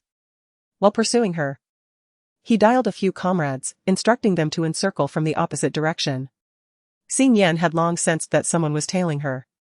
Utilizing the reflection from a nearby window, she scrutinized the man who was following her, a shifty-eyed rogue with an unsightly scar resembling a centipede adorning his face, unmistakably a malefactor.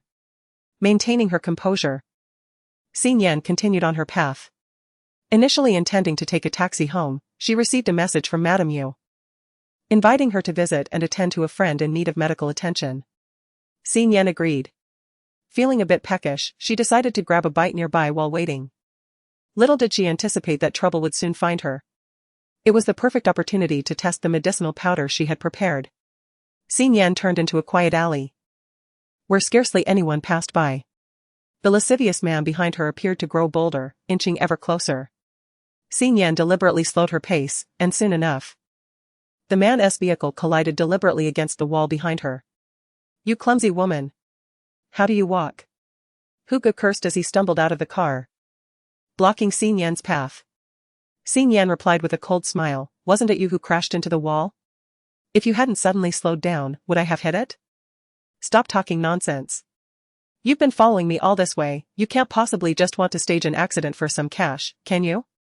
Hugo, taken aback by her early discovery of his intentions, began to size her up anew. She was indeed perceptive, yet no amount of cleverness could save her. She was merely a delicate girl, and with one hand injured, she was hardly a challenge for him. I must say, you do possess a certain charm. If you serve me well, I shall overlook the little incident you caused, Hugo leered, his gaze shamelessly roaming over Xi Yan's figure. Wow, Hugo. Such a lovely girl, why haven't you mentioned her to us before? A group of ruffians emerged from the alley, encircling Xi Yan. Little sister. While Hugo may let you off the hook, we certainly will not, unless you are willing to cater to us as well. Haha. Hey, Hugo. What are you waiting for? Hurry up. I know of a warehouse nearby where no one goes, and we can have our fun without interruption. Hugo glared at them. We can play, but let us not go too far. The employer promised a bonus upon successful completion, so take it easy. All right. One of the portly men could no longer resist and approached Xi Yan, wrapping his arms around her. As his greasy hand was about to touch Xi Yan, she stepped back 2 paces and coldly declared, do not touch me, I will walk on my own. Oh, this little girl is quite clever. We're about to strike it rich. One of the men exclaimed. Once this is done, we should buy lottery tickets. I can hardly wait, let us hurry. The stout man took the lead, with Xi Yan calmly following behind, while Tiger brother ambled at the rear, keeping a watchful eye on her to prevent any escape. The warehouse they spoke of was nearby, and in just a few minutes, they arrived. A putrid stench pervaded the warehouse. with dog feces and the carcasses of small animals littering the ground. Did this group truly intend to assault her in such a filthy and repulsive place? If they were so fond of it here, then let them have their way. The stout man rummaged through a pile of junk and laid a tattered mattress on the ground, exclaiming, "Tiger brother, you go first. And don't rush, my brothers. Once I'm done enjoying myself, you'll all get your turn." Behind Xin Yan, Tiger brother wore a sinister grin, one hand loosening his belt while the other reached for her arm. Xin Yan's gaze turned icy as she swiftly scattered a packet of powder hidden in her left hand towards him.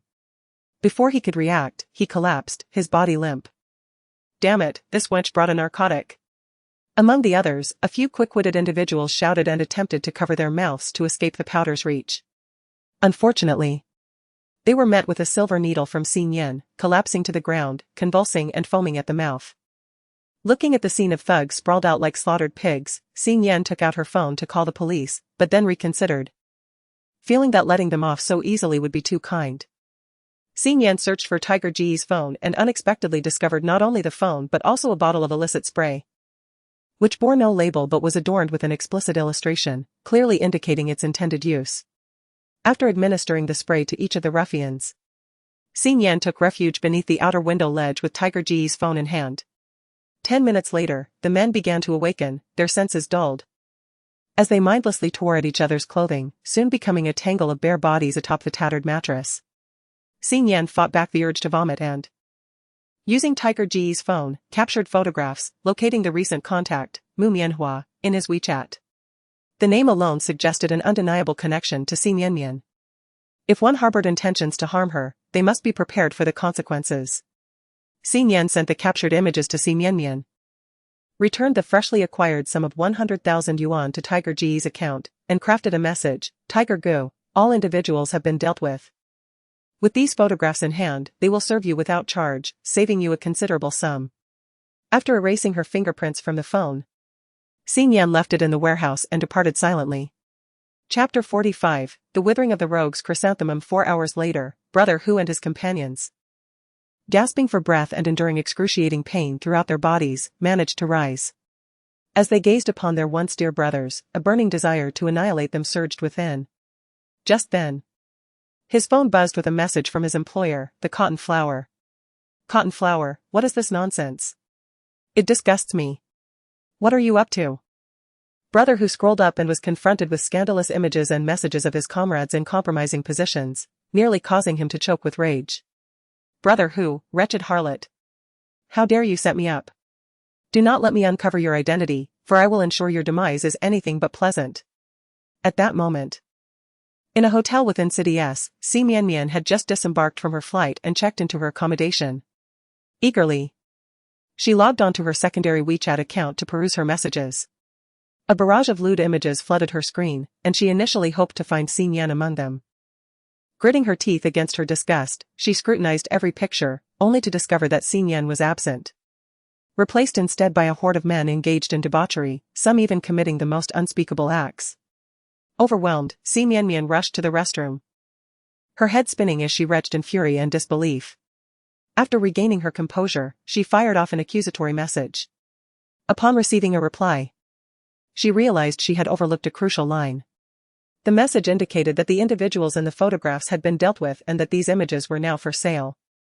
They would offer their services to her for free in the future, potentially saving her a considerable sum. Xi Mianmian reread the statement, finally grasping that she had fallen victim to Xin Yan's cunning scheme. Xin Yan had deliberately sent that message to incite Brother Hu and his associates into believing she had orchestrated a trap against them. "Cotton Flower, I did not set a trap. Do not be deceived by that woman. Brother Hu, the vile creature still seeks to deceive me. If it weren't for your prior collusion with that woman, how could she possibly carry around a sedative? Tiger, I knew it."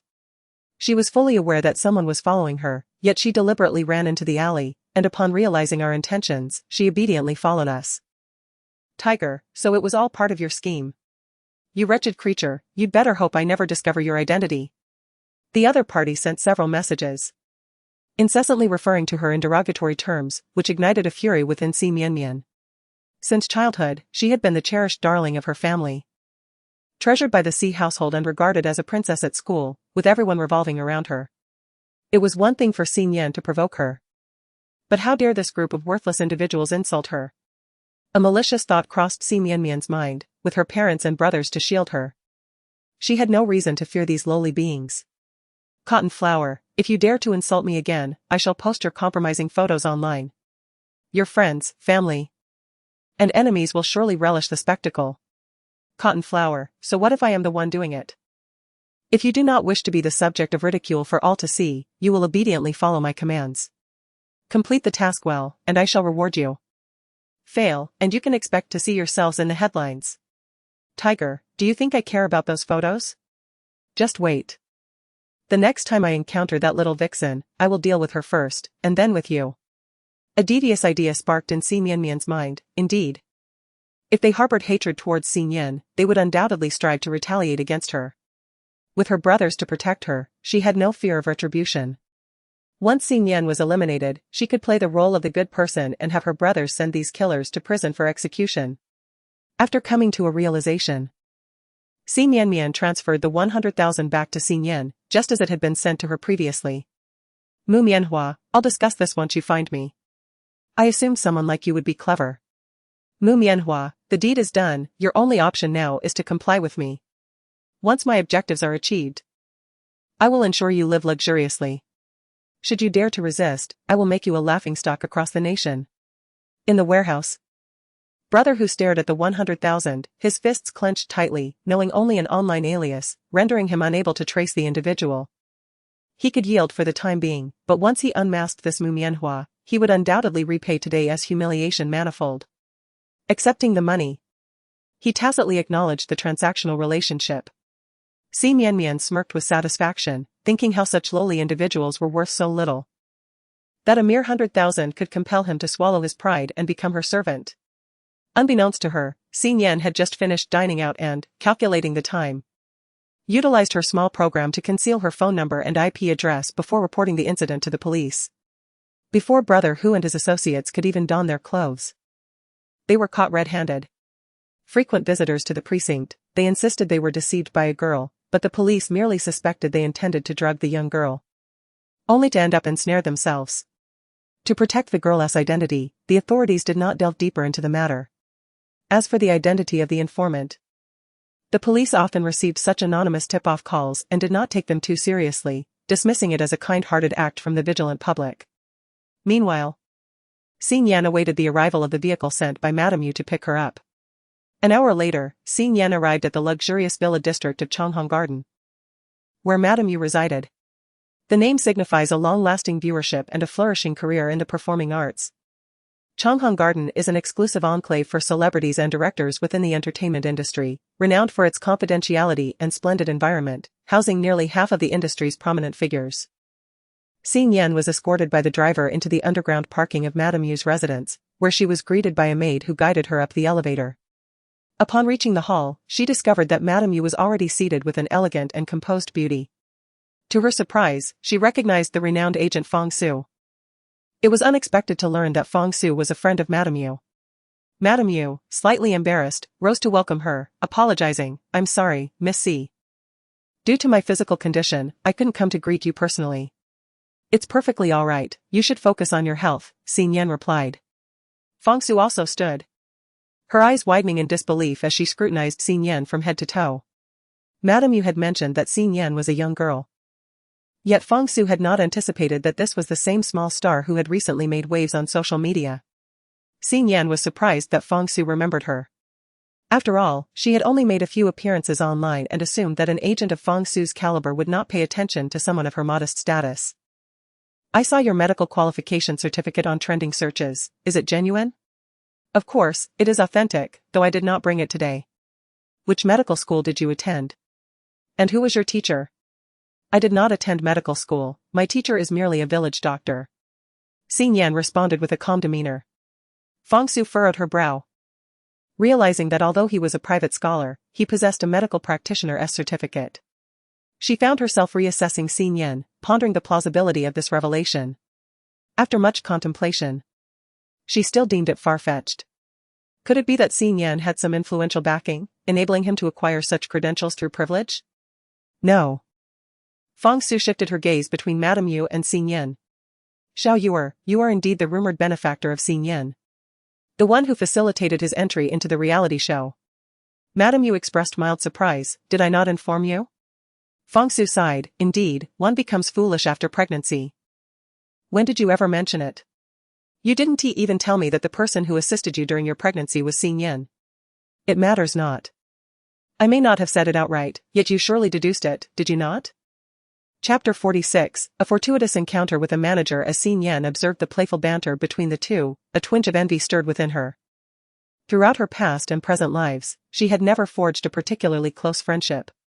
Fang Su turned her gaze back to Xing Yin. Harboring doubts about whether Xing Yin's qualifications had been obtained through some form of transaction. Regardless of the truth, it could easily be tested. Miss C. Aside from your expertise in preserving pregnancies, I presume you possess knowledge in other medical ailments as well? Xing Yin responded with a confident smile, of course. The moment she laid eyes on Fang Su, Xing Yin surmised that the ailment Mrs. Yu mentioned was merely an attempt by Fang Su to assess her medical prowess. Then, would you be so kind as to examine me? Fang Su extended her hand, presumably for a pulse check. Indeed, Xing Yin naturally placed her fingers on Fang Su's wrist. Her brow furrowing slightly as disbelief flickered in her gaze. Your heart is not in good condition, she stated with unwavering certainty. Fang Su nodded subtly. Having previously undergone heart surgery. Xing Yin withdrew her hand but continued to fixate on Fang Su's chest, contemplating whether to voice her thoughts. Sensing her hesitation, Fang Su inquired. Is there something else troubling you? I would like to examine your chest, Xing Yin replied, prompting simultaneous astonishment from both Fang Su and Mrs. Yu. Xing Yin hurriedly clarified. I am merely puzzled and wish to confirm my findings. Can you truly deduce that much? Fang Su suddenly laughed, while Mrs. Yu looked back and forth in confusion between the two. Fang Su took hold of Xing Yin's hand and guided it to her chest, saying, Go ahead. With both hands now engaged, Xing Yin pressed and examined for a few moments, the furrow of confusion on her brow gradually dissipating. Madam, you seem to have a realization. Fang Su, could it be that your chest is augmented? How could you not tell me? Fang Su remained silent, calmly gazing at Xing Yin, as though awaiting her response. Noticing Fang Su's lack of objection, Xing Yin voiced her judgment. It's not augmented, it's artificial. Isn't something artificial, by definition, augmented? Madam Yu appeared perplexed. Fang Su sighed. She had concealed this secret for 7 years and was surprised it had been unraveled. Now, however, she felt liberated, with nothing left to hide. In fact, I wear a prosthetic breast. Unless viewed closely, it is nearly indistinguishable. Madame Yu was taken aback. You are a man? Not a man. But someone who has undergone surgery for removal. With her inquiries addressed, Xing Yin turned her attention back to Fang Su. Yet your body appears quite healthy. Unlike someone who has suffered from an illness necessitating such a procedure, it seems more akin to an injury that resulted in removal. Fang Su recalled her traumatic experience abroad a decade prior, her eyes igniting with fury. 10 years ago, while studying overseas, I encountered a heinous terrorist attack. I was injured. My heart damaged, and my body left partially scarred. Following the incident, that nation swiftly suppressed all news, leaving little information online, and very few are aware of what transpired. As a victim, no one would dare to bring it up. Xing Yin felt a pang of regret for touching upon Fang Su's painful memories. I'm sorry, It's all right, I have moved past it now. Madame Yu embraced Fang Su tightly, her eyes reddened, unable to utter a single word. The room fell into a profound silence until Fang Su pushed away Madame Yu and turned her gaze appreciatively towards Xing Yin. Miss C. You are far more formidable than I had imagined. You still lack a manager, I presume? I wonder if I would qualify to be your manager. Xing Yin was taken aback, if her memory served her correctly. Fang Su was a top-tier manager in the entertainment industry, the very one that Wen had desperately sought but could not obtain.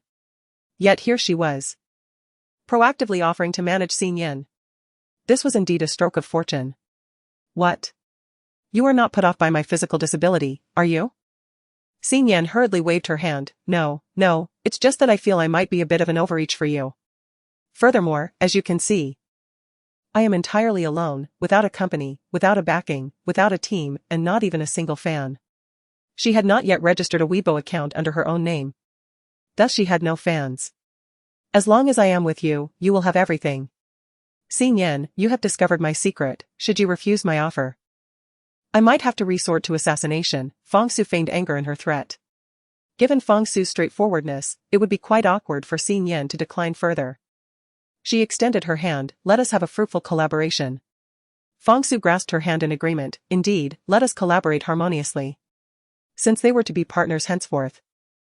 Xing Yan felt it imperative to confess one crucial matter. My purpose in entering the entertainment industry is to ensure that Si Zuan and Si Mianmian find no peace. In truth, I possess no particular aspirations for this realm. Therefore, if you wish to elevate someone to the status of a leading actress or a top-tier celebrity, it is not too late to reconsider. Xing Yan remained self-aware.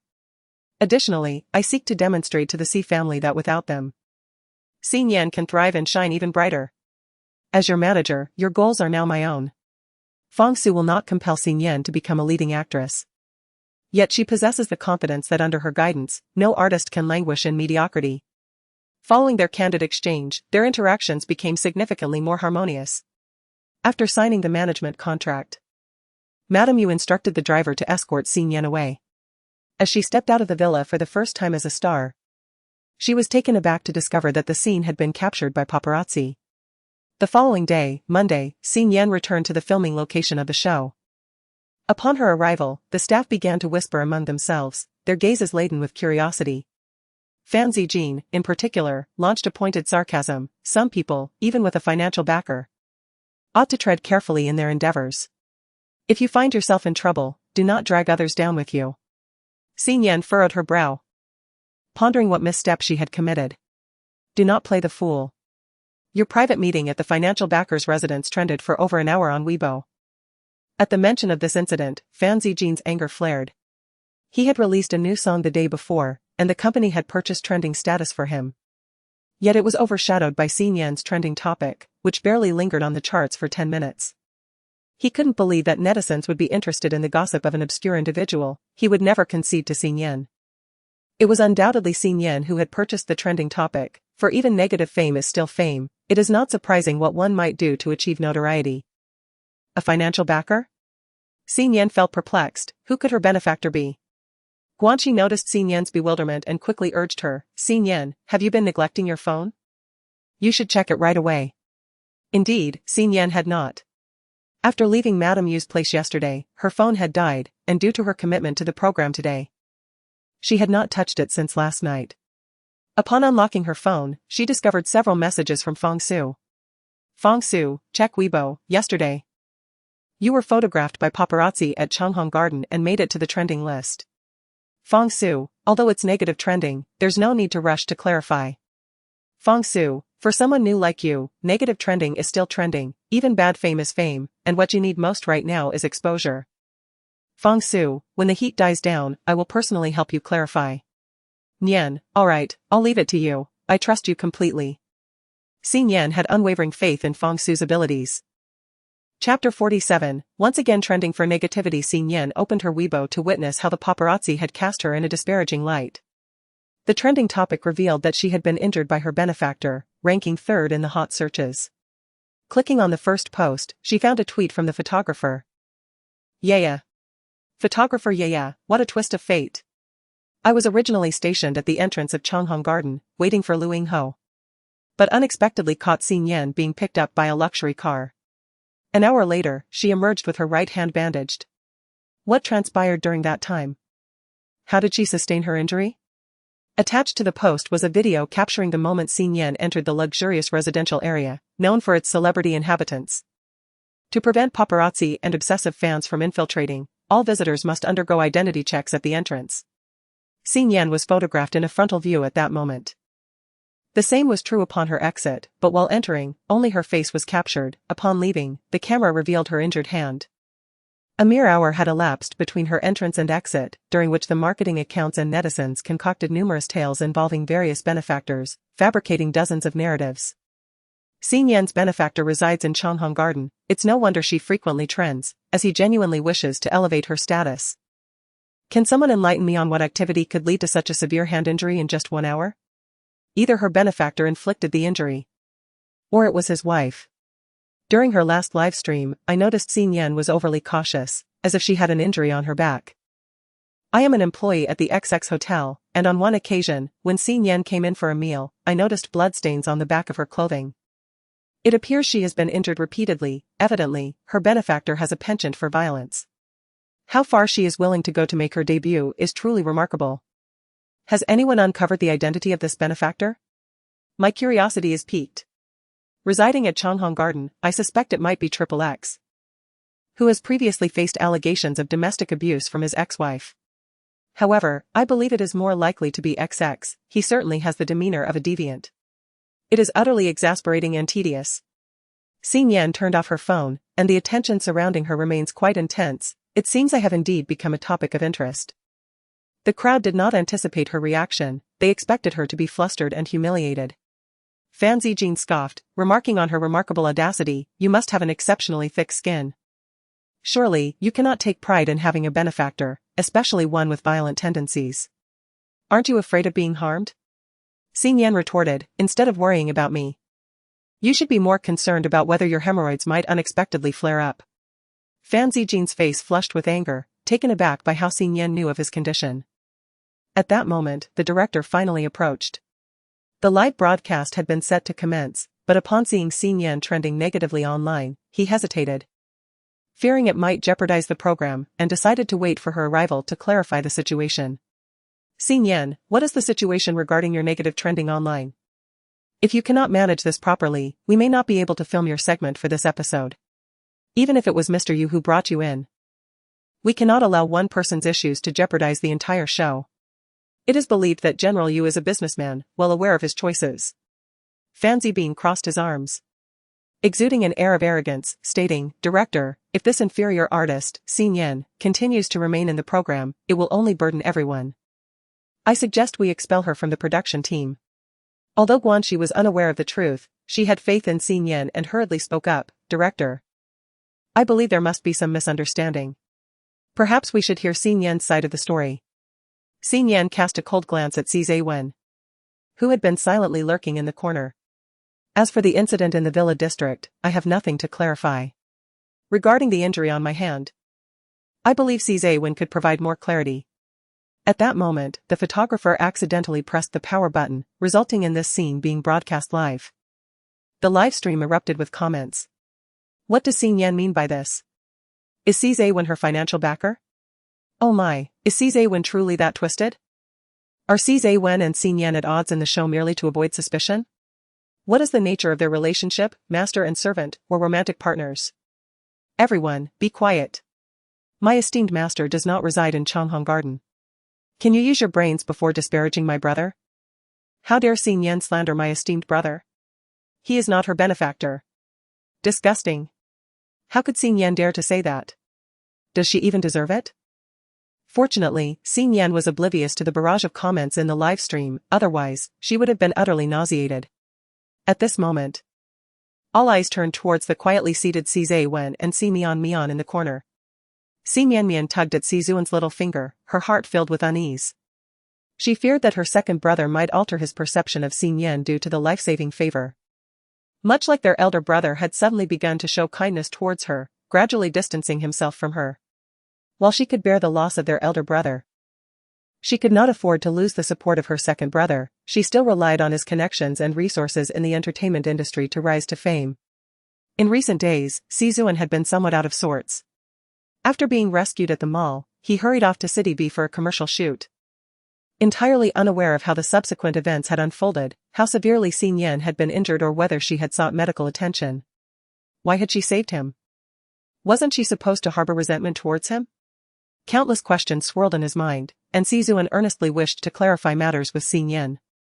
Previously, he had lacked the opportunity, but now he found himself at a loss for words, uncertain of what answer he truly sought. Thus, he chose to remain silent and feign ignorance. To his astonishment, people online had taken the injury she sustained while rescuing him and used it to slander her. As Si Zuan parted his lips, prepared to unveil the truth, the director's phone suddenly rang, interrupting him. After answering the call, the director exhaled in relief. All right. It's nothing serious. Let us commence today's live broadcast. Fan Zijin, unable to contain himself, exclaimed, "What do you mean, nothing serious?" The fact remains that Xin Yan was injured due to a benefactor. Staying in the program will only drag everyone down. If they intend to keep her on, then I shall leave. I, Fan Zijin, will never record a program alongside subpar artists. He raised his chin defiantly, embodying the spirit of a principled individual who would not tolerate any injustice. In his heart, he felt a sense of pride. Convinced that the production team would weigh the pros and cons, ultimately deciding to retain him over Xin Yan. Furthermore, once Xin Yan departed, the balcony room would become the domain of Si Zuan. At that time, both Si Zuan and Si Mianmian would surely express their gratitude towards him.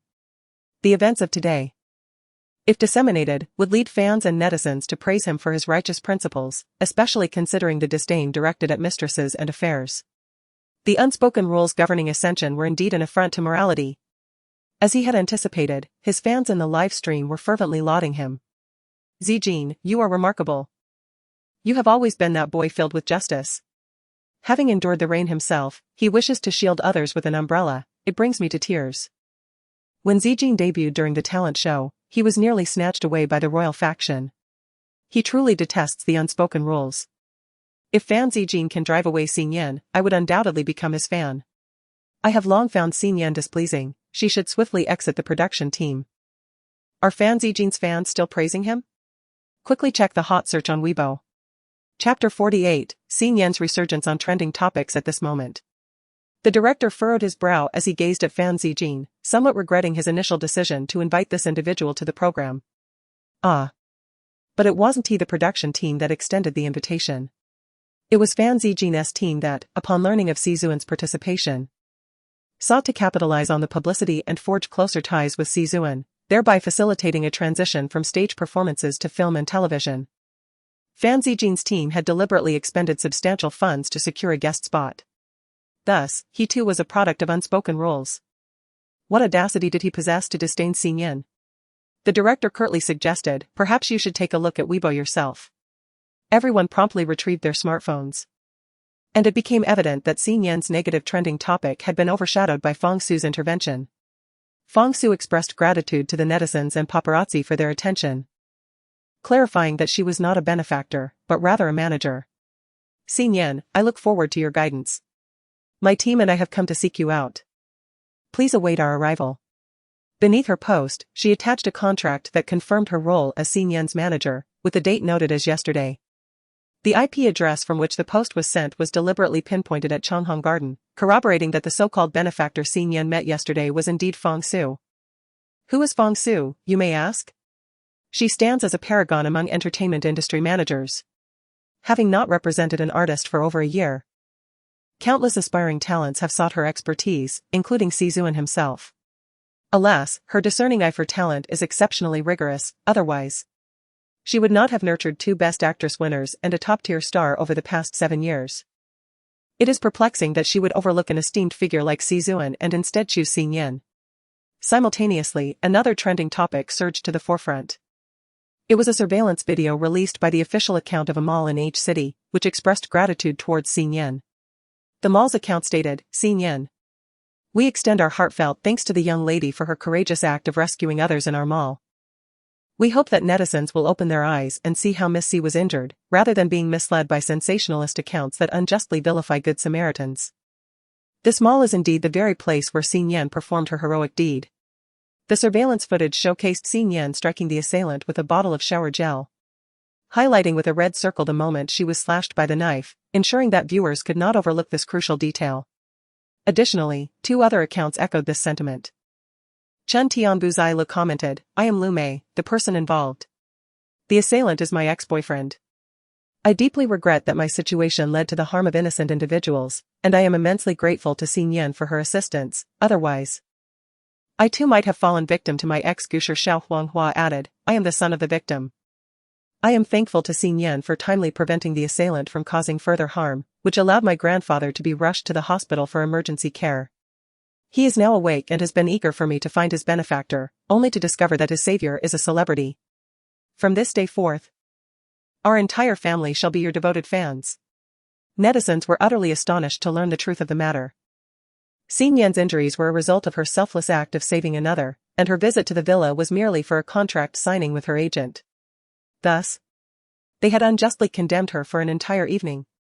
Oh my, is this the cold-hearted Xin Yan among the working class? Damn. I berated her for a whole night.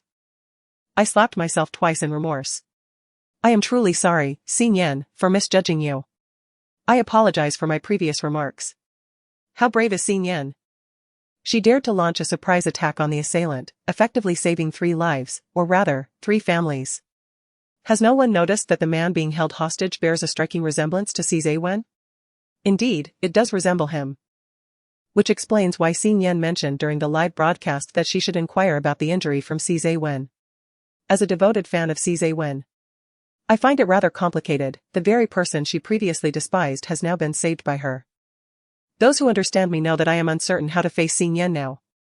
Despite her heroic act of rescuing the esteemed Si, it does not alter her inherent ruthlessness and malice. She remains notorious in my eyes.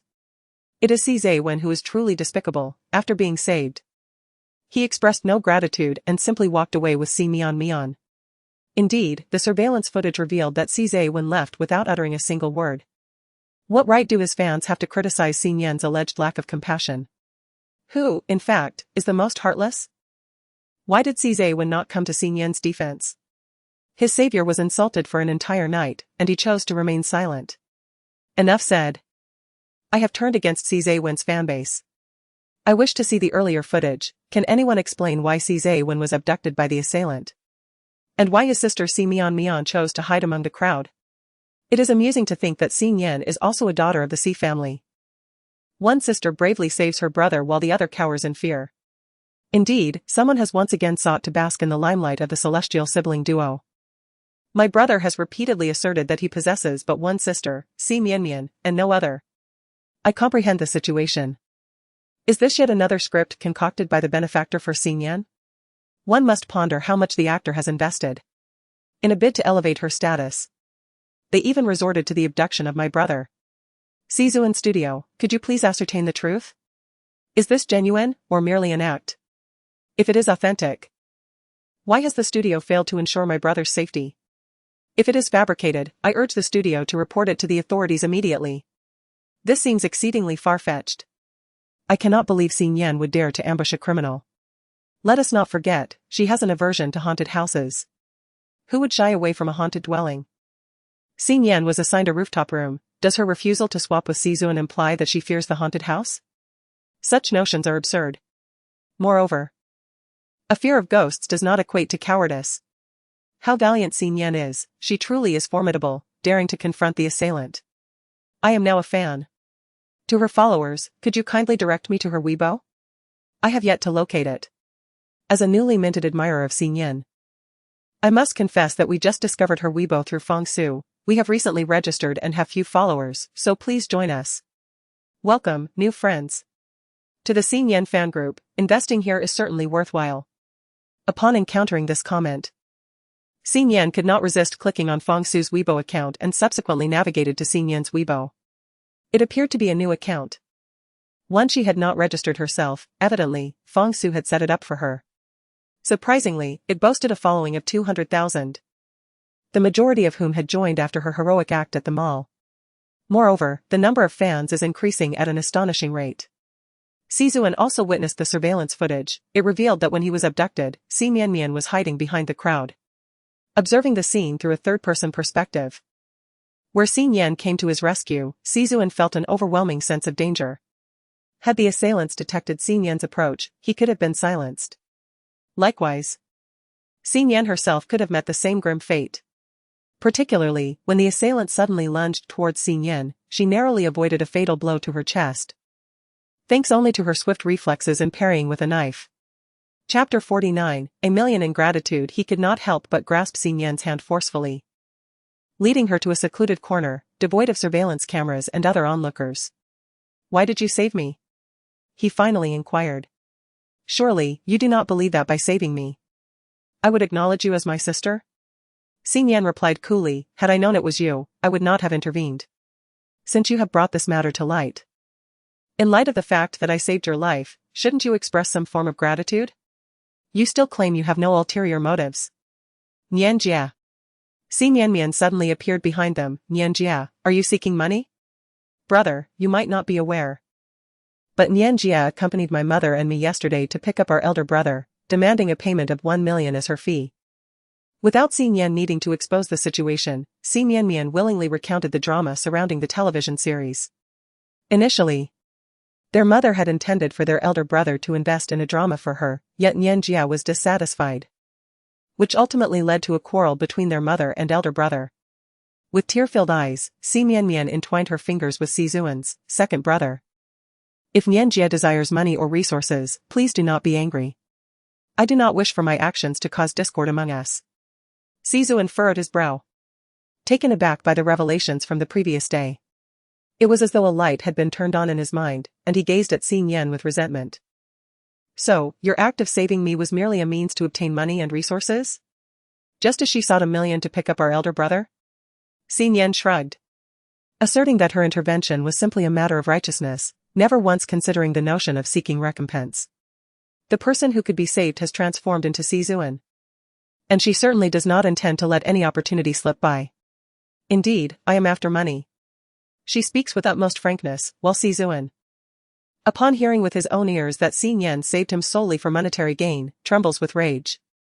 He had previously felt a tinge of guilt for his coldness towards Si Nian, but it seems he had underestimated her shamelessness. 1 million, you say? Si Zuan promptly pulls out his phone to initiate a transfer. However, Si Nian shakes her finger, declaring, not 1 million, but 10 million. How dare you ask for such a sum? Why should I not? Is your life not worth 10 million to you, Si Zuan? Of course it is. Just my face alone warrants a 10 million insurance policy. Si Nian does not afford him the chance to retract his words, swiftly presenting her QR code. Please proceed. Reluctantly, Si Zuan scans the code to transfer the funds, while Si Nian gleefully accepts the money and departs. Si Mian pulls her pained hand away from Si Zuan, saying, Brother, do not be upset. Sister Nian has never seen much money in her life, which is why she risked her life to save me. All for a mere 10 million. I won't be upset, I merely find her repugnant. Observing Si Zuan's eyes burning with hatred, Si Mian feels a sense of relief, indeed. Her second brother is not as foolish as the eldest. Brother.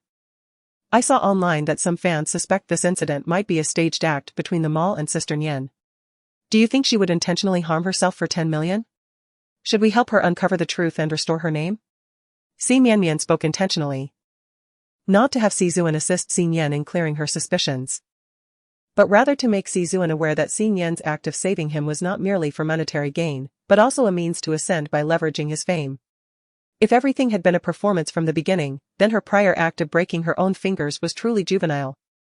If she had been the one to rescue someone in the marketplace, the trending topic would have been about her.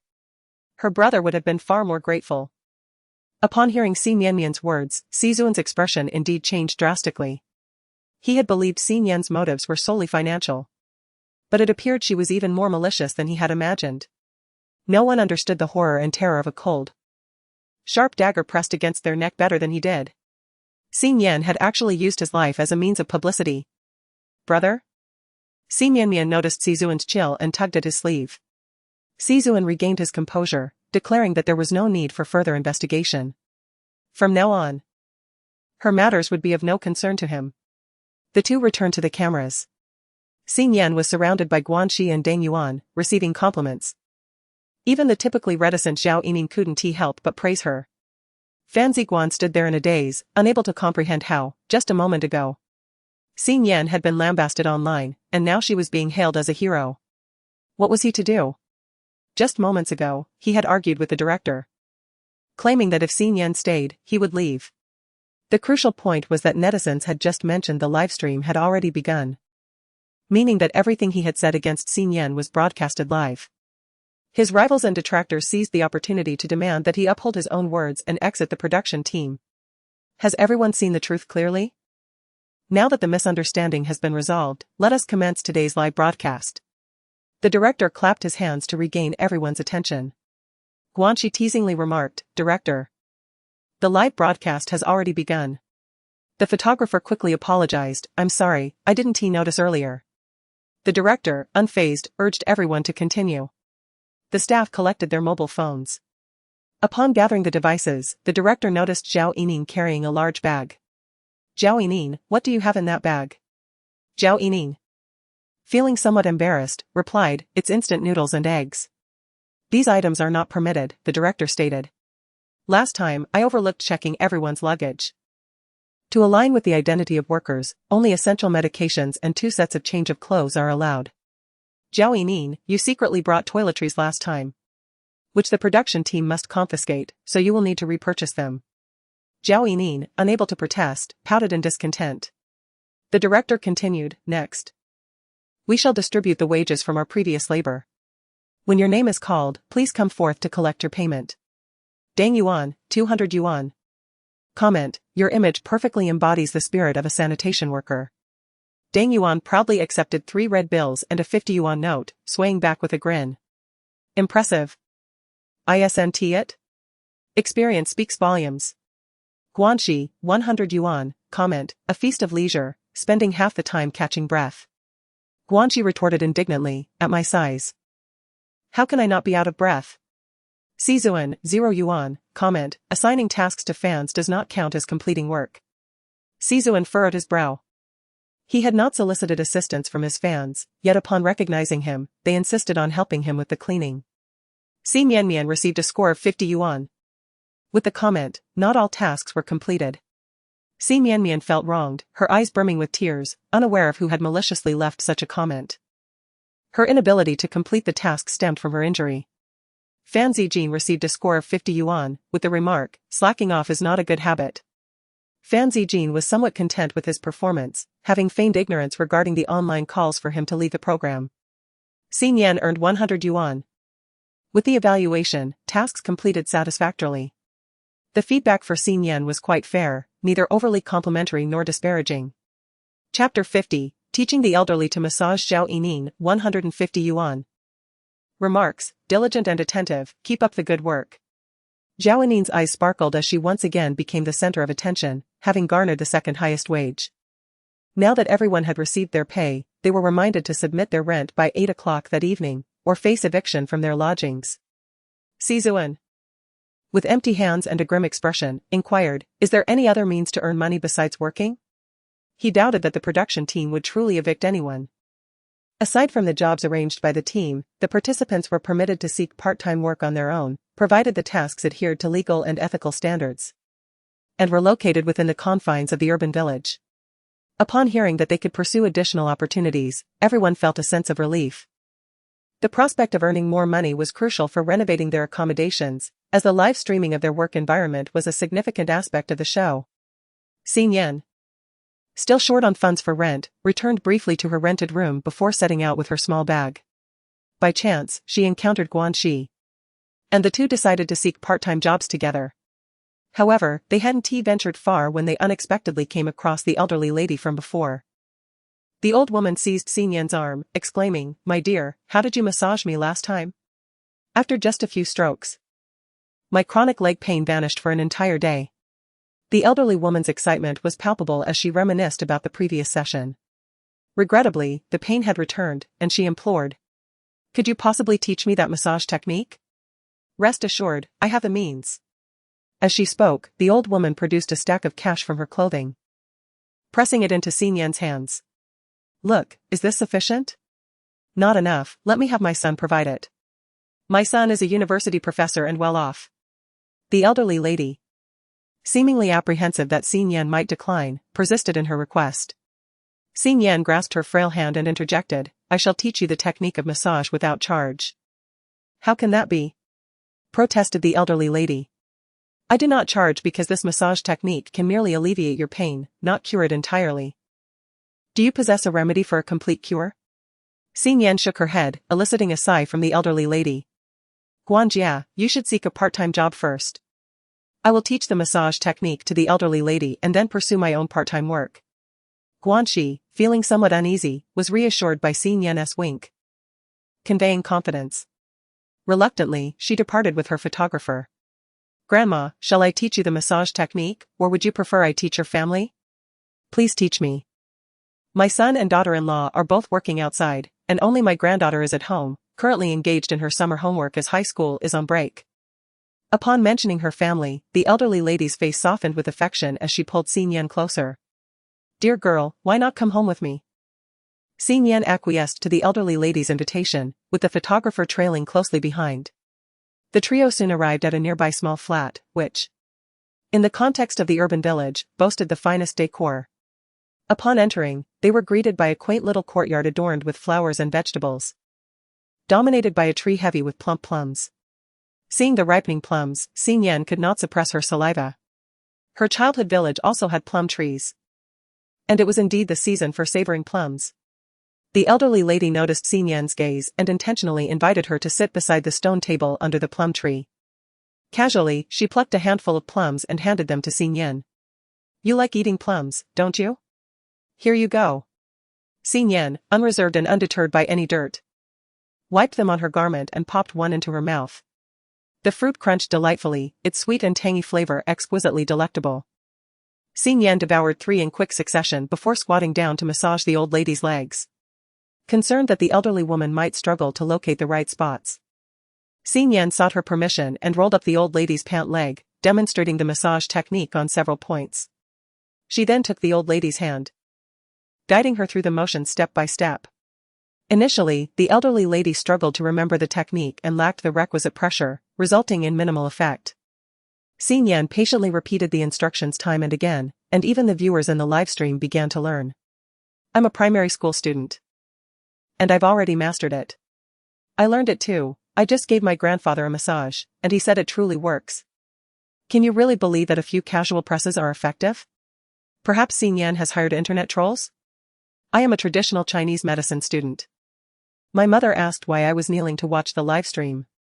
I've seen these techniques described in ancient medical texts, but it's challenging to grasp the methods through words alone.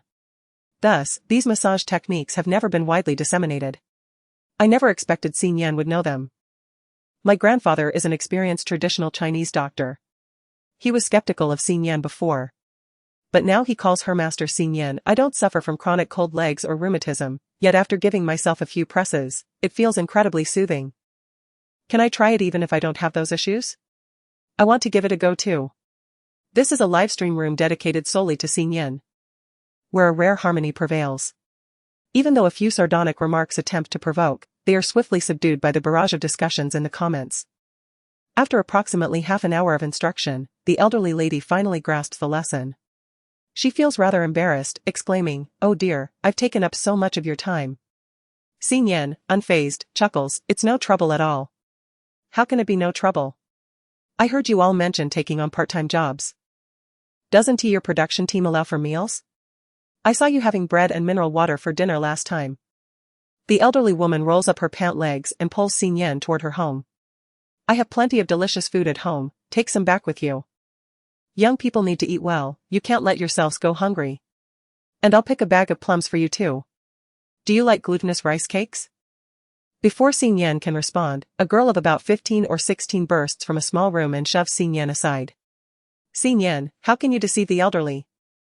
Aren't you ashamed?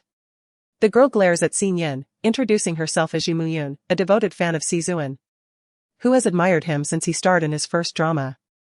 She, a sophomore, had been occupied with exams the previous week, which prevented her from watching the livestream. However, upon finishing her exams and beginning her summer vacation, she watched the replay of the livestream and discovered that Xin Yan was the little fairy her grandmother had been raving about. Yet, this Xin Yan had been openly opposing her idol, Sizuan, during the broadcast. Thus, without a moment's hesitation, she concluded that Xin Yan was a fraud. Dismissing the notion of a little fairy who promised no pain with just a few taps, she simply could not believe it. Is there truly such a miraculous massage technique that could alleviate my grandmother's pain, which has persisted for decades without remedy? Just moments ago, while she was struggling with her homework, she contemplated sneaking a glance at a live broadcast online, only to discover that Xin Yan was surprisingly in her own home.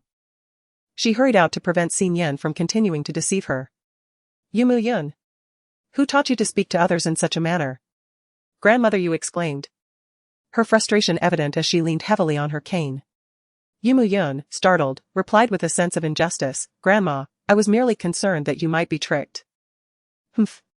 Whether she deceives me or not is for me to determine. Now return to your room and focus on your homework. Stop being a nuisance here. No. Chapter 51, Xin Yan's examination results. Yu Muyun, with a defiant expression, confronted Xin Yan, saying, Xin Yan, if you dare to deceive my grandmother again, I shall report you. Do you dare? The elderly lady's eyes widened in fury as she brandished her cane, aiming for Yu Muyun's backside. Ducking away, Yu Muyun shouted, Grandma, I am your true granddaughter. How can you side with a fraud? What fraud? That little Xin Yan never even asked for my money. Yu Muyun was momentarily taken aback, astonished that Xin Yan had indeed refused any monetary gain. Humph. Now you realize you've misunderstood her? Quickly apologize. I refuse to apologize. Even if she didn't ask for money, she still took a whole bunch of things. Yu Muyun was determined not to apologize to a woman whom her idol disdained. Xin Yan frowned. Was this young girl intentionally provoking her? All she had was a box of glutinous rice cakes, totaling no more than 10 pieces. How could that be considered a multitude of items?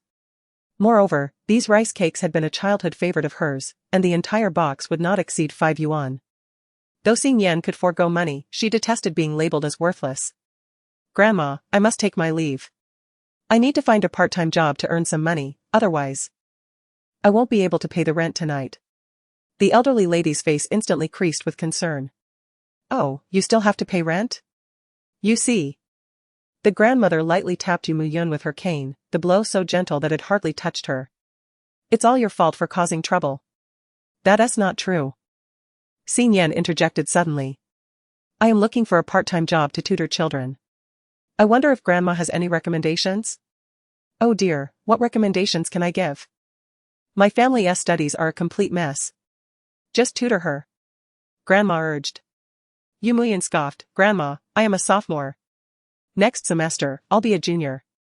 Can she even comprehend high school material?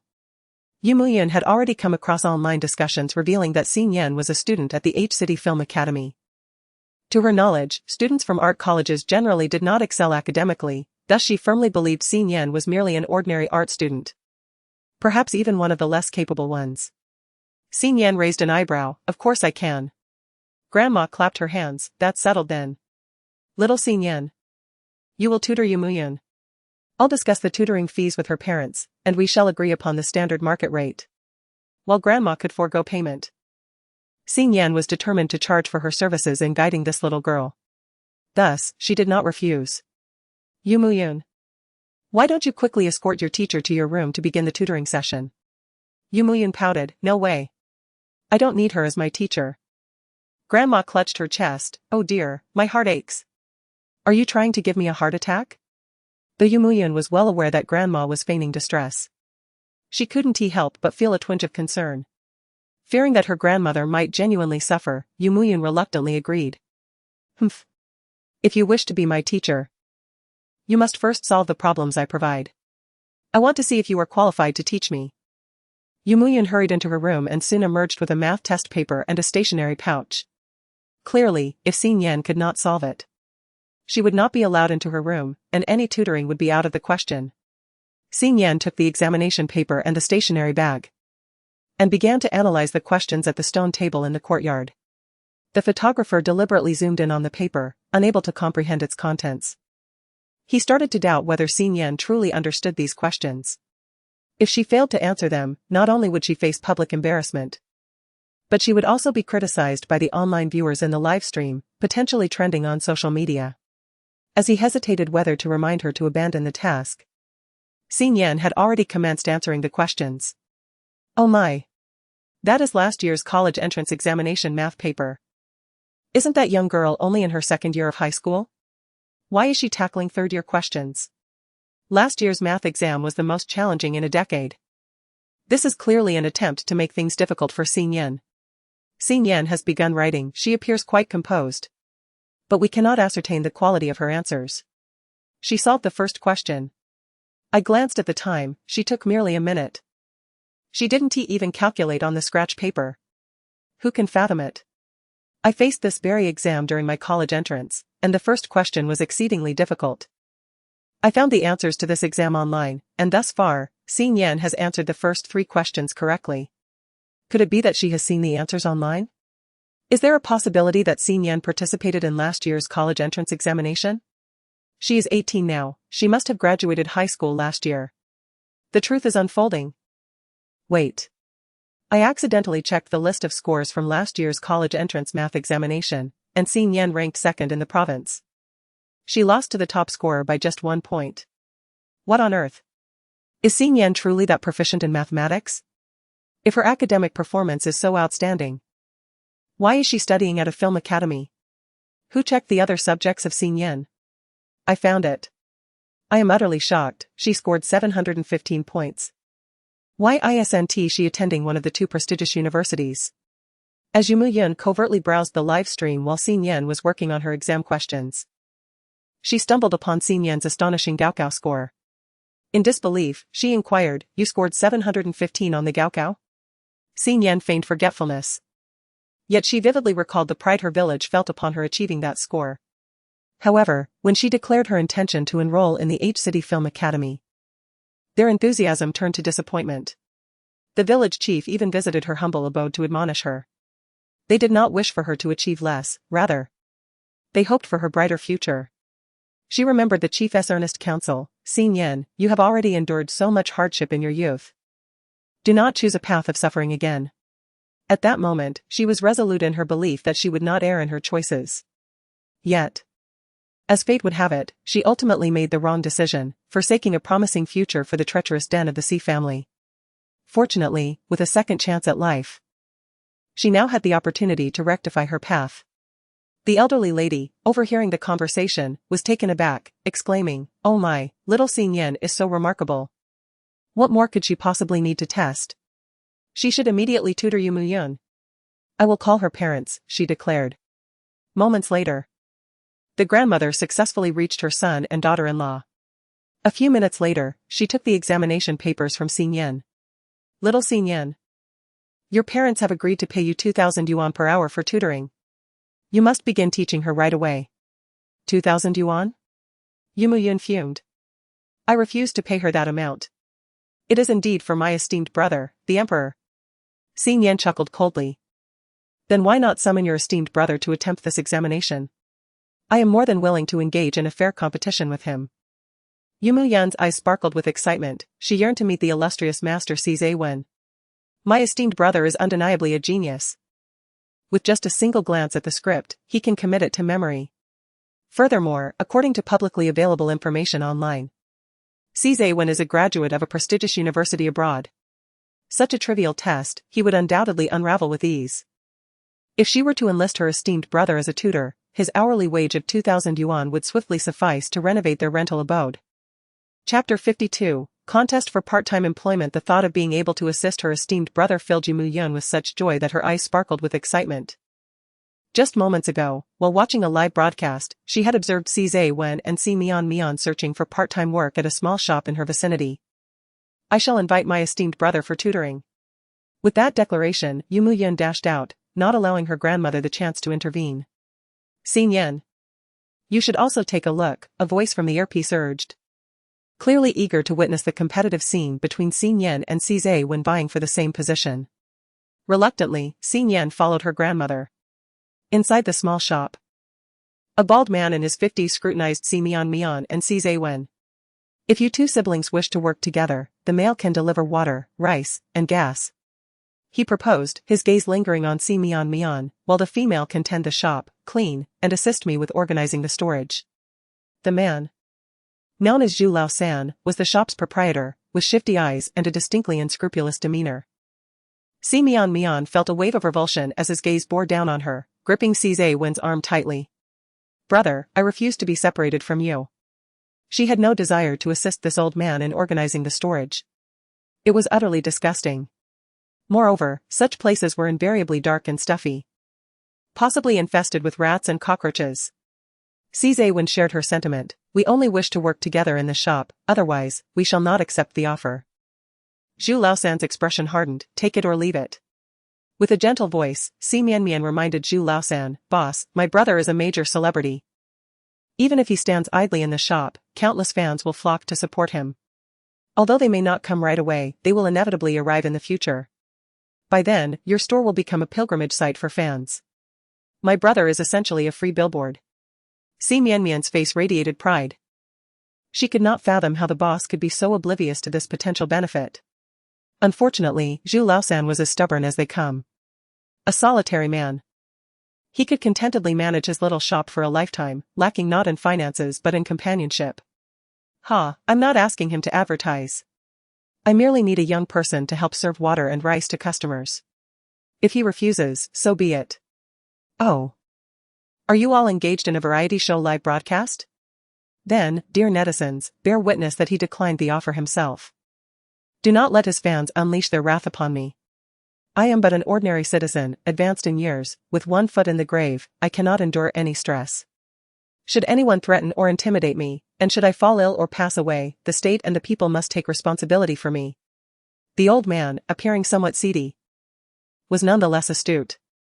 While most would show deference to a celebrity in a live broadcast, he remained unfazed, adhering to his own principles without fear. Such an unyielding and fearless individual is the most challenging to deal with. Si Zuan's expression darkened. It was an honor for this shop to have him, Si Zuan, as a service attendant. To comprehend that the largest chain supermarket in the country, Yida Guangshang, wishes to enlist him as a spokesperson. One must acknowledge the meticulous selection process undertaken by his team, contingent upon his mood.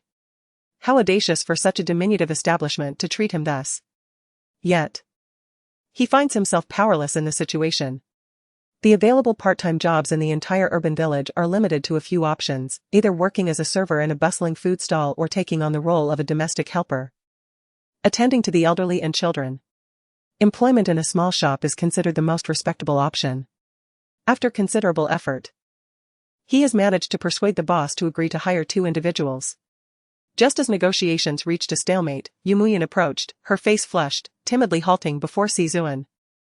Brother Emperor, would you consider being my tutor? My parents said they'd pay you 2,000 yuan per hour. 2,000 yuan? Si Zuan's expression brightened. And upon recalling the girl's earlier address, he surmised she was one of his admirers. Yes.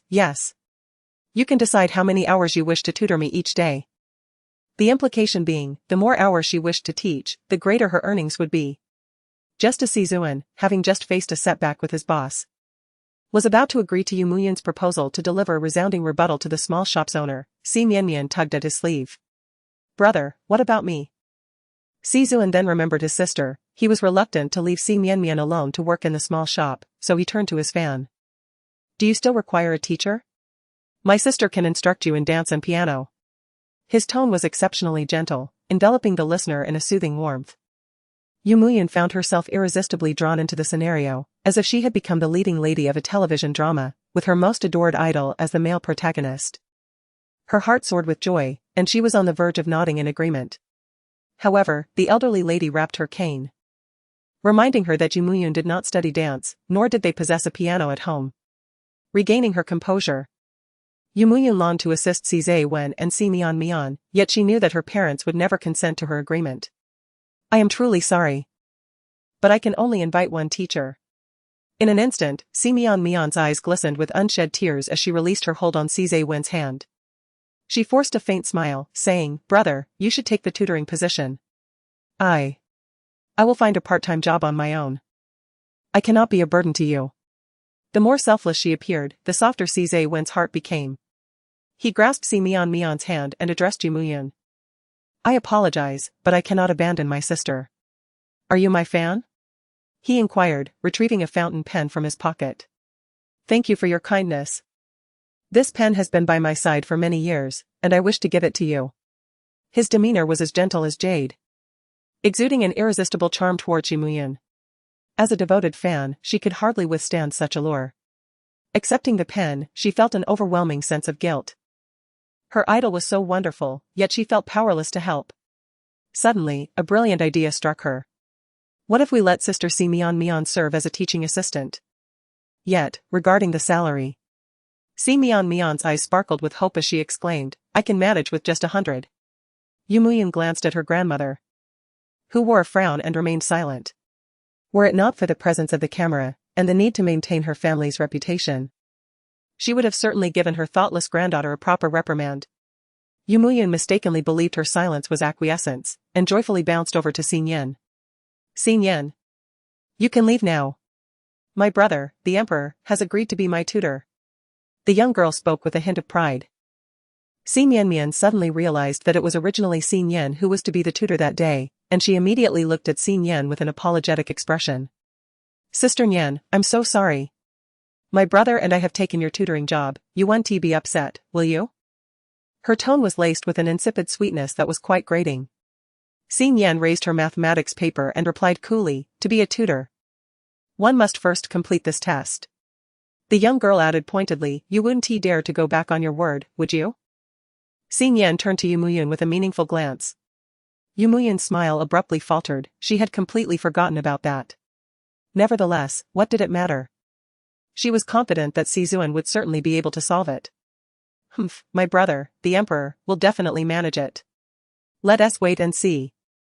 Xinyan handed the test paper to Sizuan and teased, you won't let your fan down, will you? Chapter 53. Xinyan carried a water jug with one hand. Sizuan took the exam paper without much concern, thinking to himself. How difficult could a high school exam be? Without even glancing at the paper, he calmly replied, of course. Xinyan raised an eyebrow and gestured for him to proceed. Sizuan sat down at a table in front of the convenience store and unfolded the exam paper. Upon encountering the first question, he was taken aback. He could not comprehend it at all. With a serious expression, he said, you've already taken this exam. I only completed 3 questions, you can attempt the remaining ones. You're not going to say you refuse to work on it because you disdain my prior attempt, are you? If that is the case, I can ask the director to print a new copy. Xinyan had effectively cornered him, leaving Sizuan with no retort. He could only grit his teeth and respond. I never said I wouldn't do it. What did Xinyan mean? Was she questioning Sizuan's educational background? What qualifications did an art student from a film academy have to doubt a graduate from a prestigious university in the United States? Xinyan was indeed qualified. She had scored 715 points. What did a mere 715 points signify? Isn't it simply about having the ability? Xinyan, that insufferable girl, was always scheming to make things difficult for her esteemed brother.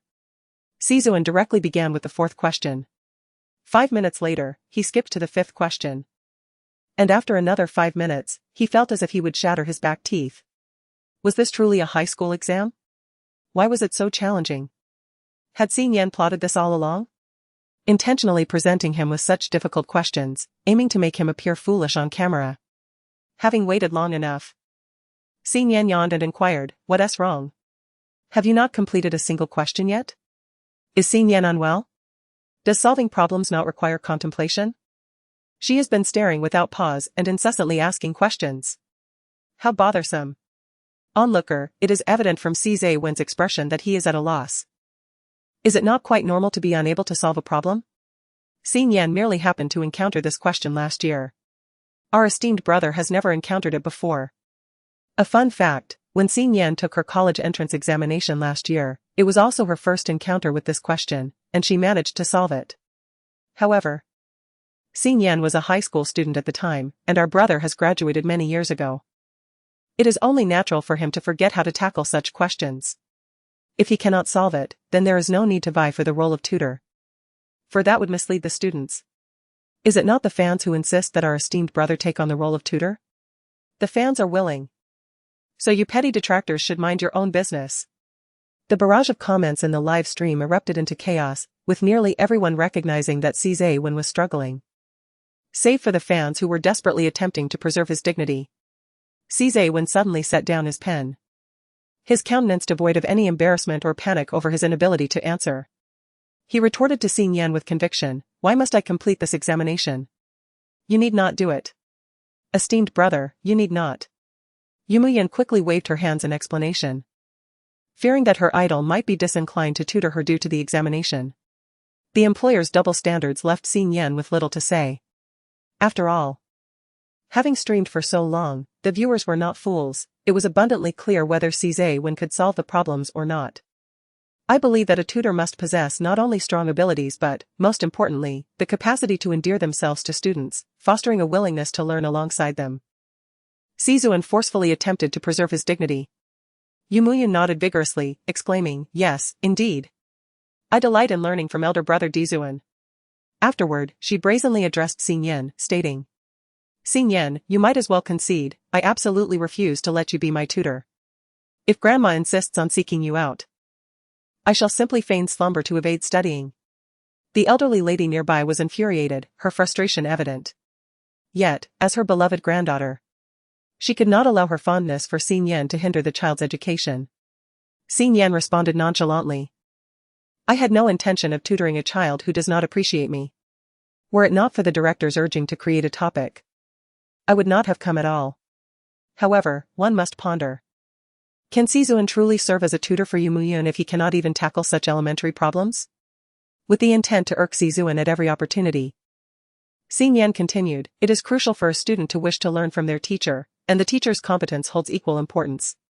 Sizuan's gaze darkened. And he retorted furiously, you should focus on your own affairs. If you cannot secure a part-time job, you may soon find yourself evicted from your rental.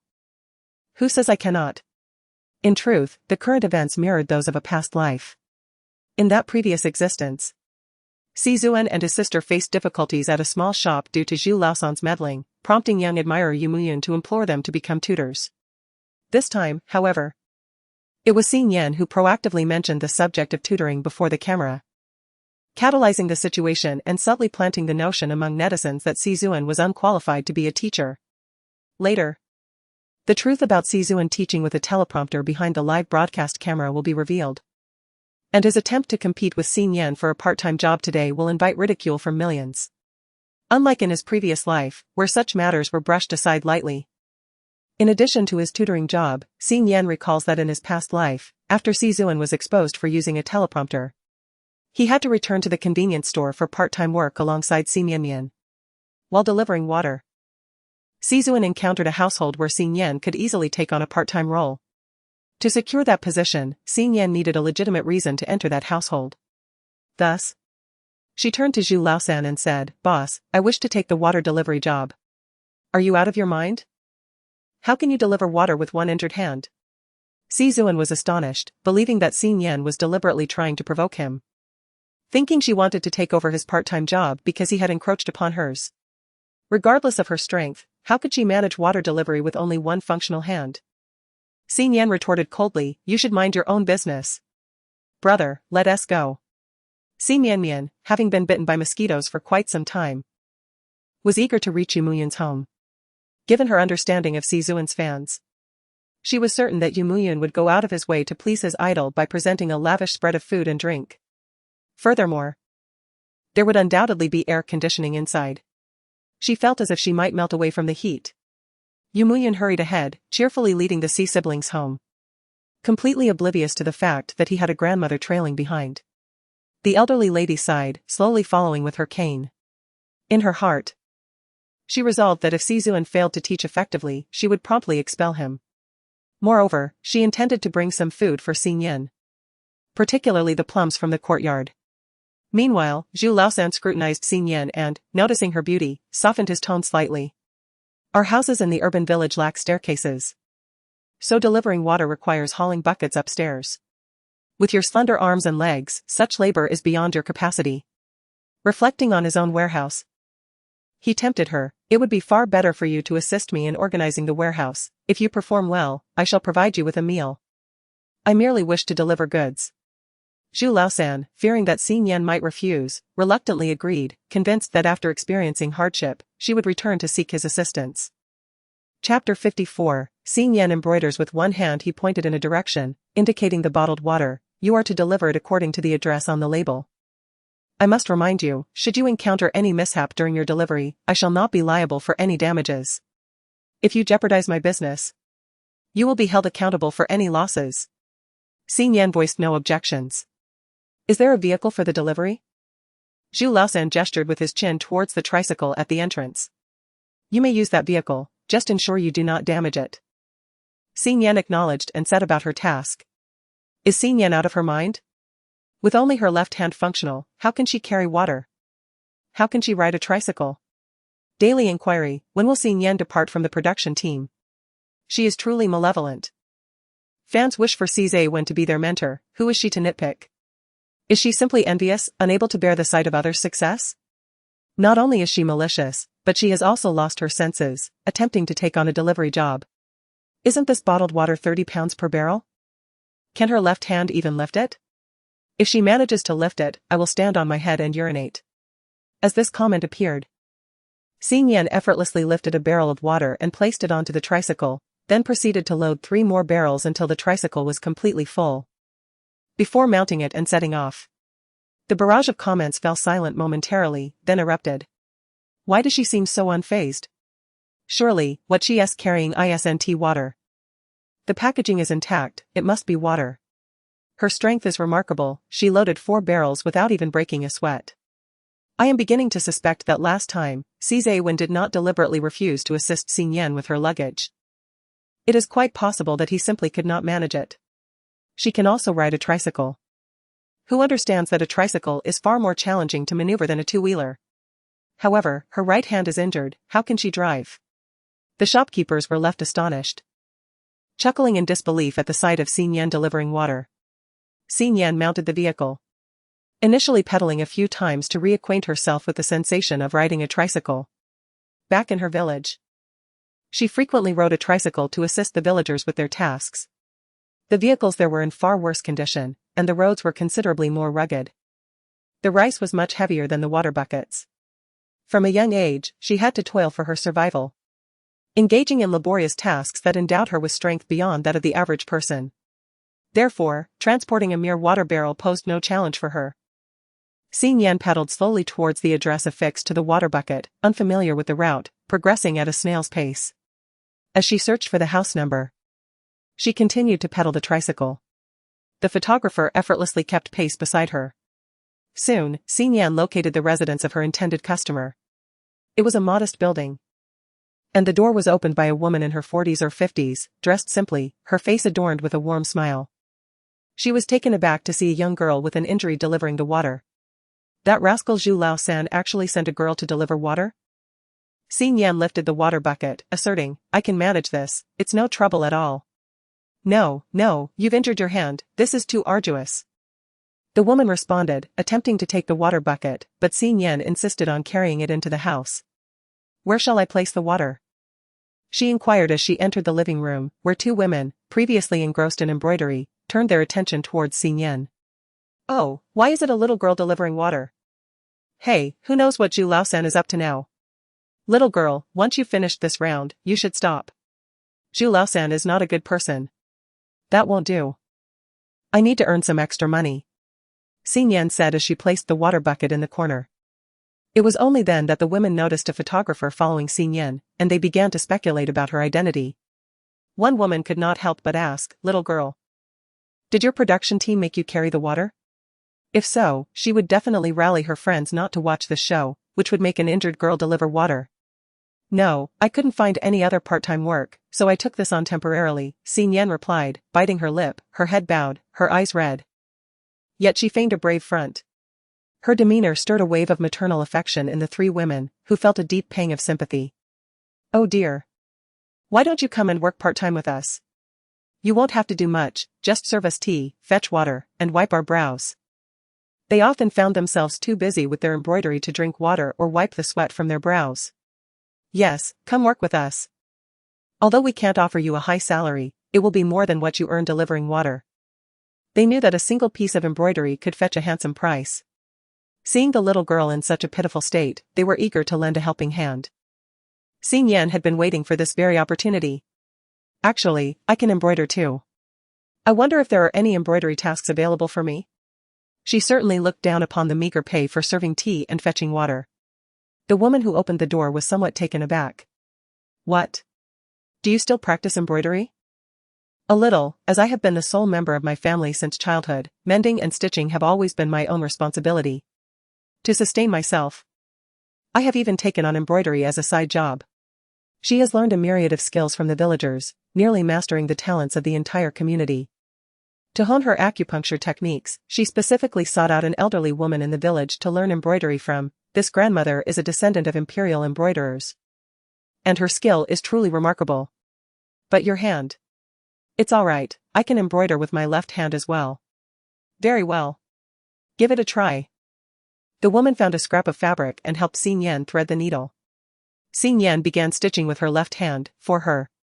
Embroidering with one hand was not a daunting task. Unlike acupuncture, which requires a delicate balance of pressure that her left hand cannot fully manage, embroidery places greater emphasis on technique and skill. Moreover, Xin Yan was well prepared. Her goal for this side job was originally centered around embroidery. Half an hour later, a simple embroidery design of a butterfly chasing a rabbit unfolded before the lens. I thought Xin Yan was boasting, but it turns out she truly knows how to embroider. This rabbit is adorable, as if it's being chased by the butterfly. She stitches so quickly and beautifully that my eyes are dazzled. Had I not witnessed it with my own eyes, I would never have believed that this strong woman, who can effortlessly lift a bucket, could also wield a needle and thread. I am utterly helpless against our nation's traditional artistry. I can't help but become a fan. What other talents does Xin Yan possess that we are unaware of?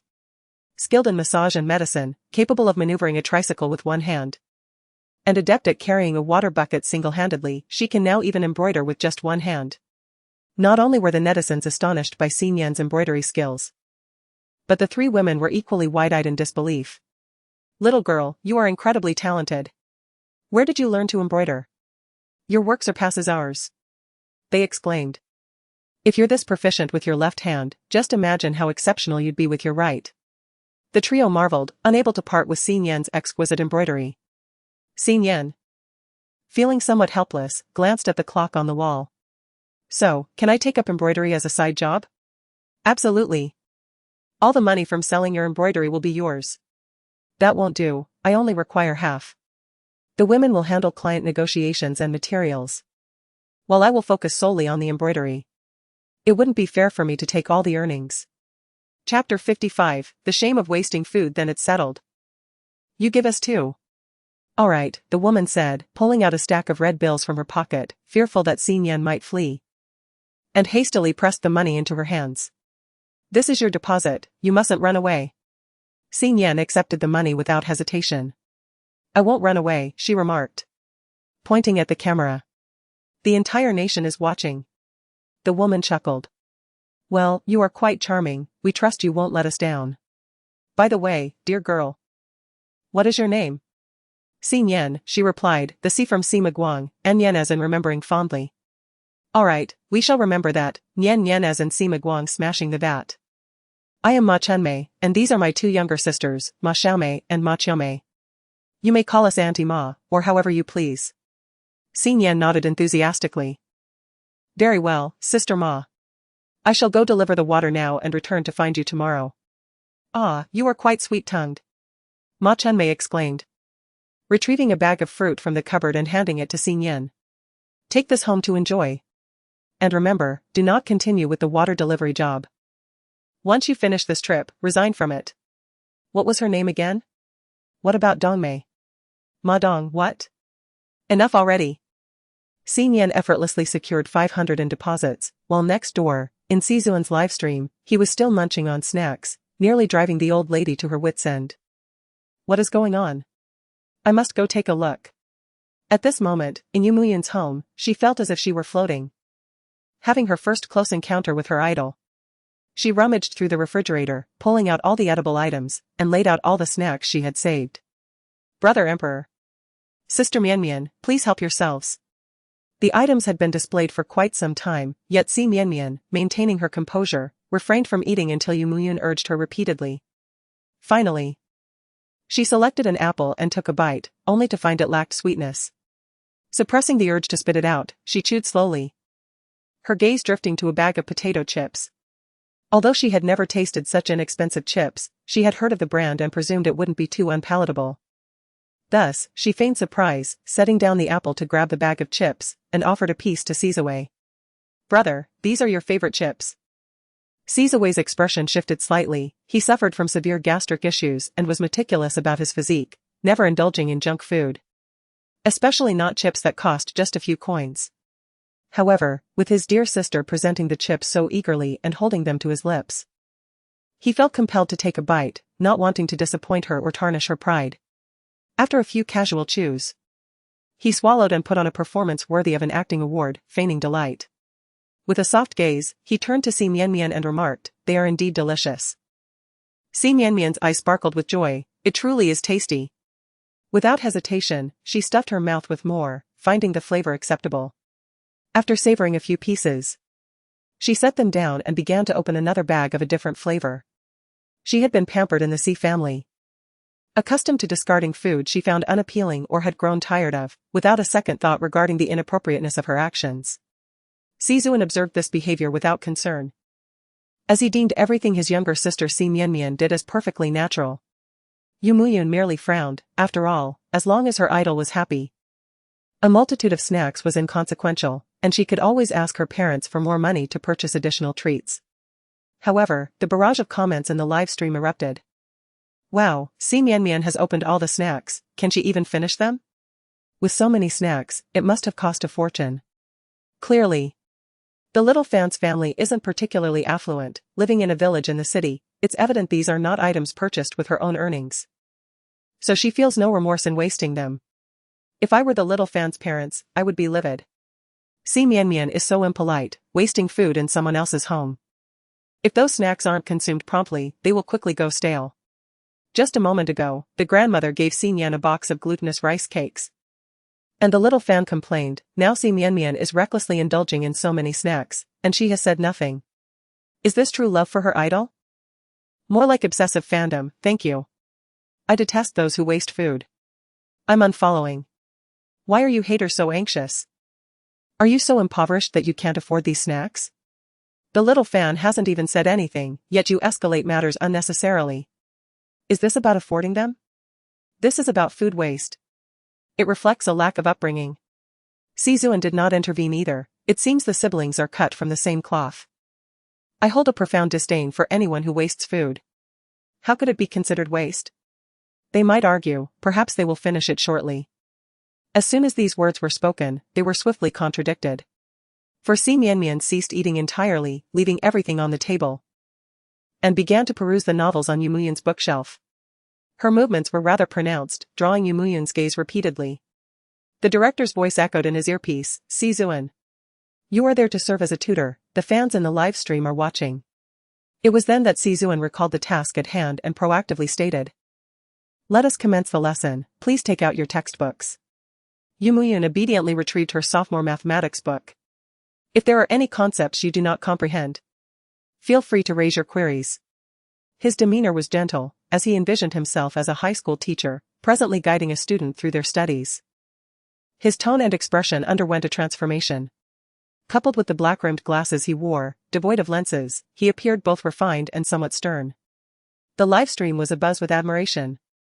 Indeed, he is a master of his craft. The authoritative presence of a teacher is unmistakable. Si Zuan. Don't make me beg you to perform in a contemporary drama. Oh my, his aura has completely shifted. The male lead of my teacher-student romance now has the looks. Who understands? If I had such an attractive teacher, I would undoubtedly excel in mathematics. Yu Muyun was equally exhilarated, trembling slightly as she turned to a page in her math book and pointed to a particular example. This part, I do not understand. She even began to stutter while speaking. Si Zuan followed her finger to the example problem and was taken aback. Is the curriculum for second-year high school students truly this challenging? Why does it differ so markedly from what he studied abroad? He swallowed hard, feigning ignorance, and picked up the book.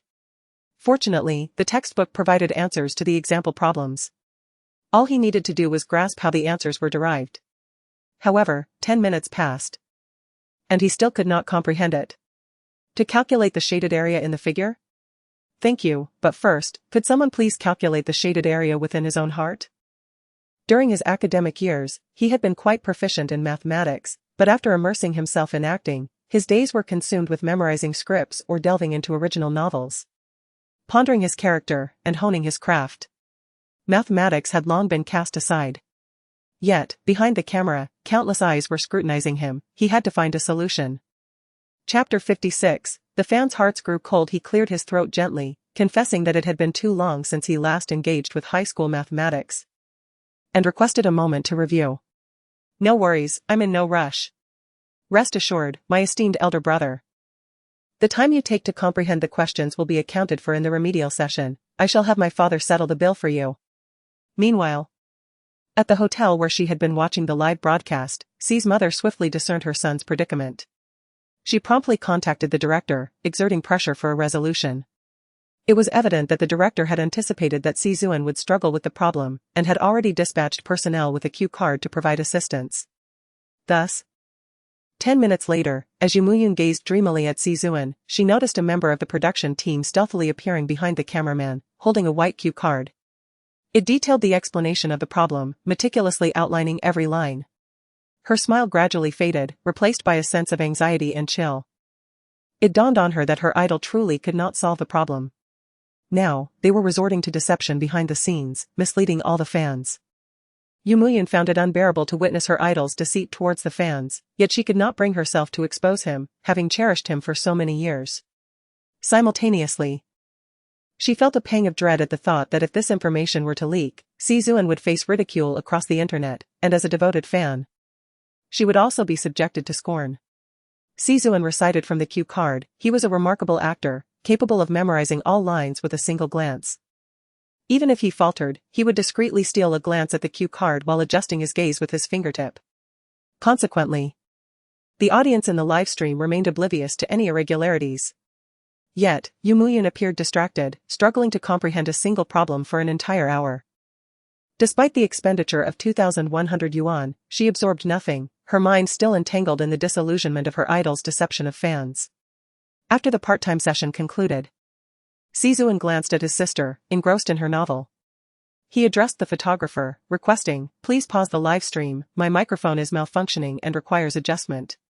The microphone, affixed to his person, necessitated lifting his shirt for proper adjustment. The onlookers assumed he wished to avoid revealing flesh on camera, leading the photographer to comply and turn off the camera, while the fans clamored to see his abs. However, once the camera was off, Si Zuan promptly ushered the photographer out. He solemnly apologized to Yu Muyun, saying, "I sincerely apologize, I haven't tackled math problems in quite some time. Which is why I struggled to grasp the question earlier." Yu Muyun nodded, feeling at a loss for words, her disappointment in her idol palpable. "If given a little more time, I'm certain I could understand, but during the live broadcast, prolonged delays could adversely affect the program. The haters and rival fans would seize the opportunity to tarnish my reputation, dragging the production team into the fray, and you would also face backlash as my supporter.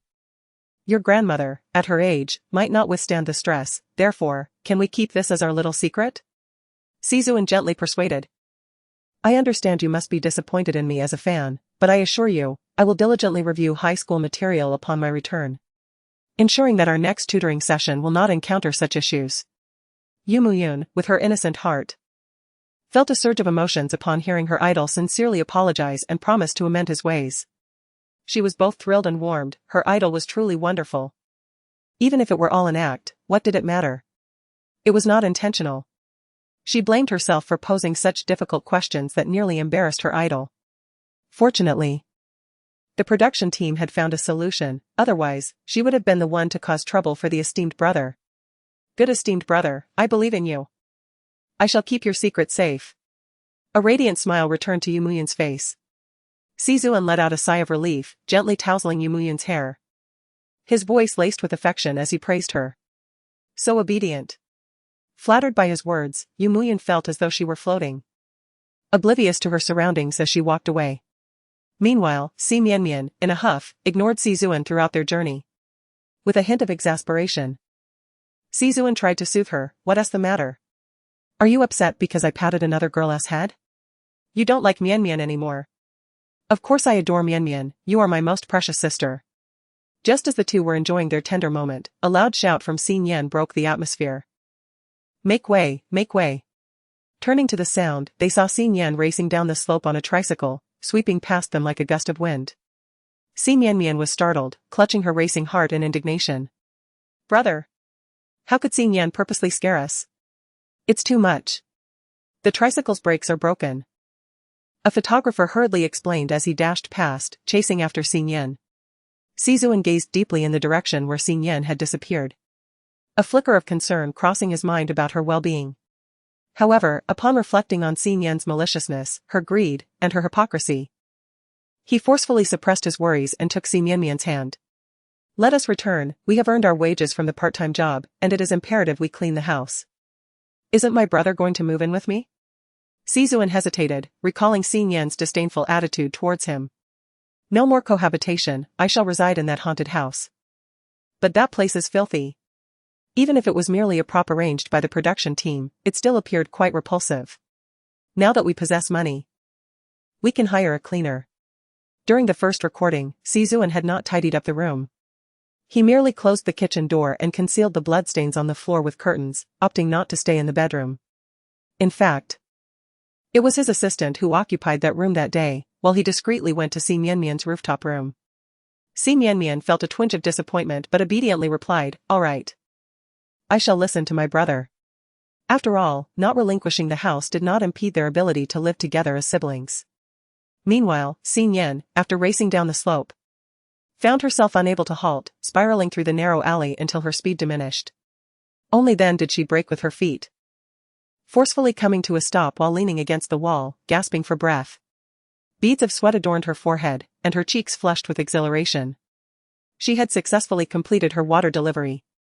The residents of the urban village were quite genuine, readily offering assistance as they witnessed her delivering water. Thus Xin Yan's part-time job went remarkably smoothly today. She alighted from the vehicle, pushing it towards the convenience store. Zhu Laosan was smoking at the entrance and, upon seeing Xin Yan return so early, remarked, "Has all the water been delivered?" "Yes, let us settle the wages," she replied. Zhu Laosan, skeptical, casually made a phone call to confirm that the fruits had indeed been delivered to the recipient's home. After scrutinizing Xin Yan, he added, "You certainly have some skills."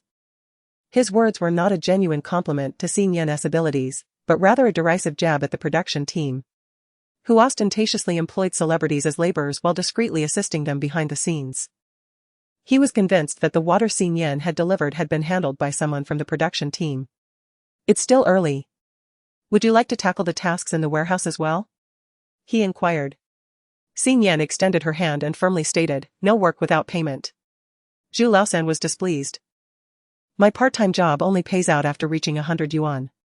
You've only delivered 4 barrels of water today, and at 5 yuan per barrel. That amounts to merely 20 yuan.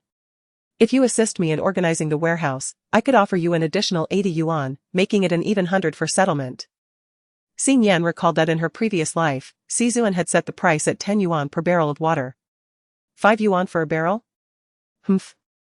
5 yuan is already generous, the market rate only provides a 1 yuan commission per barrel. Chapter 57, Si Zuan loses his mind previously. You negotiated with Si Zuan for 10 yuan per bucket of water, did you not?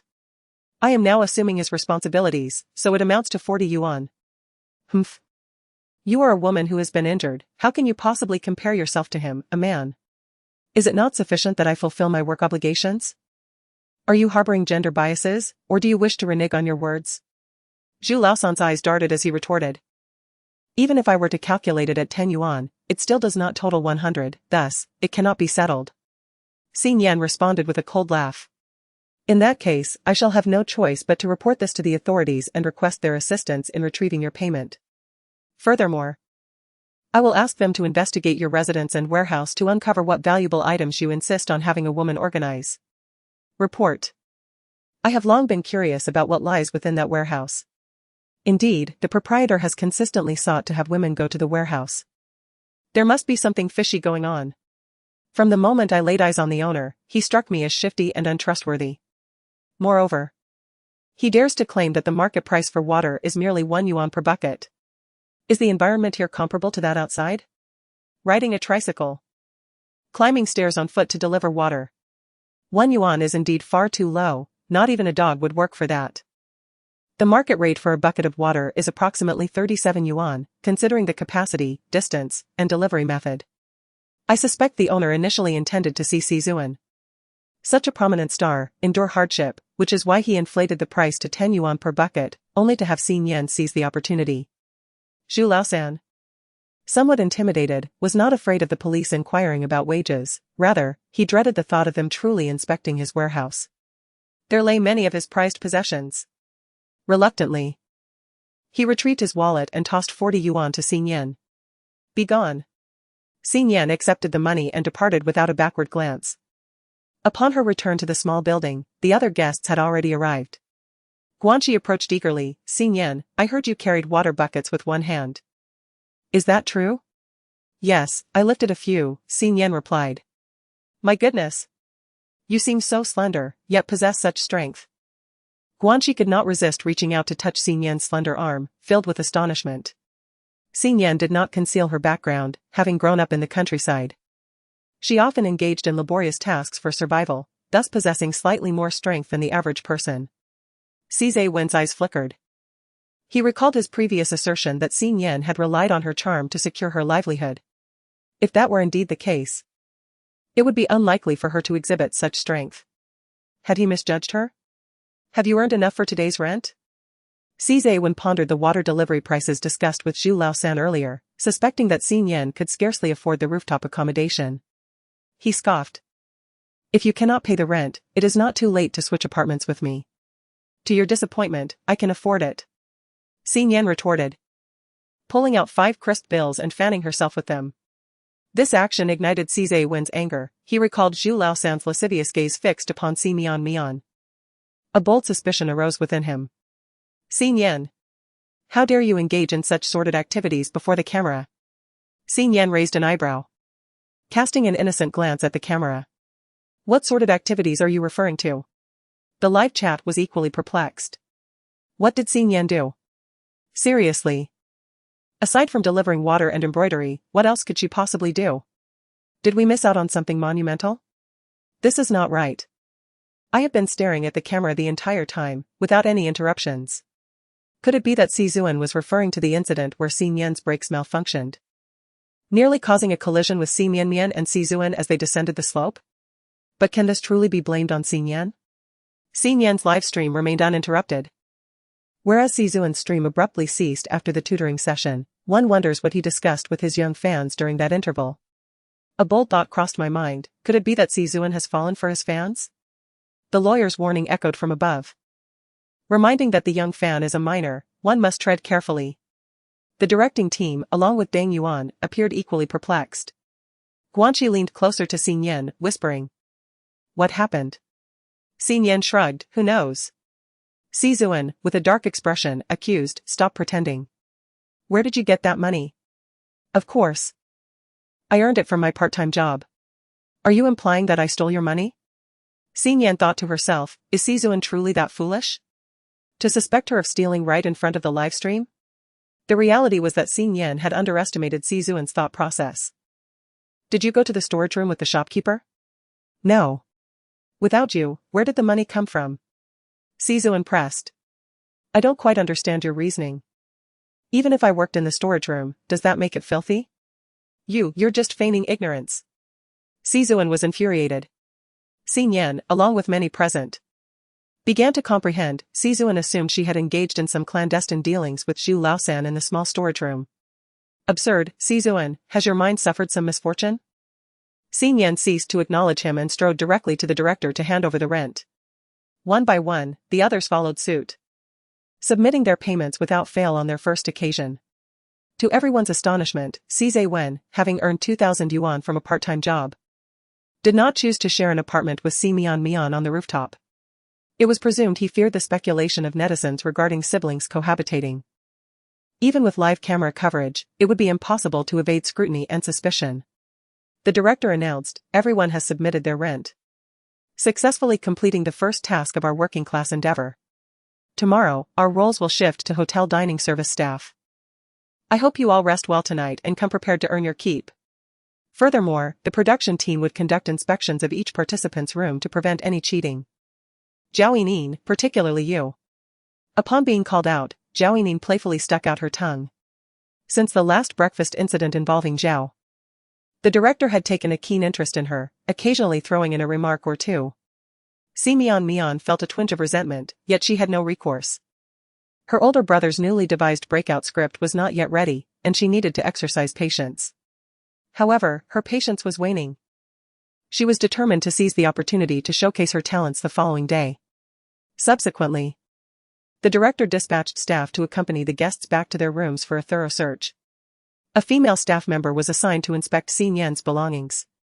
With minimal luggage, comprising merely a backpack, Xin Yan's possessions remained a mystery. I had been meaning to ask, what on earth does Xin Yan have in that backpack? Cize claimed it was filled with stones. The moment of revelation has arrived. Is it that he cannot lift it? Or is he merely feigning inability while being hypocritical? However, they suspended the broadcast due to Xin Yan's circumstances. Perhaps even the items in the backpack have been replaced.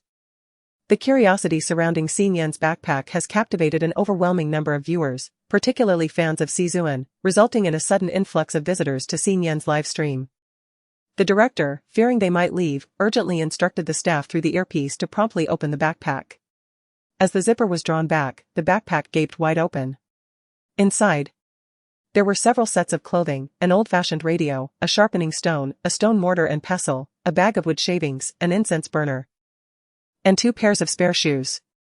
I can comprehend the inclusion of the radio, given the prohibition on mobile phones, but what purpose do the sharpening stone, mortar and pestle, wood shavings, and incense burner serve? Chapter 58, A Gathering for Games. Xin Yan's peculiarities are indeed baffling. It is no wonder she remains unloved. These items do not appear particularly heavy, thus the case is closed. Sizuan is merely exhibiting double standards, deliberately choosing not to assist Xin Yan with her backpack. The director, through his earpiece, instructed the female staff member. Xin Yan, you brought these items, do they serve any special purpose?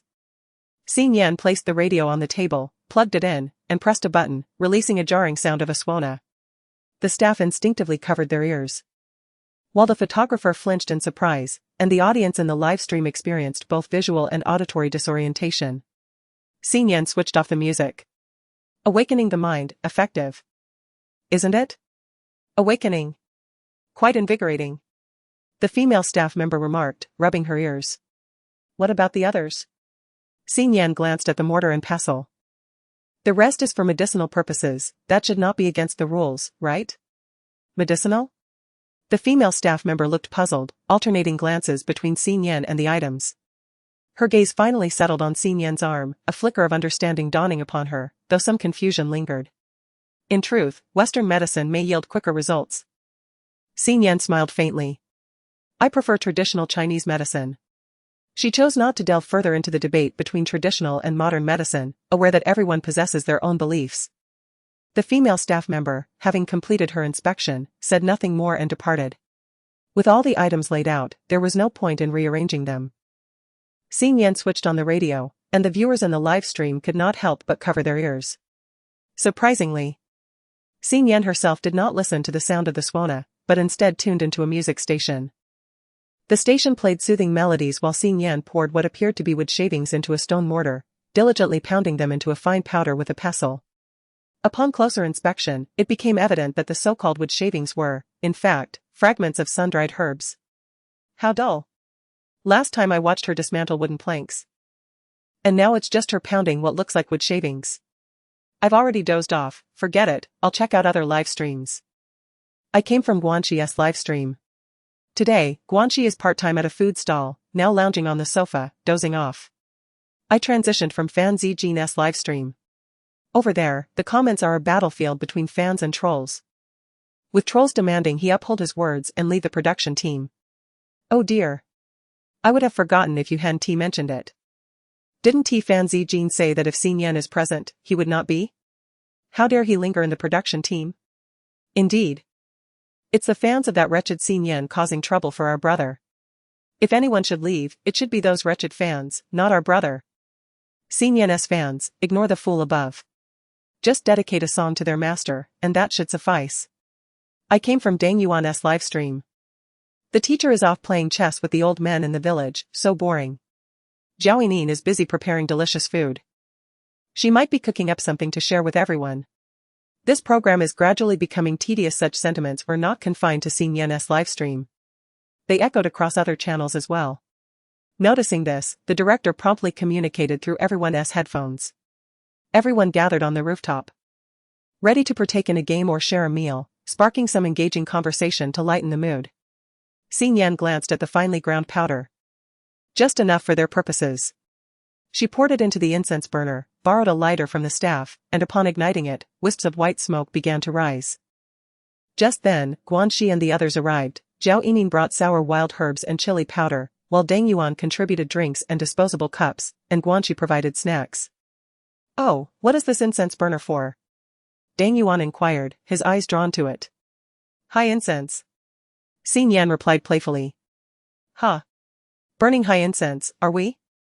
Guanxi chuckled, leaning closer to the burner to take a whiff. "Is that a herbal scent?" "Yes, it is indeed herbal," Xin Yan responded candidly this time. "What kind of herbs? What purpose do they serve?" Deng Yuan pressed. "They soothe the mind, calm the spirit, promote tranquility, and repel insects," Xin Yan remarked, casting a meaningful glance at Deng Yuan. "If ingested, they have similar effects, though the taste is exceedingly bitter. Ancient texts recount that even those who have lost their senses would find it unpleasant." Deng Yuan's interest was piqued. "Is it truly that extraordinary? Would you like to give it a try, Teacher Deng?" Xin Yan suggested, taking a disposable cup and pouring a bit of the reserved powder from the mortar, followed by some mineral water. As the powder met the water, it only dissolved partially, releasing a bitter aroma. Concerned that Deng Yuan might hesitate, Xin Yan divided the concoction into 4 small cups. She took a sip herself and then encouraged the others. "Why don't you all give it a taste?" Guanxi wrinkled her nose and exclaimed, "No, no. Just the scent alone is so bitter. It is far better to indulge in incense." Zhao Yining took the cup, sipped lightly, and tears welled up from the bitterness, yet she insisted, "It's not too bad." This was indeed a significant show of support. Deng Yuan gulped it down in one go, then became motionless. Guanxi was taken aback. "Deng Yuan, are you all right?" Deng Yuan appeared as if he had lost all animation. I felt as though his very breath had ceased. Aren't those concoctions meant for healing oneself? Why is everything being offered to others? What if someone were to suffer dire consequences? What is there to fear? Xin Yan has already consumed it herself. I suspect Deng Yuan has been overwhelmed by the bitterness. Who knows what kind of herb this truly is? I can't find anything about it on Baidu. I can't find anything either. I suspect Xin Yan is fabricating this. Who remembers that Xin Yan might possess a medical qualification? She could very well be a traditional Chinese medicine practitioner. Guanxi was genuinely concerned for Deng Yuan, as they had been acquaintances for many years. Seeing Deng Yuan unresponsive, she hurriedly reached out to nudge him. After being shaken a few times, Deng Yuan finally regained his senses. He smacked his lips and chuckled, "It's truly bitter." He had tasted it. Although it was bitter, at least he could discern the flavor. Seeing his reaction, Xin Yan felt a wave of relief. If Deng Yuan could not even taste this, then she would be unable to remedy his taste perception issues. This was a special concoction she had prepared to stimulate the taste nerves. Being able to taste something indicated there was still hope. Xin Yan then handed Guanxi's cup to him, encouraging, "If you like it, feel free to drink more." Deng Yuan shook his head, lamenting, "It's too bitter. Could we possibly add some sugar?" "No, however, you might consider adding some sour wild fruits, or perhaps some potato chips." Xin Yan jested, pointing at the snacks brought by Guanxi and Zhao Yining. Guanxi quickly clutched the snacks, shielding Zhao Yining and her sour fruits behind her. Gazing at Xin Yan with a serious expression. "Don't mess with it. These were purchased with money. If everything turns bitter, who would eat it?" Deng Yuan, seemingly grasping some hidden meaning, looked at Xin Yan with a hint of confusion. Xin Yan offered him a subtle smile, and he appeared enchanted. He sought to confirm his suspicions, believing that Xin Yan was aware of his ailment, and that these medications might have been specifically prepared for him. "I will eat it." He snatched a bag of snacks and was about to dip it into the leftover medicine in the cup when Xin Yan intervened. Chapter 59, A person of quality does not eat recklessly, just eat it directly. Dipping it in medicine is indeed quite wasteful. Deng Yuan, perplexed, stuffed the snack into his mouth, his eyes widening in astonishment. He could taste it. Not only the bitterness but also the savory flavor of the snack. Had his sense of taste returned? In disbelief, he tried a few more pieces, and the flavor persisted. Was it possible that Xin Yan had cured him with a sip of medicinal liquor? He yearned to inquire immediately. Yet reason cautioned him against revealing his loss of taste in front of the cameras. Xin Yan, sensing his unspoken questions, remarked, "Everyone has brought something, I have nothing prepared. I shall go downstairs to buy some food." Deng Yuan immediately interjected, "I'll accompany you. It's not just about eating and drinking. I'll see if there are any playing cards or something similar." Without waiting for Guanxi and the others to agree, the two departed together. As they descended the stairs, Deng Yuan took the initiative to request the photographer to pause the shooting. "Xing Yan, do you know about my—" "I know." Xing Yan interjected before Deng Yuan could finish, mindful of the two photographers trailing behind. It was best to keep his secret hidden from others. Deng Yuan's eyes sparkled with hope. "Then can you assist me?" He was aware of Xing Yan's medical qualifications, yet had previously harbored doubts. However, after just a sip of that bitter soup, he could taste again. This was certainly no coincidence. Xing Yan nodded in acknowledgement. "I can help. But it will cost 10 million. She was indeed in need of funds, and Deng Yuan could afford such a sum. "As long as you can aid me. 10 million is not a problem. Deng Yuan has long expended more than 10 million on this ailment. For others, the loss of taste may not seem significant. Yet for him, as a celebrity and a regular guest on a culinary show, such a revelation could severely impact his career. Moreover, who would willingly embrace the label of a disabled individual? A deal was struck, though it would only be finalized after the recording of this episode concluded. The two engaged in a cryptic conversation, leaving the photographer perplexed and intensely curious, yet lacking the standing to inquire, his curiosity gnawing at him. They purchased a deck of cards and some chilled beer from the store, returning to the rooftop where Si Zuan and Si Mianmian had also returned with snacks. Fan Zijin trailed behind them, burdened with an armful of items, while Si Mianmian carried nothing, and Si Zuan held only a small portion. It was evident that Fan Zijin had been relegated to the role of a mere packhorse. It remained a mystery how these three individuals had ended up together again. Given the limited space, they all sat on the rooftop floor. Snacks and beverages were piled in the center. It was a bit too warm. Si Mianmian squatted, refusing to sit. Si Zuan removed his jacket, neatly folding it. "You can sit on my coat." "Thank you, brother." Fan Zijin rubbed his chafed hands as his manager reminded him that he was expected to fulfill his previous commitments, which included leaving the production team. In an effort to steer the conversation elsewhere, he sought the help of Si Zuan and his sister, hoping they could assist him in generating new topics to divert the netizens from clinging to his past statements. However, upon finding Si Zuan and Si Mianmian, he was promptly enlisted to help carry items. The siblings often engage in lively banter, occasionally rendering him, the third party, completely forgotten, making him feel akin to an attendant. Upon finally returning, he is irked to witness their unabashed display of affection, seemingly oblivious to his presence. In a fit of annoyance, he grabs a cup of water and hastily consumes it, the bitter taste exploding in his mouth, causing him to gag uncontrollably. Seated beside him, Si Zuan grimaces at his actions, pinching his nose in disdain. Despite her disgust, Si Mianmian feigns concern, inquiring, "Little Fan, what troubles you?" Fan Zijin, suppressing the urge to retch, gulps down nearly half a bottle of mineral water before grimacing and exclaiming, "What on earth was in that cup? It nearly choked me." Guanxi raises her hand, saying, "That was the medicine Xing Yan prepared for me just now." "Medicine?" Fan Zijin is horrified at the thought of expelling everything he had just ingested. The mere notion of having consumed a peculiar concoction fills him with dread about potential side effects. If it were a weight loss laxative, he might end up with an upset stomach. Guanxi hurriedly reassures him, "Do not panic, it is merely a calming remedy." Although she herself had not partaken, Zhao Yinyin and Deng Yuan had, and they were perfectly fine. Moreover, they had found the aroma soothing, feeling relaxed and comfortable. Had it not been for the director's insistence on their playful chat and games, she would have preferred to retire for a nap. Medicines should not be carelessly placed about. Is there no sense of decorum? Fan Zijin's remarks were clearly directed at Xing Yan. Were it not for Xing Yan, he would not have descended to the status of a mere follower to Si Zuan and Si Mianmian, nor would he be toiling tirelessly, burdened with menial tasks. However, Guanxi was incensed. Despite being a comedic actress, she possessed a temper. A person of quality would never thoughtlessly consume another's belongings. The drink was contained within a disposable cup, and it was clearly not filled to the brim, indicating it had been sipped by someone else. Upon witnessing Guanxi's ire, Fan Zijin momentarily regained a semblance of rationality. With a sheepish facade, he apologized, "Teacher Guanxi, please do not misunderstand. I was not referring to you. And my comments pertain to the matter at hand, not the individual. After all, it is medicine, and not everyone is suited to partake."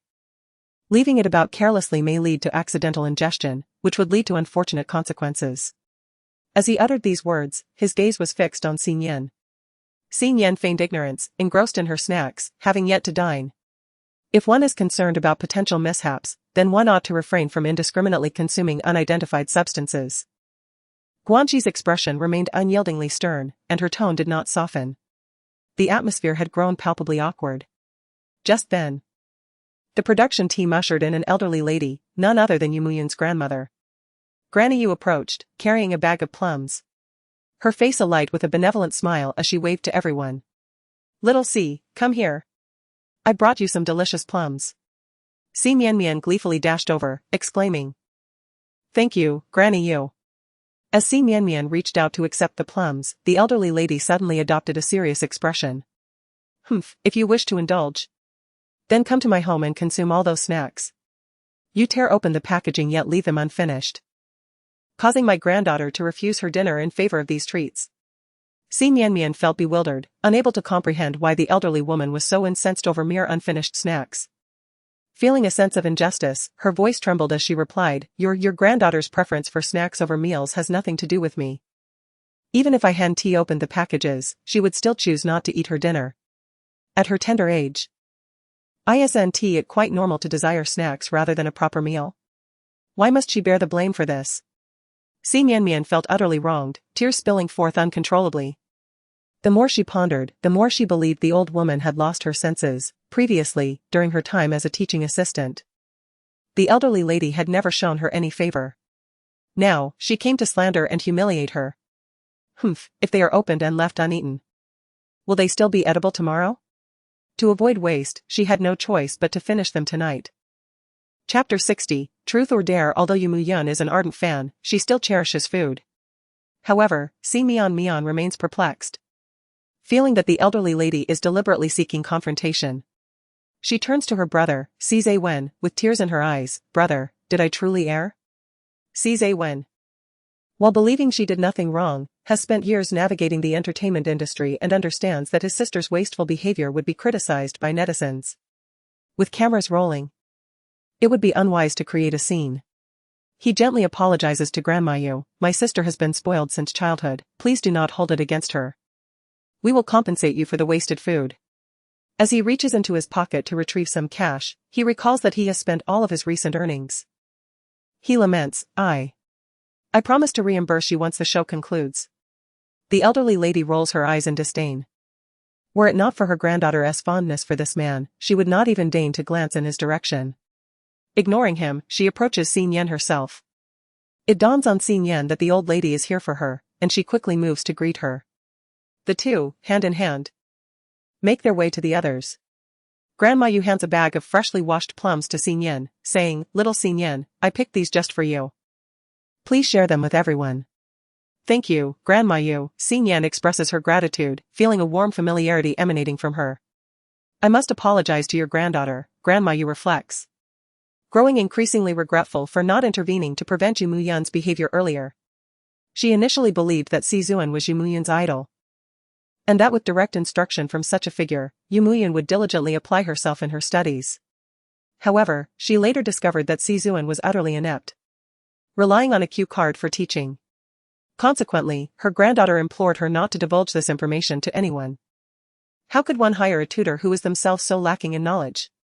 Would this not hinder the child's education? The individual named Si Zuan was equally culpable. Despite his own ignorance, he still insisted on competing with Xin Yan, thereby misguiding the youth. She resolved to call her son and daughter-in-law the following day to insist on replacing the tutor. It was outrageous that a person earning such a high hourly wage could impart no knowledge, truly a source of harm. In light of this, Grandma Yu shot an admonishing glance at Si Mian and Si Zuan. "It's all right, I truly do not mind," Xin Yan replied honestly. The elderly lady sighed. "I heard you found a job? Doing embroidery for the Ma family?" "Indeed," came the answer. "I'm glad you found something. It's just that my granddaughter seems to lack fortune." The old lady's disdain for the Si siblings and her fondness for Xin Yan were unmistakable, creating an atmosphere laden with awkwardness. The director discreetly signaled to Xin Yan. Aware that this could incite resentment from the elderly lady, Xin Yan quickly urged, "It's quite late. Grandma you should head home. I'll come visit you for a chat tomorrow when I have time. Alright. Xing Yan personally escorted Grandma Yu downstairs. Upon her return, the tense atmosphere had eased. Guanxi and Fan Zijin had ceased their quarrel, likely due to the director's covert interventions.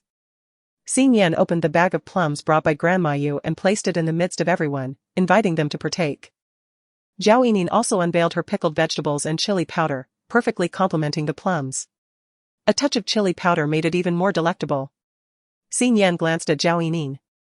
Recognizing her high emotional intelligence, it was no wonder she had skyrocketed to fame through this program in her previous life. Unfortunately, due to her refusal to bow to the machinations of capital, her stardom was short-lived, lasting only 2 months before she was sidelined. Deng Yuan encouraged everyone, urging, "Come on. Let us eat. We can play cards while we indulge." He spread out a deck of playing cards, suggesting, "Shall we play landlord?" Guanxi teased him. "Landlord is a game for your generation, we now play the king's game." "What is this king's game?" Deng Yuan feigned ignorance. He had heard of it but had never participated, which could be considered a form of unawareness. Guanxi took the deck and located the king.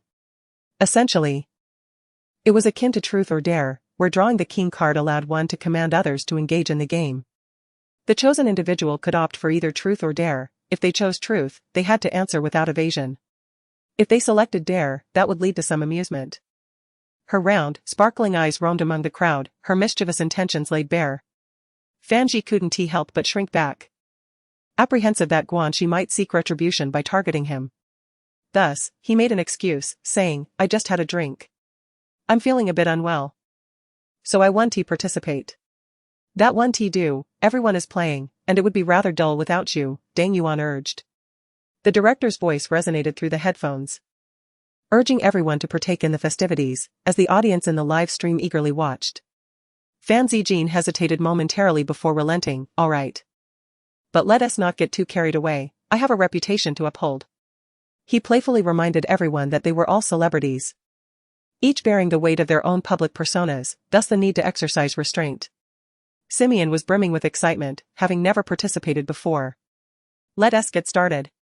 If I draw the king, can I have everyone give me their money?" Deng Yuan frowned. "No, that would turn it into gambling. We're running a legitimate show." "Just kidding. I want to be the king, I want my brother to sing for everyone." "Wow. I want to listen. Let Simeon be the king. Let her take on the role. The younger sister truly understands us. We are all eager to hear the emperor sing." The last time the emperor sang on stage was quite a while ago, and it was absolutely delightful. It's such a shame he is not pursuing a singing career. To this day, I am still replaying the emperor's stage performance. I don't understand why the studio doesn't allow him to sing more. Such an exceptional voice should not go to waste. Mark my words. If the emperor sings tonight, I will send out 1,000 red envelopes. I can't wait. Has the production team noticed the fans' wishes? Let us arrange for the script to have the emperor sing. I have a feeling that if Sizuan sings, tonight's variety show will certainly trend on 10 hot searches. Come on, director, be considerate. The director, of course, was attuned to the sentiments of the audience. He had already observed the rising trends online regarding Sizuan's singing, even before he had taken to the stage. If he were to sing, the excitement would undoubtedly intensify. Although Sizuan's performance in the program was rather lackluster, his popularity remains intact, with a fan base that surpasses all other guests. Without hesitation, the director issued orders through the earpiece. Whoever draws the king must ensure that Sizuan sings. Upon hearing this, Xing Yan couldn't help but scoff internally. Are the fans and the director conspiring to sabotage Sizuan? He may excel in acting, but his singing could only be described as a disastrous spectacle. The only time he sang on stage was a lip-sync performance. The backstage audio was a recording he had prepared a month in advance, meticulously edited by a team of skilled sound engineers for an entire month. Xing Yan also learned by chance in a previous life that Sizuan had never sung a note in his life, as he was utterly tone-deaf. Chapter 61, Only 11 family members. The last time I sang on stage, it was due to being deceived into signing a contract. The fact that I lack musical talent is unknown to the others in the C family, as I have never sung, except for that one instance of lip-syncing. In my previous life, Si Mianmian never suggested that Sizuan sing on the show. The trajectory of this world has once again shifted. Perhaps this is what they call the butterfly effect. A sudden wave of anxiety washed over Xing Yan. She needed to hasten her steps towards revenge. With Sizuan having been reborn, if the other members of the Xi family also experienced rebirth, would her quest for vengeance still be so easily attainable? Deng Yuan had already begun dealing the cards. Xing Yan casually drew one, but it was not the Chinese king. To her surprise, the Chinese king turned out to be Sizuan. Xing Yanmian's spirit soared with joy. Her brother had become the king, and he would surely allow her to shine, granting her the opportunity to showcase herself before the camera. Yet, Sizuan turned to Xing Yan and asked, "How did you manage to get involved with Feng Su?" This question had troubled him for quite some time. He had sought out Feng Su tirelessly, exhausting every means to secure her as a manager. Yet, here was Xing Yan, who had only debuted a few days ago, effortlessly signing a management contract with Feng Su. She had even gone to Feng Su's villa to finalize the agreement, which indicated that it was likely Feng Su who had invited Xing Yan over, for otherwise, Xing Yan would not have been granted access to the gated community. Xing Yan raised an eyebrow, surprised that Sizuan would inquire about this matter. It was she who insisted on signing me, claiming that if I did not comply, she would eliminate me. Her words were not without truth. The crowd gasped in astonishment. Xing Yan, you must speak sincerely, no fabrications allowed. What I said is indeed the truth. Sizuan was skeptical about Xing Yan's merits. What could Feng Su possibly see in her? When did you all become acquainted? This was the second query. Xing Yan responded with indifference. Instantly, Sizuan was rendered speechless, returning the card to Guanxi. Mian clenched her fists, her nails nearly piercing the palm of her hand. Her brother had drawn a king, yet he had not chosen to support her. Instead, he had granted such a splendid opportunity to Xing Yan, all for the sake of such a trivial question. What was so special about Feng Su? Why did her brother care so much? Or perhaps he simply wished to bestow this chance upon Xing Yan, wanting to help her garner more attention. Mian's mind was a whirlwind of confusion. Let us continue. Guanxi had shuffled the cards once more, and everyone eagerly drew again. This time, Zhao Yining drew the king. She dared not stir up trouble and avoided entangling herself in any conflicts involving the popular Xing Yan and Sizuan siblings, merely making a face at Guanxi. For Guanxi, this was hardly a bold move. As a comedian, making faces was all too commonplace. In the third round, Fan Zijin drew the king. The moment he saw the card, a multitude of vengeful thoughts against Xing Yan and Guanxi flooded his mind. Yet, his reason prevailed.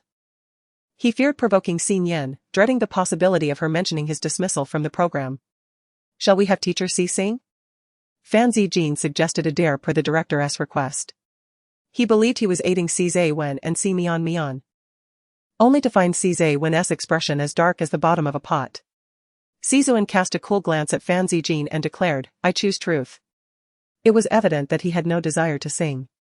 Fan Zijin was taken aback, glancing helplessly at the director behind the camera. He was merely following the director's instructions. How had he seemingly provoked Sizuan? Mian was also somewhat perplexed, unable to comprehend why Sizuan, with his melodious voice, was so reluctant to sing. After all, a few casual notes from him could easily land them trending on social media. As the first to suggest that Sizuan sing, she too could bask in the limelight. Discontented, she clung to Sizuan, pouting, "Brother, please sing. Your voice is so beautiful, why won't you sing?" "I simply do not wish to," Sizuan replied, irritation creeping into his tone. He sensed a change in Mian. She was no longer the gentle and obedient sister he remembered. He had already declined once. It was one thing for others to misunderstand, but why couldn't his sister empathize? If he were truly adept at singing, he would have obliged. The truth was, he lacked the talent. Stung by his cold rejection, Mian felt a lump in her throat, her eyes glistening with unshed tears as she lowered her gaze. She released her hold on Sizuan, murmuring, "If you don't want to sing, then forget it." Seeing her distressed, Sizuan's heart softened. He gently lifted her chin with his fingers, offering a soothing tone, "I will sing for you another time when the opportunity arises." He thought to himself that he ought to confess his lack of musical talent to Mian sooner rather than later, to prevent such misunderstandings in the future. He could firmly decline requests from others, but Mian was his most cherished sister, even if he could bear to refuse her. Their parents and other siblings would surely reprimand him. In the corner of her eye, Si Mian caught a glimpse of the camera. Surely. This scene of Si Zuan comforting her would be captured. Her annoyance softened slightly. Finally, there was a topic to discuss. The netizens and Si Zuan's fans would undoubtedly envy her. After soothing his sister, Si Zuan once again turned to Fan Zijin and declared, "I choose truth." Having been rebuffed once, Fan Zijin hesitated to speak carelessly again and opted to pass the opportunity to others. "Does anyone have a question for Teacher Si?" Si Nian boldly took the lead. "Was your singing on stage last time lip-synced?" Si Zuan stiffened. He thought the topic of singing had passed, but unexpectedly, Si Nian circled back to it. Gritting his teeth, he pondered how to respond. "What's the matter? Can't you answer?" Si Nian's tone dripped with sarcasm. "Or perhaps you can't handle truth or dare?" Si Zuan clenched his jaw. "I will only answer the king's question." Si Zuan studio, Si Nian openly slanders on the show. Why haven't you taken action? Si Nian might as well change her name to Despicable. Always opposing our brother, does she think this will catch his attention? Brother is so handsome. Just like this.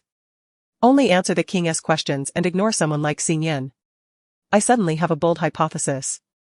So do I. Si Zuan is reluctant to sing, and Si Nian asks if he lip-synced. Those who understand, understand. Is there anyone unaware of Si Zuan lip-syncing? Even the small streaming site has exposed it, only the fans refuse to believe it. I recently went out of my way to search for the video of Si Zuan singing on stage last month. The lip-syncing was unmistakable. And it was undoubtedly a case of playback. It is no wonder that he has not performed since that occasion. It turns out it was all a fade. The atmosphere became quite awkward, and Fan Zijin realized that relinquishing the opportunity was not an option. He could only salvage the situation by asking, "How many family members does Teacher Si have?" This question is widely known, clearly stated in Si Zuan's Baidu Baiki. Surely, he could answer this. And it would not provoke Si Zuan's ire again, would it? To his dismay, Si Zuan's expression darkened further. However, this time he did not glare at Fan Zijin but directed his gaze at Si Nian, coldly responding, 11. Chapter 62, Borrowing money over the phone. This aligns perfectly with the information available online. Si Zuan has both grandparents, parents, 6 brothers, and a beloved younger sister. Fan Zijin finally exhaled in relief. Si Nian understood that Si Zuan's words were directed at her, intending to convey that he did not acknowledge her as his sister at all.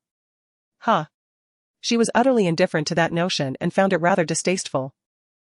On the other hand, Si Mian was overjoyed. She had just been worried that her second brother cared too much for Si Nian.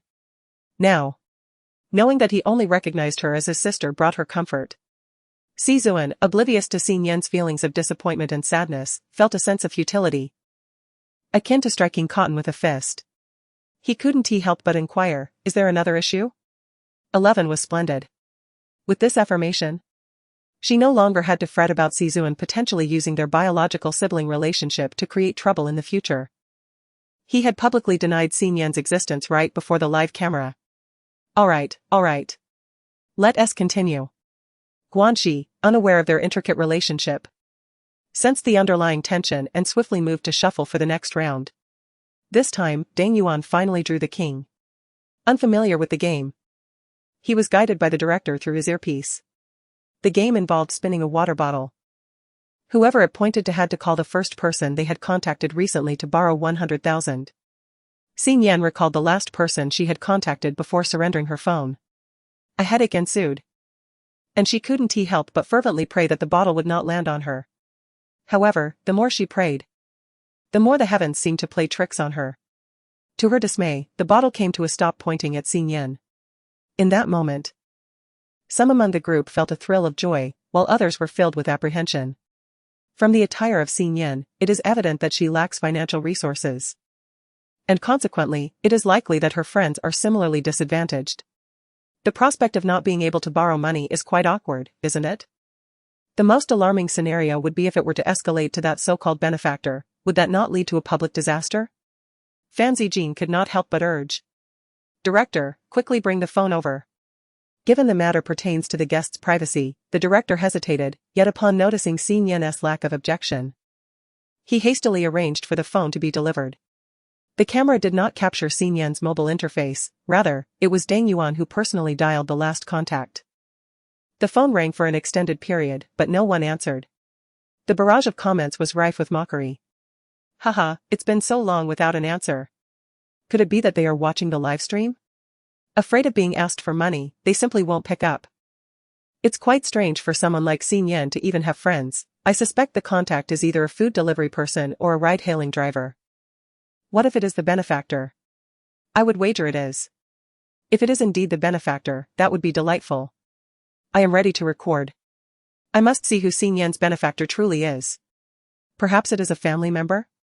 Fan Zijin could not suppress his sarcasm. Surely the person on the other end has seen the live broadcast and is too fearful to answer the call due to the prospect of borrowing money? No sooner had he spoken than the call was terminated for lack of an answer. Deng Yuan felt a twinge of embarrassment. He had not anticipated the call would reach Xin Yan, and he had also forgotten that she likely did not possess wealthy acquaintances. He harbored concerns that Xin Yan might harbor resentment towards him for this incident and refused to seek medical treatment. Just as he was about to formulate an excuse to smooth things over for Xin Yan, another call came in. Hello, Xiao Yan. I have transferred 100,000 yuan to you. For such a trifling sum, you may directly contact me in the future. It was Professor Liao's voice. A tone that Xin Yan recognized, while others merely perceived it as that of an elderly man. Xin Yan replied, thank you. If you wish to express your gratitude, come work at my institute. What is the point of being a minor celebrity? Xin Yan, wary of Professor Liao's further comments revealing her identity, hastily mentioned a need to converse another time before disconnecting the call. Ding. Your account has been credited with 100,000 yuan. Task accomplished. Just as Xin Yan was about to return her phone to the director, another call came through. Accidentally, she answered it. Xin Yan. I was racing and couldn't take your call. I've transferred all the money from the brothers to you. Xiao Jun's voice resonated before abruptly ending the call. Ding. Your account has been credited with 10,000 yuan. Ding. Your account has been credited with 100,000 yuan. Ding. Your account has been credited with 100,000 yuan. Before one notification could conclude, another arrived. The notifications cascaded incessantly, leaving Xin Yan bewildered as to the total amount, certainly a staggering sum. The surrounding individuals were left astonished. She sighed in resignation, only glancing at the account details during the notifications. There were entries from Chairman Xiao, Luo Jingsheng, Madame Yu, and several unfamiliar account numbers, which Xin Yan surmised belonged to Feng Su. Just as she was about to silence her phone and halt the robotic announcements, yet another call came in. It was Gu Luan's number. Xin Yan was reluctant to end the call, so she pressed the answer button. The phone was already on speaker. Gu Luan's cool and melodious voice resonated, make sure to pin my contact. It was evident that he had also been watching the live broadcast. This revelation took Xin Yan by surprise, filling her heart with warmth. He had been paying attention to her. All right, I understand, she replied. Yes, I have money. So there's no need to use anyone else's. It was merely a game of daring. The other end fell silent, seemingly sulking. Xin Yan, feeling helpless, had to coax him, okay, I got it. Then I will hang up now. After he responded with an acknowledgement, she ended the call. When she raised her face, her smile still lingered, only to find everyone regarding her with curious expressions. Guanxi, with an inquisitive look, asked, Xin Yan, who was that just now? You transformed into a gentle and obedient person in an instant. That was a side of you we've never seen before. Xin Yan merely smiled and teased, guess. Guanxi, not insisting on a public revelation, shifted the topic to borrowing money.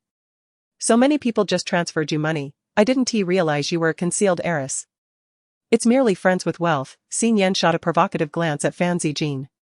Didn't they say she had no friends? Well, how about that? I'm somewhat touched. Xin Yan's friends are truly good to her. They thought her first call went unanswered, so they all took the initiative to call her and transfer money. I want friends like that. Wow. How does Xin Yan have so many wealthy friends? Are they friends or benefactors? All the callers were men. I was the only one who heard the second man mention that his brothers provided the funds. Why would his brothers give money to Xin Yan? Can any influential figure shed light on Xin Yan's interpersonal relationships? It feels as though there are some illicit dealings at play. I concur. I cannot believe Xin Yan possesses such amiable friends. There must be some clandestine transactions involved. It appears more like a publicity stunt. Dang Yuan intentionally suggested the bottle flipping game. Then orchestrated a scenario where Xin Yan would call to borrow money. Let us not forget that during their descent to purchase items, there were several minutes when the cameras were turned off. Even Dang Yuan is aiding Xin Yan in this publicity endeavor. Who, then, is Xin Yan's benefactor? Am I the only one concerned about how much money Xin Yan has just received? I made a rough calculation, but alas, I cannot determine the sum. There are simply too many zeros. Chapter 63, Forcing Fan Zijin to apologize. Fan Zijin found himself at a loss for words, his face burning with embarrassment, as he was momentarily silenced by Xin Yan's remarks.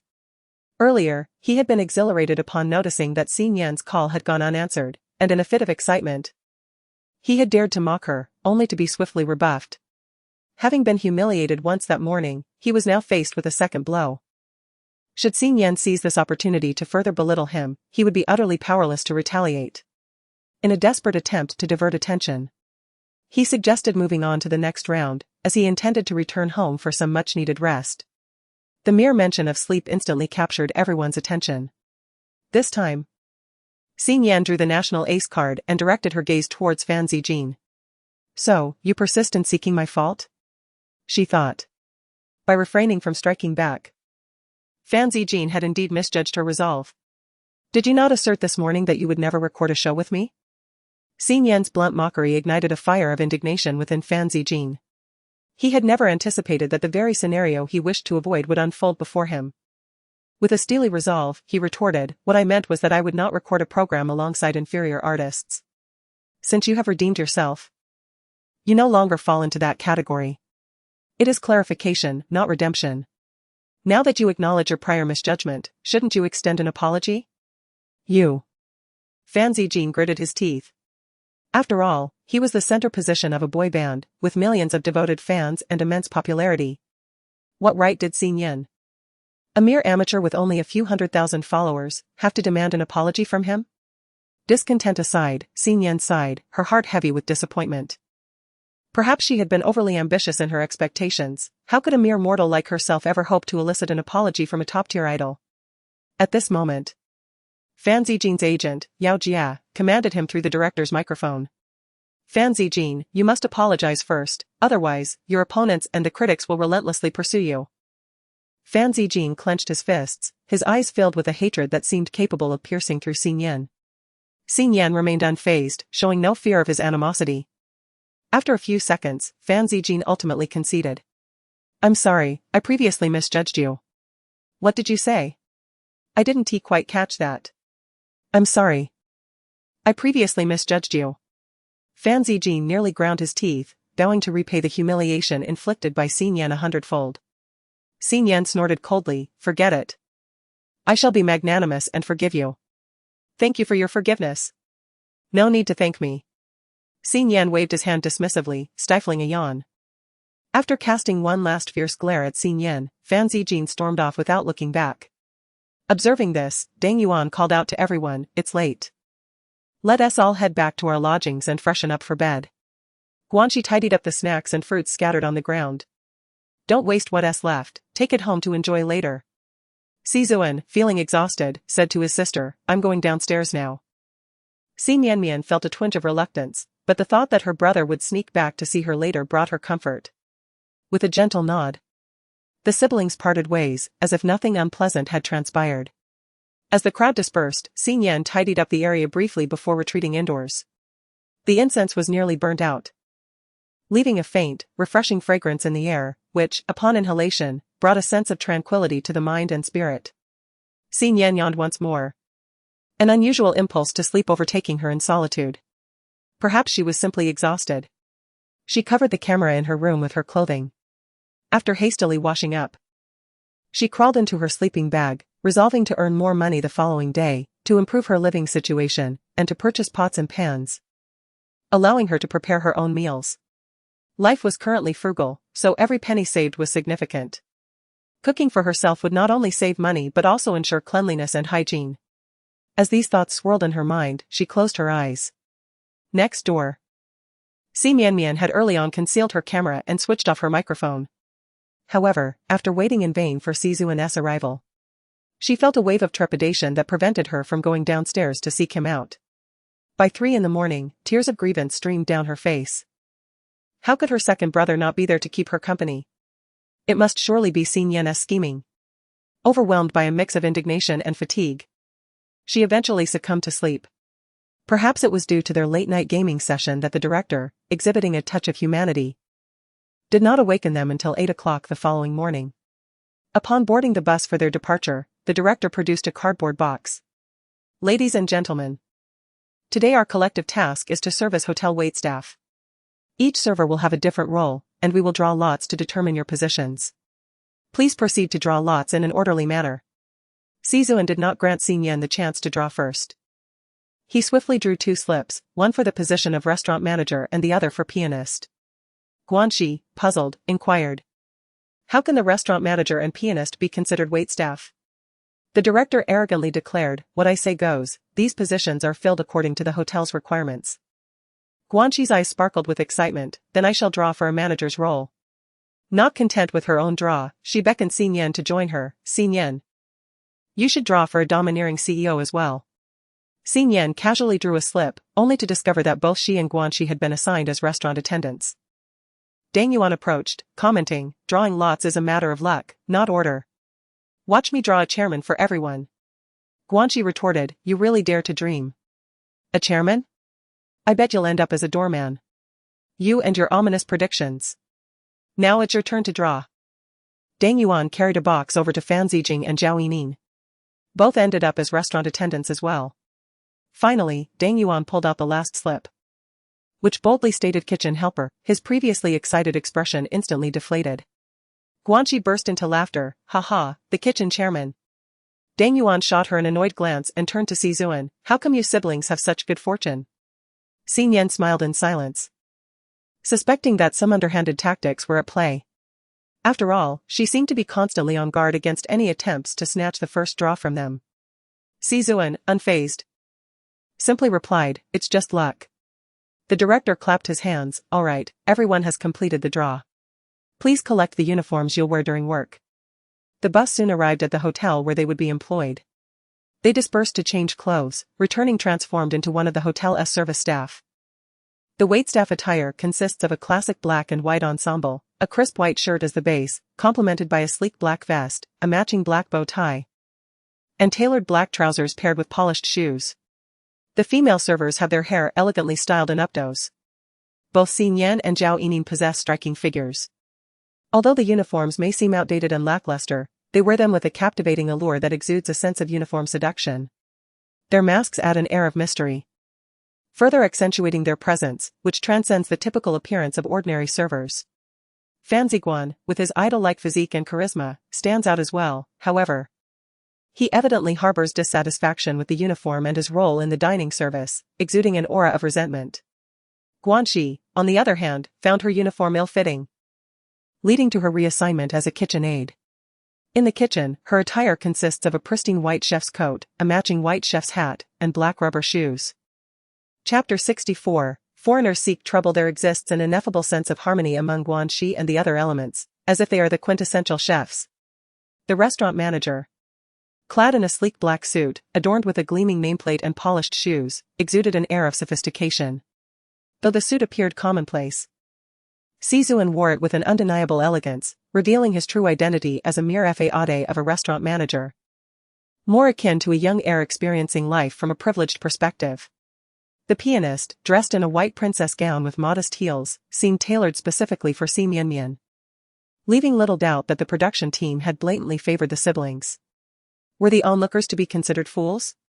Clearly. The discerning audience recognized the manipulation yet chose to remain silent. For a star of Si Zuan's caliber, even seasoned veterans like Dang Yuan would yield. So what was the harm in the production team offering them a little assistance? Si Nian had anticipated this turn of events, mirroring the narrative of her past life. The true spectacle had yet to commence. With the script of her former life in hand, Si Mian found herself in a position of passivity, awaiting the moment when Si Mian would inevitably face humiliation. As before, after a brief training session led by the master, the team commenced their official duties. Despite the disguises of masks and attire, the crowd quickly recognized them. Fortunately, being situated in a five-star hotel, the clientele consisted predominantly of affluent individuals, who generally exhibited commendable manners, and the foot traffic was relatively moderate. There was no frenzied pursuit or incessant entanglement, the patrons merely treated them as ordinary servers. Of course, aside from the fans and indifferent guests, there were also a few foreign visitors. Among them were 3 foreign individuals with golden hair and blue eyes, merrily conversing in their native tongue. Suddenly, one of the women clad in a red dress waved at Zhao Yinyin. She hurried over and respectfully greeted her in the international language, "Why?" To Zhao's dismay, the woman, displaying a rather irritable temperament, slammed her hand on the table and muttered a string of words in F. Although Zhao could not comprehend the language, the tone unmistakably conveyed the woman's anger. This was the first time Zhao had encountered such a predicament, leaving her somewhat at a loss as she glanced towards the restaurant manager, Si Zuan. "Mr. C. I cannot understand." As the restaurant manager, it was imperative for him to address the issue. He too attempted to communicate with the woman in Y, all the while showcasing his charm as a renowned figure. Regrettably, such allure held no appeal for foreign women, he was merely a thin dog in their eyes. The woman responded to him with yet another barrage of irate remarks in F. "Wait, I will find someone." Since the woman was oblivious to Y, Si Zuan decided to forego English altogether. He requested a staff member to lend him a phone, opened a translation app, and began translating on the spot. "Si Zuan, we do not understand F. Are you all fools? Can't even comprehend F?" The robotic female voice articulated each word clearly, exuding a hint of absurdity. Yet the woman's scornful derision was unmistakable. Si Zuan patiently inquired, "I apologize for the inconvenience, I will assist you using translation software." The woman, clearly displeased with Si Zuan's demeanor, snatched the phone from his grasp and forcefully hurled it at him. "Get lost. I seek someone fluent in F language to converse with me. Our nation, F country, is indeed a global power. If you aspire to cater to our F country travelers, it is imperative to master our language." Si Zuan, suppressing the indignation of being humiliated, continuously reminded himself that he was now the manager of the restaurant and must embody his role, refraining from anger. Observing the dispute, Si Mian immediately ceased her discussion about the piano and hurried over, lifting her skirt in a display of innocence and charm, inquiring, "Brother, what is happening?" "It's nothing. You should return," Si Zuan urged, concerned that Si Mian might also face ire. Yet, Si Mian glanced at the surrounding cameras. This was an exceptional opportunity for performance that she could not afford to miss. Initially, her brother had arranged for her to be a pianist to allow her to shine elegantly before the lens. However, once she assumed the role, she realized that while others dined and conversed, no one approached her. She felt akin to a mere automaton, perpetually playing without a chance to engage. She refused to be a transparent background musician. She yearned to seize the spotlight and showcase her talents. "No, I must assist my brother." Si Mian resolutely refused to leave, turning her gaze upon the woman and her 2 Caucasian companions. Internally, she scoffed at the sight. The woman was both overweight and elderly. With a foul temper, how could the 2 men endure her? She offered the trio a faint smile, revealing a sweet demeanor, attempting to enchant the hearts of the 2 men. Just as she had countless times before. "Greetings, I am Si Mian. If you have any inquiries, I am here to assist you. Please, could you refrain from being harsh towards my brother?" Her voice was soft and endearing, imbued with an air of pleading. With her eyes glistening, blinking innocently, even the most stoic of men would find their hearts softened. However, the blonde woman disdainfully pushed her away, muttering a derogatory remark. The mobile phone's translation app blared.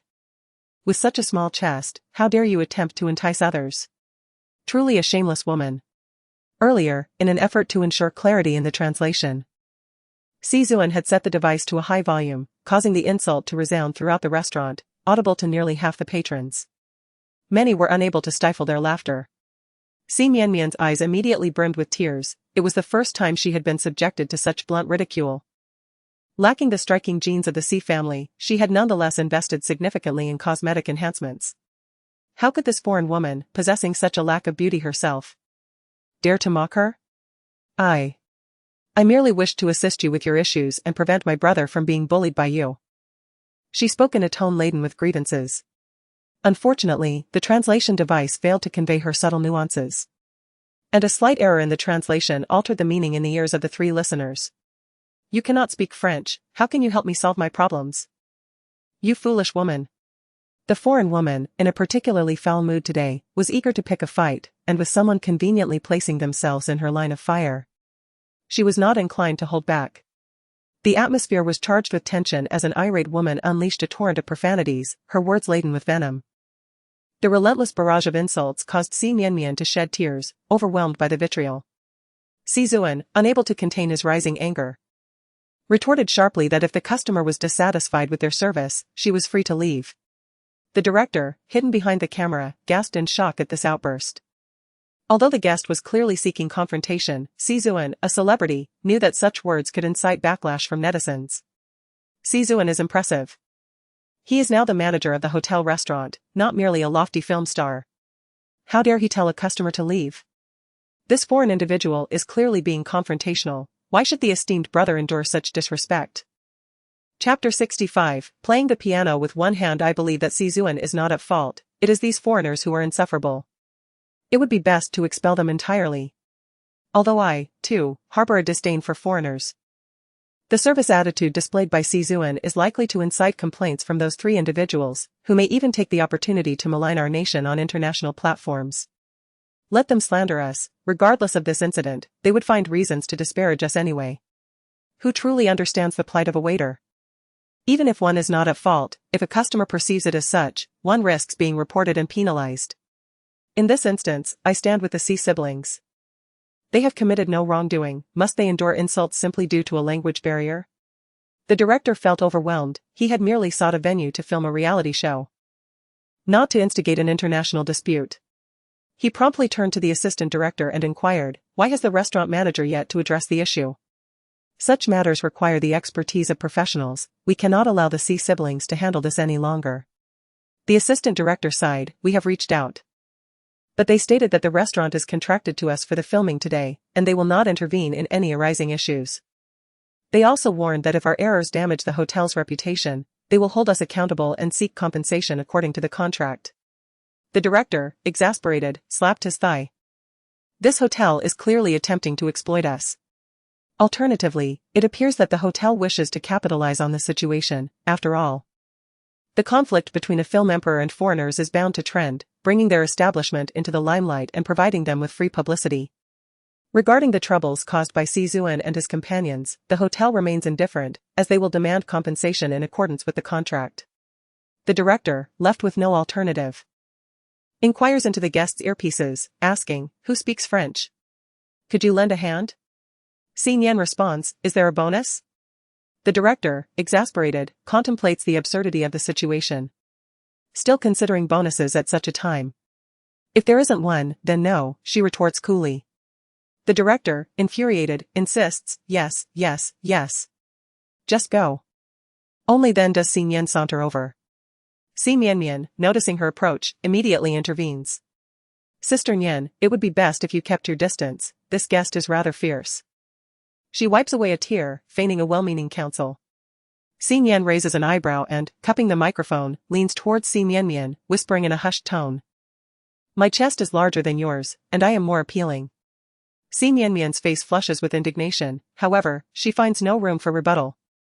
What did Si Nian say to Si Mianmian? I have no idea, who can read lips? Please interpret why Si Mianmian was just crying yet now seems ready to explode. I can, but I cannot disclose it for fear of being kicked out of the live stream. Someone upstairs, please speak up, do not make me beg. Ahem. Actually, Si Nian said, my chest is larger than yours, and I am more attractive, is that true? No kidding, Si Nian is indeed more endowed than Si Mianmian. The comments have become quite vulgar. Si Nian approached the three foreigners, offering a gentle smile as she conversed with the woman in fluent French. Upon hearing the familiar sound of her native tongue, the woman was somewhat taken aback by Si Nian's unexpectedly impeccable command of the language, her anger gradually dissipating. With her arms crossed, she maintained an air of superiority and declared, I wish to hear a piano piece from my hometown. Xing Yan mused that it was indeed identical to her previous life, yet feigned ignorance and relayed the request. She stated that she wanted a piano composition from France. Which piece? Xing Yan perked up, finally ready to showcase her talent. The Water's Edge by Adeline. Xing Yan was taken aback, she could not play it. Although she had heard of the piece, it was far too complex for her, and she had never considered learning it. Even if she had, mastering it was simply out of the question. Xing Yan, you must know how to play it, right? I do not. Xing Yan was on the verge of exploding with frustration. Suspecting that the woman was not genuinely interested in the piece but rather that Xing Yan had deliberately mentioned it to put her in a difficult position. She bluntly told the woman, I can play other French piano pieces. The woman, already irked, felt her suppressed anger surge once more. I only want to hear this particular piece. What can you possibly play if you know nothing? Xing Yan was once again met with hostility. Tears cascading down her cheeks. Could Xing Yan please stop crying? Her weeping is becoming quite bothersome. That piece requested by the foreigner is exceedingly famous. Why can't Xing Yan play it? Isn't it recorded in her extensive profile that she is a grade 8 pianist?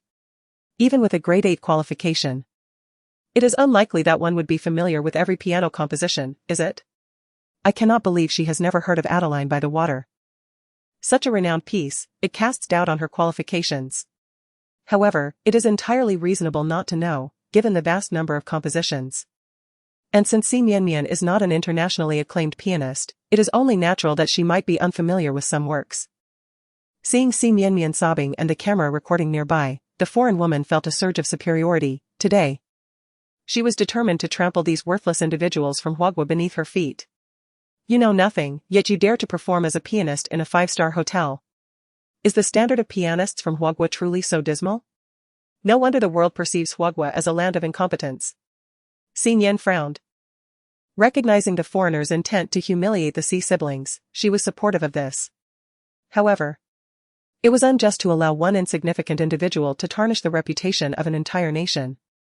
I can play, Xing Yan declared, abandoning the French language in favor of Chinese. Her words immediately translated by her mobile device. The red-clad foreign woman, taken aback by this sudden shift in attitude and tone, felt a twinge of dissatisfaction. Then play. If you cannot perform, I demand that all of you kneel and apologize. Xing Yan suddenly tugged at Xing Yan's sleeve, pleading, Sister Yan, let us not escalate this.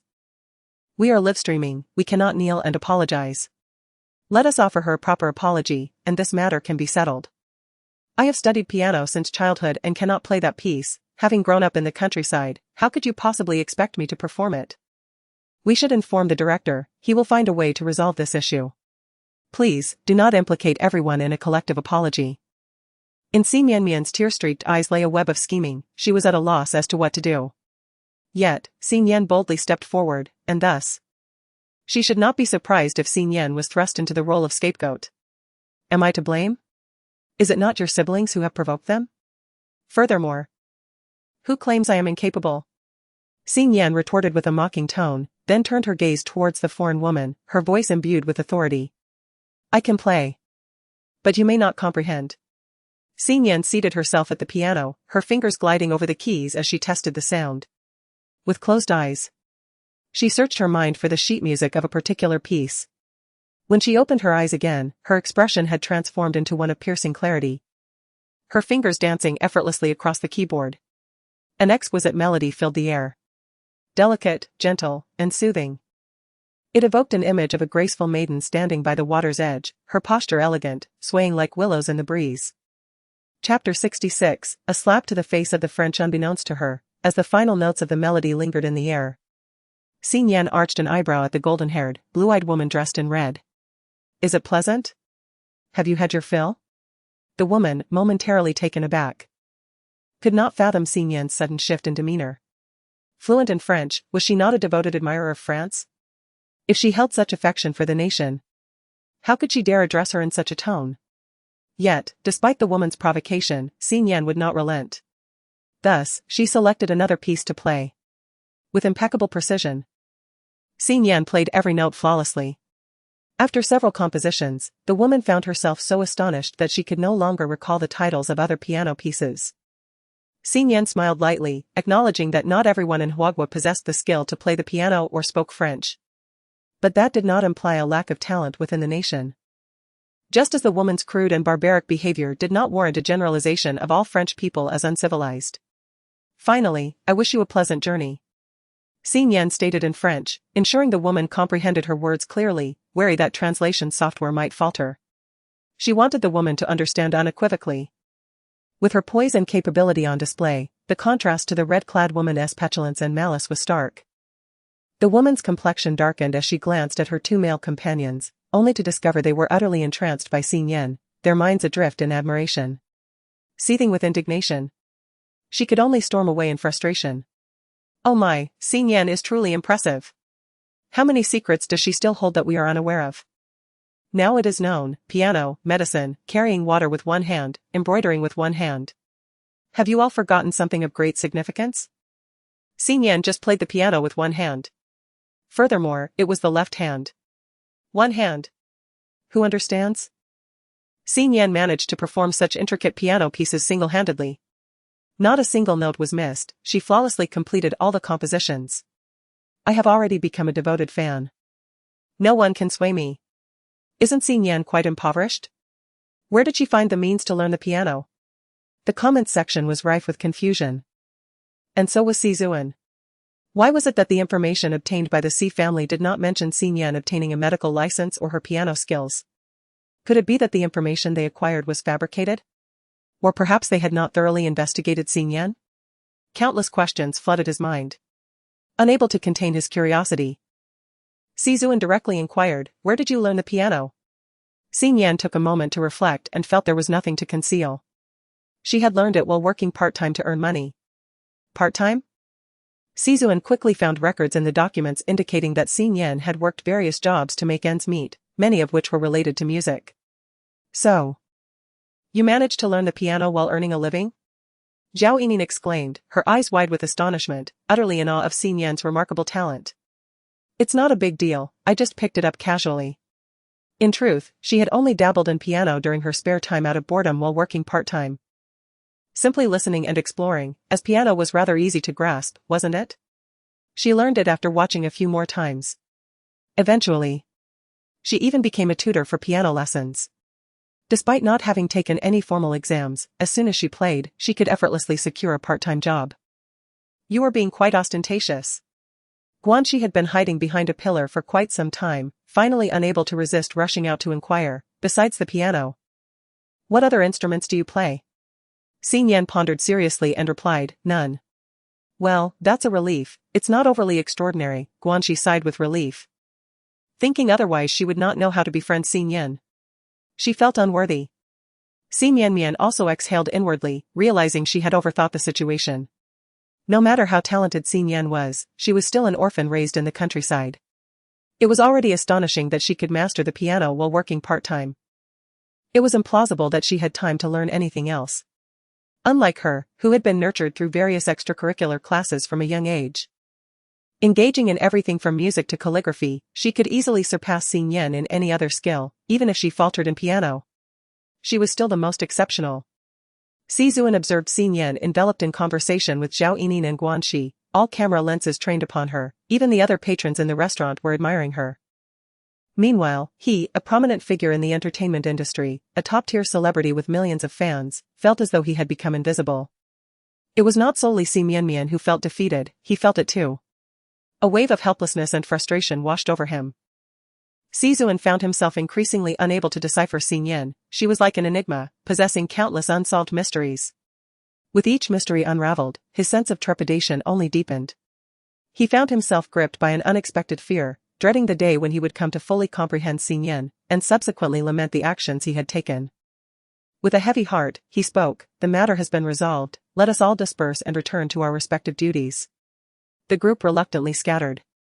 In the corner, Fan Zijing harbored a flicker of hope. Fortunately, he had refrained from disparaging her while Xin Yan played the piano, for that would have surely led to embarrassment. In the future, he resolved to avoid any situations related to Xin Yan whenever possible. Si Mian returned to her place at the piano, resuming her role as a mere background musician. However, her spirits were even lower this time, and after only a few notes, she began to make mistakes. One dissatisfied patron voiced his frustration. "Can you play properly? It's no wonder you can't even manage Claire de Lune, it's baffling how you came to be a pianist." This patron was not a fan of anyone in particular, merely a straightforward diner expressing his discontent before the camera. Si Mian halted, at a loss for what to do. Her eyes brimming with tears as she turned to Si Zuan. Remembering the earlier incident, he hesitated to intervene, but Si Mian was not Zhao Nin. He had offered assistance to her, so how could he possibly turn his back on his own sister? Moreover, he was the restaurant manager. Thus, he addressed the dissatisfied guest. "The pianist has just endured an affront from a foreign patron, and it is only natural for her to be emotionally affected, resulting in minor errors. I hope you can show some understanding. Is it fair that foreigners can choose songs at will while we must tolerate imperfections?" The patron coolly responded, casting a glance at his companions. The companions eagerly chimed in, "Indeed, let that girl play instead." Their hands were far less skillful than hers. Initially, the crowd had no strong opinions, but as they recalled the sight of Si Nian playing the piano, their enthusiasm ignited. One-handed performances were not an uncommon spectacle. Thus, they clamored for Si Nian to replace Si Mian. Si Mian felt her face flush with heat, her emotions boiling within her. She clenched her fists, her nails nearly digging into her palms. She was consumed by the urge to rush over and tear Si Nian apart. Why did this wretched girl have to steal everything from her? Suddenly, her brother Si Zuan weakly uttered, "My stomach hurts." Si Zuan turned around and saw Si Mian's pallid complexion, her body swaying precariously. Chapter 67, Payroll Day Mian, what troubles you? He reached out with concern to steady Esme-Nmin's arm. Esme-Nmin replied weakly, "Brother, my stomach hurts." "How could you suddenly have a stomachache?" SCWN queried, a hint of suspicion in his tone as he began to scrutinize her. Having honed his acting skills in the entertainment industry for years, he quickly discerned the underlying truth. However, he refrained from exposing Esme-Nmin's ruse, as he surmised the motive behind her feigned ailment. It was far more dignified to relinquish her position voluntarily than to be unceremoniously ousted. Thus, he cooperatively scooped Esme-Nmin into his arms, declaring, "Snin. Take her place at the piano." Snin crossed her arms defiantly, "I can substitute for her, but her wages must be transferred to me." Snin. Do not be unreasonable. Nmin is unwell. Her illness is not my doing. If I perform her duties, I deserve her remuneration, do I not? The salary of a pianist is certainly not on par with that of a server.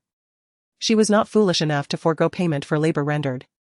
Esme-Nmin, unable to endure the charade any longer, feared that others might also perceive her act. "Brother, just give her the wages." "Very well." SCWN responded gently to Esme-Nmin, then shot a fierce glare at Snin before carrying her away. As Snin settled at the piano, the others resumed their tasks.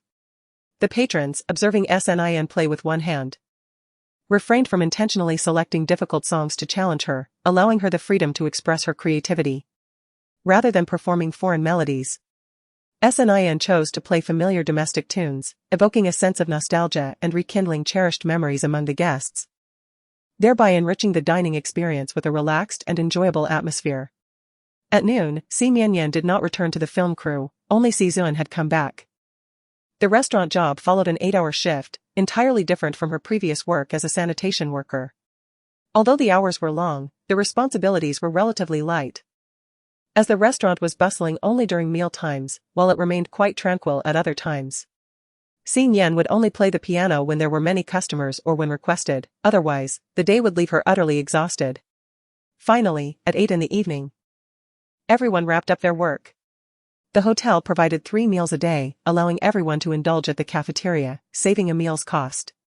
Deng Yuan, feeling his round belly, reclined on the bus seat heading back to their rented accommodation, a look of contentment plastered across his face. Guanxi, burping loudly, stubbornly clutched a chicken leg in her hand. "Director, please find us jobs that include 3 meals in the future.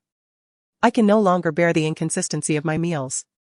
The work in the kitchen today was indeed not hectic. Many of the chefs were fans of either her or Deng Yuan, treating them kindly and occasionally offering them samples of the dishes. The cafeteria's food was exceptionally delicious, and compared to her previous job, Guanxi found immense joy in her current position. We'll discuss the next job later. The director stood up, unzipping the bag slung around his waist. Everyone worked hard today.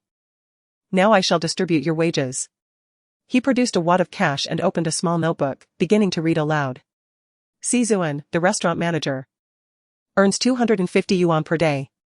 However, due to his premature departure in the morning and his failure to address customer issues adequately, a portion of his salary was deducted, resulting in a net payment of 150 yuan.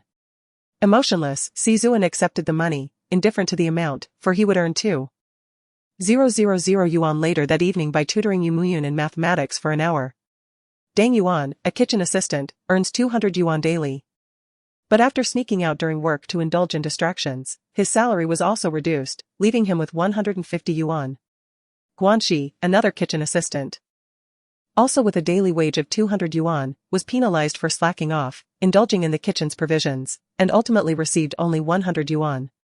Guanxi protested, asserting that Dang Yuan had also partaken in the same distractions. Why, then, was he the only one penalized? Besides, he had not even consumed goods worth 50 yuan. The director shrugged, stating, "That is beyond my concern. This is the salary policy set forth by the hotel restaurant. If you are dissatisfied, hand over the chicken leg you are holding."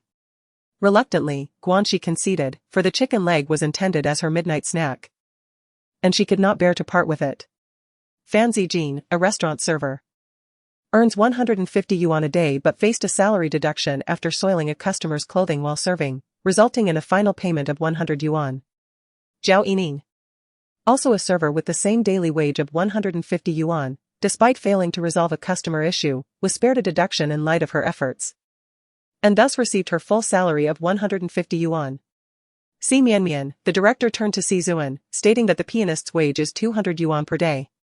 However, due to taking sick leave in the morning and leaving early, the work was left incomplete, resulting in only a humanitarian subsidy of 50 yuan. The director withdrew a 50 yuan note but refrained from handing it to Si Zuan. According to their agreement, this sum was to be inherited by Xin Yan. The director then presented the money to Xin Yan, who ultimately recited it. Xin Yan, the salary for a restaurant server is 150 yuan, but due to the incomplete tasks, only 50 yuan can be paid. Nevertheless, having stepped in for the pianist and promptly resolving customer issues, Xin Yan earned accolades from other patrons for her outstanding performance.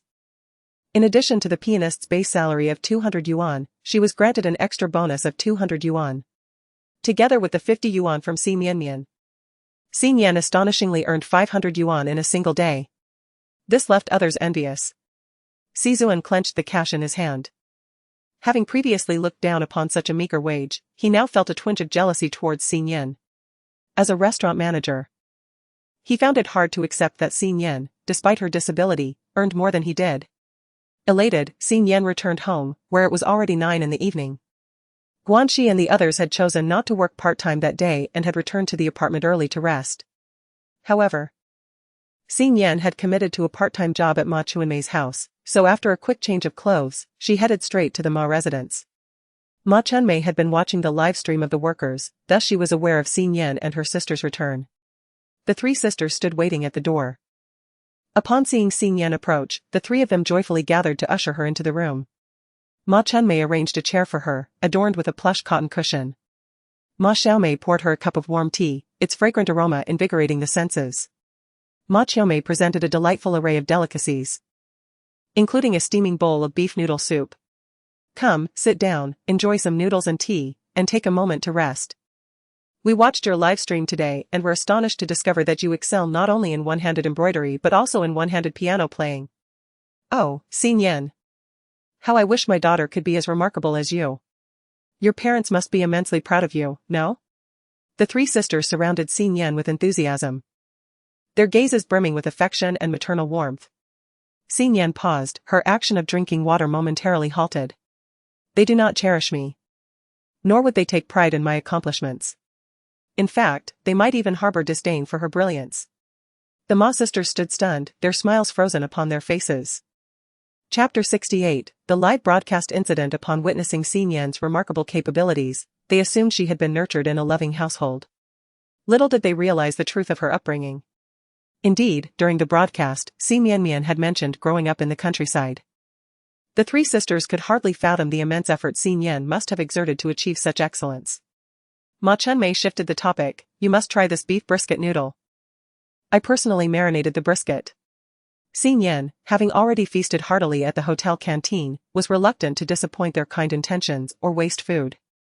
Thus, she picked up her chopsticks, only to discover her left hand was uncooperative. Embarrassed, she remarked, truth be told, I am not omnipotent. I cannot eat noodles with my left hand. Ha ha ha. How could we have overlooked this? One of them exclaimed. I'll fetch you a fork. Or I could feed you if you prefer. Si Mian ultimately resorted to using a fork. The beef brisket noodles prepared by the Ma sisters were indeed delectable. Yet Si Mian found herself longing for the simple clear broth noodles from home, feeling slightly distracted. This evening marked the final night of the program's second episode. And they would return home at dawn. Suddenly, Si Mian felt a renewed sense of motivation. She swiftly devoured the beef brisket noodles. Grateful that the Ma sisters were aware of her earlier meal and had not prepared an excessive amount, otherwise, she would have struggled to finish. Shall we begin? Si Mian set down her bowl, and with one hand, she refrained from forcing herself to wash the dishes. Ma Chunmei seized the moment, swiftly removing the bowl and chopsticks as soon as Si Mian laid down her fork. Ma Chunmei then produced a piece of fabric. Although Si Mian was not well versed in textiles, the visible quality of the material indicated its considerable worth. The client desires a classical screen, expressing no specific requirements for the embroidery design. Having observed your remarkable double-sided embroidery during a live broadcast, she has entrusted you with the creative freedom to craft something visually appealing and suitable for use as a screen. Additionally, considering your limited presence during the recording sessions, she requests that the project be completed prior to the conclusion of the program. Ma Chunmei succinctly conveyed the client's expectations and subsequently presented a contract pertaining to the agreement with the client. Should you choose not to sign, we can proceed with our own signatures. Signing signifies responsibility, and although Ma Chunmei initially intended for Si Mian to sign, she felt a pang of compassion upon reflecting on Si Mian's background. If any issues arise with the screen's embroidery, the three sisters would assume responsibility. However, Si Mian graciously signed with her left hand, affirming that collaboration entails shared accountability. Are we finally about to commence the embroidery? I have been waiting in the live stream for 3 hours. Who isn't? I tuned in solely for the embroidery, having rushed home from work to join the live stream. However, I heard that Si Mian can embroider with one hand and also play the piano with one hand during the day. Can someone confirm whether the piano broadcast was real or not? It's true. I was present in the live stream. She is incredibly talented. For those who missed it, the trending topic is currently number 1. Si Mian's one-handed piano performance, which has been circulating for a day, has garnered significant attention. Having watched that video countless times, I must say, it was exhilarating. That foreign woman dared to insult a Chinese person. Si Mian's rebuttal was immensely satisfying. If only Si Mian could use Chinese piano pieces to strike back at them, it would be so much more satisfying. Having seen her play the piano with one hand, I now look forward to witnessing her embroidery skills. I hope the production team delves deeper into Si Mian's one-handed talents. Oh, she has begun. She has taken up the needle. Si Mian has chosen a red thread. What is she about to embroider? The crimson shade likely suggests a peony. I had anticipated she might create something more novel, yet it appears to be yet another repetitive peony design. Before the camera, Si Mian surveys the fabric before her. Her expression is one of intense concentration, her gaze unwavering, seemingly impervious to the surrounding noise, while her left hand deftly weaves the needle and thread through the cloth. Why didn't she sketch a draft beforehand? Without a design, does she truly know what she wishes to embroider? Such fine fabric would be a pity to ruin. Could it be that she has already conceived the pattern in her mind? Having studied embroidery for 8 years, my seasoned eye still requires me to mark points on the fabric before I make a stitch. Out of curiosity, I wonder if Si Mian's embroidery skills were acquired through part-time endeavors? I seek a contact for such opportunities. Does Si Mian accept commissions for wedding dresses? I am to be married at the year's end and wish to custom order a set of Shoha attire. What are the thoughts of those above? Si Mian is now a star. How much are you willing to pay for her embroidery services? Speaking of finances, I have a question. given Xin Yan's multitude of skills. Why does she wear such inexpensive clothing? Perhaps she is merely experiencing financial constraints?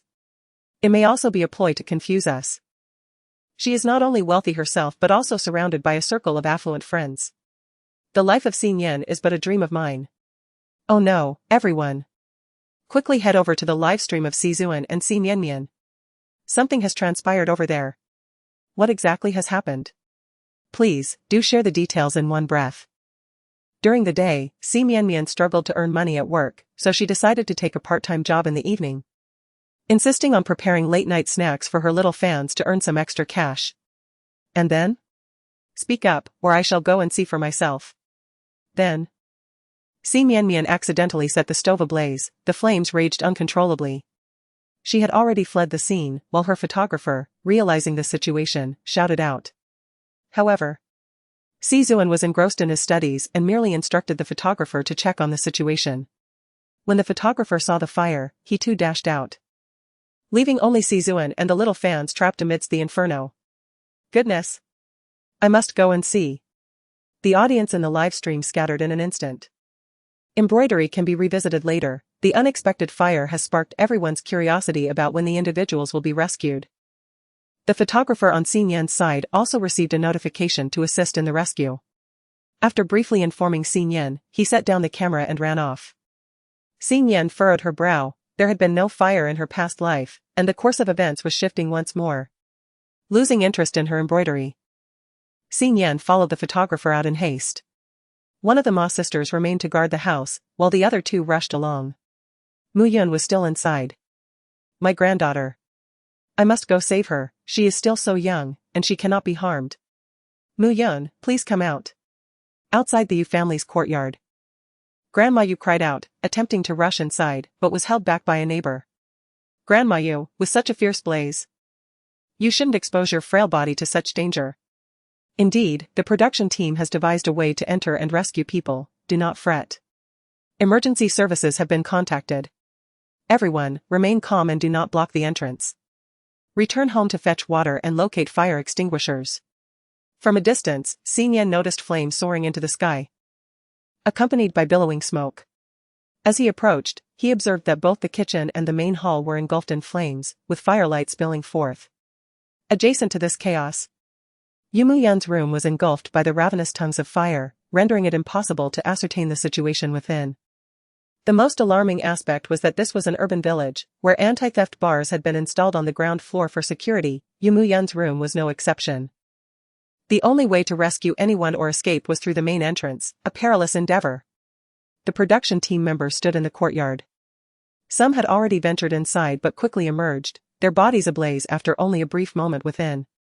Chapter 69, A Worthless Life. The director, in a state of desperation, was frantic. There could be no loss of life during the filming. Not only would the show be suspended, but he could also face imprisonment. In a fit of urgency, he raised a megaphone and shouted, whoever rescues the person will receive 1 million from the production team. With such a generous reward, valiant souls would surely emerge. Especially in a slum like this. However, all that the onlookers could do was watch. No one dared to venture in to save the individual. If there were any chance of rescue, even without monetary incentive, they would have acted. But in the current situation, entering seemed synonymous with doom. Visibility was nil. Engulfed in smoke and flames. I have a wife and children at home, I cannot go. Even for 10 million, I would not dare. Fearful of earning money that I could not spend.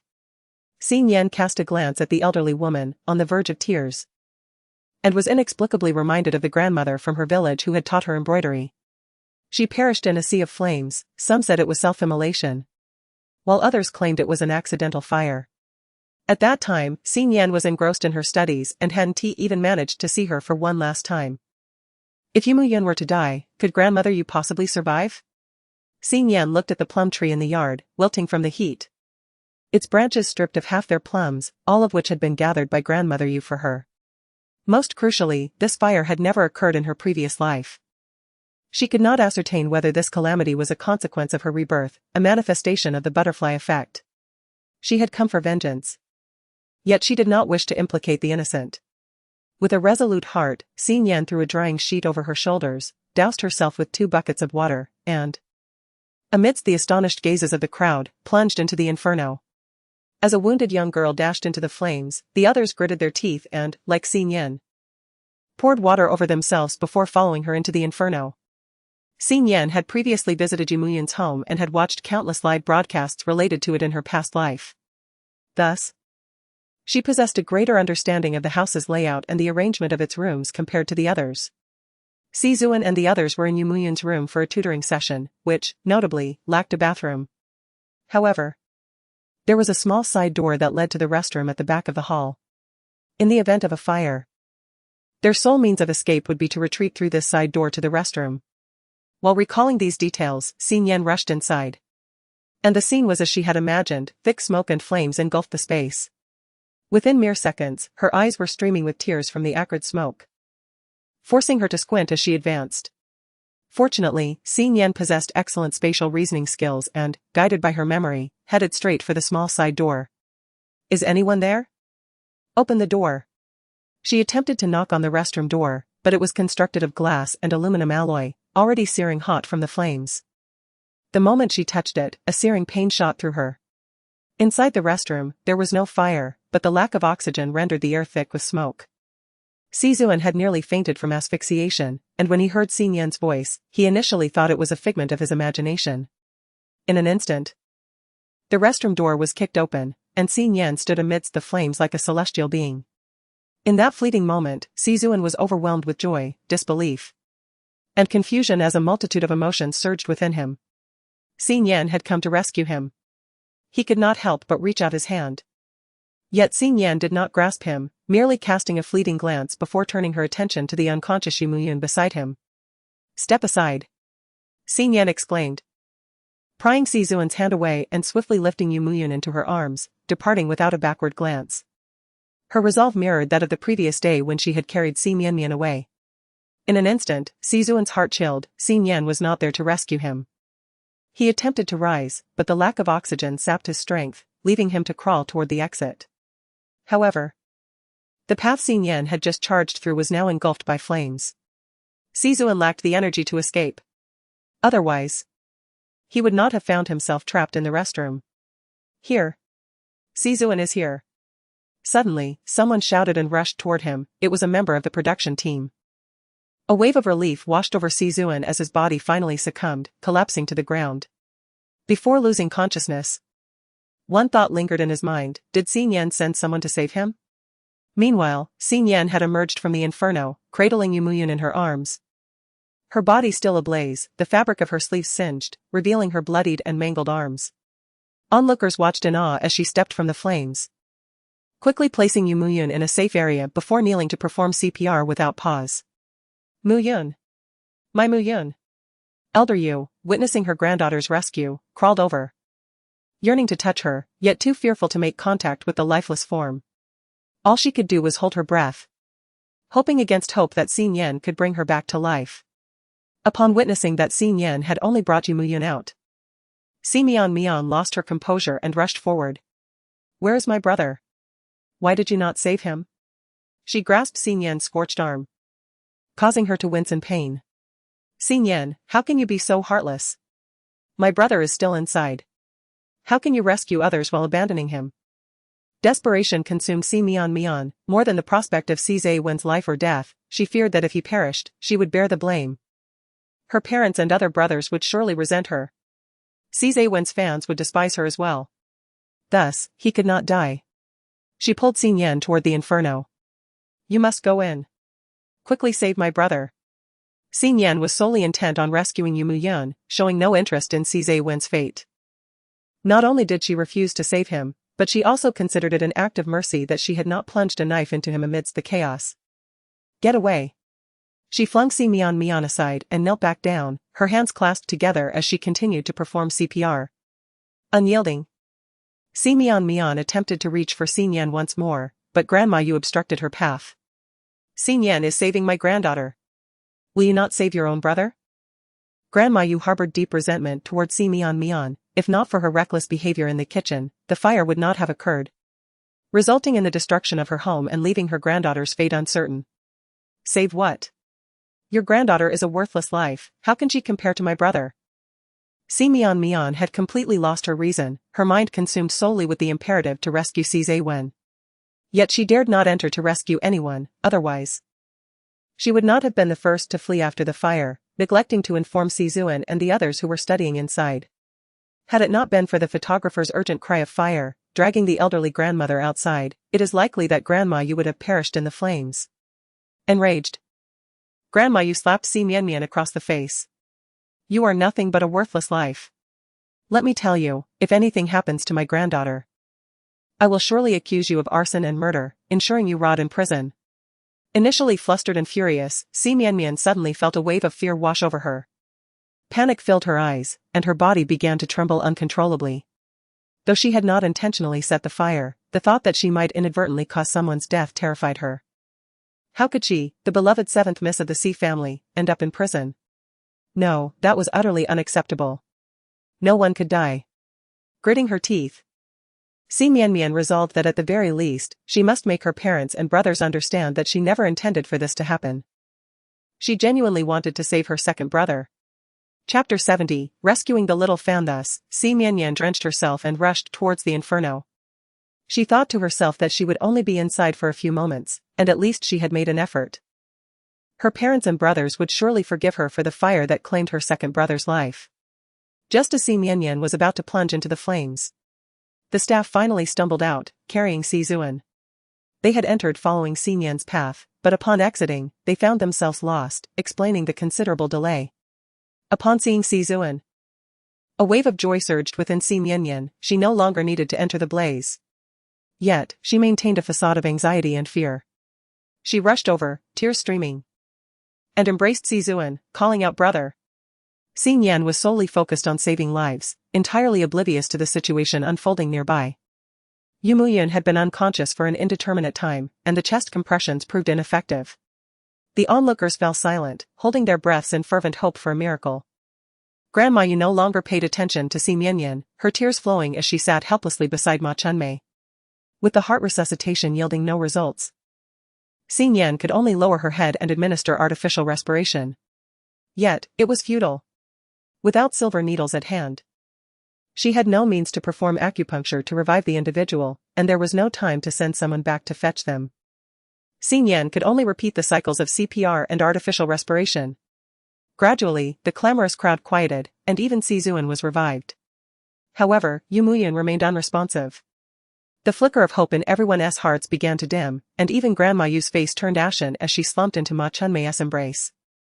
Due to the incessant pressure she exerted, the wound on Si Mian's right hand had long since reopened, oozing with fresh blood. The crimson liquid dripped from her hand, soaking Yu Muyun's chest. Grandmother Yu, unable to bear the sight, wished to call Si Mian to stop. Yet she also held a glimmer of hope for her granddaughter's awakening. After a prolonged period of watching, Si Wen, finally unable to restrain himself, gently pulled at Si Mian. Enough, she has already. Before he could complete his sentence, Yu Muyun suddenly erupted into a fit of violent coughing. As she opened her bleary eyes, still dazed, she attempted to speak, only to find her throat rendered hoarse by the acrid smoke. At that moment, the ambulance arrived. It struck everyone that merely a span of 10 minutes had elapsed since the fire erupted, yet it felt as though a century had passed. Fortunately, despite the chaos, everyone was rescued. The medical personnel lifted both Si Wen and Yu Muyun into the ambulance. Si Mian, due to her burns and the injury on her arm, was forcibly ushered into the vehicle by the director. Inside, a nurse was tending to Si Mian's wounds. Your hand injury is quite severe, the wound has yet to heal. And now it has been burned, coupled with substantial blood loss. Your face also shows signs of excessive burning and must be treated promptly, otherwise, blisters will form, resulting in potential disfigurement. There is a slight burn on your scalp. To clean and medicate it, we may need to cut away a section of your hair. The nurse continued to speak, her tone suggesting the gravity of the situation.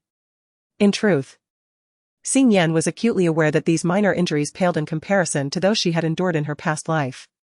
When weighed against the value of a human life, they were negligible. Furthermore, as a medical student, she understood that these wounds would heal within a fortnight at most. As for her hair and potential disfigurement, Si Mian harbored no concerns. Her worth was not tethered to her appearance. In her previous existence, she had been as gaunt as a skeleton. Yet Gulwan had never cast her aside. As long as Gulwan did not regard her with disdain, she had little reason to concern herself with the opinions of others. Yumuyan had learned the truth from her grandmother and now lay quietly on the bed, observing Xin Yan with a gaze filled with conflicting emotions. The woman she despised had, against all odds, saved her life. Beside her, Sizuan had been trapped in the bathroom following the fire. She had endeavored to encourage him to hold on, assuring him that rescue would come. Yet, Sizuan had rebuffed her, resenting the absence of an escape route in her home, lamenting the lack of a fire extinguisher, and cursing the security bars on the windows. All the blame was cast upon her family's shortcomings, and she had felt profound guilt, believing that the fire had arisen from inherent safety hazards within her household. Only moments ago, she had learned from her grandmother that the conflagration had resulted from Si Mianmian's reckless antics in the kitchen. It was her sister's folly that had sparked the disaster. Why should the blame be laid at her feet? This was the idol she had revered for years.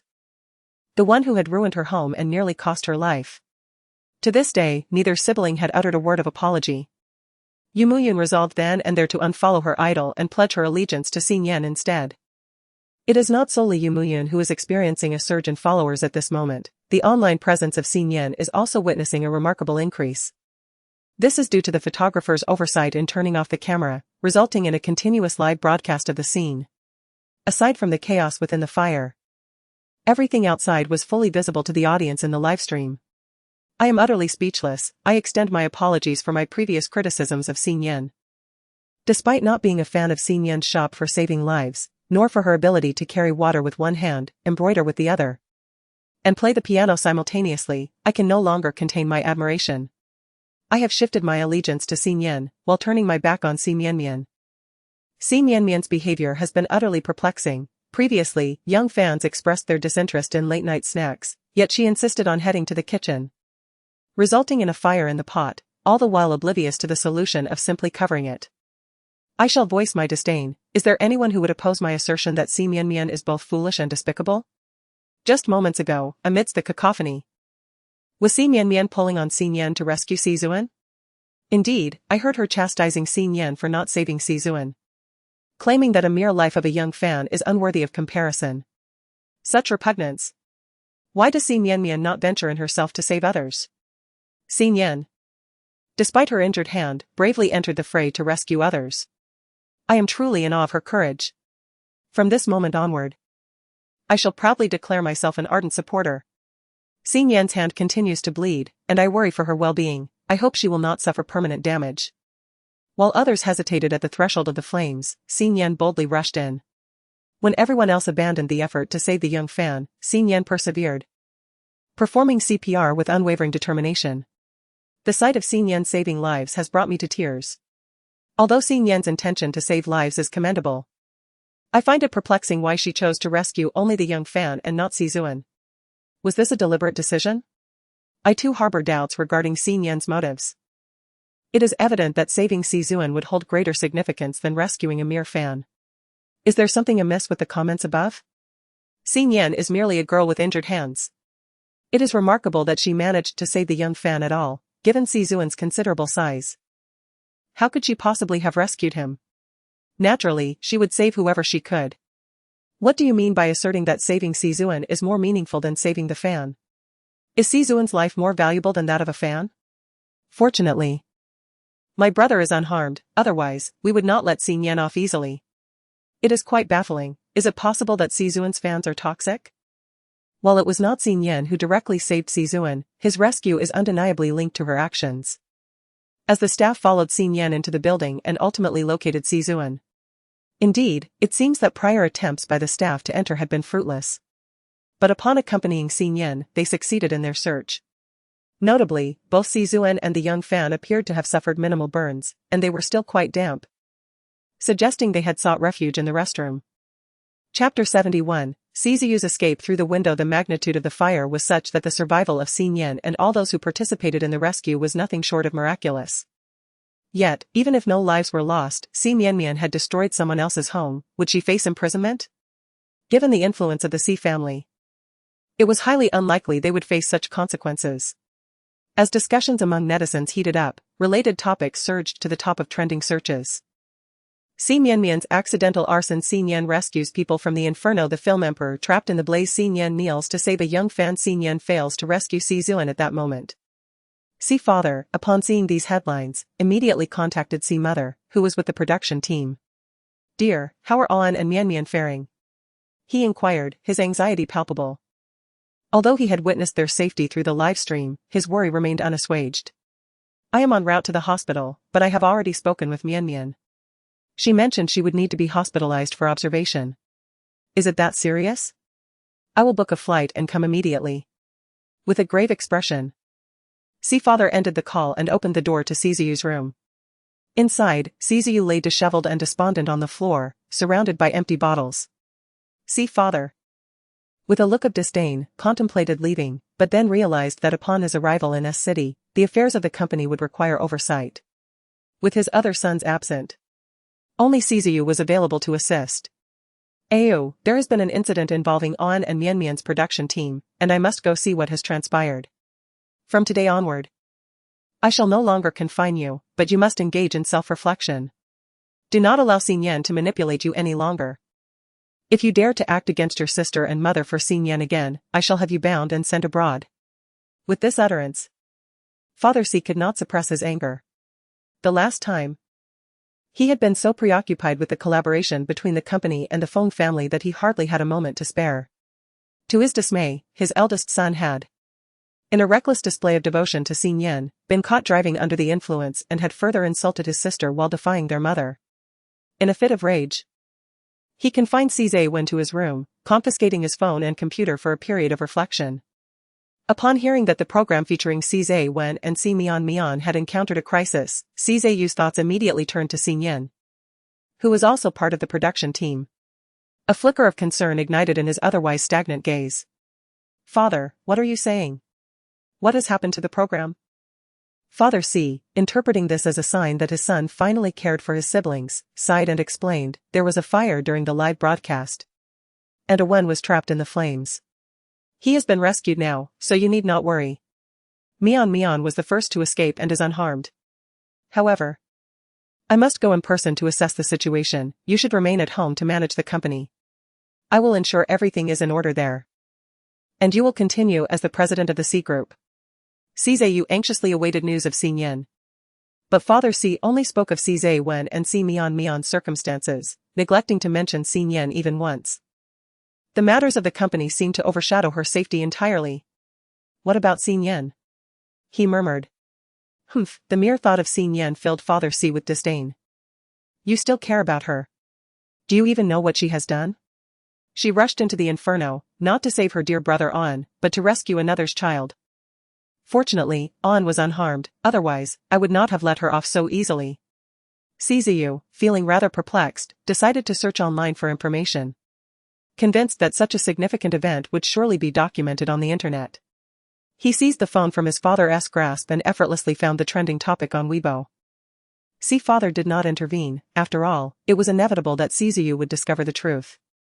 It was better for him to see Xin Yan's true nature sooner rather than later, so that he would cease opposing them for her sake.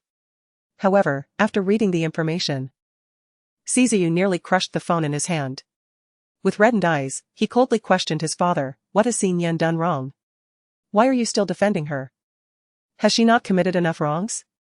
The one responsible for the fire is not Xin Yan, but Si Mianmian. If something happened to my younger brother, the blame should lie with Si Mianmian, not Xin Yan." Si father retorted with conviction, "Of course, we must blame Xin Yan. If she hadn't participated in that program, none of this would have happened."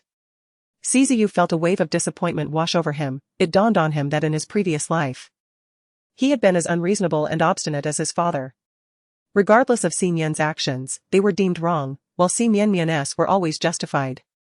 No wonder Xin Yan had harbored such deep resentment towards him before her demise.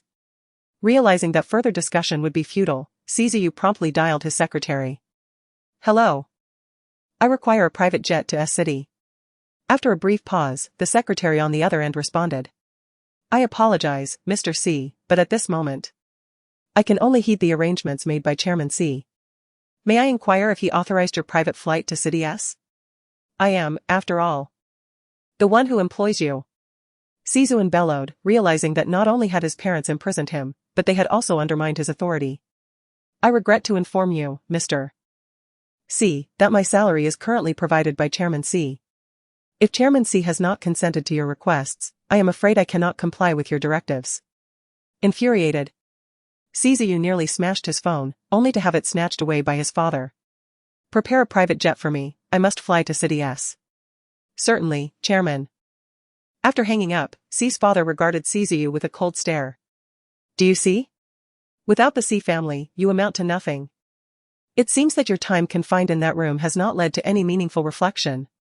You shall remain at home to contemplate this, should you fail to reach clarity. Do not expect to step outside for the day. With that, C's father locked the door again and instructed the butler to keep a close watch on Sizu before hastily departing. Shortly after his father left, Sizu twisted the bed sheet into a rope and climbed out of the second-floor window. He was determined to find Xin Yan. He could not allow his parents to continue tormenting her. Driven by this conviction, Sizu slid down the makeshift rope without hesitation. However, after only a few steps, he lost his grip and fell. He landed abruptly in the flower bed, breaking his leg and sustaining cuts from the branches. His stomach churned violently, and he expelled the contents of his stomach. Awakening to the harsh reality, Sizu realized he was without a phone and money. How could he possibly reach City S? Indeed, had he lost the C family, did that render him utterly insignificant? No, he still has friends. Sizu, dragging his injured foot, stealthily departed from behind and took a taxi directly to his friend's residence. Several hours later, in the VIP ward of the hospital, Xin Yan retrieved her phone, discovering a multitude of missed calls and messages expressing concern for her well-being. Among them were messages from Professor Liao, Madame Yu, Chairman Xiao, and Xiao Jun. Xin Yan promptly reassured everyone of her safety before finally opening Gu Luan's call log. To her surprise, he had not sent her a single message, nor had Zhou Rang. Had something happened to them?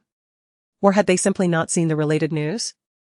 Xin Yan's mind was awash with worry and a hint of disappointment. Fang Su entered with 2 large bags, her brows furrowed tightly together. In just a few days apart, and you've landed yourself in the hospital. Fang Su's tone carried a hint of reproach, not out of anger for the trouble Xin Yan had caused, but rather from genuine concern for her well-being. Chapter 72, Who was the Ungrateful Wolf? Xin Yan apologized, I am deeply sorry for the trouble I have caused you. Who cares about a little trouble? My concern is for your well-being. Just look at your delicate face, if it were to be marred, what a pity that would be. Well, I do not rely on my looks for a living. Nonetheless, it should not be ruined. Are you content to appear less attractive than your adversaries? She pondered Xin Mianmian's visage and concluded that even if her own appearance were to be disfigured, it could hardly be inferior to Xin Mianmian's artificial beauty. Moreover, you are a doctor. You cannot simply stand by and let someone perish. Xin Yan felt no remorse for having saved a life. Perhaps the fire at the Yu family residence was a consequence of her altering the course of this world. In her previous life, such a disaster had never occurred. Fang Su sighed, I know you are beautiful and kind-hearted, but in the future, please do not recklessly put yourself in danger. All right, I understand, Xin Yan replied earnestly, displaying a demeanor of utmost obedience. What would you like to eat? I shall fetch something for you. Without a moment's hesitation, Xin Yan declared, clear noodle soup. Can you eat noodles? Perhaps I should get you some light porridge instead. Then why even ask? Fang Su hurriedly departed, leaving behind a young assistant to attend to Xin Yan. The assistant enthusiastically introduced herself, Hello, Teacher Xin Yan, my name is Lai Xiaoqin, you may simply call me Xiaoqin. I have been specially assigned by Sister Feng to assist you with your daily needs. There is no need to call me teacher, it makes me feel quite ancient. Just use my name. Very well, Sister Xin Yan. Allow me to fetch you some water, you should take a moment to rest. I will keep a watchful eye on you, you can rest assured. Xin Yan glanced at the 4 drip that had just been connected, uncertain when it would be finished, and nodded slightly. However, after Lai Xiaoqin went to fetch water, as soon as Xin Yan lay down, an unwelcome visitor arrived. Cizewen stood by Xin Yan's bedside, still regarding her with the condescending demeanor of a reigning actor. Why didn't you save me? Xin Yan retorted. Why should I save you? I distinctly remember saying that if I knew it was you, I would never have saved you. Cizewen was incredulous. Do you truly despise me that much? Why? Cize meticulously recalled every interaction he had with Xin Yan, noting that from their first encounter in the school cafeteria, she had treated him with indifference. Even after joining the production team, she had consistently opposed him. What other reason could there be? Suddenly, the sarcastic voice of Si Mother echoed. She had arrived with Si Father and Si Zayu to find Si Wen, only to discover that he had come in search of Xin Yan. She is nothing but an ingrate. We brought her back to raise her as a precious daughter, yet she constantly goes against us. Even refusing to save her own second brother from peril. Ingrate? Xin Yan chuckled. Surely, that title belongs to you? What do you mean? The meaning was abundantly clear. Xin Yan's gaze swept across the group, finally settling on the timid Si Mian, who had been hiding behind Si Mother. If Si Zawen were to die, you, the Si family, could easily forgive Si Mian for her accidental homicide, absolving her of any legal repercussions as the relatives of the deceased. However, if Yu Muyun were to perish in a fire, the Yu family would not spare Si Mian, nor would the multitude of online spectators allow her to escape unscathed. In such a scenario, Si Mian would be deemed guilty of manslaughter, facing a lifetime of imprisonment, and the Si family would inevitably find themselves embroiled in a scandal. A shiver coursed through Si Mian as an overwhelming sense of dread enveloped her. If that were to occur, the Si family might very well abandon her for the sake of their reputation. Therefore, should you not express your gratitude towards me? It is I who have saved both Si Mian and the Si family. For the sake of your precious daughter and the future of the Si family. What is the sacrifice of one Si Zuan? You still have 5 sons. Xin Yan laughed loudly. Reminiscent of the time you sought to offer me to Feng Shitong for a project. To the Si family, children are merely expendable pawns. Si Zuan was perplexed. Was it not stated that Feng Shitong was already betrothed to Xin Yan? Why, then? Did Xin Yan claim that their parents intended to send her to Feng Shitong for a project? Recalling that night when their parents insisted he take Si Mian out and forbade them from returning for the night, Si Zuan felt a chill grip him. It dawned on him that they had deliberately sent him away to prevent them from witnessing the scheme involving Xin Yan and Feng Shitong. He gazed at his parents in disbelief. Even if he could not accept Xin Yan as a sister, he could not fathom them surrendering her for a mere project. Suddenly, he found himself in a trance, yearning to know his parents' choice. Father, if it were you, whom would you save? Father Si was momentarily taken aback. He had never contemplated these implications.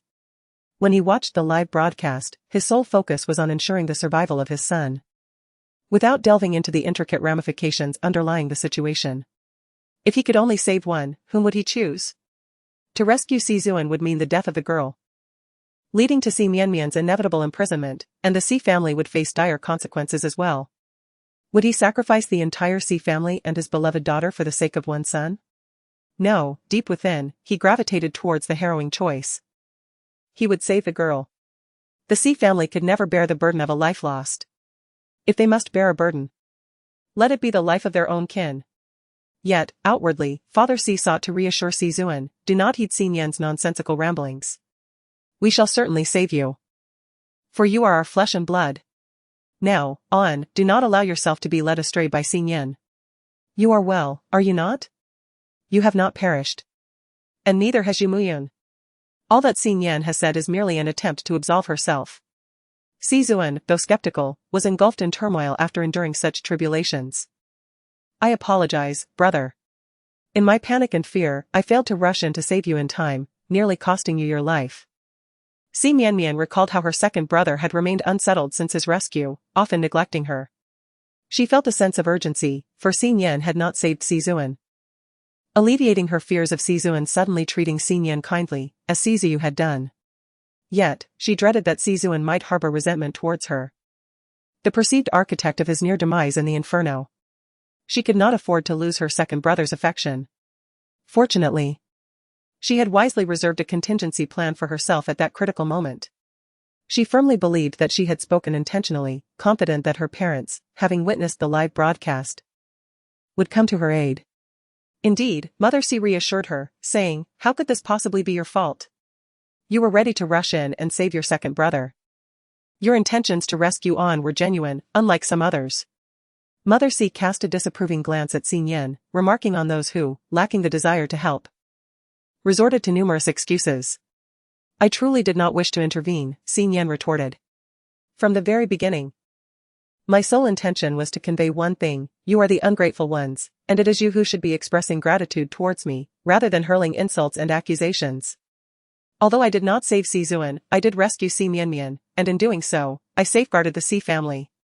Surely, a prestigious family of H city's elite should possess at least this minimal level of comprehension? I do not expect you to be grateful or appreciative. I merely hope that during my recovery, you will refrain from further polluting my ears and eyes. Kindly leave at once.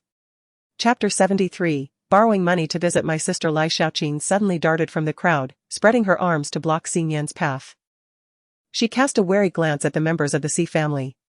What are you all doing? If you don't leave, I'll call for help. There are reporters outside. Si Zuan, wishing to avoid escalating the situation and refraining from questioning why Xin Yan hadn't come to his aid, felt utterly exhausted and was the first to step out of the hospital room. The others, not wanting to invite the press's attention, followed suit, as they were all prominent figures. Just as they exited, Lai Xiaoqin forcefully shut the door behind them, furrowing her brow and muttering, "What kind of people are they? Crazy." Unbeknownst to her, Lai Xiaoqin was unaware of the intricate relationship between Xin Yan and the Si family. However, upon learning that she was to become Xin Yan's personal assistant, she had thoroughly researched all available information about her, including livestream replays and trending topics. Thus, she was aware of the discord between Xin Yan and her siblings, Si Zuan and Si Mianmian. Seeing the Si family gathered there, she instinctively sensed their ill intentions. They were, in fact, her blood relatives. Lai Xiaoqin was momentarily taken aback, recalling snippets she had come across online. Could it be true what the internet said? Are you the esteemed daughter of the Si family? A sister to Si Mianmian? Xin Yan had no intention of concealing the truth. After all, Feng Su already knew, and it wouldn't remain hidden for long. Even if she chose silence, the members of the Si family would eventually reveal it, or netizens would unearth the information. I am the genuine heiress, while she is the false one. Wait. Lai Xiaoqin pressed her hands against her temples, feeling as if her brain might overheat. Xin Yan remained unhurried, allowing her to ponder this revelation on her own. After a while, Lai Xiaoqin remarked, "So you are indeed the biological sister of Si Zuan, while Si Mianmian is merely an adopted daughter. How absurd. The Si family is truly unwell." Reflecting on Si Zuan's attitude towards Xin Yan in the live broadcast replay, Lai Xiaoqin felt an urge to curse. It was incomprehensible that the Si family would neglect someone as exceptional as Xin Yan in favor of favoring an adopted daughter. They are indeed troubled, in the future. If you encounter them, you should avoid them. Xin Yan feared that the Si family might become excessively twisted, and Lai Xiaoqin could not bear the thought of facing them alone. Nodding vigorously, Lai Xiaoqin resolved to treat Xin Yan with greater kindness and vowed not to let her be bullied by the Si family any longer. Sister Xin Yan, you should rest now. I will keep watch over you and ensure that no strange individuals disturb you. Lai Xiaoqin declared, her fist clenched in determination. Xin Yan smiled and nodded, then lay down and closed her eyes. Upon returning to the hospital room, Si Zuan noticed the family members who had entered behind him but felt little warmth. Instead, a sense of irritation washed over him. With a weary sigh, he said, "You all should go back." "How can we do that?" "We are concerned about you being here alone," they replied. "I insist that you return." His tone grew more forceful. "Very well, we understand that you are in a bad mood. We shall take our leave for now. We are staying at the hotel next to the hospital. So if you need anything, just call us, alright?" After Mr. and Mrs. C reiterated their concerns, they finally departed with Si Mianmian. Meanwhile, in H City, Si Ziyu had finally arrived at his friend's home. The delay in his arrival was entirely due to the driver's concern that, seeing his injuries, he might be an unsavory character, leading him to abandon the young man midway. Injured and alone, he stood by the roadside, attempting to hail a passing vehicle, which alarmed pedestrians enough to call the authorities. Ultimately, it was the police who came to his aid, intending to transport him to the hospital. However, he adamantly refused, insisting instead on locating his friend, Zhou Shikai. This predicament proved to be quite a headache for the police, who had no choice but to escort him to his destination. Si Ziyu rang the doorbell at the Zhou residence, but the maid, glancing at him from a distance, waved him away dismissively. "Shoo, shoo. A filthy beggar dares to intrude upon our neighborhood." It was hardly surprising that the maid failed to recognize him, for Siziu was clad in tattered, soiled loungewear. His hair unwashed for days, and his attire marred by dirt and dried leaves from having rolled around in the flower bed, presenting a chaotic appearance reminiscent of a henhouse. His stubble was unkempt, his lips cracked, his complexion pale, and he bore traces of blood, resembling a mere beggar. "I am Siziu," he bellowed in indignation. The maid, taken aback by his outburst, leaned in closer and, upon realizing his identity, found herself inwardly questioning, do the wealthy always fall ill? Why would a fine young master choose to masquerade as a beggar? Immediately, her demeanor shifted to one of feigned joviality. "Oh, my apologies, young Master C. I failed to recognize you at first." The maid opened the door. Typically, Siziu would enter without such formalities, never considering the need to consult his employers. He made his way directly to the backyard, where, as expected, Zhou Shikai was engaged in a playful water fight with a lovely companion. Upon seeing Siziu enter, Zhou Shikai was momentarily taken aback. The movement ceased, and the beautiful woman shifted restlessly. Her discontent evident as she noticed that Zhou Shikai's attention had been entirely captivated by Siziu. "Siziu?"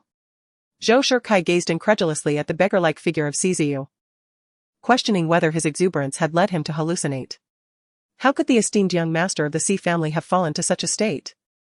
"It's me, come here. I have something to discuss with you." Despite the excruciating pain in his leg, Siziu restrained his ire and refrained from shouting at his friend.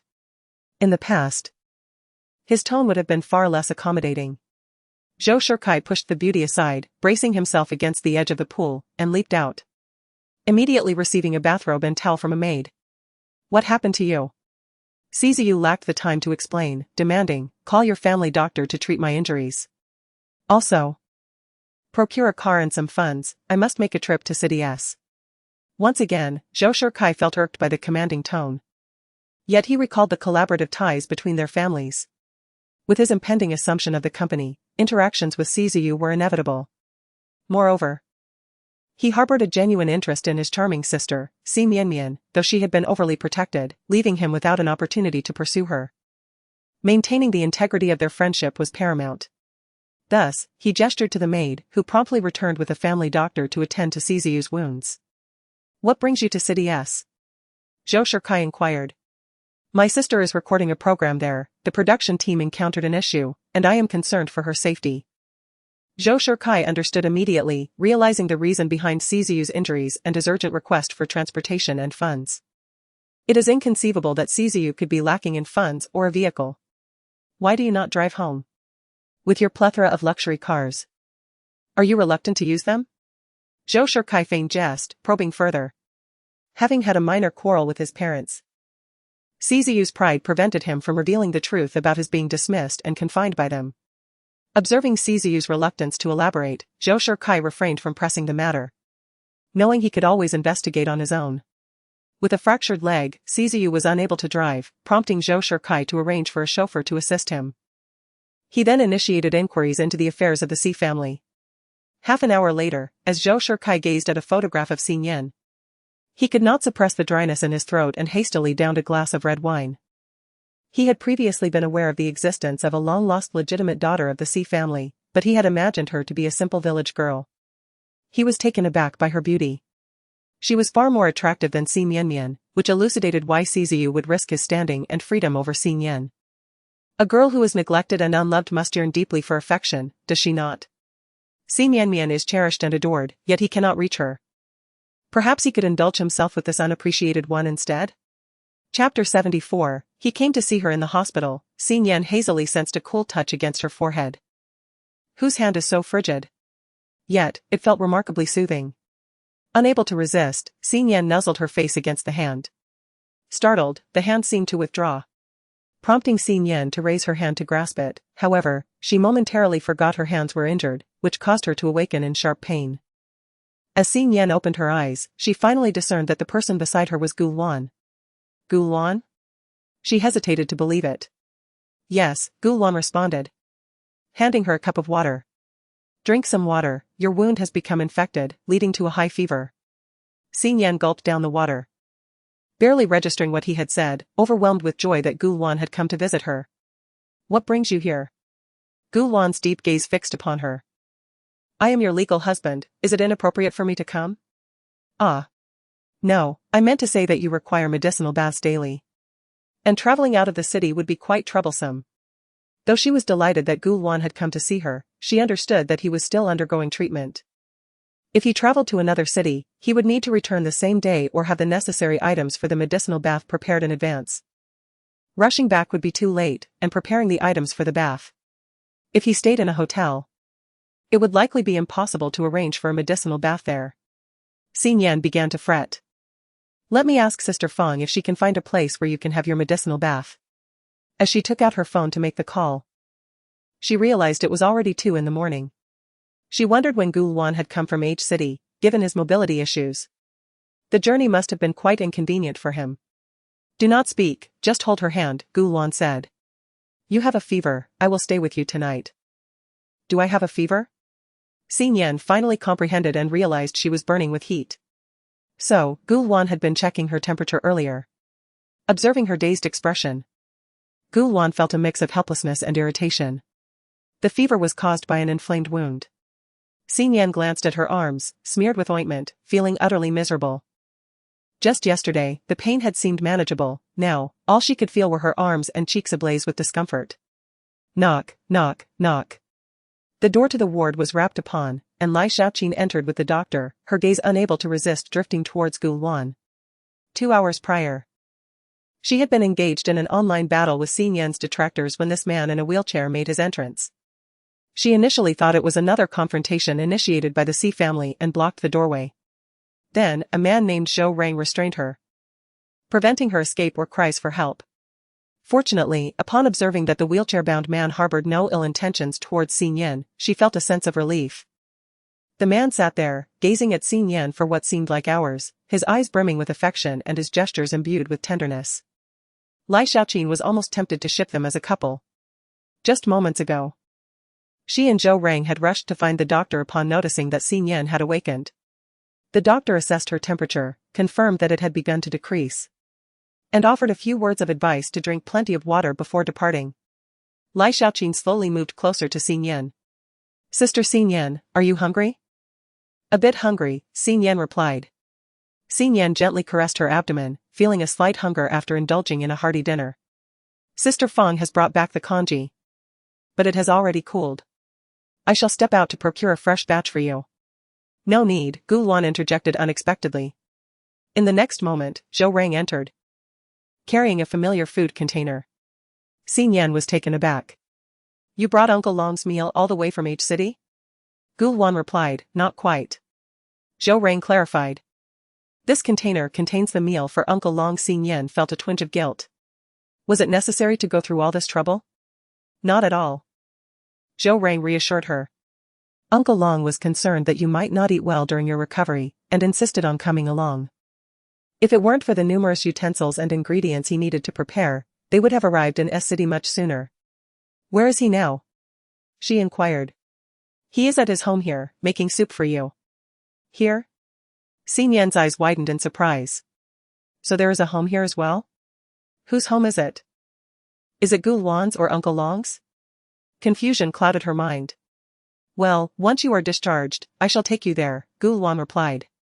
Xin Yan wished to inquire further but, noticing Lai Shaoqin still nearby, decided against it.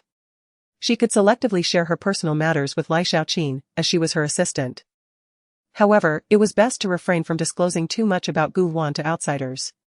What delectable dishes has Uncle Long prepared for me? Xin Yan's attention shifted to the food container, meticulously crafted, yet devoid of any discernible aroma from within. Zhou Rang opened the lunchbox. The first layer contained a bowl of lean meat and vegetable porridge, while the second layer housed a soup bowl. Even before lifting the lid, the fragrant aroma of chicken broth wafted through the air. Xin Yan inhaled deeply, enchanted by the delightful scent. What had begun as mere hunger had transformed into a ravenous appetite. Just as she was about to take the spoon and dig in herself, Gulwan grasped the handle of the spoon, scooped up a mouthful of porridge, gently blew on it, and brought it to her lips. Xin Yan felt her cheeks flush. Despite this not being their first feeding, she still felt a flutter of shyness.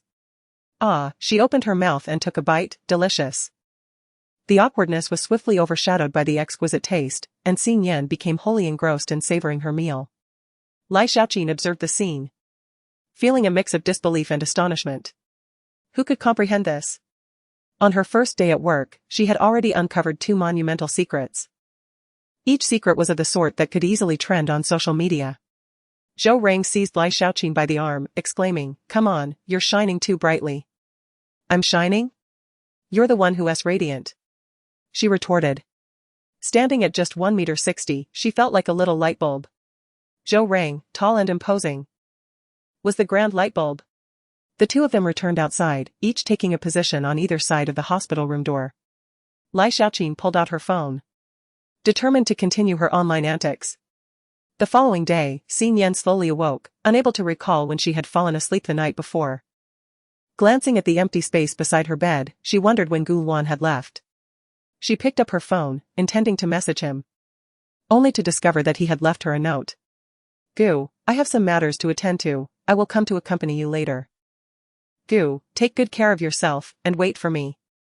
The message was sent 4 hours ago, just as it turned 6 o'clock. What could Gu Luan possibly be doing so early? Xin Yan's mind wandered, interrupted by a commotion outside. It was Guanxi and Deng Yuan arriving. "Xin Yan, how are you feeling?" Guanxi inquired, cradling a large bouquet of flowers, while Deng Yuan carried a basket of fruits. Their expressions were less than cheerful, indicating a restless night. "It's nothing serious, I should be able to check out by tomorrow," she replied. Her injuries were indeed minor. Primarily a knife wound on her right hand that had reopened and subsequently suffered burns from the fire, which gave it a more severe appearance. "Last night was simply too harrowing. I took a sleeping pill and fell asleep, otherwise, I would have surely fainted from fright," Guanxi exclaimed without exaggeration. "When I woke up this morning and watched the live replay, I was genuinely anxious for you. The director has announced that due to this unfortunate incident, the recording of the next episode will be postponed, allowing you ample time to recuperate. However, you must recover swiftly. I have a friend who believes you would be perfect for the lead role in his new film." Chapter 75, introducing her to film resources. Xin Yan recalled all the films that Guanxi had previously starred in, which were primarily comedies. She couldn't help but ask. "It wouldn't happen to be a comedy, would it?" "I do enjoy comedies, yet I lack the comedic flair." "Not a comedy. It's a suspenseful crime film. I have read the script and believe you would certainly appreciate it." "Suspenseful crime. Could it be a mere coincidence?" she inquired. "What is it called?"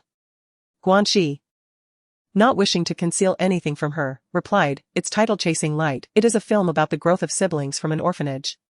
Xin Yan mused to herself, of course. Once again, she found herself intertwined with Sizuan. She recalled that in her previous life, Sizuan's first foray into modern-themed film work was indeed Chasing Light. Sizuan portrayed the older brother, with the siblings raised in an orphanage, enduring various forms of bullying and ridicule. Subsequently, the brother worked tirelessly to fund his sister's university education, only to be abruptly informed of her demise. Thus began his quest to uncover the truth behind her death. Although the sister dies at the outset, her presence lingers in the brother's memories, ensuring that the narrative is far from lacking. Under different circumstances, Xin Yan might have contemplated it. However, to portray a pair of deeply affectionate siblings alongside Sizuan? Regrettably, she had yet to find a rationale convincing enough to persuade herself. "I apologize, Sister Guanxi, but I have only recently ventured into the entertainment industry and lack acting experience. Perhaps it is best to pass on this opportunity." Guanxi was taken aback. Should a newcomer be offered such a splendid opportunity, wouldn't it be expected for them to rejoice? How could Xin Yan refuse? Suddenly, she recalled her friend mentioning that Sizuan was attempting to secure the role of the male lead. Guanxi connected the dots, realizing that Xin Yan must also be aware that the male lead could be Sizuan, which explained her reluctance to accept the role. From her observations of Xin Yan and Sizuan during the program, it was evident that the two were not merely at odds, their animosity was palpable. Furthermore, the fans of Sizuan online were vehemently criticizing Xin Yan for not rescuing him sooner, leading to an intense exchange of vitriol between the two factions. "Very well. If you change your mind later, feel free to let me know," Guanxi resolved to respect Xin Yan's decision. After all, with a formidable agent like Feng Su assisting her, acquiring any resources would not pose much of a challenge.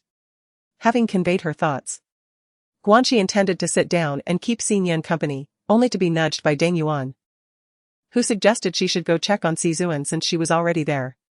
Reluctantly, Guanxi expressed her fatigue, stating she was not inclined to go. Xin Yan, sensing that Deng Yuan wished to discuss something privately, encouraged Guanxi to visit, pointing out that otherwise, Sizuan's fans would likely erupt in a frenzy. After contemplating the situation, Guanxi acknowledged the truth of this. Should she only visit Xin Yan while neglecting Sizuan, his fans would undoubtedly target her as well.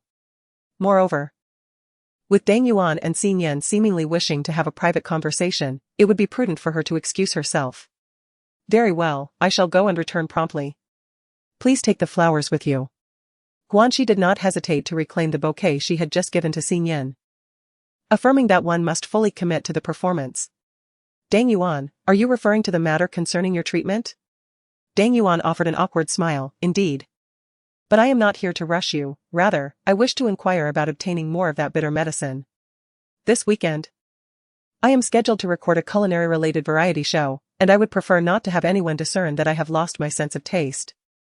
After a brief restoration of my taste buds, they vanished once more the following day. Deng Yuan had long sought an opportunity to ask Xin Yan for additional medication to restore his taste, yet this unfortunate incident unfolded. That's simple. I have plenty in my backpack. Shall I have someone fetch it for you, or would you prefer to return to your rental to collect it yourself? Please have someone bring it over. It would be rather impolite to rummage through Xin Yan's backpack directly. Very well, I shall arrange for someone to retrieve it shortly. Thank you. If it weren't for your assistance, I might have had to announce this unfortunate news by the end of the year. Although he was a seasoned actor, the loss of taste did not impede his acting abilities. However, the remuneration for actors of his caliber was quite meager. Relying solely on acting was insufficient for a sustainable livelihood. He still needed to participate in variety shows and endorsements. Ironically, he had a culinary variety show and an endorsement with a food brand. If the truth about his loss of taste were to be revealed, both the show and the endorsement would undoubtedly come to an end. No need for thanks, I do expect payment. Xin Yan jested. Indeed, compensation is warranted. But let's discuss your treatment once you have recuperated. Agreed. If you are not inclined to take on the film that Guanxi proposed, I happen to have a historical drama in mind. Would you be interested in auditioning for it? Xin Yan sighed, wondering why she was continuously being introduced to films and television dramas. There is no need for you to rush your response.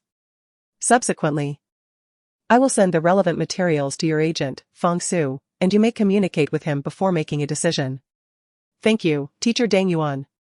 Oh. If you keep thanking me, it loses its meaning. I will also check on Sizuan. You should rest well until you return to the production team. You might as well take the fruit basket with you, right? No need, sending him flowers is already quite generous. The fruit is best left for you to enjoy. Deng Yuan seemed to hasten away, as if fearing that Xin Yan would pursue him for the fruit, disappearing in a few quick steps. The room was once again left with only Xin Yan, who turned her attention back to her phone. Xiao Jun, the brothers in my group have introduced your prescription to patients in other cities. I have transferred the money to you, please check your account. Xin Yan was astonished that such a network had been established. Glancing at the account notification, she saw another string of zeros. She couldn't help but marvel at how easily men earned money. Or perhaps women could earn it just as effortlessly? Maybe she should venture into making herbal ointments or something of that nature? Well, she would consider it when she had the time. Nian, this prescription does not cure all cases of impotence. I will only collect payment if it proves effective, otherwise, no payment will be required. Xiao Jun, it's fine, they are not short on money. Very well, Xin Yan decided to let it go, just as Gu Luan sent another message. Gu, what would you like to eat tonight? Let Uncle Long prepare it. Nian, anything is fine. Do you want to join me for dinner? After sending the message, Xin Yan realized it was rather absurd. She was injured and should be eating light meals. Yet she wanted to invite Gu Luan to join her. So, she quickly retracted the message and edited it anew. Gu, good, Nian, anything is fine. The messages from both individuals popped up almost simultaneously, prompting Xin Yan to type swiftly. Nian, you need not join me for a meal. My patient's diet is rather bland. Gu Luan, having endured a lengthy period of consuming a monotonous patient's diet due to illness, felt it selfish to drag him into such a plight now that he had significantly recovered and could relish other foods. Gu, it's a promise, we shall dine together. Nian, when will you come over? Gu, I'll arrive at dinner time, I've already instructed Zhou Rang to bring you lunch. Just as the message appeared, a knock resounded at the ward door. Lai Xiaoqin entered, her expression clouded with displeasure, leading Zhou Rang inside. She carried a food container, evidently purchased from a nearby restaurant. I didn't know someone was delivering lunch, so I bought an extra portion. Lai Xiaoqin lamented, feeling somewhat wronged. The meals near the hospital were likely in high demand, she had waited for hours in line, only to find her effort wasted. Furthermore, this expense might not even be reimbursable by Feng Su. Xin Yan smiled and said, perfect timing, you both should sit down and join me for a meal. Zhou Rang placed the food container down and checked his watch. I must return, I cannot accompany the young mistress for lunch. It was a jest. How could he dare to dine with the young mistress when the young master himself lacked the time? Chapter 76, A Dream of Past Lives after Zhou Rang departed. Lai Xiaoqin found herself alone, feeling increasingly hesitant to dine with Xin Yan. This was not her first experience serving as an assistant to a celebrity. She had encountered many stars who, while appearing affable on the surface, often harbored a temperamental disposition, deeming it beneath them to share a meal with their assistants. In their eyes, they were elevated above the ordinary, and mingling with those of lesser status, including fellow celebrities, felt like a compromise to their stature. They believed that dining alongside such individuals would diminish their own worth. Lai Xiaoqin was well aware that Xin Yan was not that type of person. Yet she instinctively declined the invitation. Stars may possess an air of humility, but as an assistant, she felt it imperative to maintain a sense of self-awareness. I've already eaten outside, Lai Xiaoqin smiled politely, turning down the offer. However, the next moment, a loud grumble emanated from her stomach, causing her smile to falter. Xin Yan, amused, retorted, you've eaten already? Lai Xiaoqin, feeling embarrassed, nearly scratched her head off in discomfort. She pale-facedly explained, I tend to eat early and get hungry quickly. Xin Yan replied, let us eat together, there is so much food here, it would be a pity to waste it.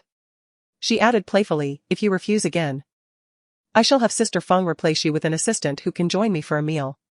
Instantly, Lai Xiaoqin felt a surge of anxiety. No. I will accompany you for dinner. Half an hour later, the two had finally finished their meal. Lai Xiaoqin, with a look of lingering satisfaction, exclaimed, Sister Xin Yan, the dishes your friend brought are simply exquisite.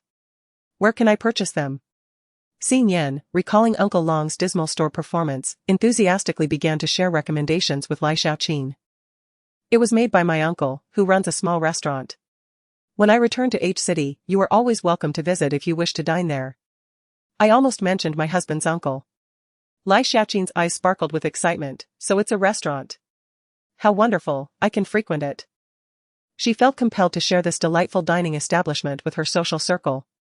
However, suddenly a thought struck Lai Xiaoqin, and she hesitated before asking, will it be very expensive? Xin Yan pondered for a moment. Indeed, she had never inquired about the price, but it shouldn't be too costly, right? It's not pricey. You can invite friends to join you, the food is truly delectable. I will definitely go. After some light conversation, Xin Yan began to feel drowsy. She asked Lai Xiaoqin to fetch her backpack from the rental apartment while she lay down, intending to take a nap. Perhaps upon waking, she would see Gu Luan. She couldn't quite fathom why. Before they met, she had only a slight desire to see him, yet after their encounter, she found herself unable to shake her concern for him. Whenever she was in Gu Luan's company, an overwhelming sense of security enveloped her. Perhaps it was due to the myriad of betrayals and manipulations she had endured in her past life, Reborn. The only one she dared to rely on and trust was Gu Luan. She hadn't even fully entrusted Zhou Rang. After Lai Xiaoqin departed, Xin Yan drifted into a restless slumber, plagued by an unsettling dream in which the construction site where Ciziu worked suddenly collapsed. Ciziu was trapped within. The structure was enormous, and rescuers searched for a long time without success. As the bodies of workers were retrieved, everyone concluded that Ciziu had perished. Even the paternal figures had relinquished their hopes and began deliberating which son should inherit the company. Only Xin Yan remained, frantically searching amidst the ruins. At last, she discovered Ciziu's exclusive cufflinks, convinced that he was close by. Just as she finally unearthed Ciziu, buried beneath the steel and concrete, Si Mian arrived. Si Mian urgently instructed her, Mian, go fetch help. I must find a way to save second brother. Si Mian extended her hand into the crevice, seeking to ascertain Sizuan's condition. Armed with silver needles, she believed that as long as Sizuan still drew breath, she could preserve his fragile life. As Si Mian focused intently on inserting the silver needle into Sizuan's acupoints, Si Mian suddenly erupted in fury. Why do you get to stay while I must go for help? Because I can save second brother. Si Mian retorted. Humph. Only I can be the one to rescue him. I won't let you take the role of his savior. As Si Mian spoke, she advanced to pry Si Mian's hands away, desperate to seize her position as the one who would save second brother. However, she failed to notice the weakened wooden plank beneath her feet, which collapsed and triggered a cascade of destruction, causing the concrete slab to cave in. Si Mian had the opportunity to withdraw her hands but chose to protect Sizuan from being crushed by the falling debris. With unwavering determination, she grasped the concrete with both hands, though her strength was insufficient. Her hands were pierced by the steel reinforcement, yet thanks to her sacrifice, the concrete did not entirely crush Sizu, ultimately saving his life. However, upon awakening in the hospital, she was informed that her hands had been irrevocably damaged, rendering her incapable even of wielding chopsticks. A lucid Sizu rushed in to chastise her. Si Mian, you wretched harbinger of misfortune. If Mian hadn't urgently summoned help, you would have been the death of me. Why did you not simply perish? You deserve the fate of having your hands shattered. I truly wish I could end your life with my own hands. As long as I draw breath, I shall ensure your existence is fraught with torment. Si Mian stood in bewilderment. She had just been relieved that, despite her incapacitated hands, Sizu had been saved. Yet, what did Sizu hurl at her? Accusations of being a harbinger of doom? Deserving the loss of her hands? A desire to kill her? When had she ever harmed Sizu? It was she who had rescued him. It was I who saved you. You seek to usurp Mian's credit. It was Mian who saved me. You wish for my demise. Had Mian not pushed you in time, it would have been I crushed beneath the concrete slab. Si Mian, in disbelief, turned to see Mian, for the truth was otherwise. Si Mian is lying. She nearly caused your death, it was to save you that I, silence. Sizu struck Si Mian across the face. Do you still wish to argue? Regardless of your manipulative schemes, I, Sizu, shall never forgive you for this. Si Mian. Si Mian. His voice echoed in her ears like a haunting incantation. Si Mian, in anguish, struggled and abruptly sat up from her hospital bed. As she slowly regained consciousness, Si Mian found herself in a hospital room and bed that bore no resemblance to those from her dreams. She had glimpsed a past life. The excruciating pain in her hands lingered, but this time it was not the palms that ached, rather, it was the wounds and burns on her arms. Suddenly, a notification chimed from her phone, alerting her to a message from a close contact. Without fully comprehending the content of the message, she hastily responded. Nian, I had a nightmare. When are you coming? Only then did she notice Gu Luan's inquiry. Gu, what kind of bed do you like?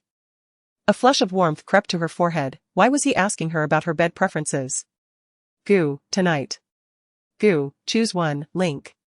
As her mind wandered, she noticed another link from Gu Luan. Curiosity piqued, she clicked on it and found herself on an online shopping site for a major mall in S City. Specifically browsing bed linens. So, he was merely asking her about her bed preferences? Right, he had mentioned taking her to his home here. Si Mian cradled her face in her hands. What was she even thinking? She casually selected an option and sent a screenshot. Nian, this one is fine, honestly. I have no particular preference. Gu, alright. Despite her nonchalance, Gu Luan continued to send her links, curtains, sofas, carpets, wardrobes. For an entire afternoon, Si Mian collaborated with Gu Luan in selecting furniture. She couldn't help but wonder if he had sufficient funds. After transferring a considerable amount of money to him, she suddenly recalled that during her last livestream, she had received funds from everyone, which she had yet to repay. Thus, I first transferred 100,000 to Professor Liao. No sooner had the funds been dispatched than I was inundated with a barrage of messages from Professor Liao. Chapter 77, Sizu plays the victim. Professor Liao, what? Have you become a big star and decided to distance yourself from an old man like me? Nian, why suddenly say that? I am wronged. Professor Liao, what is so good about being a star? Constantly criticized, prone to injuries and various accidents, you might as well come and be my apprentice. Xin Yan felt helpless, here it comes again. It seemed that unless she agreed, the nagging would persist. Nian, becoming your apprentice is not out of the question. But I truly lack the time to join the medical research group. You know I have only studied traditional Chinese medicine and know nothing of Western medicine. Professor Liao, who says traditional Chinese medicine cannot enter the medical research group. Professor Liao, voice message. Xin Yan opened the message and heard the old man's voice, somewhat urgent. Being an apprentice is acceptable, I have taken a screenshot. So don't even think about backing out. Nian, I want to back out, but I am currently injured and cannot seek a mentor right now. Professor Liao, no rush, first, you need to recover from your injury. Little girl, I must tell you, you are my apprentice now. You are not allowed to injure your hands again. Nian, I did not injure myself on purpose, I acted to save a life. As a healer. Should I really stand idly by and watch someone die? Professor Liao, I don't care, you must protect yourself. Otherwise, I will introduce you to a partner to take care of you. Nian, I am already married. Xin Yan did not wish to be introduced to a partner. She had already decided to become an apprentice, so it was necessary to conceal her marriage. Professor Liao, what? Merely a hidden marriage. I shall introduce you when the opportunity arises. Enough said, my hands are weary. Xin Yan was indeed fatigued from typing. Her left hand was tethered to an 4 drip, while her right hand bore both cuts and burns, causing her considerable pain. After concluding the conversation, she transferred funds to Chairman Xiao Jun, Madam Yu, and all those who had sent her money. Responses came swiftly. Xiao Jun, why did you send me money? Xin Yan, I accepted the funds from your brothers, the money I sent you is your commission. Xiao Jun promptly returned the funds. Xiao Jun, it was agreed that it was unnecessary. Just keep the secret, he. Luo Jingsheng, Miss C, everything is well at the company. We have successfully intercepted several projects from the C family. Luo Jingsheng, I've been too busy and just learned of your injury while filming. Are you feeling better now? Luo Jingsheng, document, Luo Jingsheng, the document contains the company's recent performance and financials, along with future development plans. Please review it when you have time.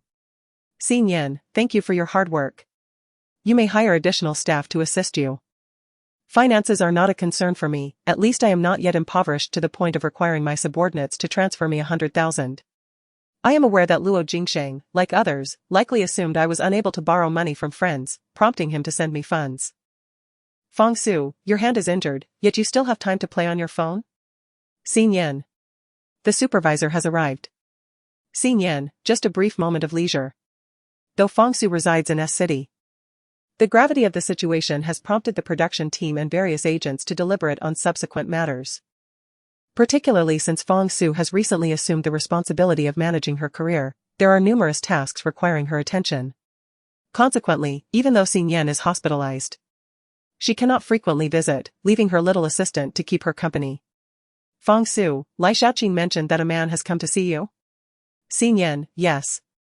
Fong Su, if he is not part of the entertainment industry, you must be extra cautious, as ordinary individuals are often scrutinized.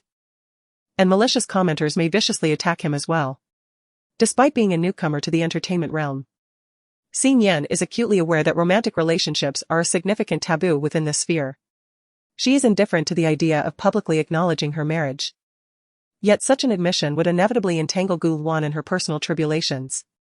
She wishes to shield him from any distress and desires for him to focus solely on his recovery. With the multitude of reporters lurking in the hospital for news, it would be exceedingly careless to involve Gu Luan in her affairs at this time. Xin Yan, I understand, thank you for the reminder, Fong Jia. Fong Su, rest well, I am negotiating with the production team for compensation. Given the severity of your injuries, it is imperative that you receive some form of recompense. Xin Yan, but Madam Yu is the primary investor in this variety show, and you and she are close friends, are you not? Surely. The two friends would not quarrel over her, would they? Fong Su, she certainly must contribute financially. However, she is not the sole investor in this program. Moreover, Si Mianmian's negligence was the root cause of the incident. It is only fair that the Si family provides some compensation. Asking the Si family for financial support? Si Nian wholeheartedly agrees. Si Nian, let us request a substantial amount. The Si family is affluent. As Si Nian completed her message and set her phone aside to rest, the door to the hospital room swung open. She initially assumed it was Lai Xiaoqin returning, ready to inquire about her backpack, only to find that it was Ziyu, leaning on a cane.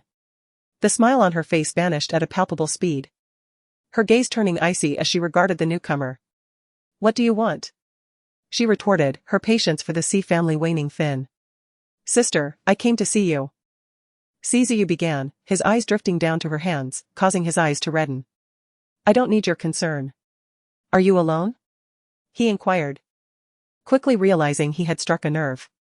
She was not alone, who else would be there for her? Their parents were likely preoccupied with Si Zuan and Si Mianmian. "None of your business," she shot back, her disdain for the Si family unmistakable. After finally managing to forget the haunting memories of her nightmares, Ziyu's presence unwittingly resurrected visions of last night's dream, or rather, memories of a past life. Ziyu limped closer, deliberately presenting the scarred side of his face to her, hoping to elicit the concern she once had for her brother. Yet, Si Nian did not even spare him a glance, her contempt growing with each passing moment. "It must be that Mom and Dad are bullying you again, isn't it? I wanted to stop them, but I am utterly useless." He deliberately limped a few steps, unconsciously mimicking Si Mianmian's pitiful pout. "The last time, I argued with my mother on your behalf and was confined to my room by my parents, barred from going outside or accessing the internet. Upon learning of your predicament, I was eager to come and offer my concern. Yet my father insisted on keeping me locked away. In desperation, I had no choice but to leap from the second-floor window, exerting considerable effort to reach a city hospital to find you. I acknowledge my past mistakes, but I am genuinely striving for redemption. Sister, given the extent of my efforts, could you find it in your heart to forgive me? I beseech you." He implored Si Nian with a pitiful demeanor. Who could have imagined that the present Ziyu was once the imperious and untouchable CEO he used to be? Chapter 78, Shifting Blame a You. "Indeed, you are here." The sharp voice of Mother Si pierced the air. Following closely behind her were Si Mianmian and a storm of fury. Mother Si, brimming with indignation, reprimanded Si Nian. "Si Nian, how dare you? Ayu has been confined, yet you refuse to relent. You even incited him to leap from a building to seek you out. How wicked can you be? Is it your intention to plunge our family into chaos?" Mother Si's face, despite the layers of makeup, could not conceal the veins that bulged with rage. She had received a sudden call from a servant the previous day, reporting that Ziyu had jumped from the window and fled, leaving a trail of blood in the flower garden. Panic-stricken, she hurried to question Father Si, only to learn that Ziyu was aware of the happenings within the production team, leading them to suspect that he had escaped to find Si Nian. They dispatched a search party and ultimately located Ziyu at the hospital. Without a moment's hesitation, she made her way to Si Nian's ward, where, as fate would have it, she found Ziyu. In a fit of rage, he declared, "I am not your concern. I am your son." Ziyu roared. "I have been imprisoned in this house for far too long, am I now a prisoner?" It was only after enduring such confinement that Ziyu began to comprehend the feelings Si Nian had experienced in a past life, locked away in a corner room. Devoid of a phone, without anyone to converse with, each day was spent in solitude, lying on the floor or the bed. Yet, Si Nian's past suffering far surpassed his own. He was merely confined to his bedroom, his communication devices confiscated. Even though he was confined, his family ensured he lacked for nothing in terms of sustenance, allowing him the freedom to order whatever he desired, be it food or drink. But what of Si Nian? Ziyu's gaze returned to her, filled with compassion and regret. At that time, Si Nian was trapped in a cramped storage room, stifling and hot, infested with rats and cockroaches. Fueled by his resentment towards her, he had decreed that she should receive merely 2 bowls of plain porridge accompanied by vegetables and tofu each day. How had he instructed the servants? Simply to ensure she did not starve. If she refused to eat, he ordered them to pry her mouth open and force the food in. "Si Nian, you must survive to atone for almost bringing about my demise." Yet, the truth remained that Si Nian had saved him. The one who had nearly caused his death was Si Mianmian. How despairing and sorrowful must Xin Yan have felt while imprisoned. The very person she had sacrificed her hands to rescue was treating her as the most detested of foes. Each time these thoughts crossed his mind, Sizu was unable to contain his remorse and sorrow, and tears streamed down his cheeks unbidden. Upon witnessing her son weep, Si mother was momentarily stunned. "My son. I am sorry, your father and I should never have confined you, but we acted with your best interests at heart. If we had not kept you under lock and key, you would surely have fallen victim to Xin Yan. What has she done to me?" Si mother scoffed. "There is no need to exonerate her. Your arrest for drunk driving was her doing, was it not?" She then gestured toward the injuries on Sizu's legs and arms, and remarked, "Look at your wounds. Are they not all her fault? This was my own doing. Elder brother, please cease your defense of Sister Nyen. In the past, I dismissed our mother's claims that Sister Nyen was a harbinger of misfortune, specifically sent to afflict our family." Si Mianmian cautiously glanced at Xin Yan. Recalling how her second brother had been perfectly fine until he began participating in variety shows alongside Sister Nyen, after which he encountered a series of bizarre incidents. She clenched her fists, indignation etched across her face. "Sister Nyen, your actions this time have crossed all boundaries, you nearly brought disaster upon my second brother." Xin Yan smirked, finding the accusation amusing. "Is it truly possible to shift the blame onto her? Si Mianmian, do you dare to claim before the live-streaming audience and the entirety of the internet that I nearly caused the demise of Sizuan? Your family may be blind to the truth, but the viewers are not. The live broadcast has documented the entire sequence of events surrounding the fire with crystal clarity. Shall I assist you in locating the replay to refresh your memory?" Xin Yan's scornful mockery sent chills through Si Mianmian's palms. Yet, she understood the necessity of attributing the blame to Xin Yan. She could not allow this incident to create a rift between herself, her second brother, and the rest of the family. However, the coincidences were too striking to ignore. Slowly, Si Mianmian articulated her premeditated statements. "You brought that Yumuyun to us, claiming you wished for my brother to tutor him. Coincidentally, Yumuyun happens to be a fan of my brother. After only 2 days of tutoring Yumuyun, an accident occurred in the kitchen. Furthermore, you chose not to save my second brother, opting instead to rescue Yumuyun. Could such coincidences truly exist in this world?" Xin Yan narrowed her eyes, surprised by Si Mianmian's adeptness at spinning tales. It was a pity she was not pursuing a career as a screenwriter. "Are you suggesting that this was my scheme from the very beginning? I find it rather coincidental, raising suspicions." Following her precious daughter's train of thought, Mother Si became increasingly convinced of this notion. It turned out that everything was meticulously orchestrated by Xin Yan. How audacious. Not only do you wish to endanger your second brother's life, but you also scheme to have your sister perish in a fire, ultimately leading to her arrest.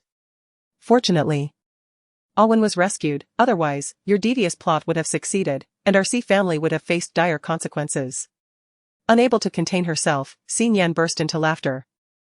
"You suspect I tampered with the kitchen? Si Mianmian, one must speak with evidence." She shook her phone, proclaiming, "I have recorded everything, prepare for a lawyer's letter." Though injured, had she been in good health, she would have certainly delivered a couple of slaps to awaken them from their delusions. Feeling anxious, Si Mianmian merely intended for her family to suspect Xin Yan while rendering herself invisible and innocent. She did not wish for this situation to escalate, for neither the netizens nor the police could be easily deceived like her family. Thus, she tugged at Mother C's sleeve, pleading, "Mom, what should we do? Sister Nyan wants to make a big deal out of this. Our family will surely become a laughingstock." "Isn't it just a laughingstock? A biological daughter plotting against her own brother and adopted sister." Mother C had already been subjected to mockery from the wealthy socialites due to the incident at the banquet. She could not allow such familial disgrace to be aired publicly. Most importantly, the fifth child had yet to find a suitable kidney donor. Xin Yan must be preserved. "Hand me the phone." Mother C charged towards Xin Yan like a headstrong bull, and Xin Yan retaliated with a swift kick. Though her hands were incapacitated, her legs remained agile. Suddenly caught off guard, Simu was knocked to the ground. "Xin Yan! How dare you kick me?" She held her bruised head, unable to rise from the pain. "You, Mian, why aren't you helping to seize the phone?" Si Mian hesitated, fearing she too might be sent flying. Cize remained motionless, unable to believe that Xin Yan would harm Cize when, in their past life, Xing Yan had never uttered a harsh word even after being stabbed by Si Wen. How could she possibly wish to take his life? Her entrance into the entertainment industry was solely to draw closer to her second brother, Si Wen. Regrettably, he, much like his former self, failed to appreciate such a wonderful sister. Observing their cowardice and confusion, Xing Yan found the scene utterly amusing. Disrupted from her good mood, a sinister thought suddenly crossed her mind. Chapter 79, Help Simianian and you will be forgiven. Siziyu, did you not say that you wished for my forgiveness? A spark of hope ignited in Siziyu's eyes. Indeed, as long as you forgive me, I shall comply with any request you make. Just now, Simianian slandered me, and I find myself deeply pained. Could you perhaps lend me your assistance in delivering a few slaps to her? Could you help me curb her foul tongue? If Xing Yan's hands were capable, she would not have to trouble Siziyu. Xing Yan was taken aback. Did Xing Yan truly wish for Siziyu to strike her? Xing Yan, have you lost your mind? How could my brother possibly lay a hand on me? Xing Yan found it utterly ludicrous. Even though her brother had begun to distance himself under Xing Yan's influence, she could not fathom that the brother who had indulged her for over a decade would ever strike her. However, in the next moment, she observed a flicker of internal conflict in Siziyu's gaze, and to her astonishment, he began to approach her with determination. Alarmed, Xing Yan instinctively recoiled several steps. And their mother also noticed Siziyu's movement. Brother, what are you intending to do? Siziyu, if you dare to strike Mian, you shall be banished from the Si family. Yet, Siziyu continued his advance. As Xing Yan gazed at the scars adorning him, a sudden resolve surged within her. Siziyu was wounded, and she had every opportunity to evade him. Nevertheless, this was an opportunity bestowed upon Siziyu by Xing Yan. And she too wished to grant him a chance. If Siziyu truly dared to strike her, she would ensure he was expelled from the Si family. With tears welling in her eyes, she looked at Siziyu, pleading, Brother, do you genuinely intend to strike Mian? Siziyu seemed to disregard both their words, raising his hand to deliver a resounding slap to Xing Yan, sending her unshed tears flying away. The contour of Xing Yan's jawline has been distorted. She felt a wave of dizziness wash over her, yet her thoughts were resolutely fixated on, Splendid, Siziyu, you shall vacate the Si family. This unfortunate misalignment of my jawline provides the perfect justification to beseech my parents for funds to undergo the finest cosmetic surgery. Due to her frequent cosmetic procedures, the Si family harbored fears that further surgeries might lead to dire consequences, thus they restrained her from pursuing additional enhancements. However, with the emergence of Xing Yan, the latter's beauty instilled a sense of inferiority within her, intensifying her discontent with her previously altered appearance. Particularly, the jawline. Now, the Si family had no grounds to impede her any longer. Xing Yan stood in shock, unable to fathom that Siziyu had actually struck her. Her curiosity about what Siziyu had endured in his past life deepened. After a moment of astonishment, Si mother hurried over, embracing Si Mian protectively. Mian, are you all right?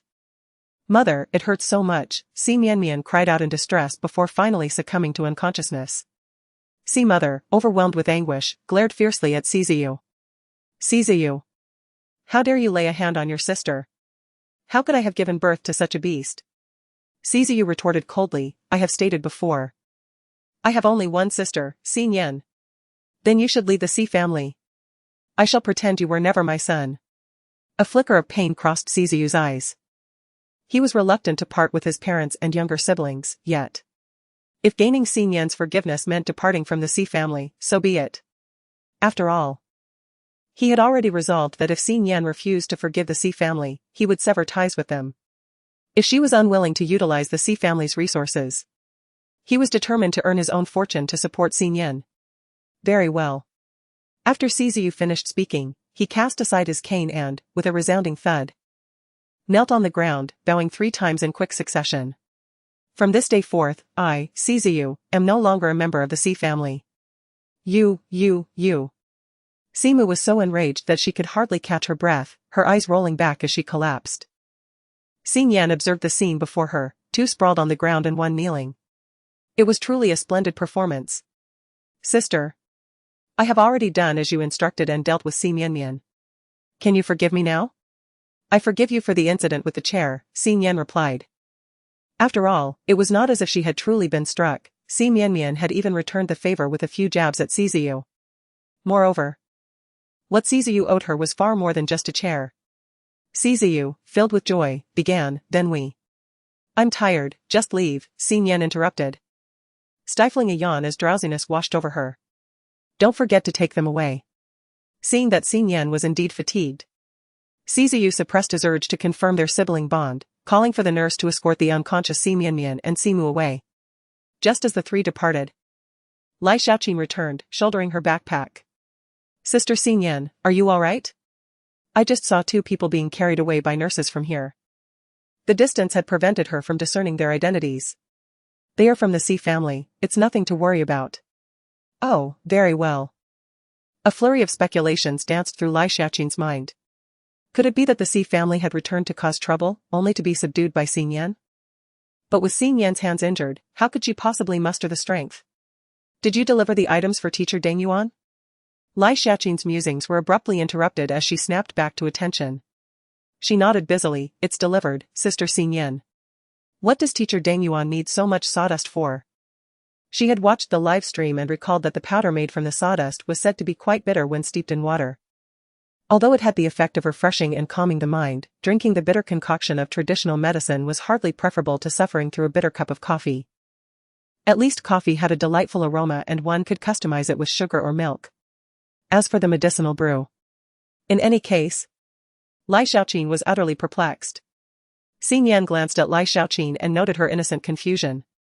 She showed no inclination to pry into the secret dealings between her and Deng Yuan. Thus, she casually replied, he intends to grind it into powder for use as incense. Not for drinking. Ah, so that's it. Lai Xiaoqin exclaimed, her understanding dawning upon her. She had forgotten that during the live stream, Xin Yan had used the powdered herbs as incense in the incense burner.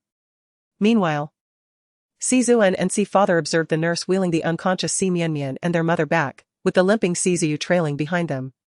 What happened? Ah, you. You actually came to S City. What on earth are you doing here?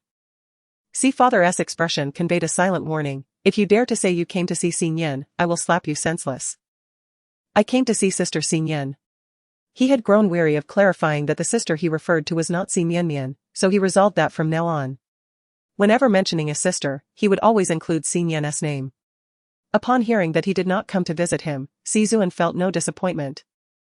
Only surprise at how his elder brother had injured himself yet remained undeterred in his quest to see Xin Yan. What was it about her that captivated him so? Images of Xin Yan heroically rescuing him in the mall and the moment Xin Yan kicked open the bathroom door flickered uncontrollably in his mind. No. He ought to focus on Xin Yan's malice and wickedness, rather than her feigned displays of concern. Sifu had reached his limit with Sizu and was merely eager to comprehend the situation involving his wife and daughter. What transpired with your mother and sister? Sizu replied with a stoic expression, Sister Mianmian was knocked unconscious by me. No, it was Madame Si who fainted from anger. You struck Mianmian. Sifu's veins bulged, and he erupted like a volcano.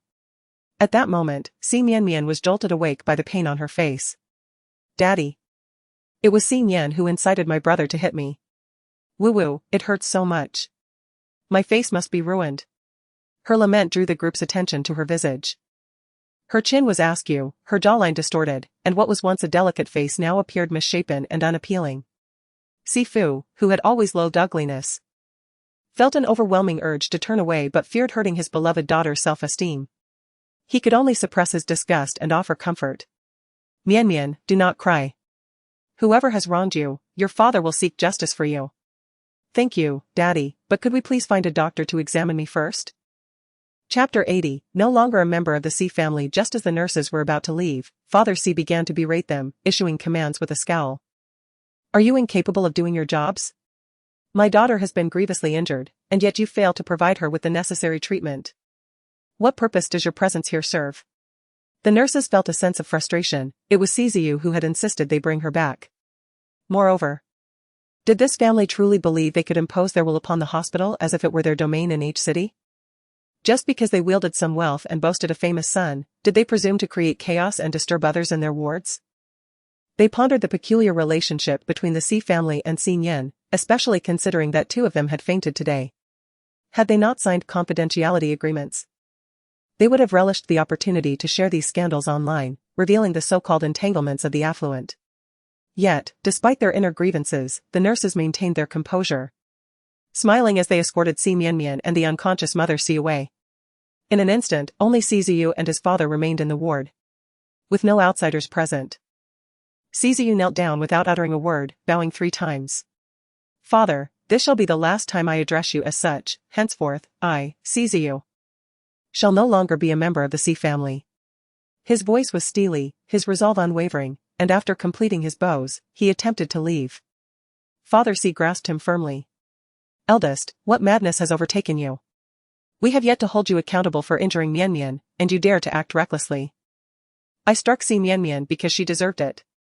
How dare she slander Si Nian, accusing him of orchestrating the fire?" Si Ziyu found the situation both absurd and laughable. "Si Zuan, you cannot possibly share this opinion, can you?" He cast a piercing gaze at Si Zuan. Si Zuan felt a sense of unease. He certainly did not believe that Si Nian had plotted against him. However, everything must prioritize the interests of the Si family. He was unaware of what his parents and Mianmian were planning, so he could only remain silent. Observing this, Si Ziyu scoffed derisively. "No wonder Si Nian is so disappointed in you all." He shook off the hand of Si father, who had grasped his shoulder. "I have already endured enough. For over 30 years, I have lived for the Si family. The accomplishments of the Si group today have not come without my considerable efforts. A repayment for the kindness bestowed upon me by the Si family. From this day forth, I, Si Ziyu, shall sever all ties with the Si family." With a series of sharp slaps, Si father struck Si Ziyu 3 times, exclaiming, "Ungrateful wretch. To wish to sever ties with the Si family is a thought you should not entertain. You owe the Si family a debt that you will never repay in your lifetime." A chill ran through Si Ziyu's heart. The decision to leave the Si family was made personally by Si mother. "If you disagree, you may inquire with your wife," he retorted. "As for owing the Si family, if you think my 30 years of dedication is insufficient, then take my life instead." Suddenly, Si Ziyu grabbed a fruit knife from the bedside table and offered it to Si father. "Will you act, or shall I?" He had made up his mind. He must leave the Si family. "You madman!" Si father exclaimed, reaching for the knife. Si Ziyu nimbly evaded his grasp. "Then I shall do it myself," he declared, preparing to stab himself in the chest. Si father, alarmed, lunged to stop him. Fortunately, he managed to deflect the blade, and the fruit knife only pierced Si Ziyu's shoulder. Blood gushed forth, yet Si Ziyu's eyes blazed with a fervent intensity, showing no sign of halting. With a sudden, fierce motion, he withdrew the knife only to plunge it into his heart once more. However, the excruciating agony of the withdrawal rendered him unconscious. Had Si Nian been present, she would have found this scene hauntingly familiar. It mirrored the moment when Si Nian had cast Si Mianmian down the stairs, only for the latter to feign unconsciousness. Moreover, Si Ziyu's performance was even more clumsy than Si Mianmian's. He had been granted a second chance at life and would not succumb so easily. Yet, regardless of his ineptitude, he successfully deceived their anxious father. Si father shouted, "Nurse! Nurse! Quickly, come and save my eldest son." Si Zuan, observing the farce before him, felt an overwhelming weariness settle within. He sent a message to his younger brother, Si Zijing, abroad. "Si Zuan, third brother, when will you return? Eldest brother has gone mad, and the household is in disarray. Si Zijing, I will be back next month. What on earth has transpired?" "Si Zuan, it's all because of Si Nian. Ever since she was brought back to the Si family, everything has changed." After finishing the message, Si Zuan inexplicably recalled the moment Si Nian had come to his aid, prompting him to delete the last line and rephrase it. "Si Zuan, I will tell you everything once you return." Si Zijing, "All right, regardless of what has happened at home. You must take good care of Mianmian and ensure she comes to no harm." In the past, Si Zuan might have promptly assured him that he would protect Si Mianmian without fail. However, at this moment, he gazed at his hair, singed and cut short, and his burned skin, which, despite not being too severe, had ceased to ache. Yet, the psychological trauma inflicted by the fire was still profoundly intense. He found himself incapable of harboring resentment towards Si Mianmian, yet he could no longer treat her with the same carefree kindness as before. Thus, he chose silence. And just as he closed the chat window, he received a message from his agent. Agent, the online discourse is quite fervent. The origin of the incident lies with your sister, Si Mian. It would be prudent for you to visit Yu Muyun, who is also hospitalized for observation. Agent, please inform me in advance when you plan to go. I will arrange for someone to discreetly capture a few photographs. Agent, the Yu family has yet to discuss how to handle this matter, but Si Yan's agent, Feng Su, has already reached out to us. Agent, document, agent, please take a look. This is the legal notice and compensation details sent to us by Feng Su. Agent, Feng Su is exceedingly ruthless. She secured several endorsements for Si Yan, but due to this fire incident, all these endorsements will be delayed or breached. And we are liable for the compensation for both lost work and breach of contract. Agent, it is absurd that she demands money from us when it was she who insisted on entering to rescue someone. In truth, Feng Su ought to seek compensation from Si Mian's agent, yet as Si Mian is contracted under Si Ziyu's studio, it is more expedient to pursue the matter with Si Ziyu's agent. Agent, isn't she your sister as well? What purpose does such a treacherous sibling serve? Agent, should I exert your full influence to have her blacklisted? Even with Feng Su's protection, I can ensure she is expelled from the entertainment industry. Si Zuan was inundated with messages from his agent, his brow furrowed in deep concern. Si Zuan, do not concern yourself with Si Yan's matters any further. Agree to any financial demands she may have. As for Yu Muyun, I shall confront her personally. The incident regarding the fire must be settled privately, even with police involvement. Given there were no casualties and it was deemed an accidental fire, settling matters privately would pose little challenge, especially since Yu Muyun was a staunch supporter of his. When Si Yan regained consciousness, Gu Luan had already arrived. Perhaps due to excessive rest, Si Yan felt lightheaded and quite unwell. Lying in the hospital was unbearably stifling, akin to being confined. I wish to be discharged. During mealtime, Si Yan attempted to discuss this with Gu Luan. The atmosphere was oppressive, and the frequent interruptions from her family were bothersome. She bit her chopsticks, speaking while discreetly gauging Gu Luan's expression. Gu Luan fixed his gaze upon her. Do you truly wish to leave the hospital? Si Yan nodded obediently, affirming her desire to go home, stating she was nearly recovered. In truth, her condition was not as grave as it seemed. Chapter 81, Fulfilling the duties of a husband. Trust me, it was merely a minor burn. Only my right hand sustained a more severe injury, which, coupled with an infection, resulted in my hospitalization due to fever. Did you not know?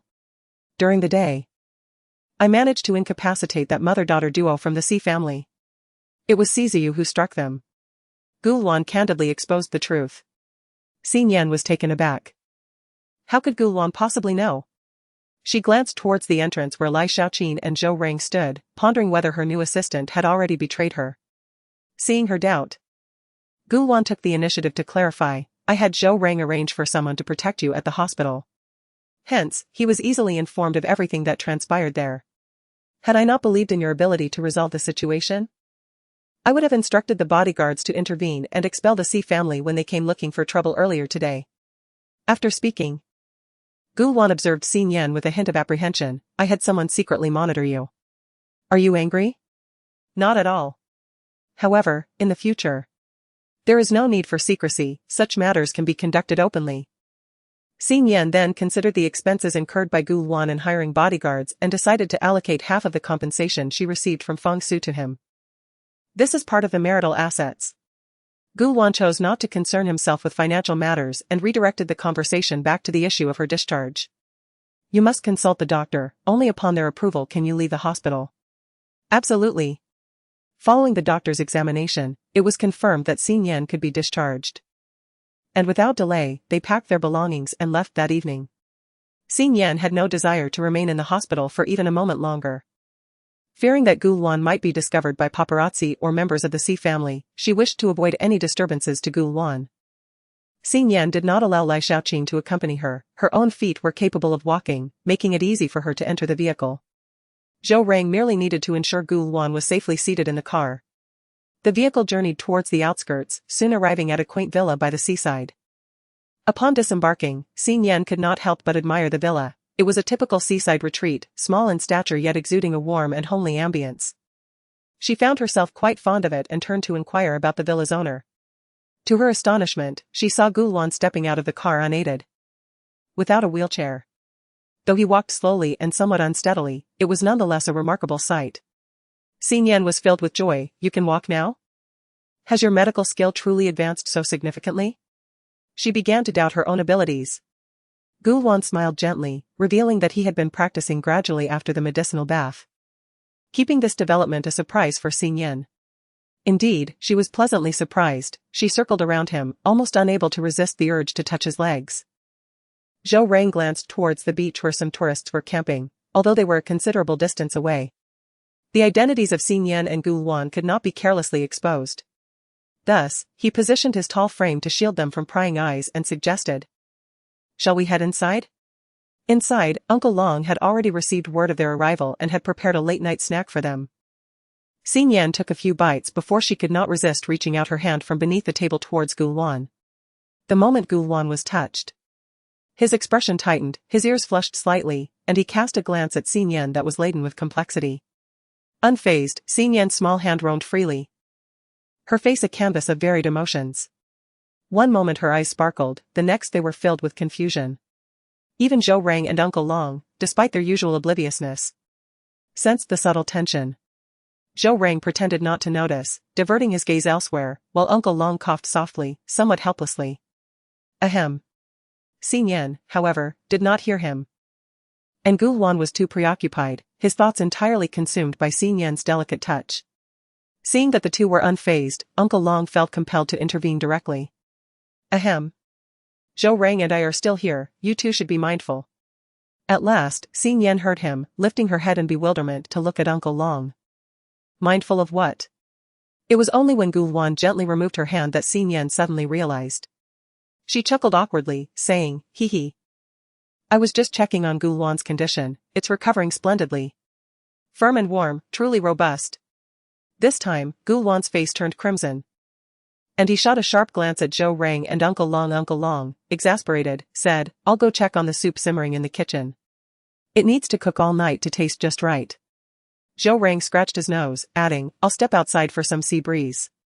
The two departed, leaving only Xing Yan and Gulwan in the dining hall. Feeling a bit embarrassed, Xing Yan apologized, I'm sorry, I should have sought your consent first.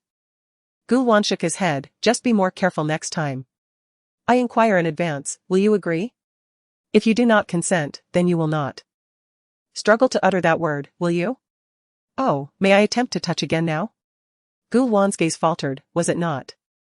Just now he failed to touch accurately? It would be best to remove the trousers and take another look. No need for that. In the past, he was devoid of sensation and lacked the capacity to resist, allowing Xing Yan to touch him freely. However, now he could almost walk normally. And all his sensations had returned. He was uncertain whether he could restrain himself. He must not frighten Xing Yan. I have recovered well and can walk now. Xing Yan sighed, somewhat regretfully. Yet, she trusted that Gulwan had no reason to deceive her. Very well, let us ascend, where is my room? The two ascended the stairs together, and Gulwan opened a door. Inside was a large double bed, precisely the model Xing Yan had previously selected online. However, when the solitary Luan chose for her, it had clearly been a single bed, leaving Xing Yan somewhat disheartened at the time. How had it transformed into a double bed? Moreover, everything in this room was for two. Was Gulwan subtly indicating a desire to cohabit with her? Men. Could it be that he could no longer conceal his affections for her? Gulwan, fearing she might misinterpret, hurriedly clarified, Uncle Long is also here, to avoid misunderstandings. We changed it to a double bed. If it bothers you, I can sleep on the sofa tonight. Xing Yan glared, who would be bothered by that? I have previously stated, we are husband and wife. What? Gulwan, do you wish to abandon me? I helped you heal your leg. And now you no longer want me? No. Gulwan hurriedly explained. How could he possibly want to lose her? He had sought her for over a decade. After such a long pursuit, how could he ever forsake her? Now that you are well, shouldn't you fulfill your duties as a husband? What duties? Xing Yan raised an eyebrow, a glimmer of brilliance flashing in her eyes. She gradually leaned closer, nearly pressing her entire being against Gulwan's chest. She tilted her fair neck back and slowly raised her hands. Just as her hands were about to rest upon Gulwan's neck, she suddenly waved them in front of his eyes. Look at my hands, they are so severely injured, shouldn't you help me wash my hair? After all, I washed yours last time. Gulwan's breath nearly hitched, and upon hearing this an inexplicable sense of loss washed over him. He nodded, all right. I will help you. Yet, as his gaze fell upon Xing Yan's hair, his eyes dimmed once more. Chapter 82, aiming to enter the entertainment industry. Xing Yan's once thick and silky hair was charred to a disheveled state, and a bandage adorned her head. Feeling uneasy under Gulwan's gaze, she awkwardly covered her head with her hand. It's quite ugly, isn't it? My hair. Gulwan gently shook his head. Not ugly at all. My Xing Yan is an angel among mortals, how could she possibly be unattractive? Well, as long as you don't find it ugly, that's enough. I don't care what others think, Xing Yan replied, lowering her hand. Please wash my hair. In truth, Xing Yan had contemplated cutting her hair short. But Fangsu had dissuaded her, insisting that as a celebrity, she must maintain her image, and that a short haircut would take an eternity to grow back. Unable to argue, Xing Yan acquiesced to Fangsu's wishes. Outside the door, Uncle Long pressed his ear against it, straining to catch any sound, but after a while, he heard nothing. Frustrated, he grumbled, what is the point of having such excellent soundproofing if nothing is happening in there? Beside him, Zhou Rang wore an expression of helplessness. Uncle Long, the young mistress is injured. Even if she weren't, it's unlikely that. Zhou Rang hesitated to finish his thought.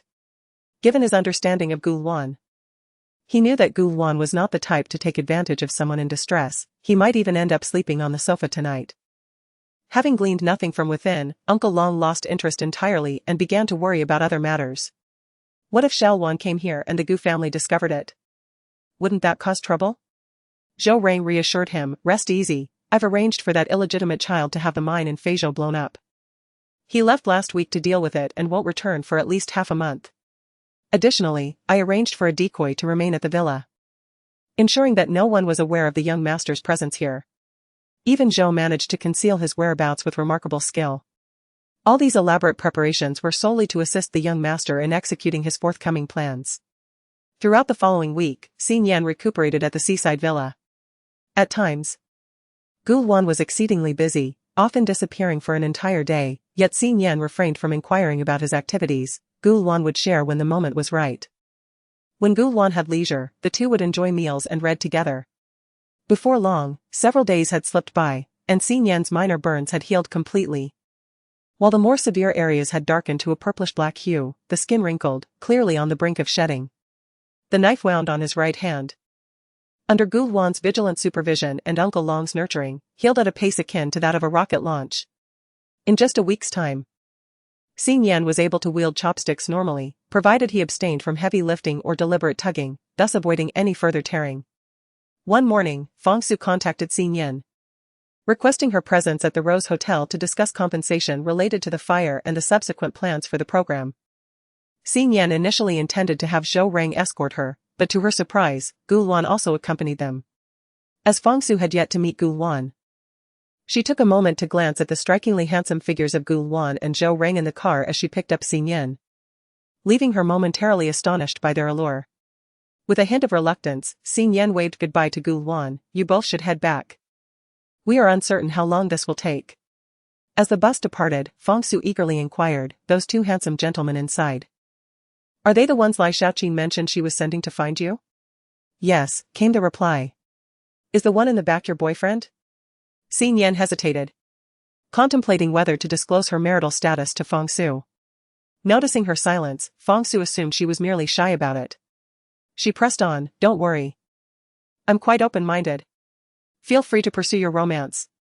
But does he have any aspirations to enter the entertainment industry? I could help you both become a top-tier celebrity couple. Xing Yan envisioned Gulwan as a star and couldn't help but shake her head. Wouldn't he want to be a celebrity? Given that he has an old witch at home, it's already a challenge for him to sneak away to S-City.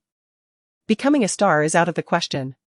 Fangsu expressed her disappointment, what a pity. But what about the driver? He could debut as well.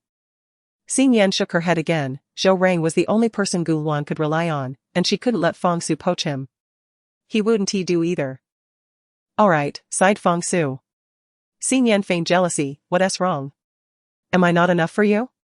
Fong Su primarily lamented that it was a shame for them not to pursue stardom. Given their striking looks, they could effortlessly amass countless fans. Fong Su then pulled Xin Yan into an embrace, reassuring her, "Don't worry, even if I were to take both of them, you would never be neglected. You are my foremost choice." Xin Yan chuckled at her antics. "Fong Su, dear agent, you've strayed from your character. Do you recall the persona you presented when we first met?" Ahem, cough. Fong Su swiftly regained her composure. In truth, she only allowed herself to be somewhat unrestrained in the presence of acquaintances. Before outsiders, she remained the formidable woman she was known to be. "Shall we proceed inside? The director and others are likely awaiting us," she suggested. The two ascended in the elevator, and as the doors parted, Xin Yan keenly observed a figure vanish at the corridor's end. Turning to Fong Su, Xin Yan stated, "You go ahead, I need to use the restroom." Fong Su, without a hint of doubt, replied, "All right, but do not hastily remove your mask. You are currently a trending sensation, it would be unfortunate if someone recognized you." "I assure you, I will be cautious." "Go on, I'll speak with the director in the meantime." In fact, they had already discussed compensation with Sizuan's side. And the terms were nearly settled. Their primary purpose now was to finalize the accounts. Xin Yan feigned a trip to the restroom, but in reality, she made her way directly to the stairwell corner. Upon reaching the turn, she overheard voices beyond the door of the emergency exit. Sizu and Yu Muyun were conversing.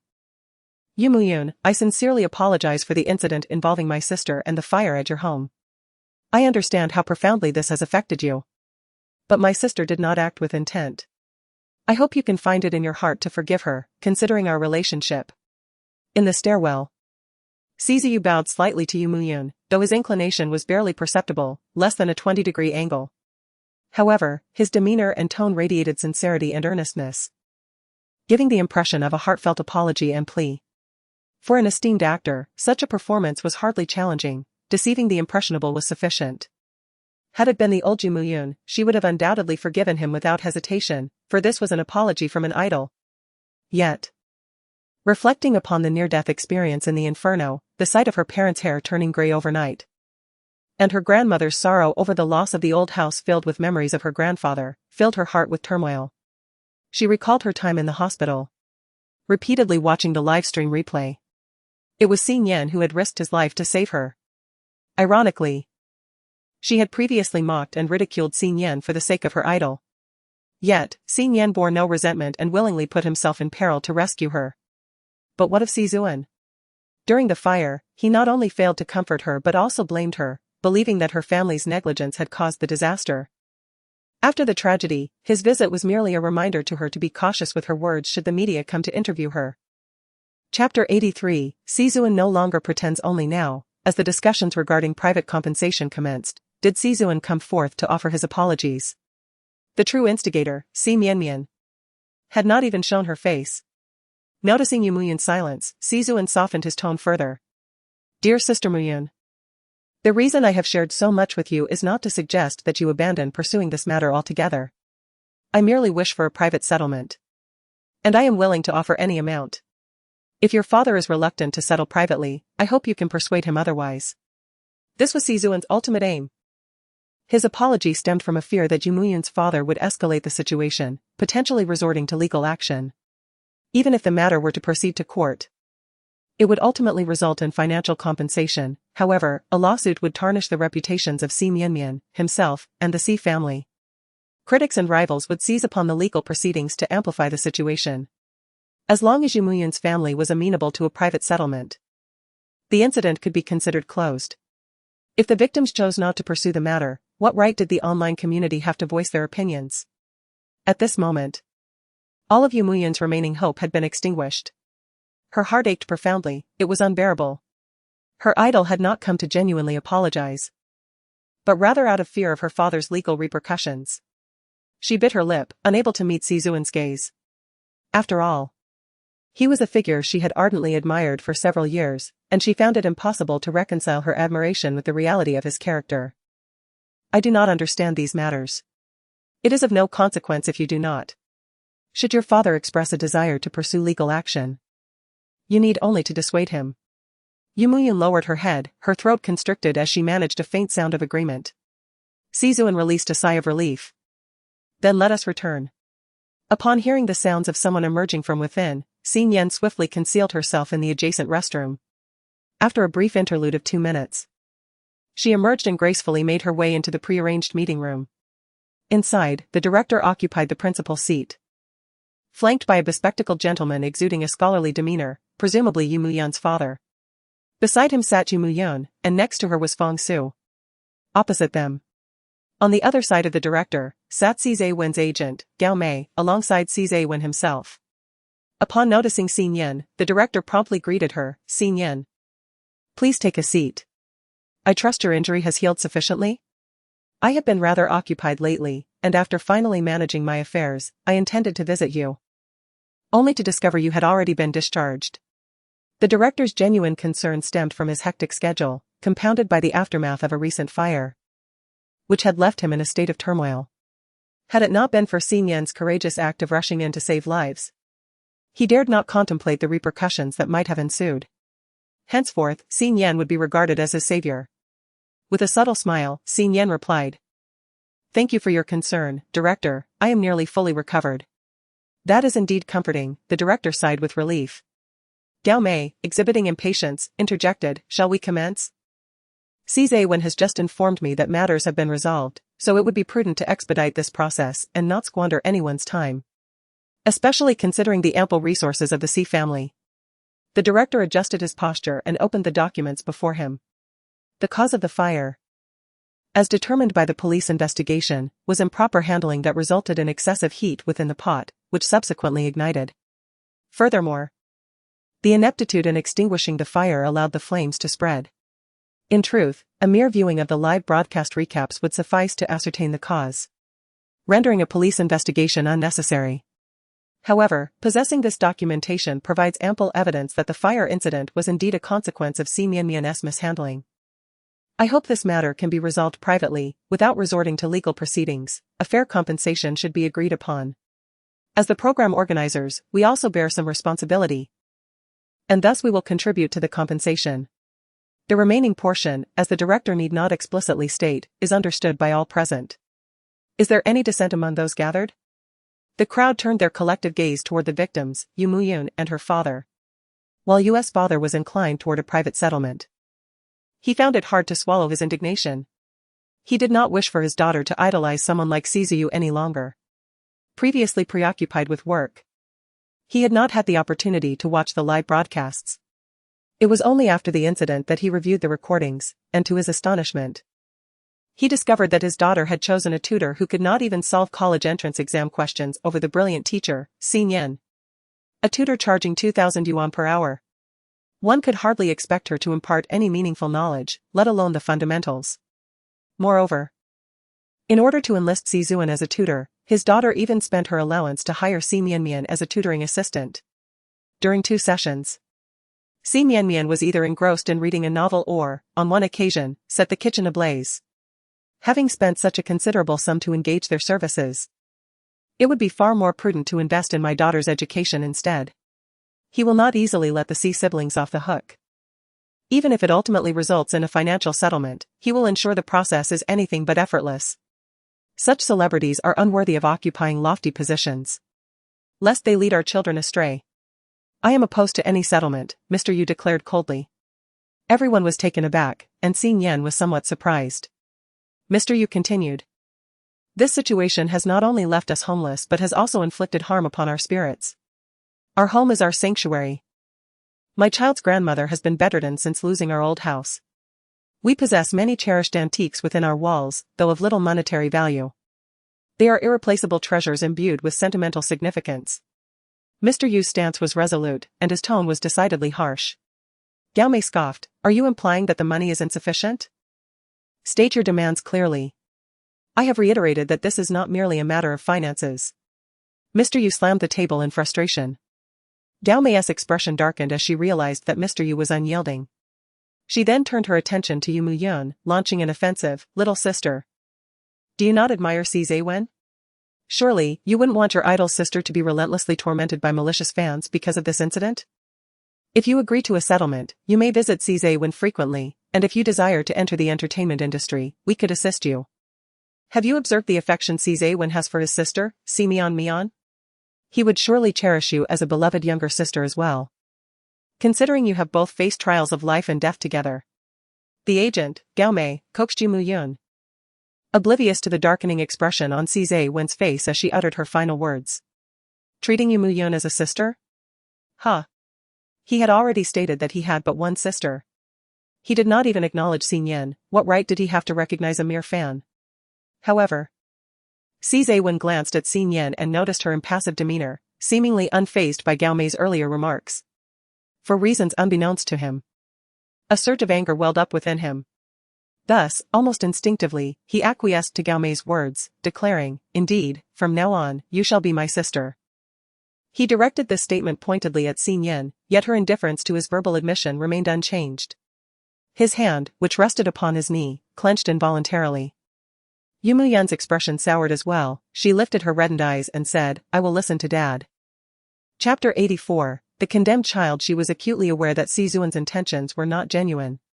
His actions were merely a faade to settle the matter of the fire incident, all for the sake of the true culprit, Mian.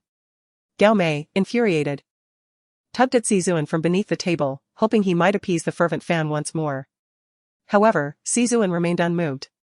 Having previously confided in Yu Muyun and just moments ago, cooperated with his agent in asserting his recognition of his sister. Yet, Yu Muyun did not heed his words.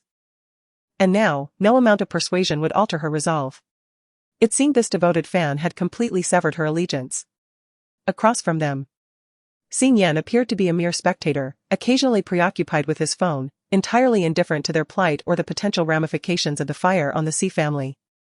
His gaze turned suddenly icy, and with a frigid tone, he remarked, "If you do not wish to settle privately, we are prepared to fully cooperate with the judicial process. The Xi family possesses both the financial means and the time to engage in this. What about you? Will you continue residing in a hotel? Or will you seek rental accommodations? Until the legal proceedings are concluded, we shall not provide any compensation.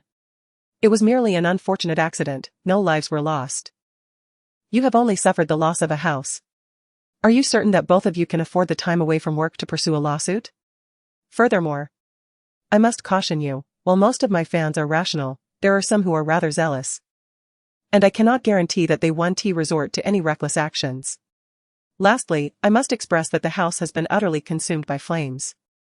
No matter how sorrowful you feel, the house will not return. The wise choice would be to take the money and invest in a new residence. Relocating from the urban village. Exchanging a dilapidated house for cash and a new home is hardly a loss." Yu Muyun felt a chill envelop her. She could hardly believe that such cold and piercing words were uttered by her idol, Sizuan. He even dared to threaten them. What might a fervent fan do? Yu Muyun, having long been a devoted follower, understood better than anyone, for she too had once been an ardent admirer, albeit a mild one. Capable of hurling harsh words at Xin Yan, the so-called companion of Sizuan. The thought of Sizuan's other fervent fans launching an online attack against her family, or even pursuing them in real life for retribution, was a notion Yu Muyun could scarcely entertain. Her grandmother was aging, and her parents were esteemed educators. She could not inflict further harm upon them. Just as Yu Muyun was about to acquiesce, Xin Yan slammed her phone onto the table with a resounding thud. "Since your matters cannot be resolved swiftly, let us discuss my affairs first." Xin Yan glanced at Fong Su, who promptly presented the prepared compensation details. "This is the agreed-upon compensation breakdown. Although Xin Yan was injured in an attempt to save someone," Fong Su expounded at length, reiterating that without Xin Yan, Mian would be guilty of manslaughter, and without Xin Yan, it would have been exceedingly difficult for the production team to locate Sizuan, if they could locate him at all. Moreover, Xin Yan, having sustained injuries while rescuing others, inadvertently delayed her other responsibilities, which places accountability upon both the production team and the party responsible for the fire. Of course, Xin Yan acted out of her own volition in her rescue efforts. Should the production team and the Xi family choose to evade responsibility, it stands to reason that Xin Yan will be absolved of any future obligations in the event of another incident. Whether or not the Xi family will be branded as ungrateful by netizens is of no concern to them. Indeed, Xin Yan and Fong Su are overtly leveraging gratitude to their advantage. The financial resources of the Xi family are not to be taken lightly. Fortunately, The production team recognizes the value of gratitude, sees Awen has also agreed to provide compensation, with only the formalities of contract signing and fund transfer remaining. Once the contract is signed, Xinyan promptly rises to leave. Yumuyan follows her outside, expressing her heartfelt thanks. Sister Xinyan, thank you for saving me. I shall be your fan from this moment forth. The young girl's innocent and clear gaze betrays a hint of naivety. You ought to be a fan of your parents. Rather than anyone else. Besides, I possess nothing worthy of your admiration and cannot be your idol. With that, Xinyan departs. The urgency of her departure stems from a recent message she received from Deng Yuan, who experienced an outbreak of rashes after taking the medication she provided. Xinyan must hasten to his side. Thankfully, in light of discussions regarding compensation and subsequent matters, all guests of the production team either attended in person or sent representatives for consultations. Once the compensation discussions conclude, a meeting regarding future program developments will be convened. Thus, Deng Yuan has arrived early in S City and is currently residing in a hotel nearby. Yumuyan stands, bewildered, watching Xinyan's retreating figure. Unable to comprehend why Xinyan would dismiss her so readily. However, it matters not, she can secretly remain a fan of Xinyan. Fangsu hurriedly followed, inquiring, what has happened? When Xinyan suddenly proposed to discuss their matters first, Fangsu surmised that there must be something urgent requiring Xinyan's immediate attention. Xinyan did not conceal the truth. Deng Yuan experienced a slight issue after taking my medication. Is it serious? Uncertain, it should not be problematic. Xinyan hesitated to assure, after all, medication can be perilous. The fact that Deng Yuan had previously taken it without issue does not guarantee that complications will not arise subsequently. Ultimately, one must witness the situation firsthand to ascertain the truth. I will accompany you. No. Did you not say that the director still needs to discuss the continuation of the program's recording? You stay here. Fangsu fell silent for a moment, realizing that her presence would render little assistance. Very well, be careful on your way. Rest assured, I am perfectly capable of managing alone. Xinyan took a taxi to a nearby hotel, arriving with great difficulty and conducting a thorough examination. It turned out that Deng Yuan's issue was not due to the medication, rather, he had inadvertently consumed something he was allergic to in the hotel, resulting in a rash. It was a significant misunderstanding. Xinyan reached out to Fangsu, only to find that their meeting had yet to conclude. Wearied of returning, she decided to visit a nearby herbal medicine shop to procure some remedies and prepare a safer prescription for Deng Yuan. While selecting the herbal ingredients, a commotion erupted outside, accompanied by the wailing of an ambulance. From the discussions of nearby diners, it was revealed that a child had fallen from upstairs and was in critical condition. With the ambulance's arrival, Xinyan resolved not to intervene further. At that moment, at the crime scene, Cize, who had just returned to the country, presented his medical credentials, eager to assist the nurses in saving the child. Alas, it was too late. With a heavy sigh, he shook his head. The child had already succumbed to life. The family should mourn their loss. Just as the child's father arrived, he overheard these words and, consumed by fury, struck Cize with a punch. You doctors couldn't even save a child, what good are you? In his grief-stricken madness, the father mistook Cize for a nurse, believing them to be complicit. He seized Cize by the collar and unleashed a flurry of blows. Nurses and bystanders attempted to intervene, but the child's father was a towering figure. Meanwhile, the child's mother and other relatives rushed over. Upon witnessing the father assaulting the doctor, they assumed the physician's negligence had led to the child's demise and joined the fray. Upon exiting after settling the bill, Xinyan immediately caught sight of Cize and several medical personnel being besieged. Chapter 85, Third Brother Xizhing. To everyone's astonishment, Xizhing returned earlier than anticipated. The timeline has once again shifted. Xinyan, however, was reluctant to encounter him just yet. Her gaze fell upon the bloodied child on the ground, and she noticed the slightest twitch of his eyelids. There is still hope. That inept physician, Xizhing, had the audacity to consider himself a genius. He could not even discern that the child was still alive. At that moment, the crowd was engrossed in a chaotic brawl, with hardly anyone noticing that Xinyan had already crouched beside the child. Since the near-tragic incident with Yumuyun during the last fire, she had been carrying her acupuncture kit, fearful of facing another emergency. She opened the kit, closed her eyes to steady her mind, and filtered out the surrounding clamor. When she reopened her eyes, she appeared transformed, her gaze intent and her demeanor grave. With deft hands, she began her needlework. Her movements as fluid as a dragon in flight. Within mere breaths, the child was adorned with numerous silver needles, each precisely placed at vital acupoints. An observant girl with a round face could not restrain her curiosity and inquired, "Are you practicing acupuncture?" Xin Yan nodded, silently counting the seconds in her mind. Nearby, a man scoffed in indignation, "The child is on the brink of death, yet you continue to pierce him with needles. Isn't that excessive?" She had only just begun her work. I initially thought she was a relative of the child. Now it seems she is a twisted individual who desecrates the deceased. Those of you with strength, go and stop her. Who would dare? This lunatic might kill. As more and more people took notice of Xin Yan, she remained focused on her counting, indifferent to the rising commotion around her. It was the round-faced girl who stepped forward to speak on behalf of Xin Yan. And I believe she aimed to save the child, for her acupuncture skills were remarkable. Yet, scoffed someone, traditional Chinese medicine is nothing but rubbish. Acupuncture is merely a deceitful scheme to extract money. Who still believes in such nonsense nowadays? Moreover, the doctors had declared the child dead. What was there to save? A new argument erupted, and upon hearing the commotion, the child's parents finally abandoned their struggle with the medical staff. It was then that everyone noticed Xin Yan had mysteriously departed. The child on the ground showed stable chest movements, and his lips twitched as if attempting to call out for something. Incredible! The child has come back to life. Quick, summon a doctor, the child can still be saved. Cizé, hearing the cries, set aside his grievances and rushed over to examine the child, discovering a steady pulse, calm breathing, and that the bleeding had ceased. He truly lives. Cizé could hardly believe it. He had just assessed and attempted to resuscitate the child, who had unmistakably been lifeless. Was it a reflection of his inadequate skills? He abruptly seized the arm of a bystander. Did someone just say that the child received acupuncture? A girl, no older than 17 or 18, used acupuncture to save the child. I witnessed it myself. In just a few minutes, the child began to breathe.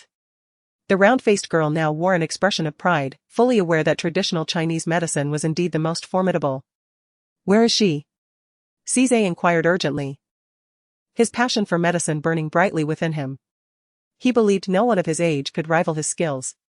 Yet someone had managed to bring back to life the child he had certified as deceased. He was determined to find that individual. The round-faced girl surveyed her surroundings and shook her head, lamenting, "What a pity, I was so preoccupied with arguing that I forgot to ask for her WeChat ID." "Add me on WeChat," said Cizé as he took out his phone. "If you encounter her again, contact me immediately. I am Cizé. Not far away." On the overpass, Xin Yan gazed at the crowd where Cizé stood, her heart filled with resentment. Cizé, the third son of the Xi family, a prodigy in medicine, was acclaimed for both his ethics and skills. On the surface, he appeared humble and diligent, and everyone who knew him sang his praises. Yet, in reality, in her past life, he had callously observed her suffering at the hands of others in the Xi family. Later, disregarding her will, he personally performed the surgery to transplant her kidney to Cizé. He had countless opportunities to save her, yet he chose to remain an indifferent bystander. Xin Yan vividly recalled a moment when she had pleaded for his help, begging him to secretly let her go, promising that she would never again appear before the Xi family, never threaten Xin Yan's position. She had believed that a doctor like Cizé would possess a sense of justice. However, that was not the case. How did Cizé taunt her then? He said, "I will not let you go, rest assured, until fifth brother's illness is cured. No one in this family will take your life. Staying here will not jeopardize Mian's status. You are simply not worthy. If you dare to escape or take your own life, I will immediately remove your kidney for fifth brother's surgery. We have already found other compatible kidney sources, but the donor is quite healthy and will not donate. If you dare to harm your kidneys, that person will encounter an accident at any moment and will be forced to donate in your stead. If you wish to avoid causing harm to the innocent, it would be wise to remain indoors." Who could have imagined that a doctor would utter such malevolent words? In that moment, Xin Yan finally discerned the truth. Cizé was merely a hellish demon cloaked in the guise of an angel. As long as the interests of the Xi family were not at stake, all was well. However, once those interests were implicated, every person and object could easily become a pawn in Cizé's eyes. Xin Yan found herself genuinely intrigued. if a sacrifice were to be chosen among the Si family, who would Si Zhijing select first? When the opportunity arises, she must conduct an experiment. In her previous life, Si Zhijing returned to the country only after her hands had been rendered useless. Now, with his premature return, she wondered what changes might ensue, and thus deemed it necessary to prepare herself in advance. Meanwhile, Si Ziyu was hastening to the hotel. Previously, in an effort to sever ties with the Si family, he had inflicted a wound upon himself, only to be restrained by his father for treatment in the hospital. Now that he was able to rise from his bed, he intended to seek out Xin Yan immediately, only to be informed that she had been discharged. Inquiring at the hospital yielded no information about the patient. And being without wealth, power, or connections in S City, compounded by his father's stringent oversight, left him utterly unable to trace Xin Yan's whereabouts. It was not until today that he fortuitously learned of Si Zuan's meeting with the production team at a certain hotel, leading him to deduce that Xin Yan would likely be there as well. At the very least, her manager, Feng Su, would attend, providing him with an opportunity to locate her. Seizing the moment during a trip to the restroom, he stealthily slipped out, only to encounter Si Zuan upon his arrival at the hotel. "Elder brother. Why have you sneaked out again?" Si Zuan was overwhelmed with a throbbing headache. His elder brother had truly lost his mind. After awakening from his injuries, he had been insistent on seeking out Xin Yan, and it was now evident that he had followed her here. Si Ziyu directly inquired, "Where is Xin Yan?" "She departed long ago. She left in the midst of the meeting, and I cannot fathom what could possibly be so urgent." The mere recollection of it ignited Zuan's irritation. Xin Yan had not even spared him a glance throughout the entire ordeal. This left him both vexed and furious. "She left? Where did she go?" Ziyu pressed anxiously. "How would I know where she went? Our parents are right, brother, you truly must cease all contact with Xin Yan. You must return to the hospital with me this instant." Si Zuan grasped Ziyu's arm forcefully, pulling him towards the exit. "Xin Yan is still inside, isn't she? Release me. I must find her, she has already stated that she forgives me." Chapter 86, My utter disdain for people like Xin Yan. You have committed no wrongdoing. Why must you seek her forgiveness? In comparison to her transgressions against the Si family, your actions amount to little more than a few harsh words. Not merely a few words, but... Si Ziyu's face was a portrait of anguish, and he found himself unable to articulate the extent of his past misdeeds towards Xin Yan. Furthermore, it is not solely my responsibility to seek Xin Yan's pardon. You, our parents, and everyone in the Si family should also bear this burden. Si Zuan furrowed his brow. "I have done nothing to her, why should I apologize?" "Of course you have," Si Ziyu exclaimed, nearly revealing the torment Si Zuan inflicted upon Xin Yan in their past lives. However, he knew that even if he spoke of it, Si Zuan would dismiss it as madness. Instead, he recounted recent events. "You have consistently made things difficult for Xin Yan on the show. You are aware that your attitude influences the fans' perceptions. They may believe you harbor animosity towards her, leading to online harassment. Xin Yan rescued you in the mall, yet you turned a cold shoulder as she faced cyberbullying. She entered the fire to save others, though she could not save you. Without her guiding the way, the staff would never have located you. Yet you allowed Si Mianmian to slander her. She lay in the hospital all alone, and not a single one of you visited her. You only sought to provoke. Your sister has suffered such severe injuries, it is impossible for her to be discharged so soon. She must have been pressured by you, or perhaps..." Si Ziyu appeared almost delirious, his eyes filled with sorrow. "Or perhaps it is because she has run out of money." Si Zuan was rendered speechless. Xin Yan out of money? She managed to infiltrate the production team as a special guest. If she lacks funds, could her benefactor possibly be absent? If the benefactor is not present, could Feng Su be unaccounted for? No, I must seek her out. Si Ziyu forcefully broke free from Si Zuan's grasp. But before he could take more than a few steps, he was rendered unconscious by a swift strike. Startled, Si Zuan hurriedly supported the collapsing Si Ziyu.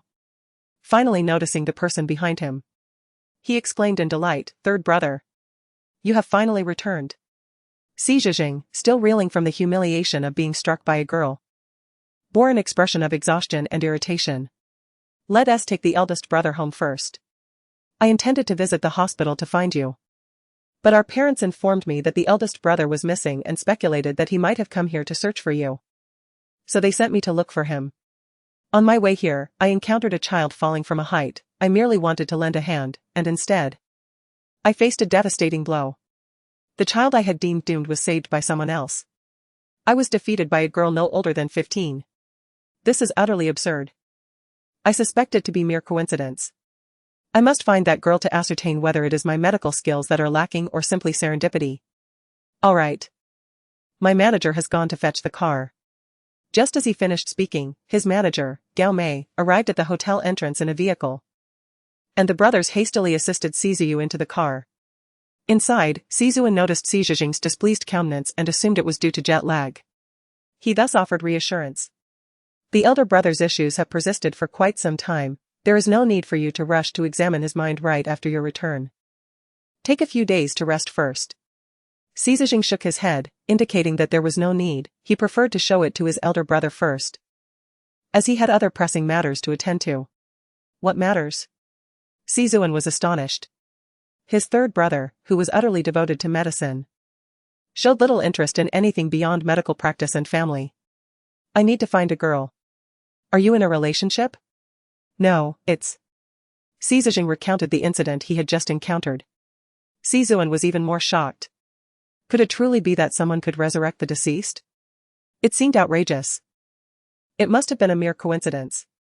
There was no need for him to jeopardize his studies over such a matter. They had already felt quite guilty for summoning Si Zhijing back home for their elder brother's illness. There's not just this matter, there's something even more significant. More? You're not returning for that woman, Xin Yan, are you? Si Zuan was particularly sensitive about Xin Yan, fearing that his younger brother might fall for her charms, much like their elder brother had. Si Zhijing scoffed, who cares about her? Before returning home, Si Zhijing had watched the program featuring Si Mianmian and Si Zuan. Like the rest of the family, he held a disdainful view of his younger sister, even feeling a sense of revulsion towards her. Especially the video where Xin Yan deliberately broke Si Mianmian's hand. He recognized her intentions immediately. Yet, inexplicably, the whole internet was led to believe that Si Mianmian's injury was not genuine, forcing her to apologize and admit fault. Furthermore, there was the instance where Xin Yan supposedly cured an elderly lady's leg pain in mere seconds. It was all too far-fetched. Si Zhijing detested individuals who exploited medicine for harm or engaged in deceitful practices throughout his life. All the opportunities have been seized. What else could it be for? Professor Liao has publicly announced his intention to take on disciples, and I wish to be one of them. Just recently, Si Zhijing intended to look into matters related to the fire on Weibo. Unexpectedly, he stumbled upon Professor Liao's post declaring his desire to accept students. Consequently, he reached out to several individuals within the domestic medical community to inquire about who Professor Liao's disciples might be. The response was unanimous, no one knew. Speculating that none had been accepted yet, but the intention was clear. This implies that everyone has a chance to become Professor Liao's disciple. Previously, it was Professor Liao's reluctance to take on students that led Si Zhijing to pursue studies abroad. Now that an opportunity has arisen, he is determined to return and vie for it. He is confident that, given his talent and accomplishments, no one in the country is qualified to compete with him. Professor Liao's disciple is a title he intends to claim. Si Zuan hastily opened Weibo. Since the fire, he had not checked it, leaving him uninformed. Upon logging in, he was almost overwhelmed by a deluge of notifications, but after a moment of composure, he successfully accessed Professor Liao's page. The pinned post was indeed related to accepting disciples. Professor Liao, I have good news to share, I shall take on disciples. A simple line, yet the comments, shares, and likes rival those of top-tier celebrities. Particularly in the comments section, nearly everyone is beseeching to be accepted as a disciple. The competition is fierce. Nevertheless, he firmly believes that his younger brother, the youngest medical prodigy in Huagua, is the optimal candidate for Professor Liao's disciple. He, like Si Zhijing, was convinced that the position of this apprentice already belonged to Si Zhijing. This was indeed a significant matter that could not be delayed any longer. Perhaps the elder brother's illness could be addressed after you had taken on the role of apprentice? After all, given the elder brother's current state, an extra day or two would hardly make a difference. Si Zhijing was taken aback. His family had always been united, prioritizing familial bonds above all else. With the elder brother in such a deranged condition, how could the second brother utter such words? Shouldn't the priority be to treat the elder brother before seeking apprenticeship? Despite his fervent desire to become an apprentice, he had been contemplating flying directly to City S to attend to his elder brother's health, rather than journeying to City H for apprenticeship. Second brother, do you still harbor resentment over the incident when the elder brother struck you? When Simu informed Sizijing about Siziyu's condition, she had mentioned that Siziyu had actually gone so far as to physically confront Sizuan for the sake of Xingyan. Chapter 87, Variety Show. Episode 3. He thought that his elder brother was merely unwell and that the second brother would not hold a grudge against him.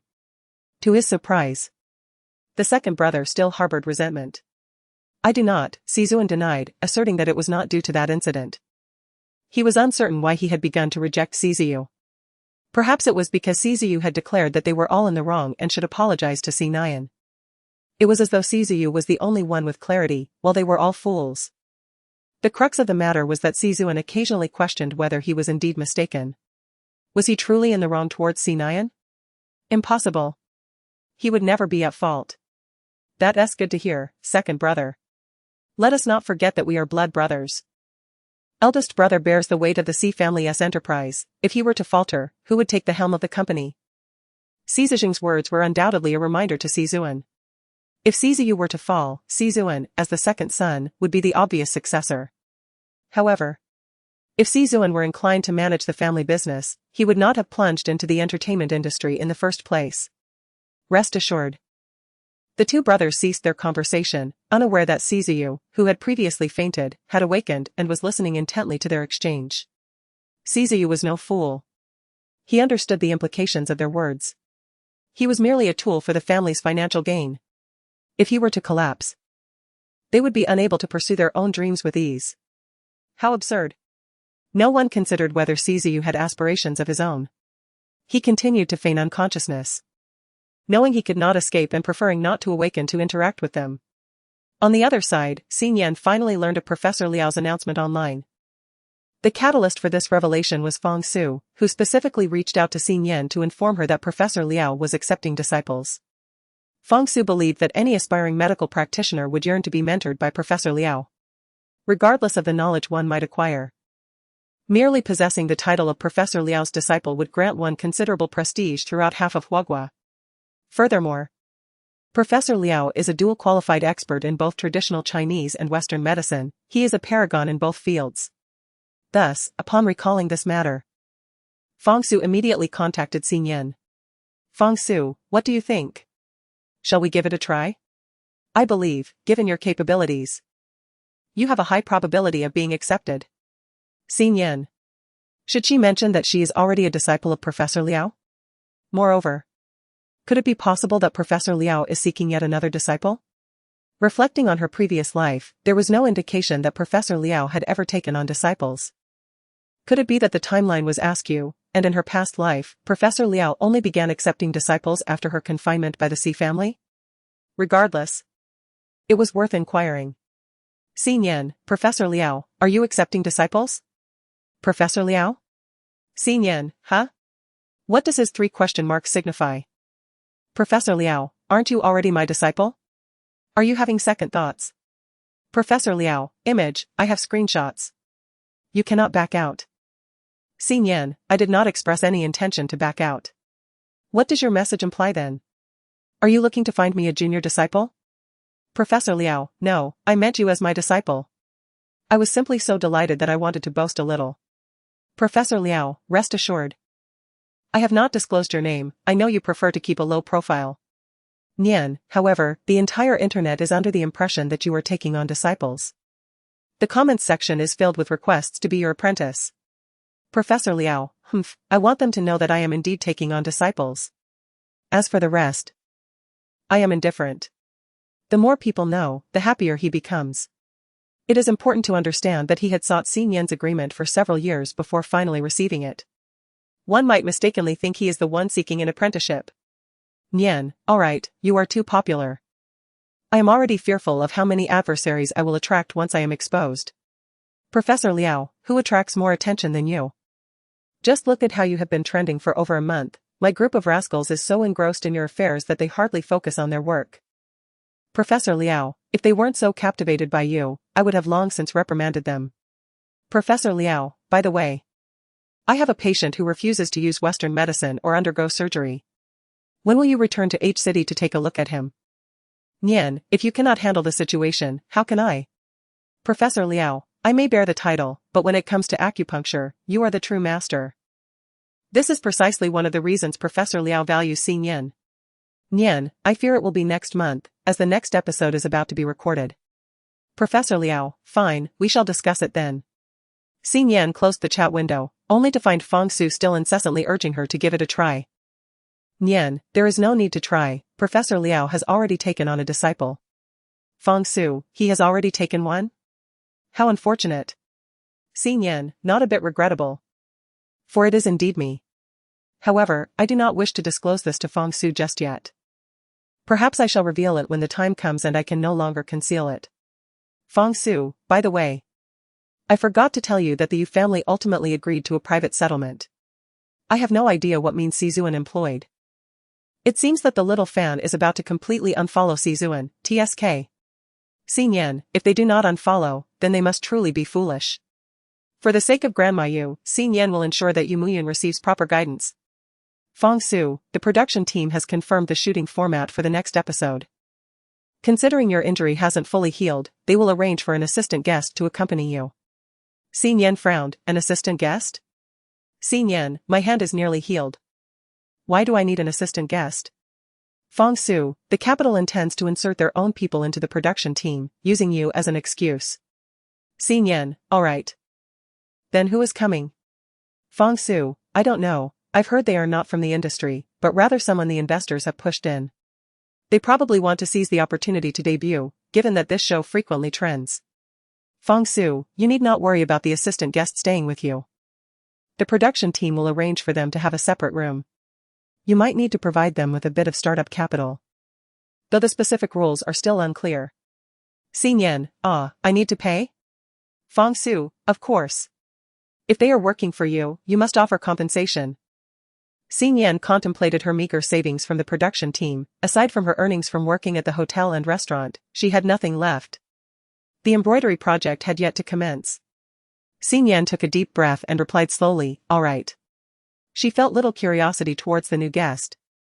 Merely hoping they would not cause her any trouble, paying them for their work was sufficient. After all, she had yet to move all her belongings out of the room. A laborer was just what she needed. Embracing a nonchalant attitude, the day of the program's recording arrived in the blink of an eye. Upon returning to the urban village, it was evident that the villagers' demeanor towards them had shifted. Some greeted them with increased enthusiasm, treating them like deities of wealth. After all, exchanging an old house for a substantial sum of money was a tempting prospect for anyone. Conversely, others kept their distance, fearful of being entangled in perilous circumstances. The gazes directed at Cizé were laden with suspicion and trepidation. The director, holding a notebook and a megaphone, announced, "Welcome back to the rental house. The third episode of the working class has now commenced. First, I must inform everyone that our guest, Si Mian, has taken a sick leave and will temporarily be absent from the recording of the program." Chapter 88, Who is the assistant guest? Has Si Mian not arrived? Or is she on sick leave? Last time, it was Si Nian and Si Zuan who were injured in the fire, so why is Si Mian taking sick leave? Sick leave does not necessarily mean it is due to the fire. It could also be due to a cold or fever. What is this nonsense? Could it be that she has been imprisoned? Although it was an accident, it did cause damage to someone else's home and nearly resulted in a tragedy. The house that burned belonged to a fan, surely they would not hold a grudge against the idol sister? What does it matter if they are fans? Is their home worthless? If it burns down, there must be consequences. If my esteemed brother could come and tutor me, I would gladly accept even if he burned my house down, let alone my life. I would too, how I wish my esteemed brother could tutor me. That fan's house was already dilapidated, it would be better if it burned down, allowing them to claim compensation for a new house. Unfortunately, they did not perish in the fire, which means they could have demanded even more money. Are the fans of Si Zuan and Si Mian upstairs? How malicious. To curse an elderly woman. The fans from both families have always been vindictive. Last time, I merely remarked that Si Mian's face seemed to be altered through surgery. And I was bombarded with 999 private messages, even receiving a photoshopped obituary. After watching the barrage in the live stream for a long time, I still could not find the reason for Si Mianmian's absence. Is there anyone who is in the know? First, let's rule out illness. I suspect it is because the last incident caused quite a stir, and she has been blacklisted. She can only use illness as an excuse to withdraw from the program. Either she has been silenced, or she has succumbed to the relentless machinery of fate. In any case, illness? That is utterly implausible. Why is it implausible? We, with our tender hearts, are inherently kind yet fragile. After such a catastrophic incident, is it not entirely reasonable for her to be frightened into illness? What nonsense. Who could possibly be frightened? Everyone knows that at that moment, Si Mianmian resorted to harsh words, berating her devoted fans as if they were expendable. All in a desperate attempt to drag Si Mian into the fray to save Si Zuan. It would indeed be peculiar for such a person to be cowed by fear. I concur. Ever since that incident, Si Mianmian has become the embodiment of a reckless life. I used to find her charming and benevolent, akin to a fairy, however. Following the fire disaster, I have irrevocably turned from a fan to a staunch critic. But Si Mianmian did nothing wrong. The fire was clearly an unfortunate accident. Why must everyone place the blame on her? She too was a victim, nearly losing her beloved brother. Am I the only one who noticed Si Mian's hair? Her once lustrous tresses, flowing like seaweed, now seem diminished to mere strands. Si Mian, a true beauty, reduced to a state of baldness at such a young age. The humor from upstairs was infectious. Si Mian must have shaved a portion of her hair to apply medicine due to her injuries, right? It may appear uneven. Yet she remains beautiful. The director continued, furthermore, considering that both Si Mian and Si Zuan have not yet fully recovered from their injuries, the production team has thoughtfully arranged for assistants to aid you. What? They are actually granted assistance? Guanqi feigned ignorance, expressing her astonishment loudly. Zhao Yiming finally found her voice, saying, "Is it still acceptable for me to declare that I am unwell? Dang Yuan, director, considering my age, shouldn't I be assigned an assistant?" Fan Zijin inwardly scoffed at their pretentiousness, yet he had already faced reprimand from his agent upon his last return. His screen time was minimal, and the rare opportunities he did receive were of poor quality. After merely 2 episodes, he had lost 30,000 followers. He could no longer afford to act recklessly. It was imperative to establish a positive persona. Thus, he jested, "Director, I can serve as an assistant for them. Just pay me." He urged them not to engage in such frivolities, emphasizing the importance of diligent work for a livelihood, assuring them that both bread and bicycles would eventually be theirs. The director brushed off his remark with a vague response. "My assistant can be utilized by others, right?" Si Zuan interjected suddenly. His intention was primarily to allocate the assistant for Si Mianmian, who had gone to BZ country for cosmetic surgery to refine her jawline, with no clear indication of her return. Nevertheless, he knew she would certainly be back before the show's finale. By the time Si Mianmian returned, her rental accommodations would likely lag behind, inevitably causing him, her older brother, undue strain. If the assistant were assigned to Si Mianmian, he would not have to toil so hard, he mused. Unbeknownst to him, Si Mianmian, watching the live broadcast from BZ country, was deeply moved. For she understood that her brother's words were spoken with her in mind. She was certain that the assistant would be designated for her use. With tears of gratitude glistening in her eyes, she gazed at the screen, exclaiming, "Brother, you are truly wonderful to me." Meanwhile, as the siblings expressed their profound bond across the ether, the director swiftly doused their enthusiasm with cold reality. Assistants could neither be gifted nor borrowed. They were exclusive to the designated individual. The director, wiping his face, pondered the predicament he faced.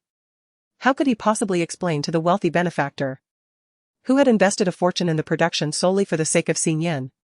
The director was unaware of the relationship between Si Mian and the affluent patron. If Si Mian harbored disdain for the benefactor and chose to dismiss him, how would he justify that decision? Thus, it was imperative that the assistant guest not be offered as a gift. However, the director was also wary of inciting the ire of Si Wen and the influential Si family. He added, albeit reluctantly, that while gifting or lending was out of the question, should Si Wen require assistance from Si Mian, the assistant guest would be obliged to help. And the same rationale applied to Si Mian. Si Mian silently mourned the plight of the assistant guest. Serving Si Wen was already a considerable task. Should Si Mian return, that would require even more attention. Curiously, Xin Yan found herself more intrigued by the identity of Cize Wen's assistant guest, speculating on who might be unfortunate enough to fill that role. The director glanced at the cue cards, ready to announce the next segment. Everyone awaited with bated breath, eager to discover the identities of the two assistant guests. Yet, in the next moment, the director shifted the focus. He requested Cize Wen and Xin Yan to draw lots for their assistant guests' forthcoming accommodations. The audience, somewhat disappointed by the lack of a prior announcement regarding the guests, found amusement in the prospect of drawing for the rental properties. The production team seemed intent on putting Xin Yan and Cize Wen in a precarious situation. Would they face resentment from their assistant guests should they draw unfavorable lodgings? Both rental units on the rooftop are occupied, leaving either a haunted house or a basement as options. Were I to assume the role of a guest assistant, I would much prefer the haunted house. If I were to draw the dark, sunless basement, I would certainly rebel. I would seek a brighter alternative. Dang Yuan and Guanxi habitually enliven the atmosphere. Zhao Yining expressed her preference as well, stating, I would also choose the haunted house, without sunlight and a kitchen. I would surely perish. Fan Zijing curled her lips in defiance, attempting to salvage her dignity. The basement isn't so bad. Si Zuan was the first to draw a slip of paper, only to find he had drawn the basement. The trio, who had just been jesting, instantly froze their smiles. What no one else desired, Si Zuan had drawn. Nonetheless, he remained unfazed, for he was merely a guest brought in by the production team to assist. Such guests are usually minor celebrities who join the show merely to fulfill their obligations. Chapter 89, Hello, my name is Gusnai, and Xin Yan reached into the box, only to find a solitary piece of paper remaining, indicating that the program had prepared merely 2 rental accommodations. Upon opening it, she discovered it to be a haunted house. She could only pray that the assistant guest was not a coward, otherwise, she would find herself in quite a predicament. Once the drawing was complete, the director handed 2 keys to Xin Yan and Cize Wen respectively. From now on, the rental expenses for the assistant guests would be the responsibility of the 2 of you, and additionally, you are required to pay them a salary that includes 3 meals a day. Of course, the money they earn from their work will also belong to you. Xin Yan raised an eyebrow, feeling somewhat disadvantaged. Her rooftop room cost 200 a day, while the haunted house was merely 100. That meant she was losing 300 a day. If the assistant guest could not even earn 100, wouldn't she be subsidizing their existence? No, she must ensure she makes the most of this assistant guest. She absolutely could not allow it to become a burden. Guanxi urged, Director, enough with the details. We don't even have an assistant guest yet. Please bring them out quickly. I want to see who my new neighbor is. Why are you in such a hurry? They are not your guests, the director retorted. Guanxi was flabbergasted. You. This is infuriating. Alright, without further ado, let us welcome our 2 guests. A tall man entered, his face adorned with a half-silver mask, revealing only his features below the nose. His skin appeared unnaturally pale, and his thin lips were pressed tightly together, exuding an aura that seemed to deter any approach. Xin Yan was taken aback, struggling to believe what she was witnessing. She discreetly pinched her thigh, wincing from the pain. How could Guluan possibly become an assistant guest on the show? Initially indifferent to the identity of the assistant guest, Xin Yan now fervently wished for her assigned assistant to be Guluan,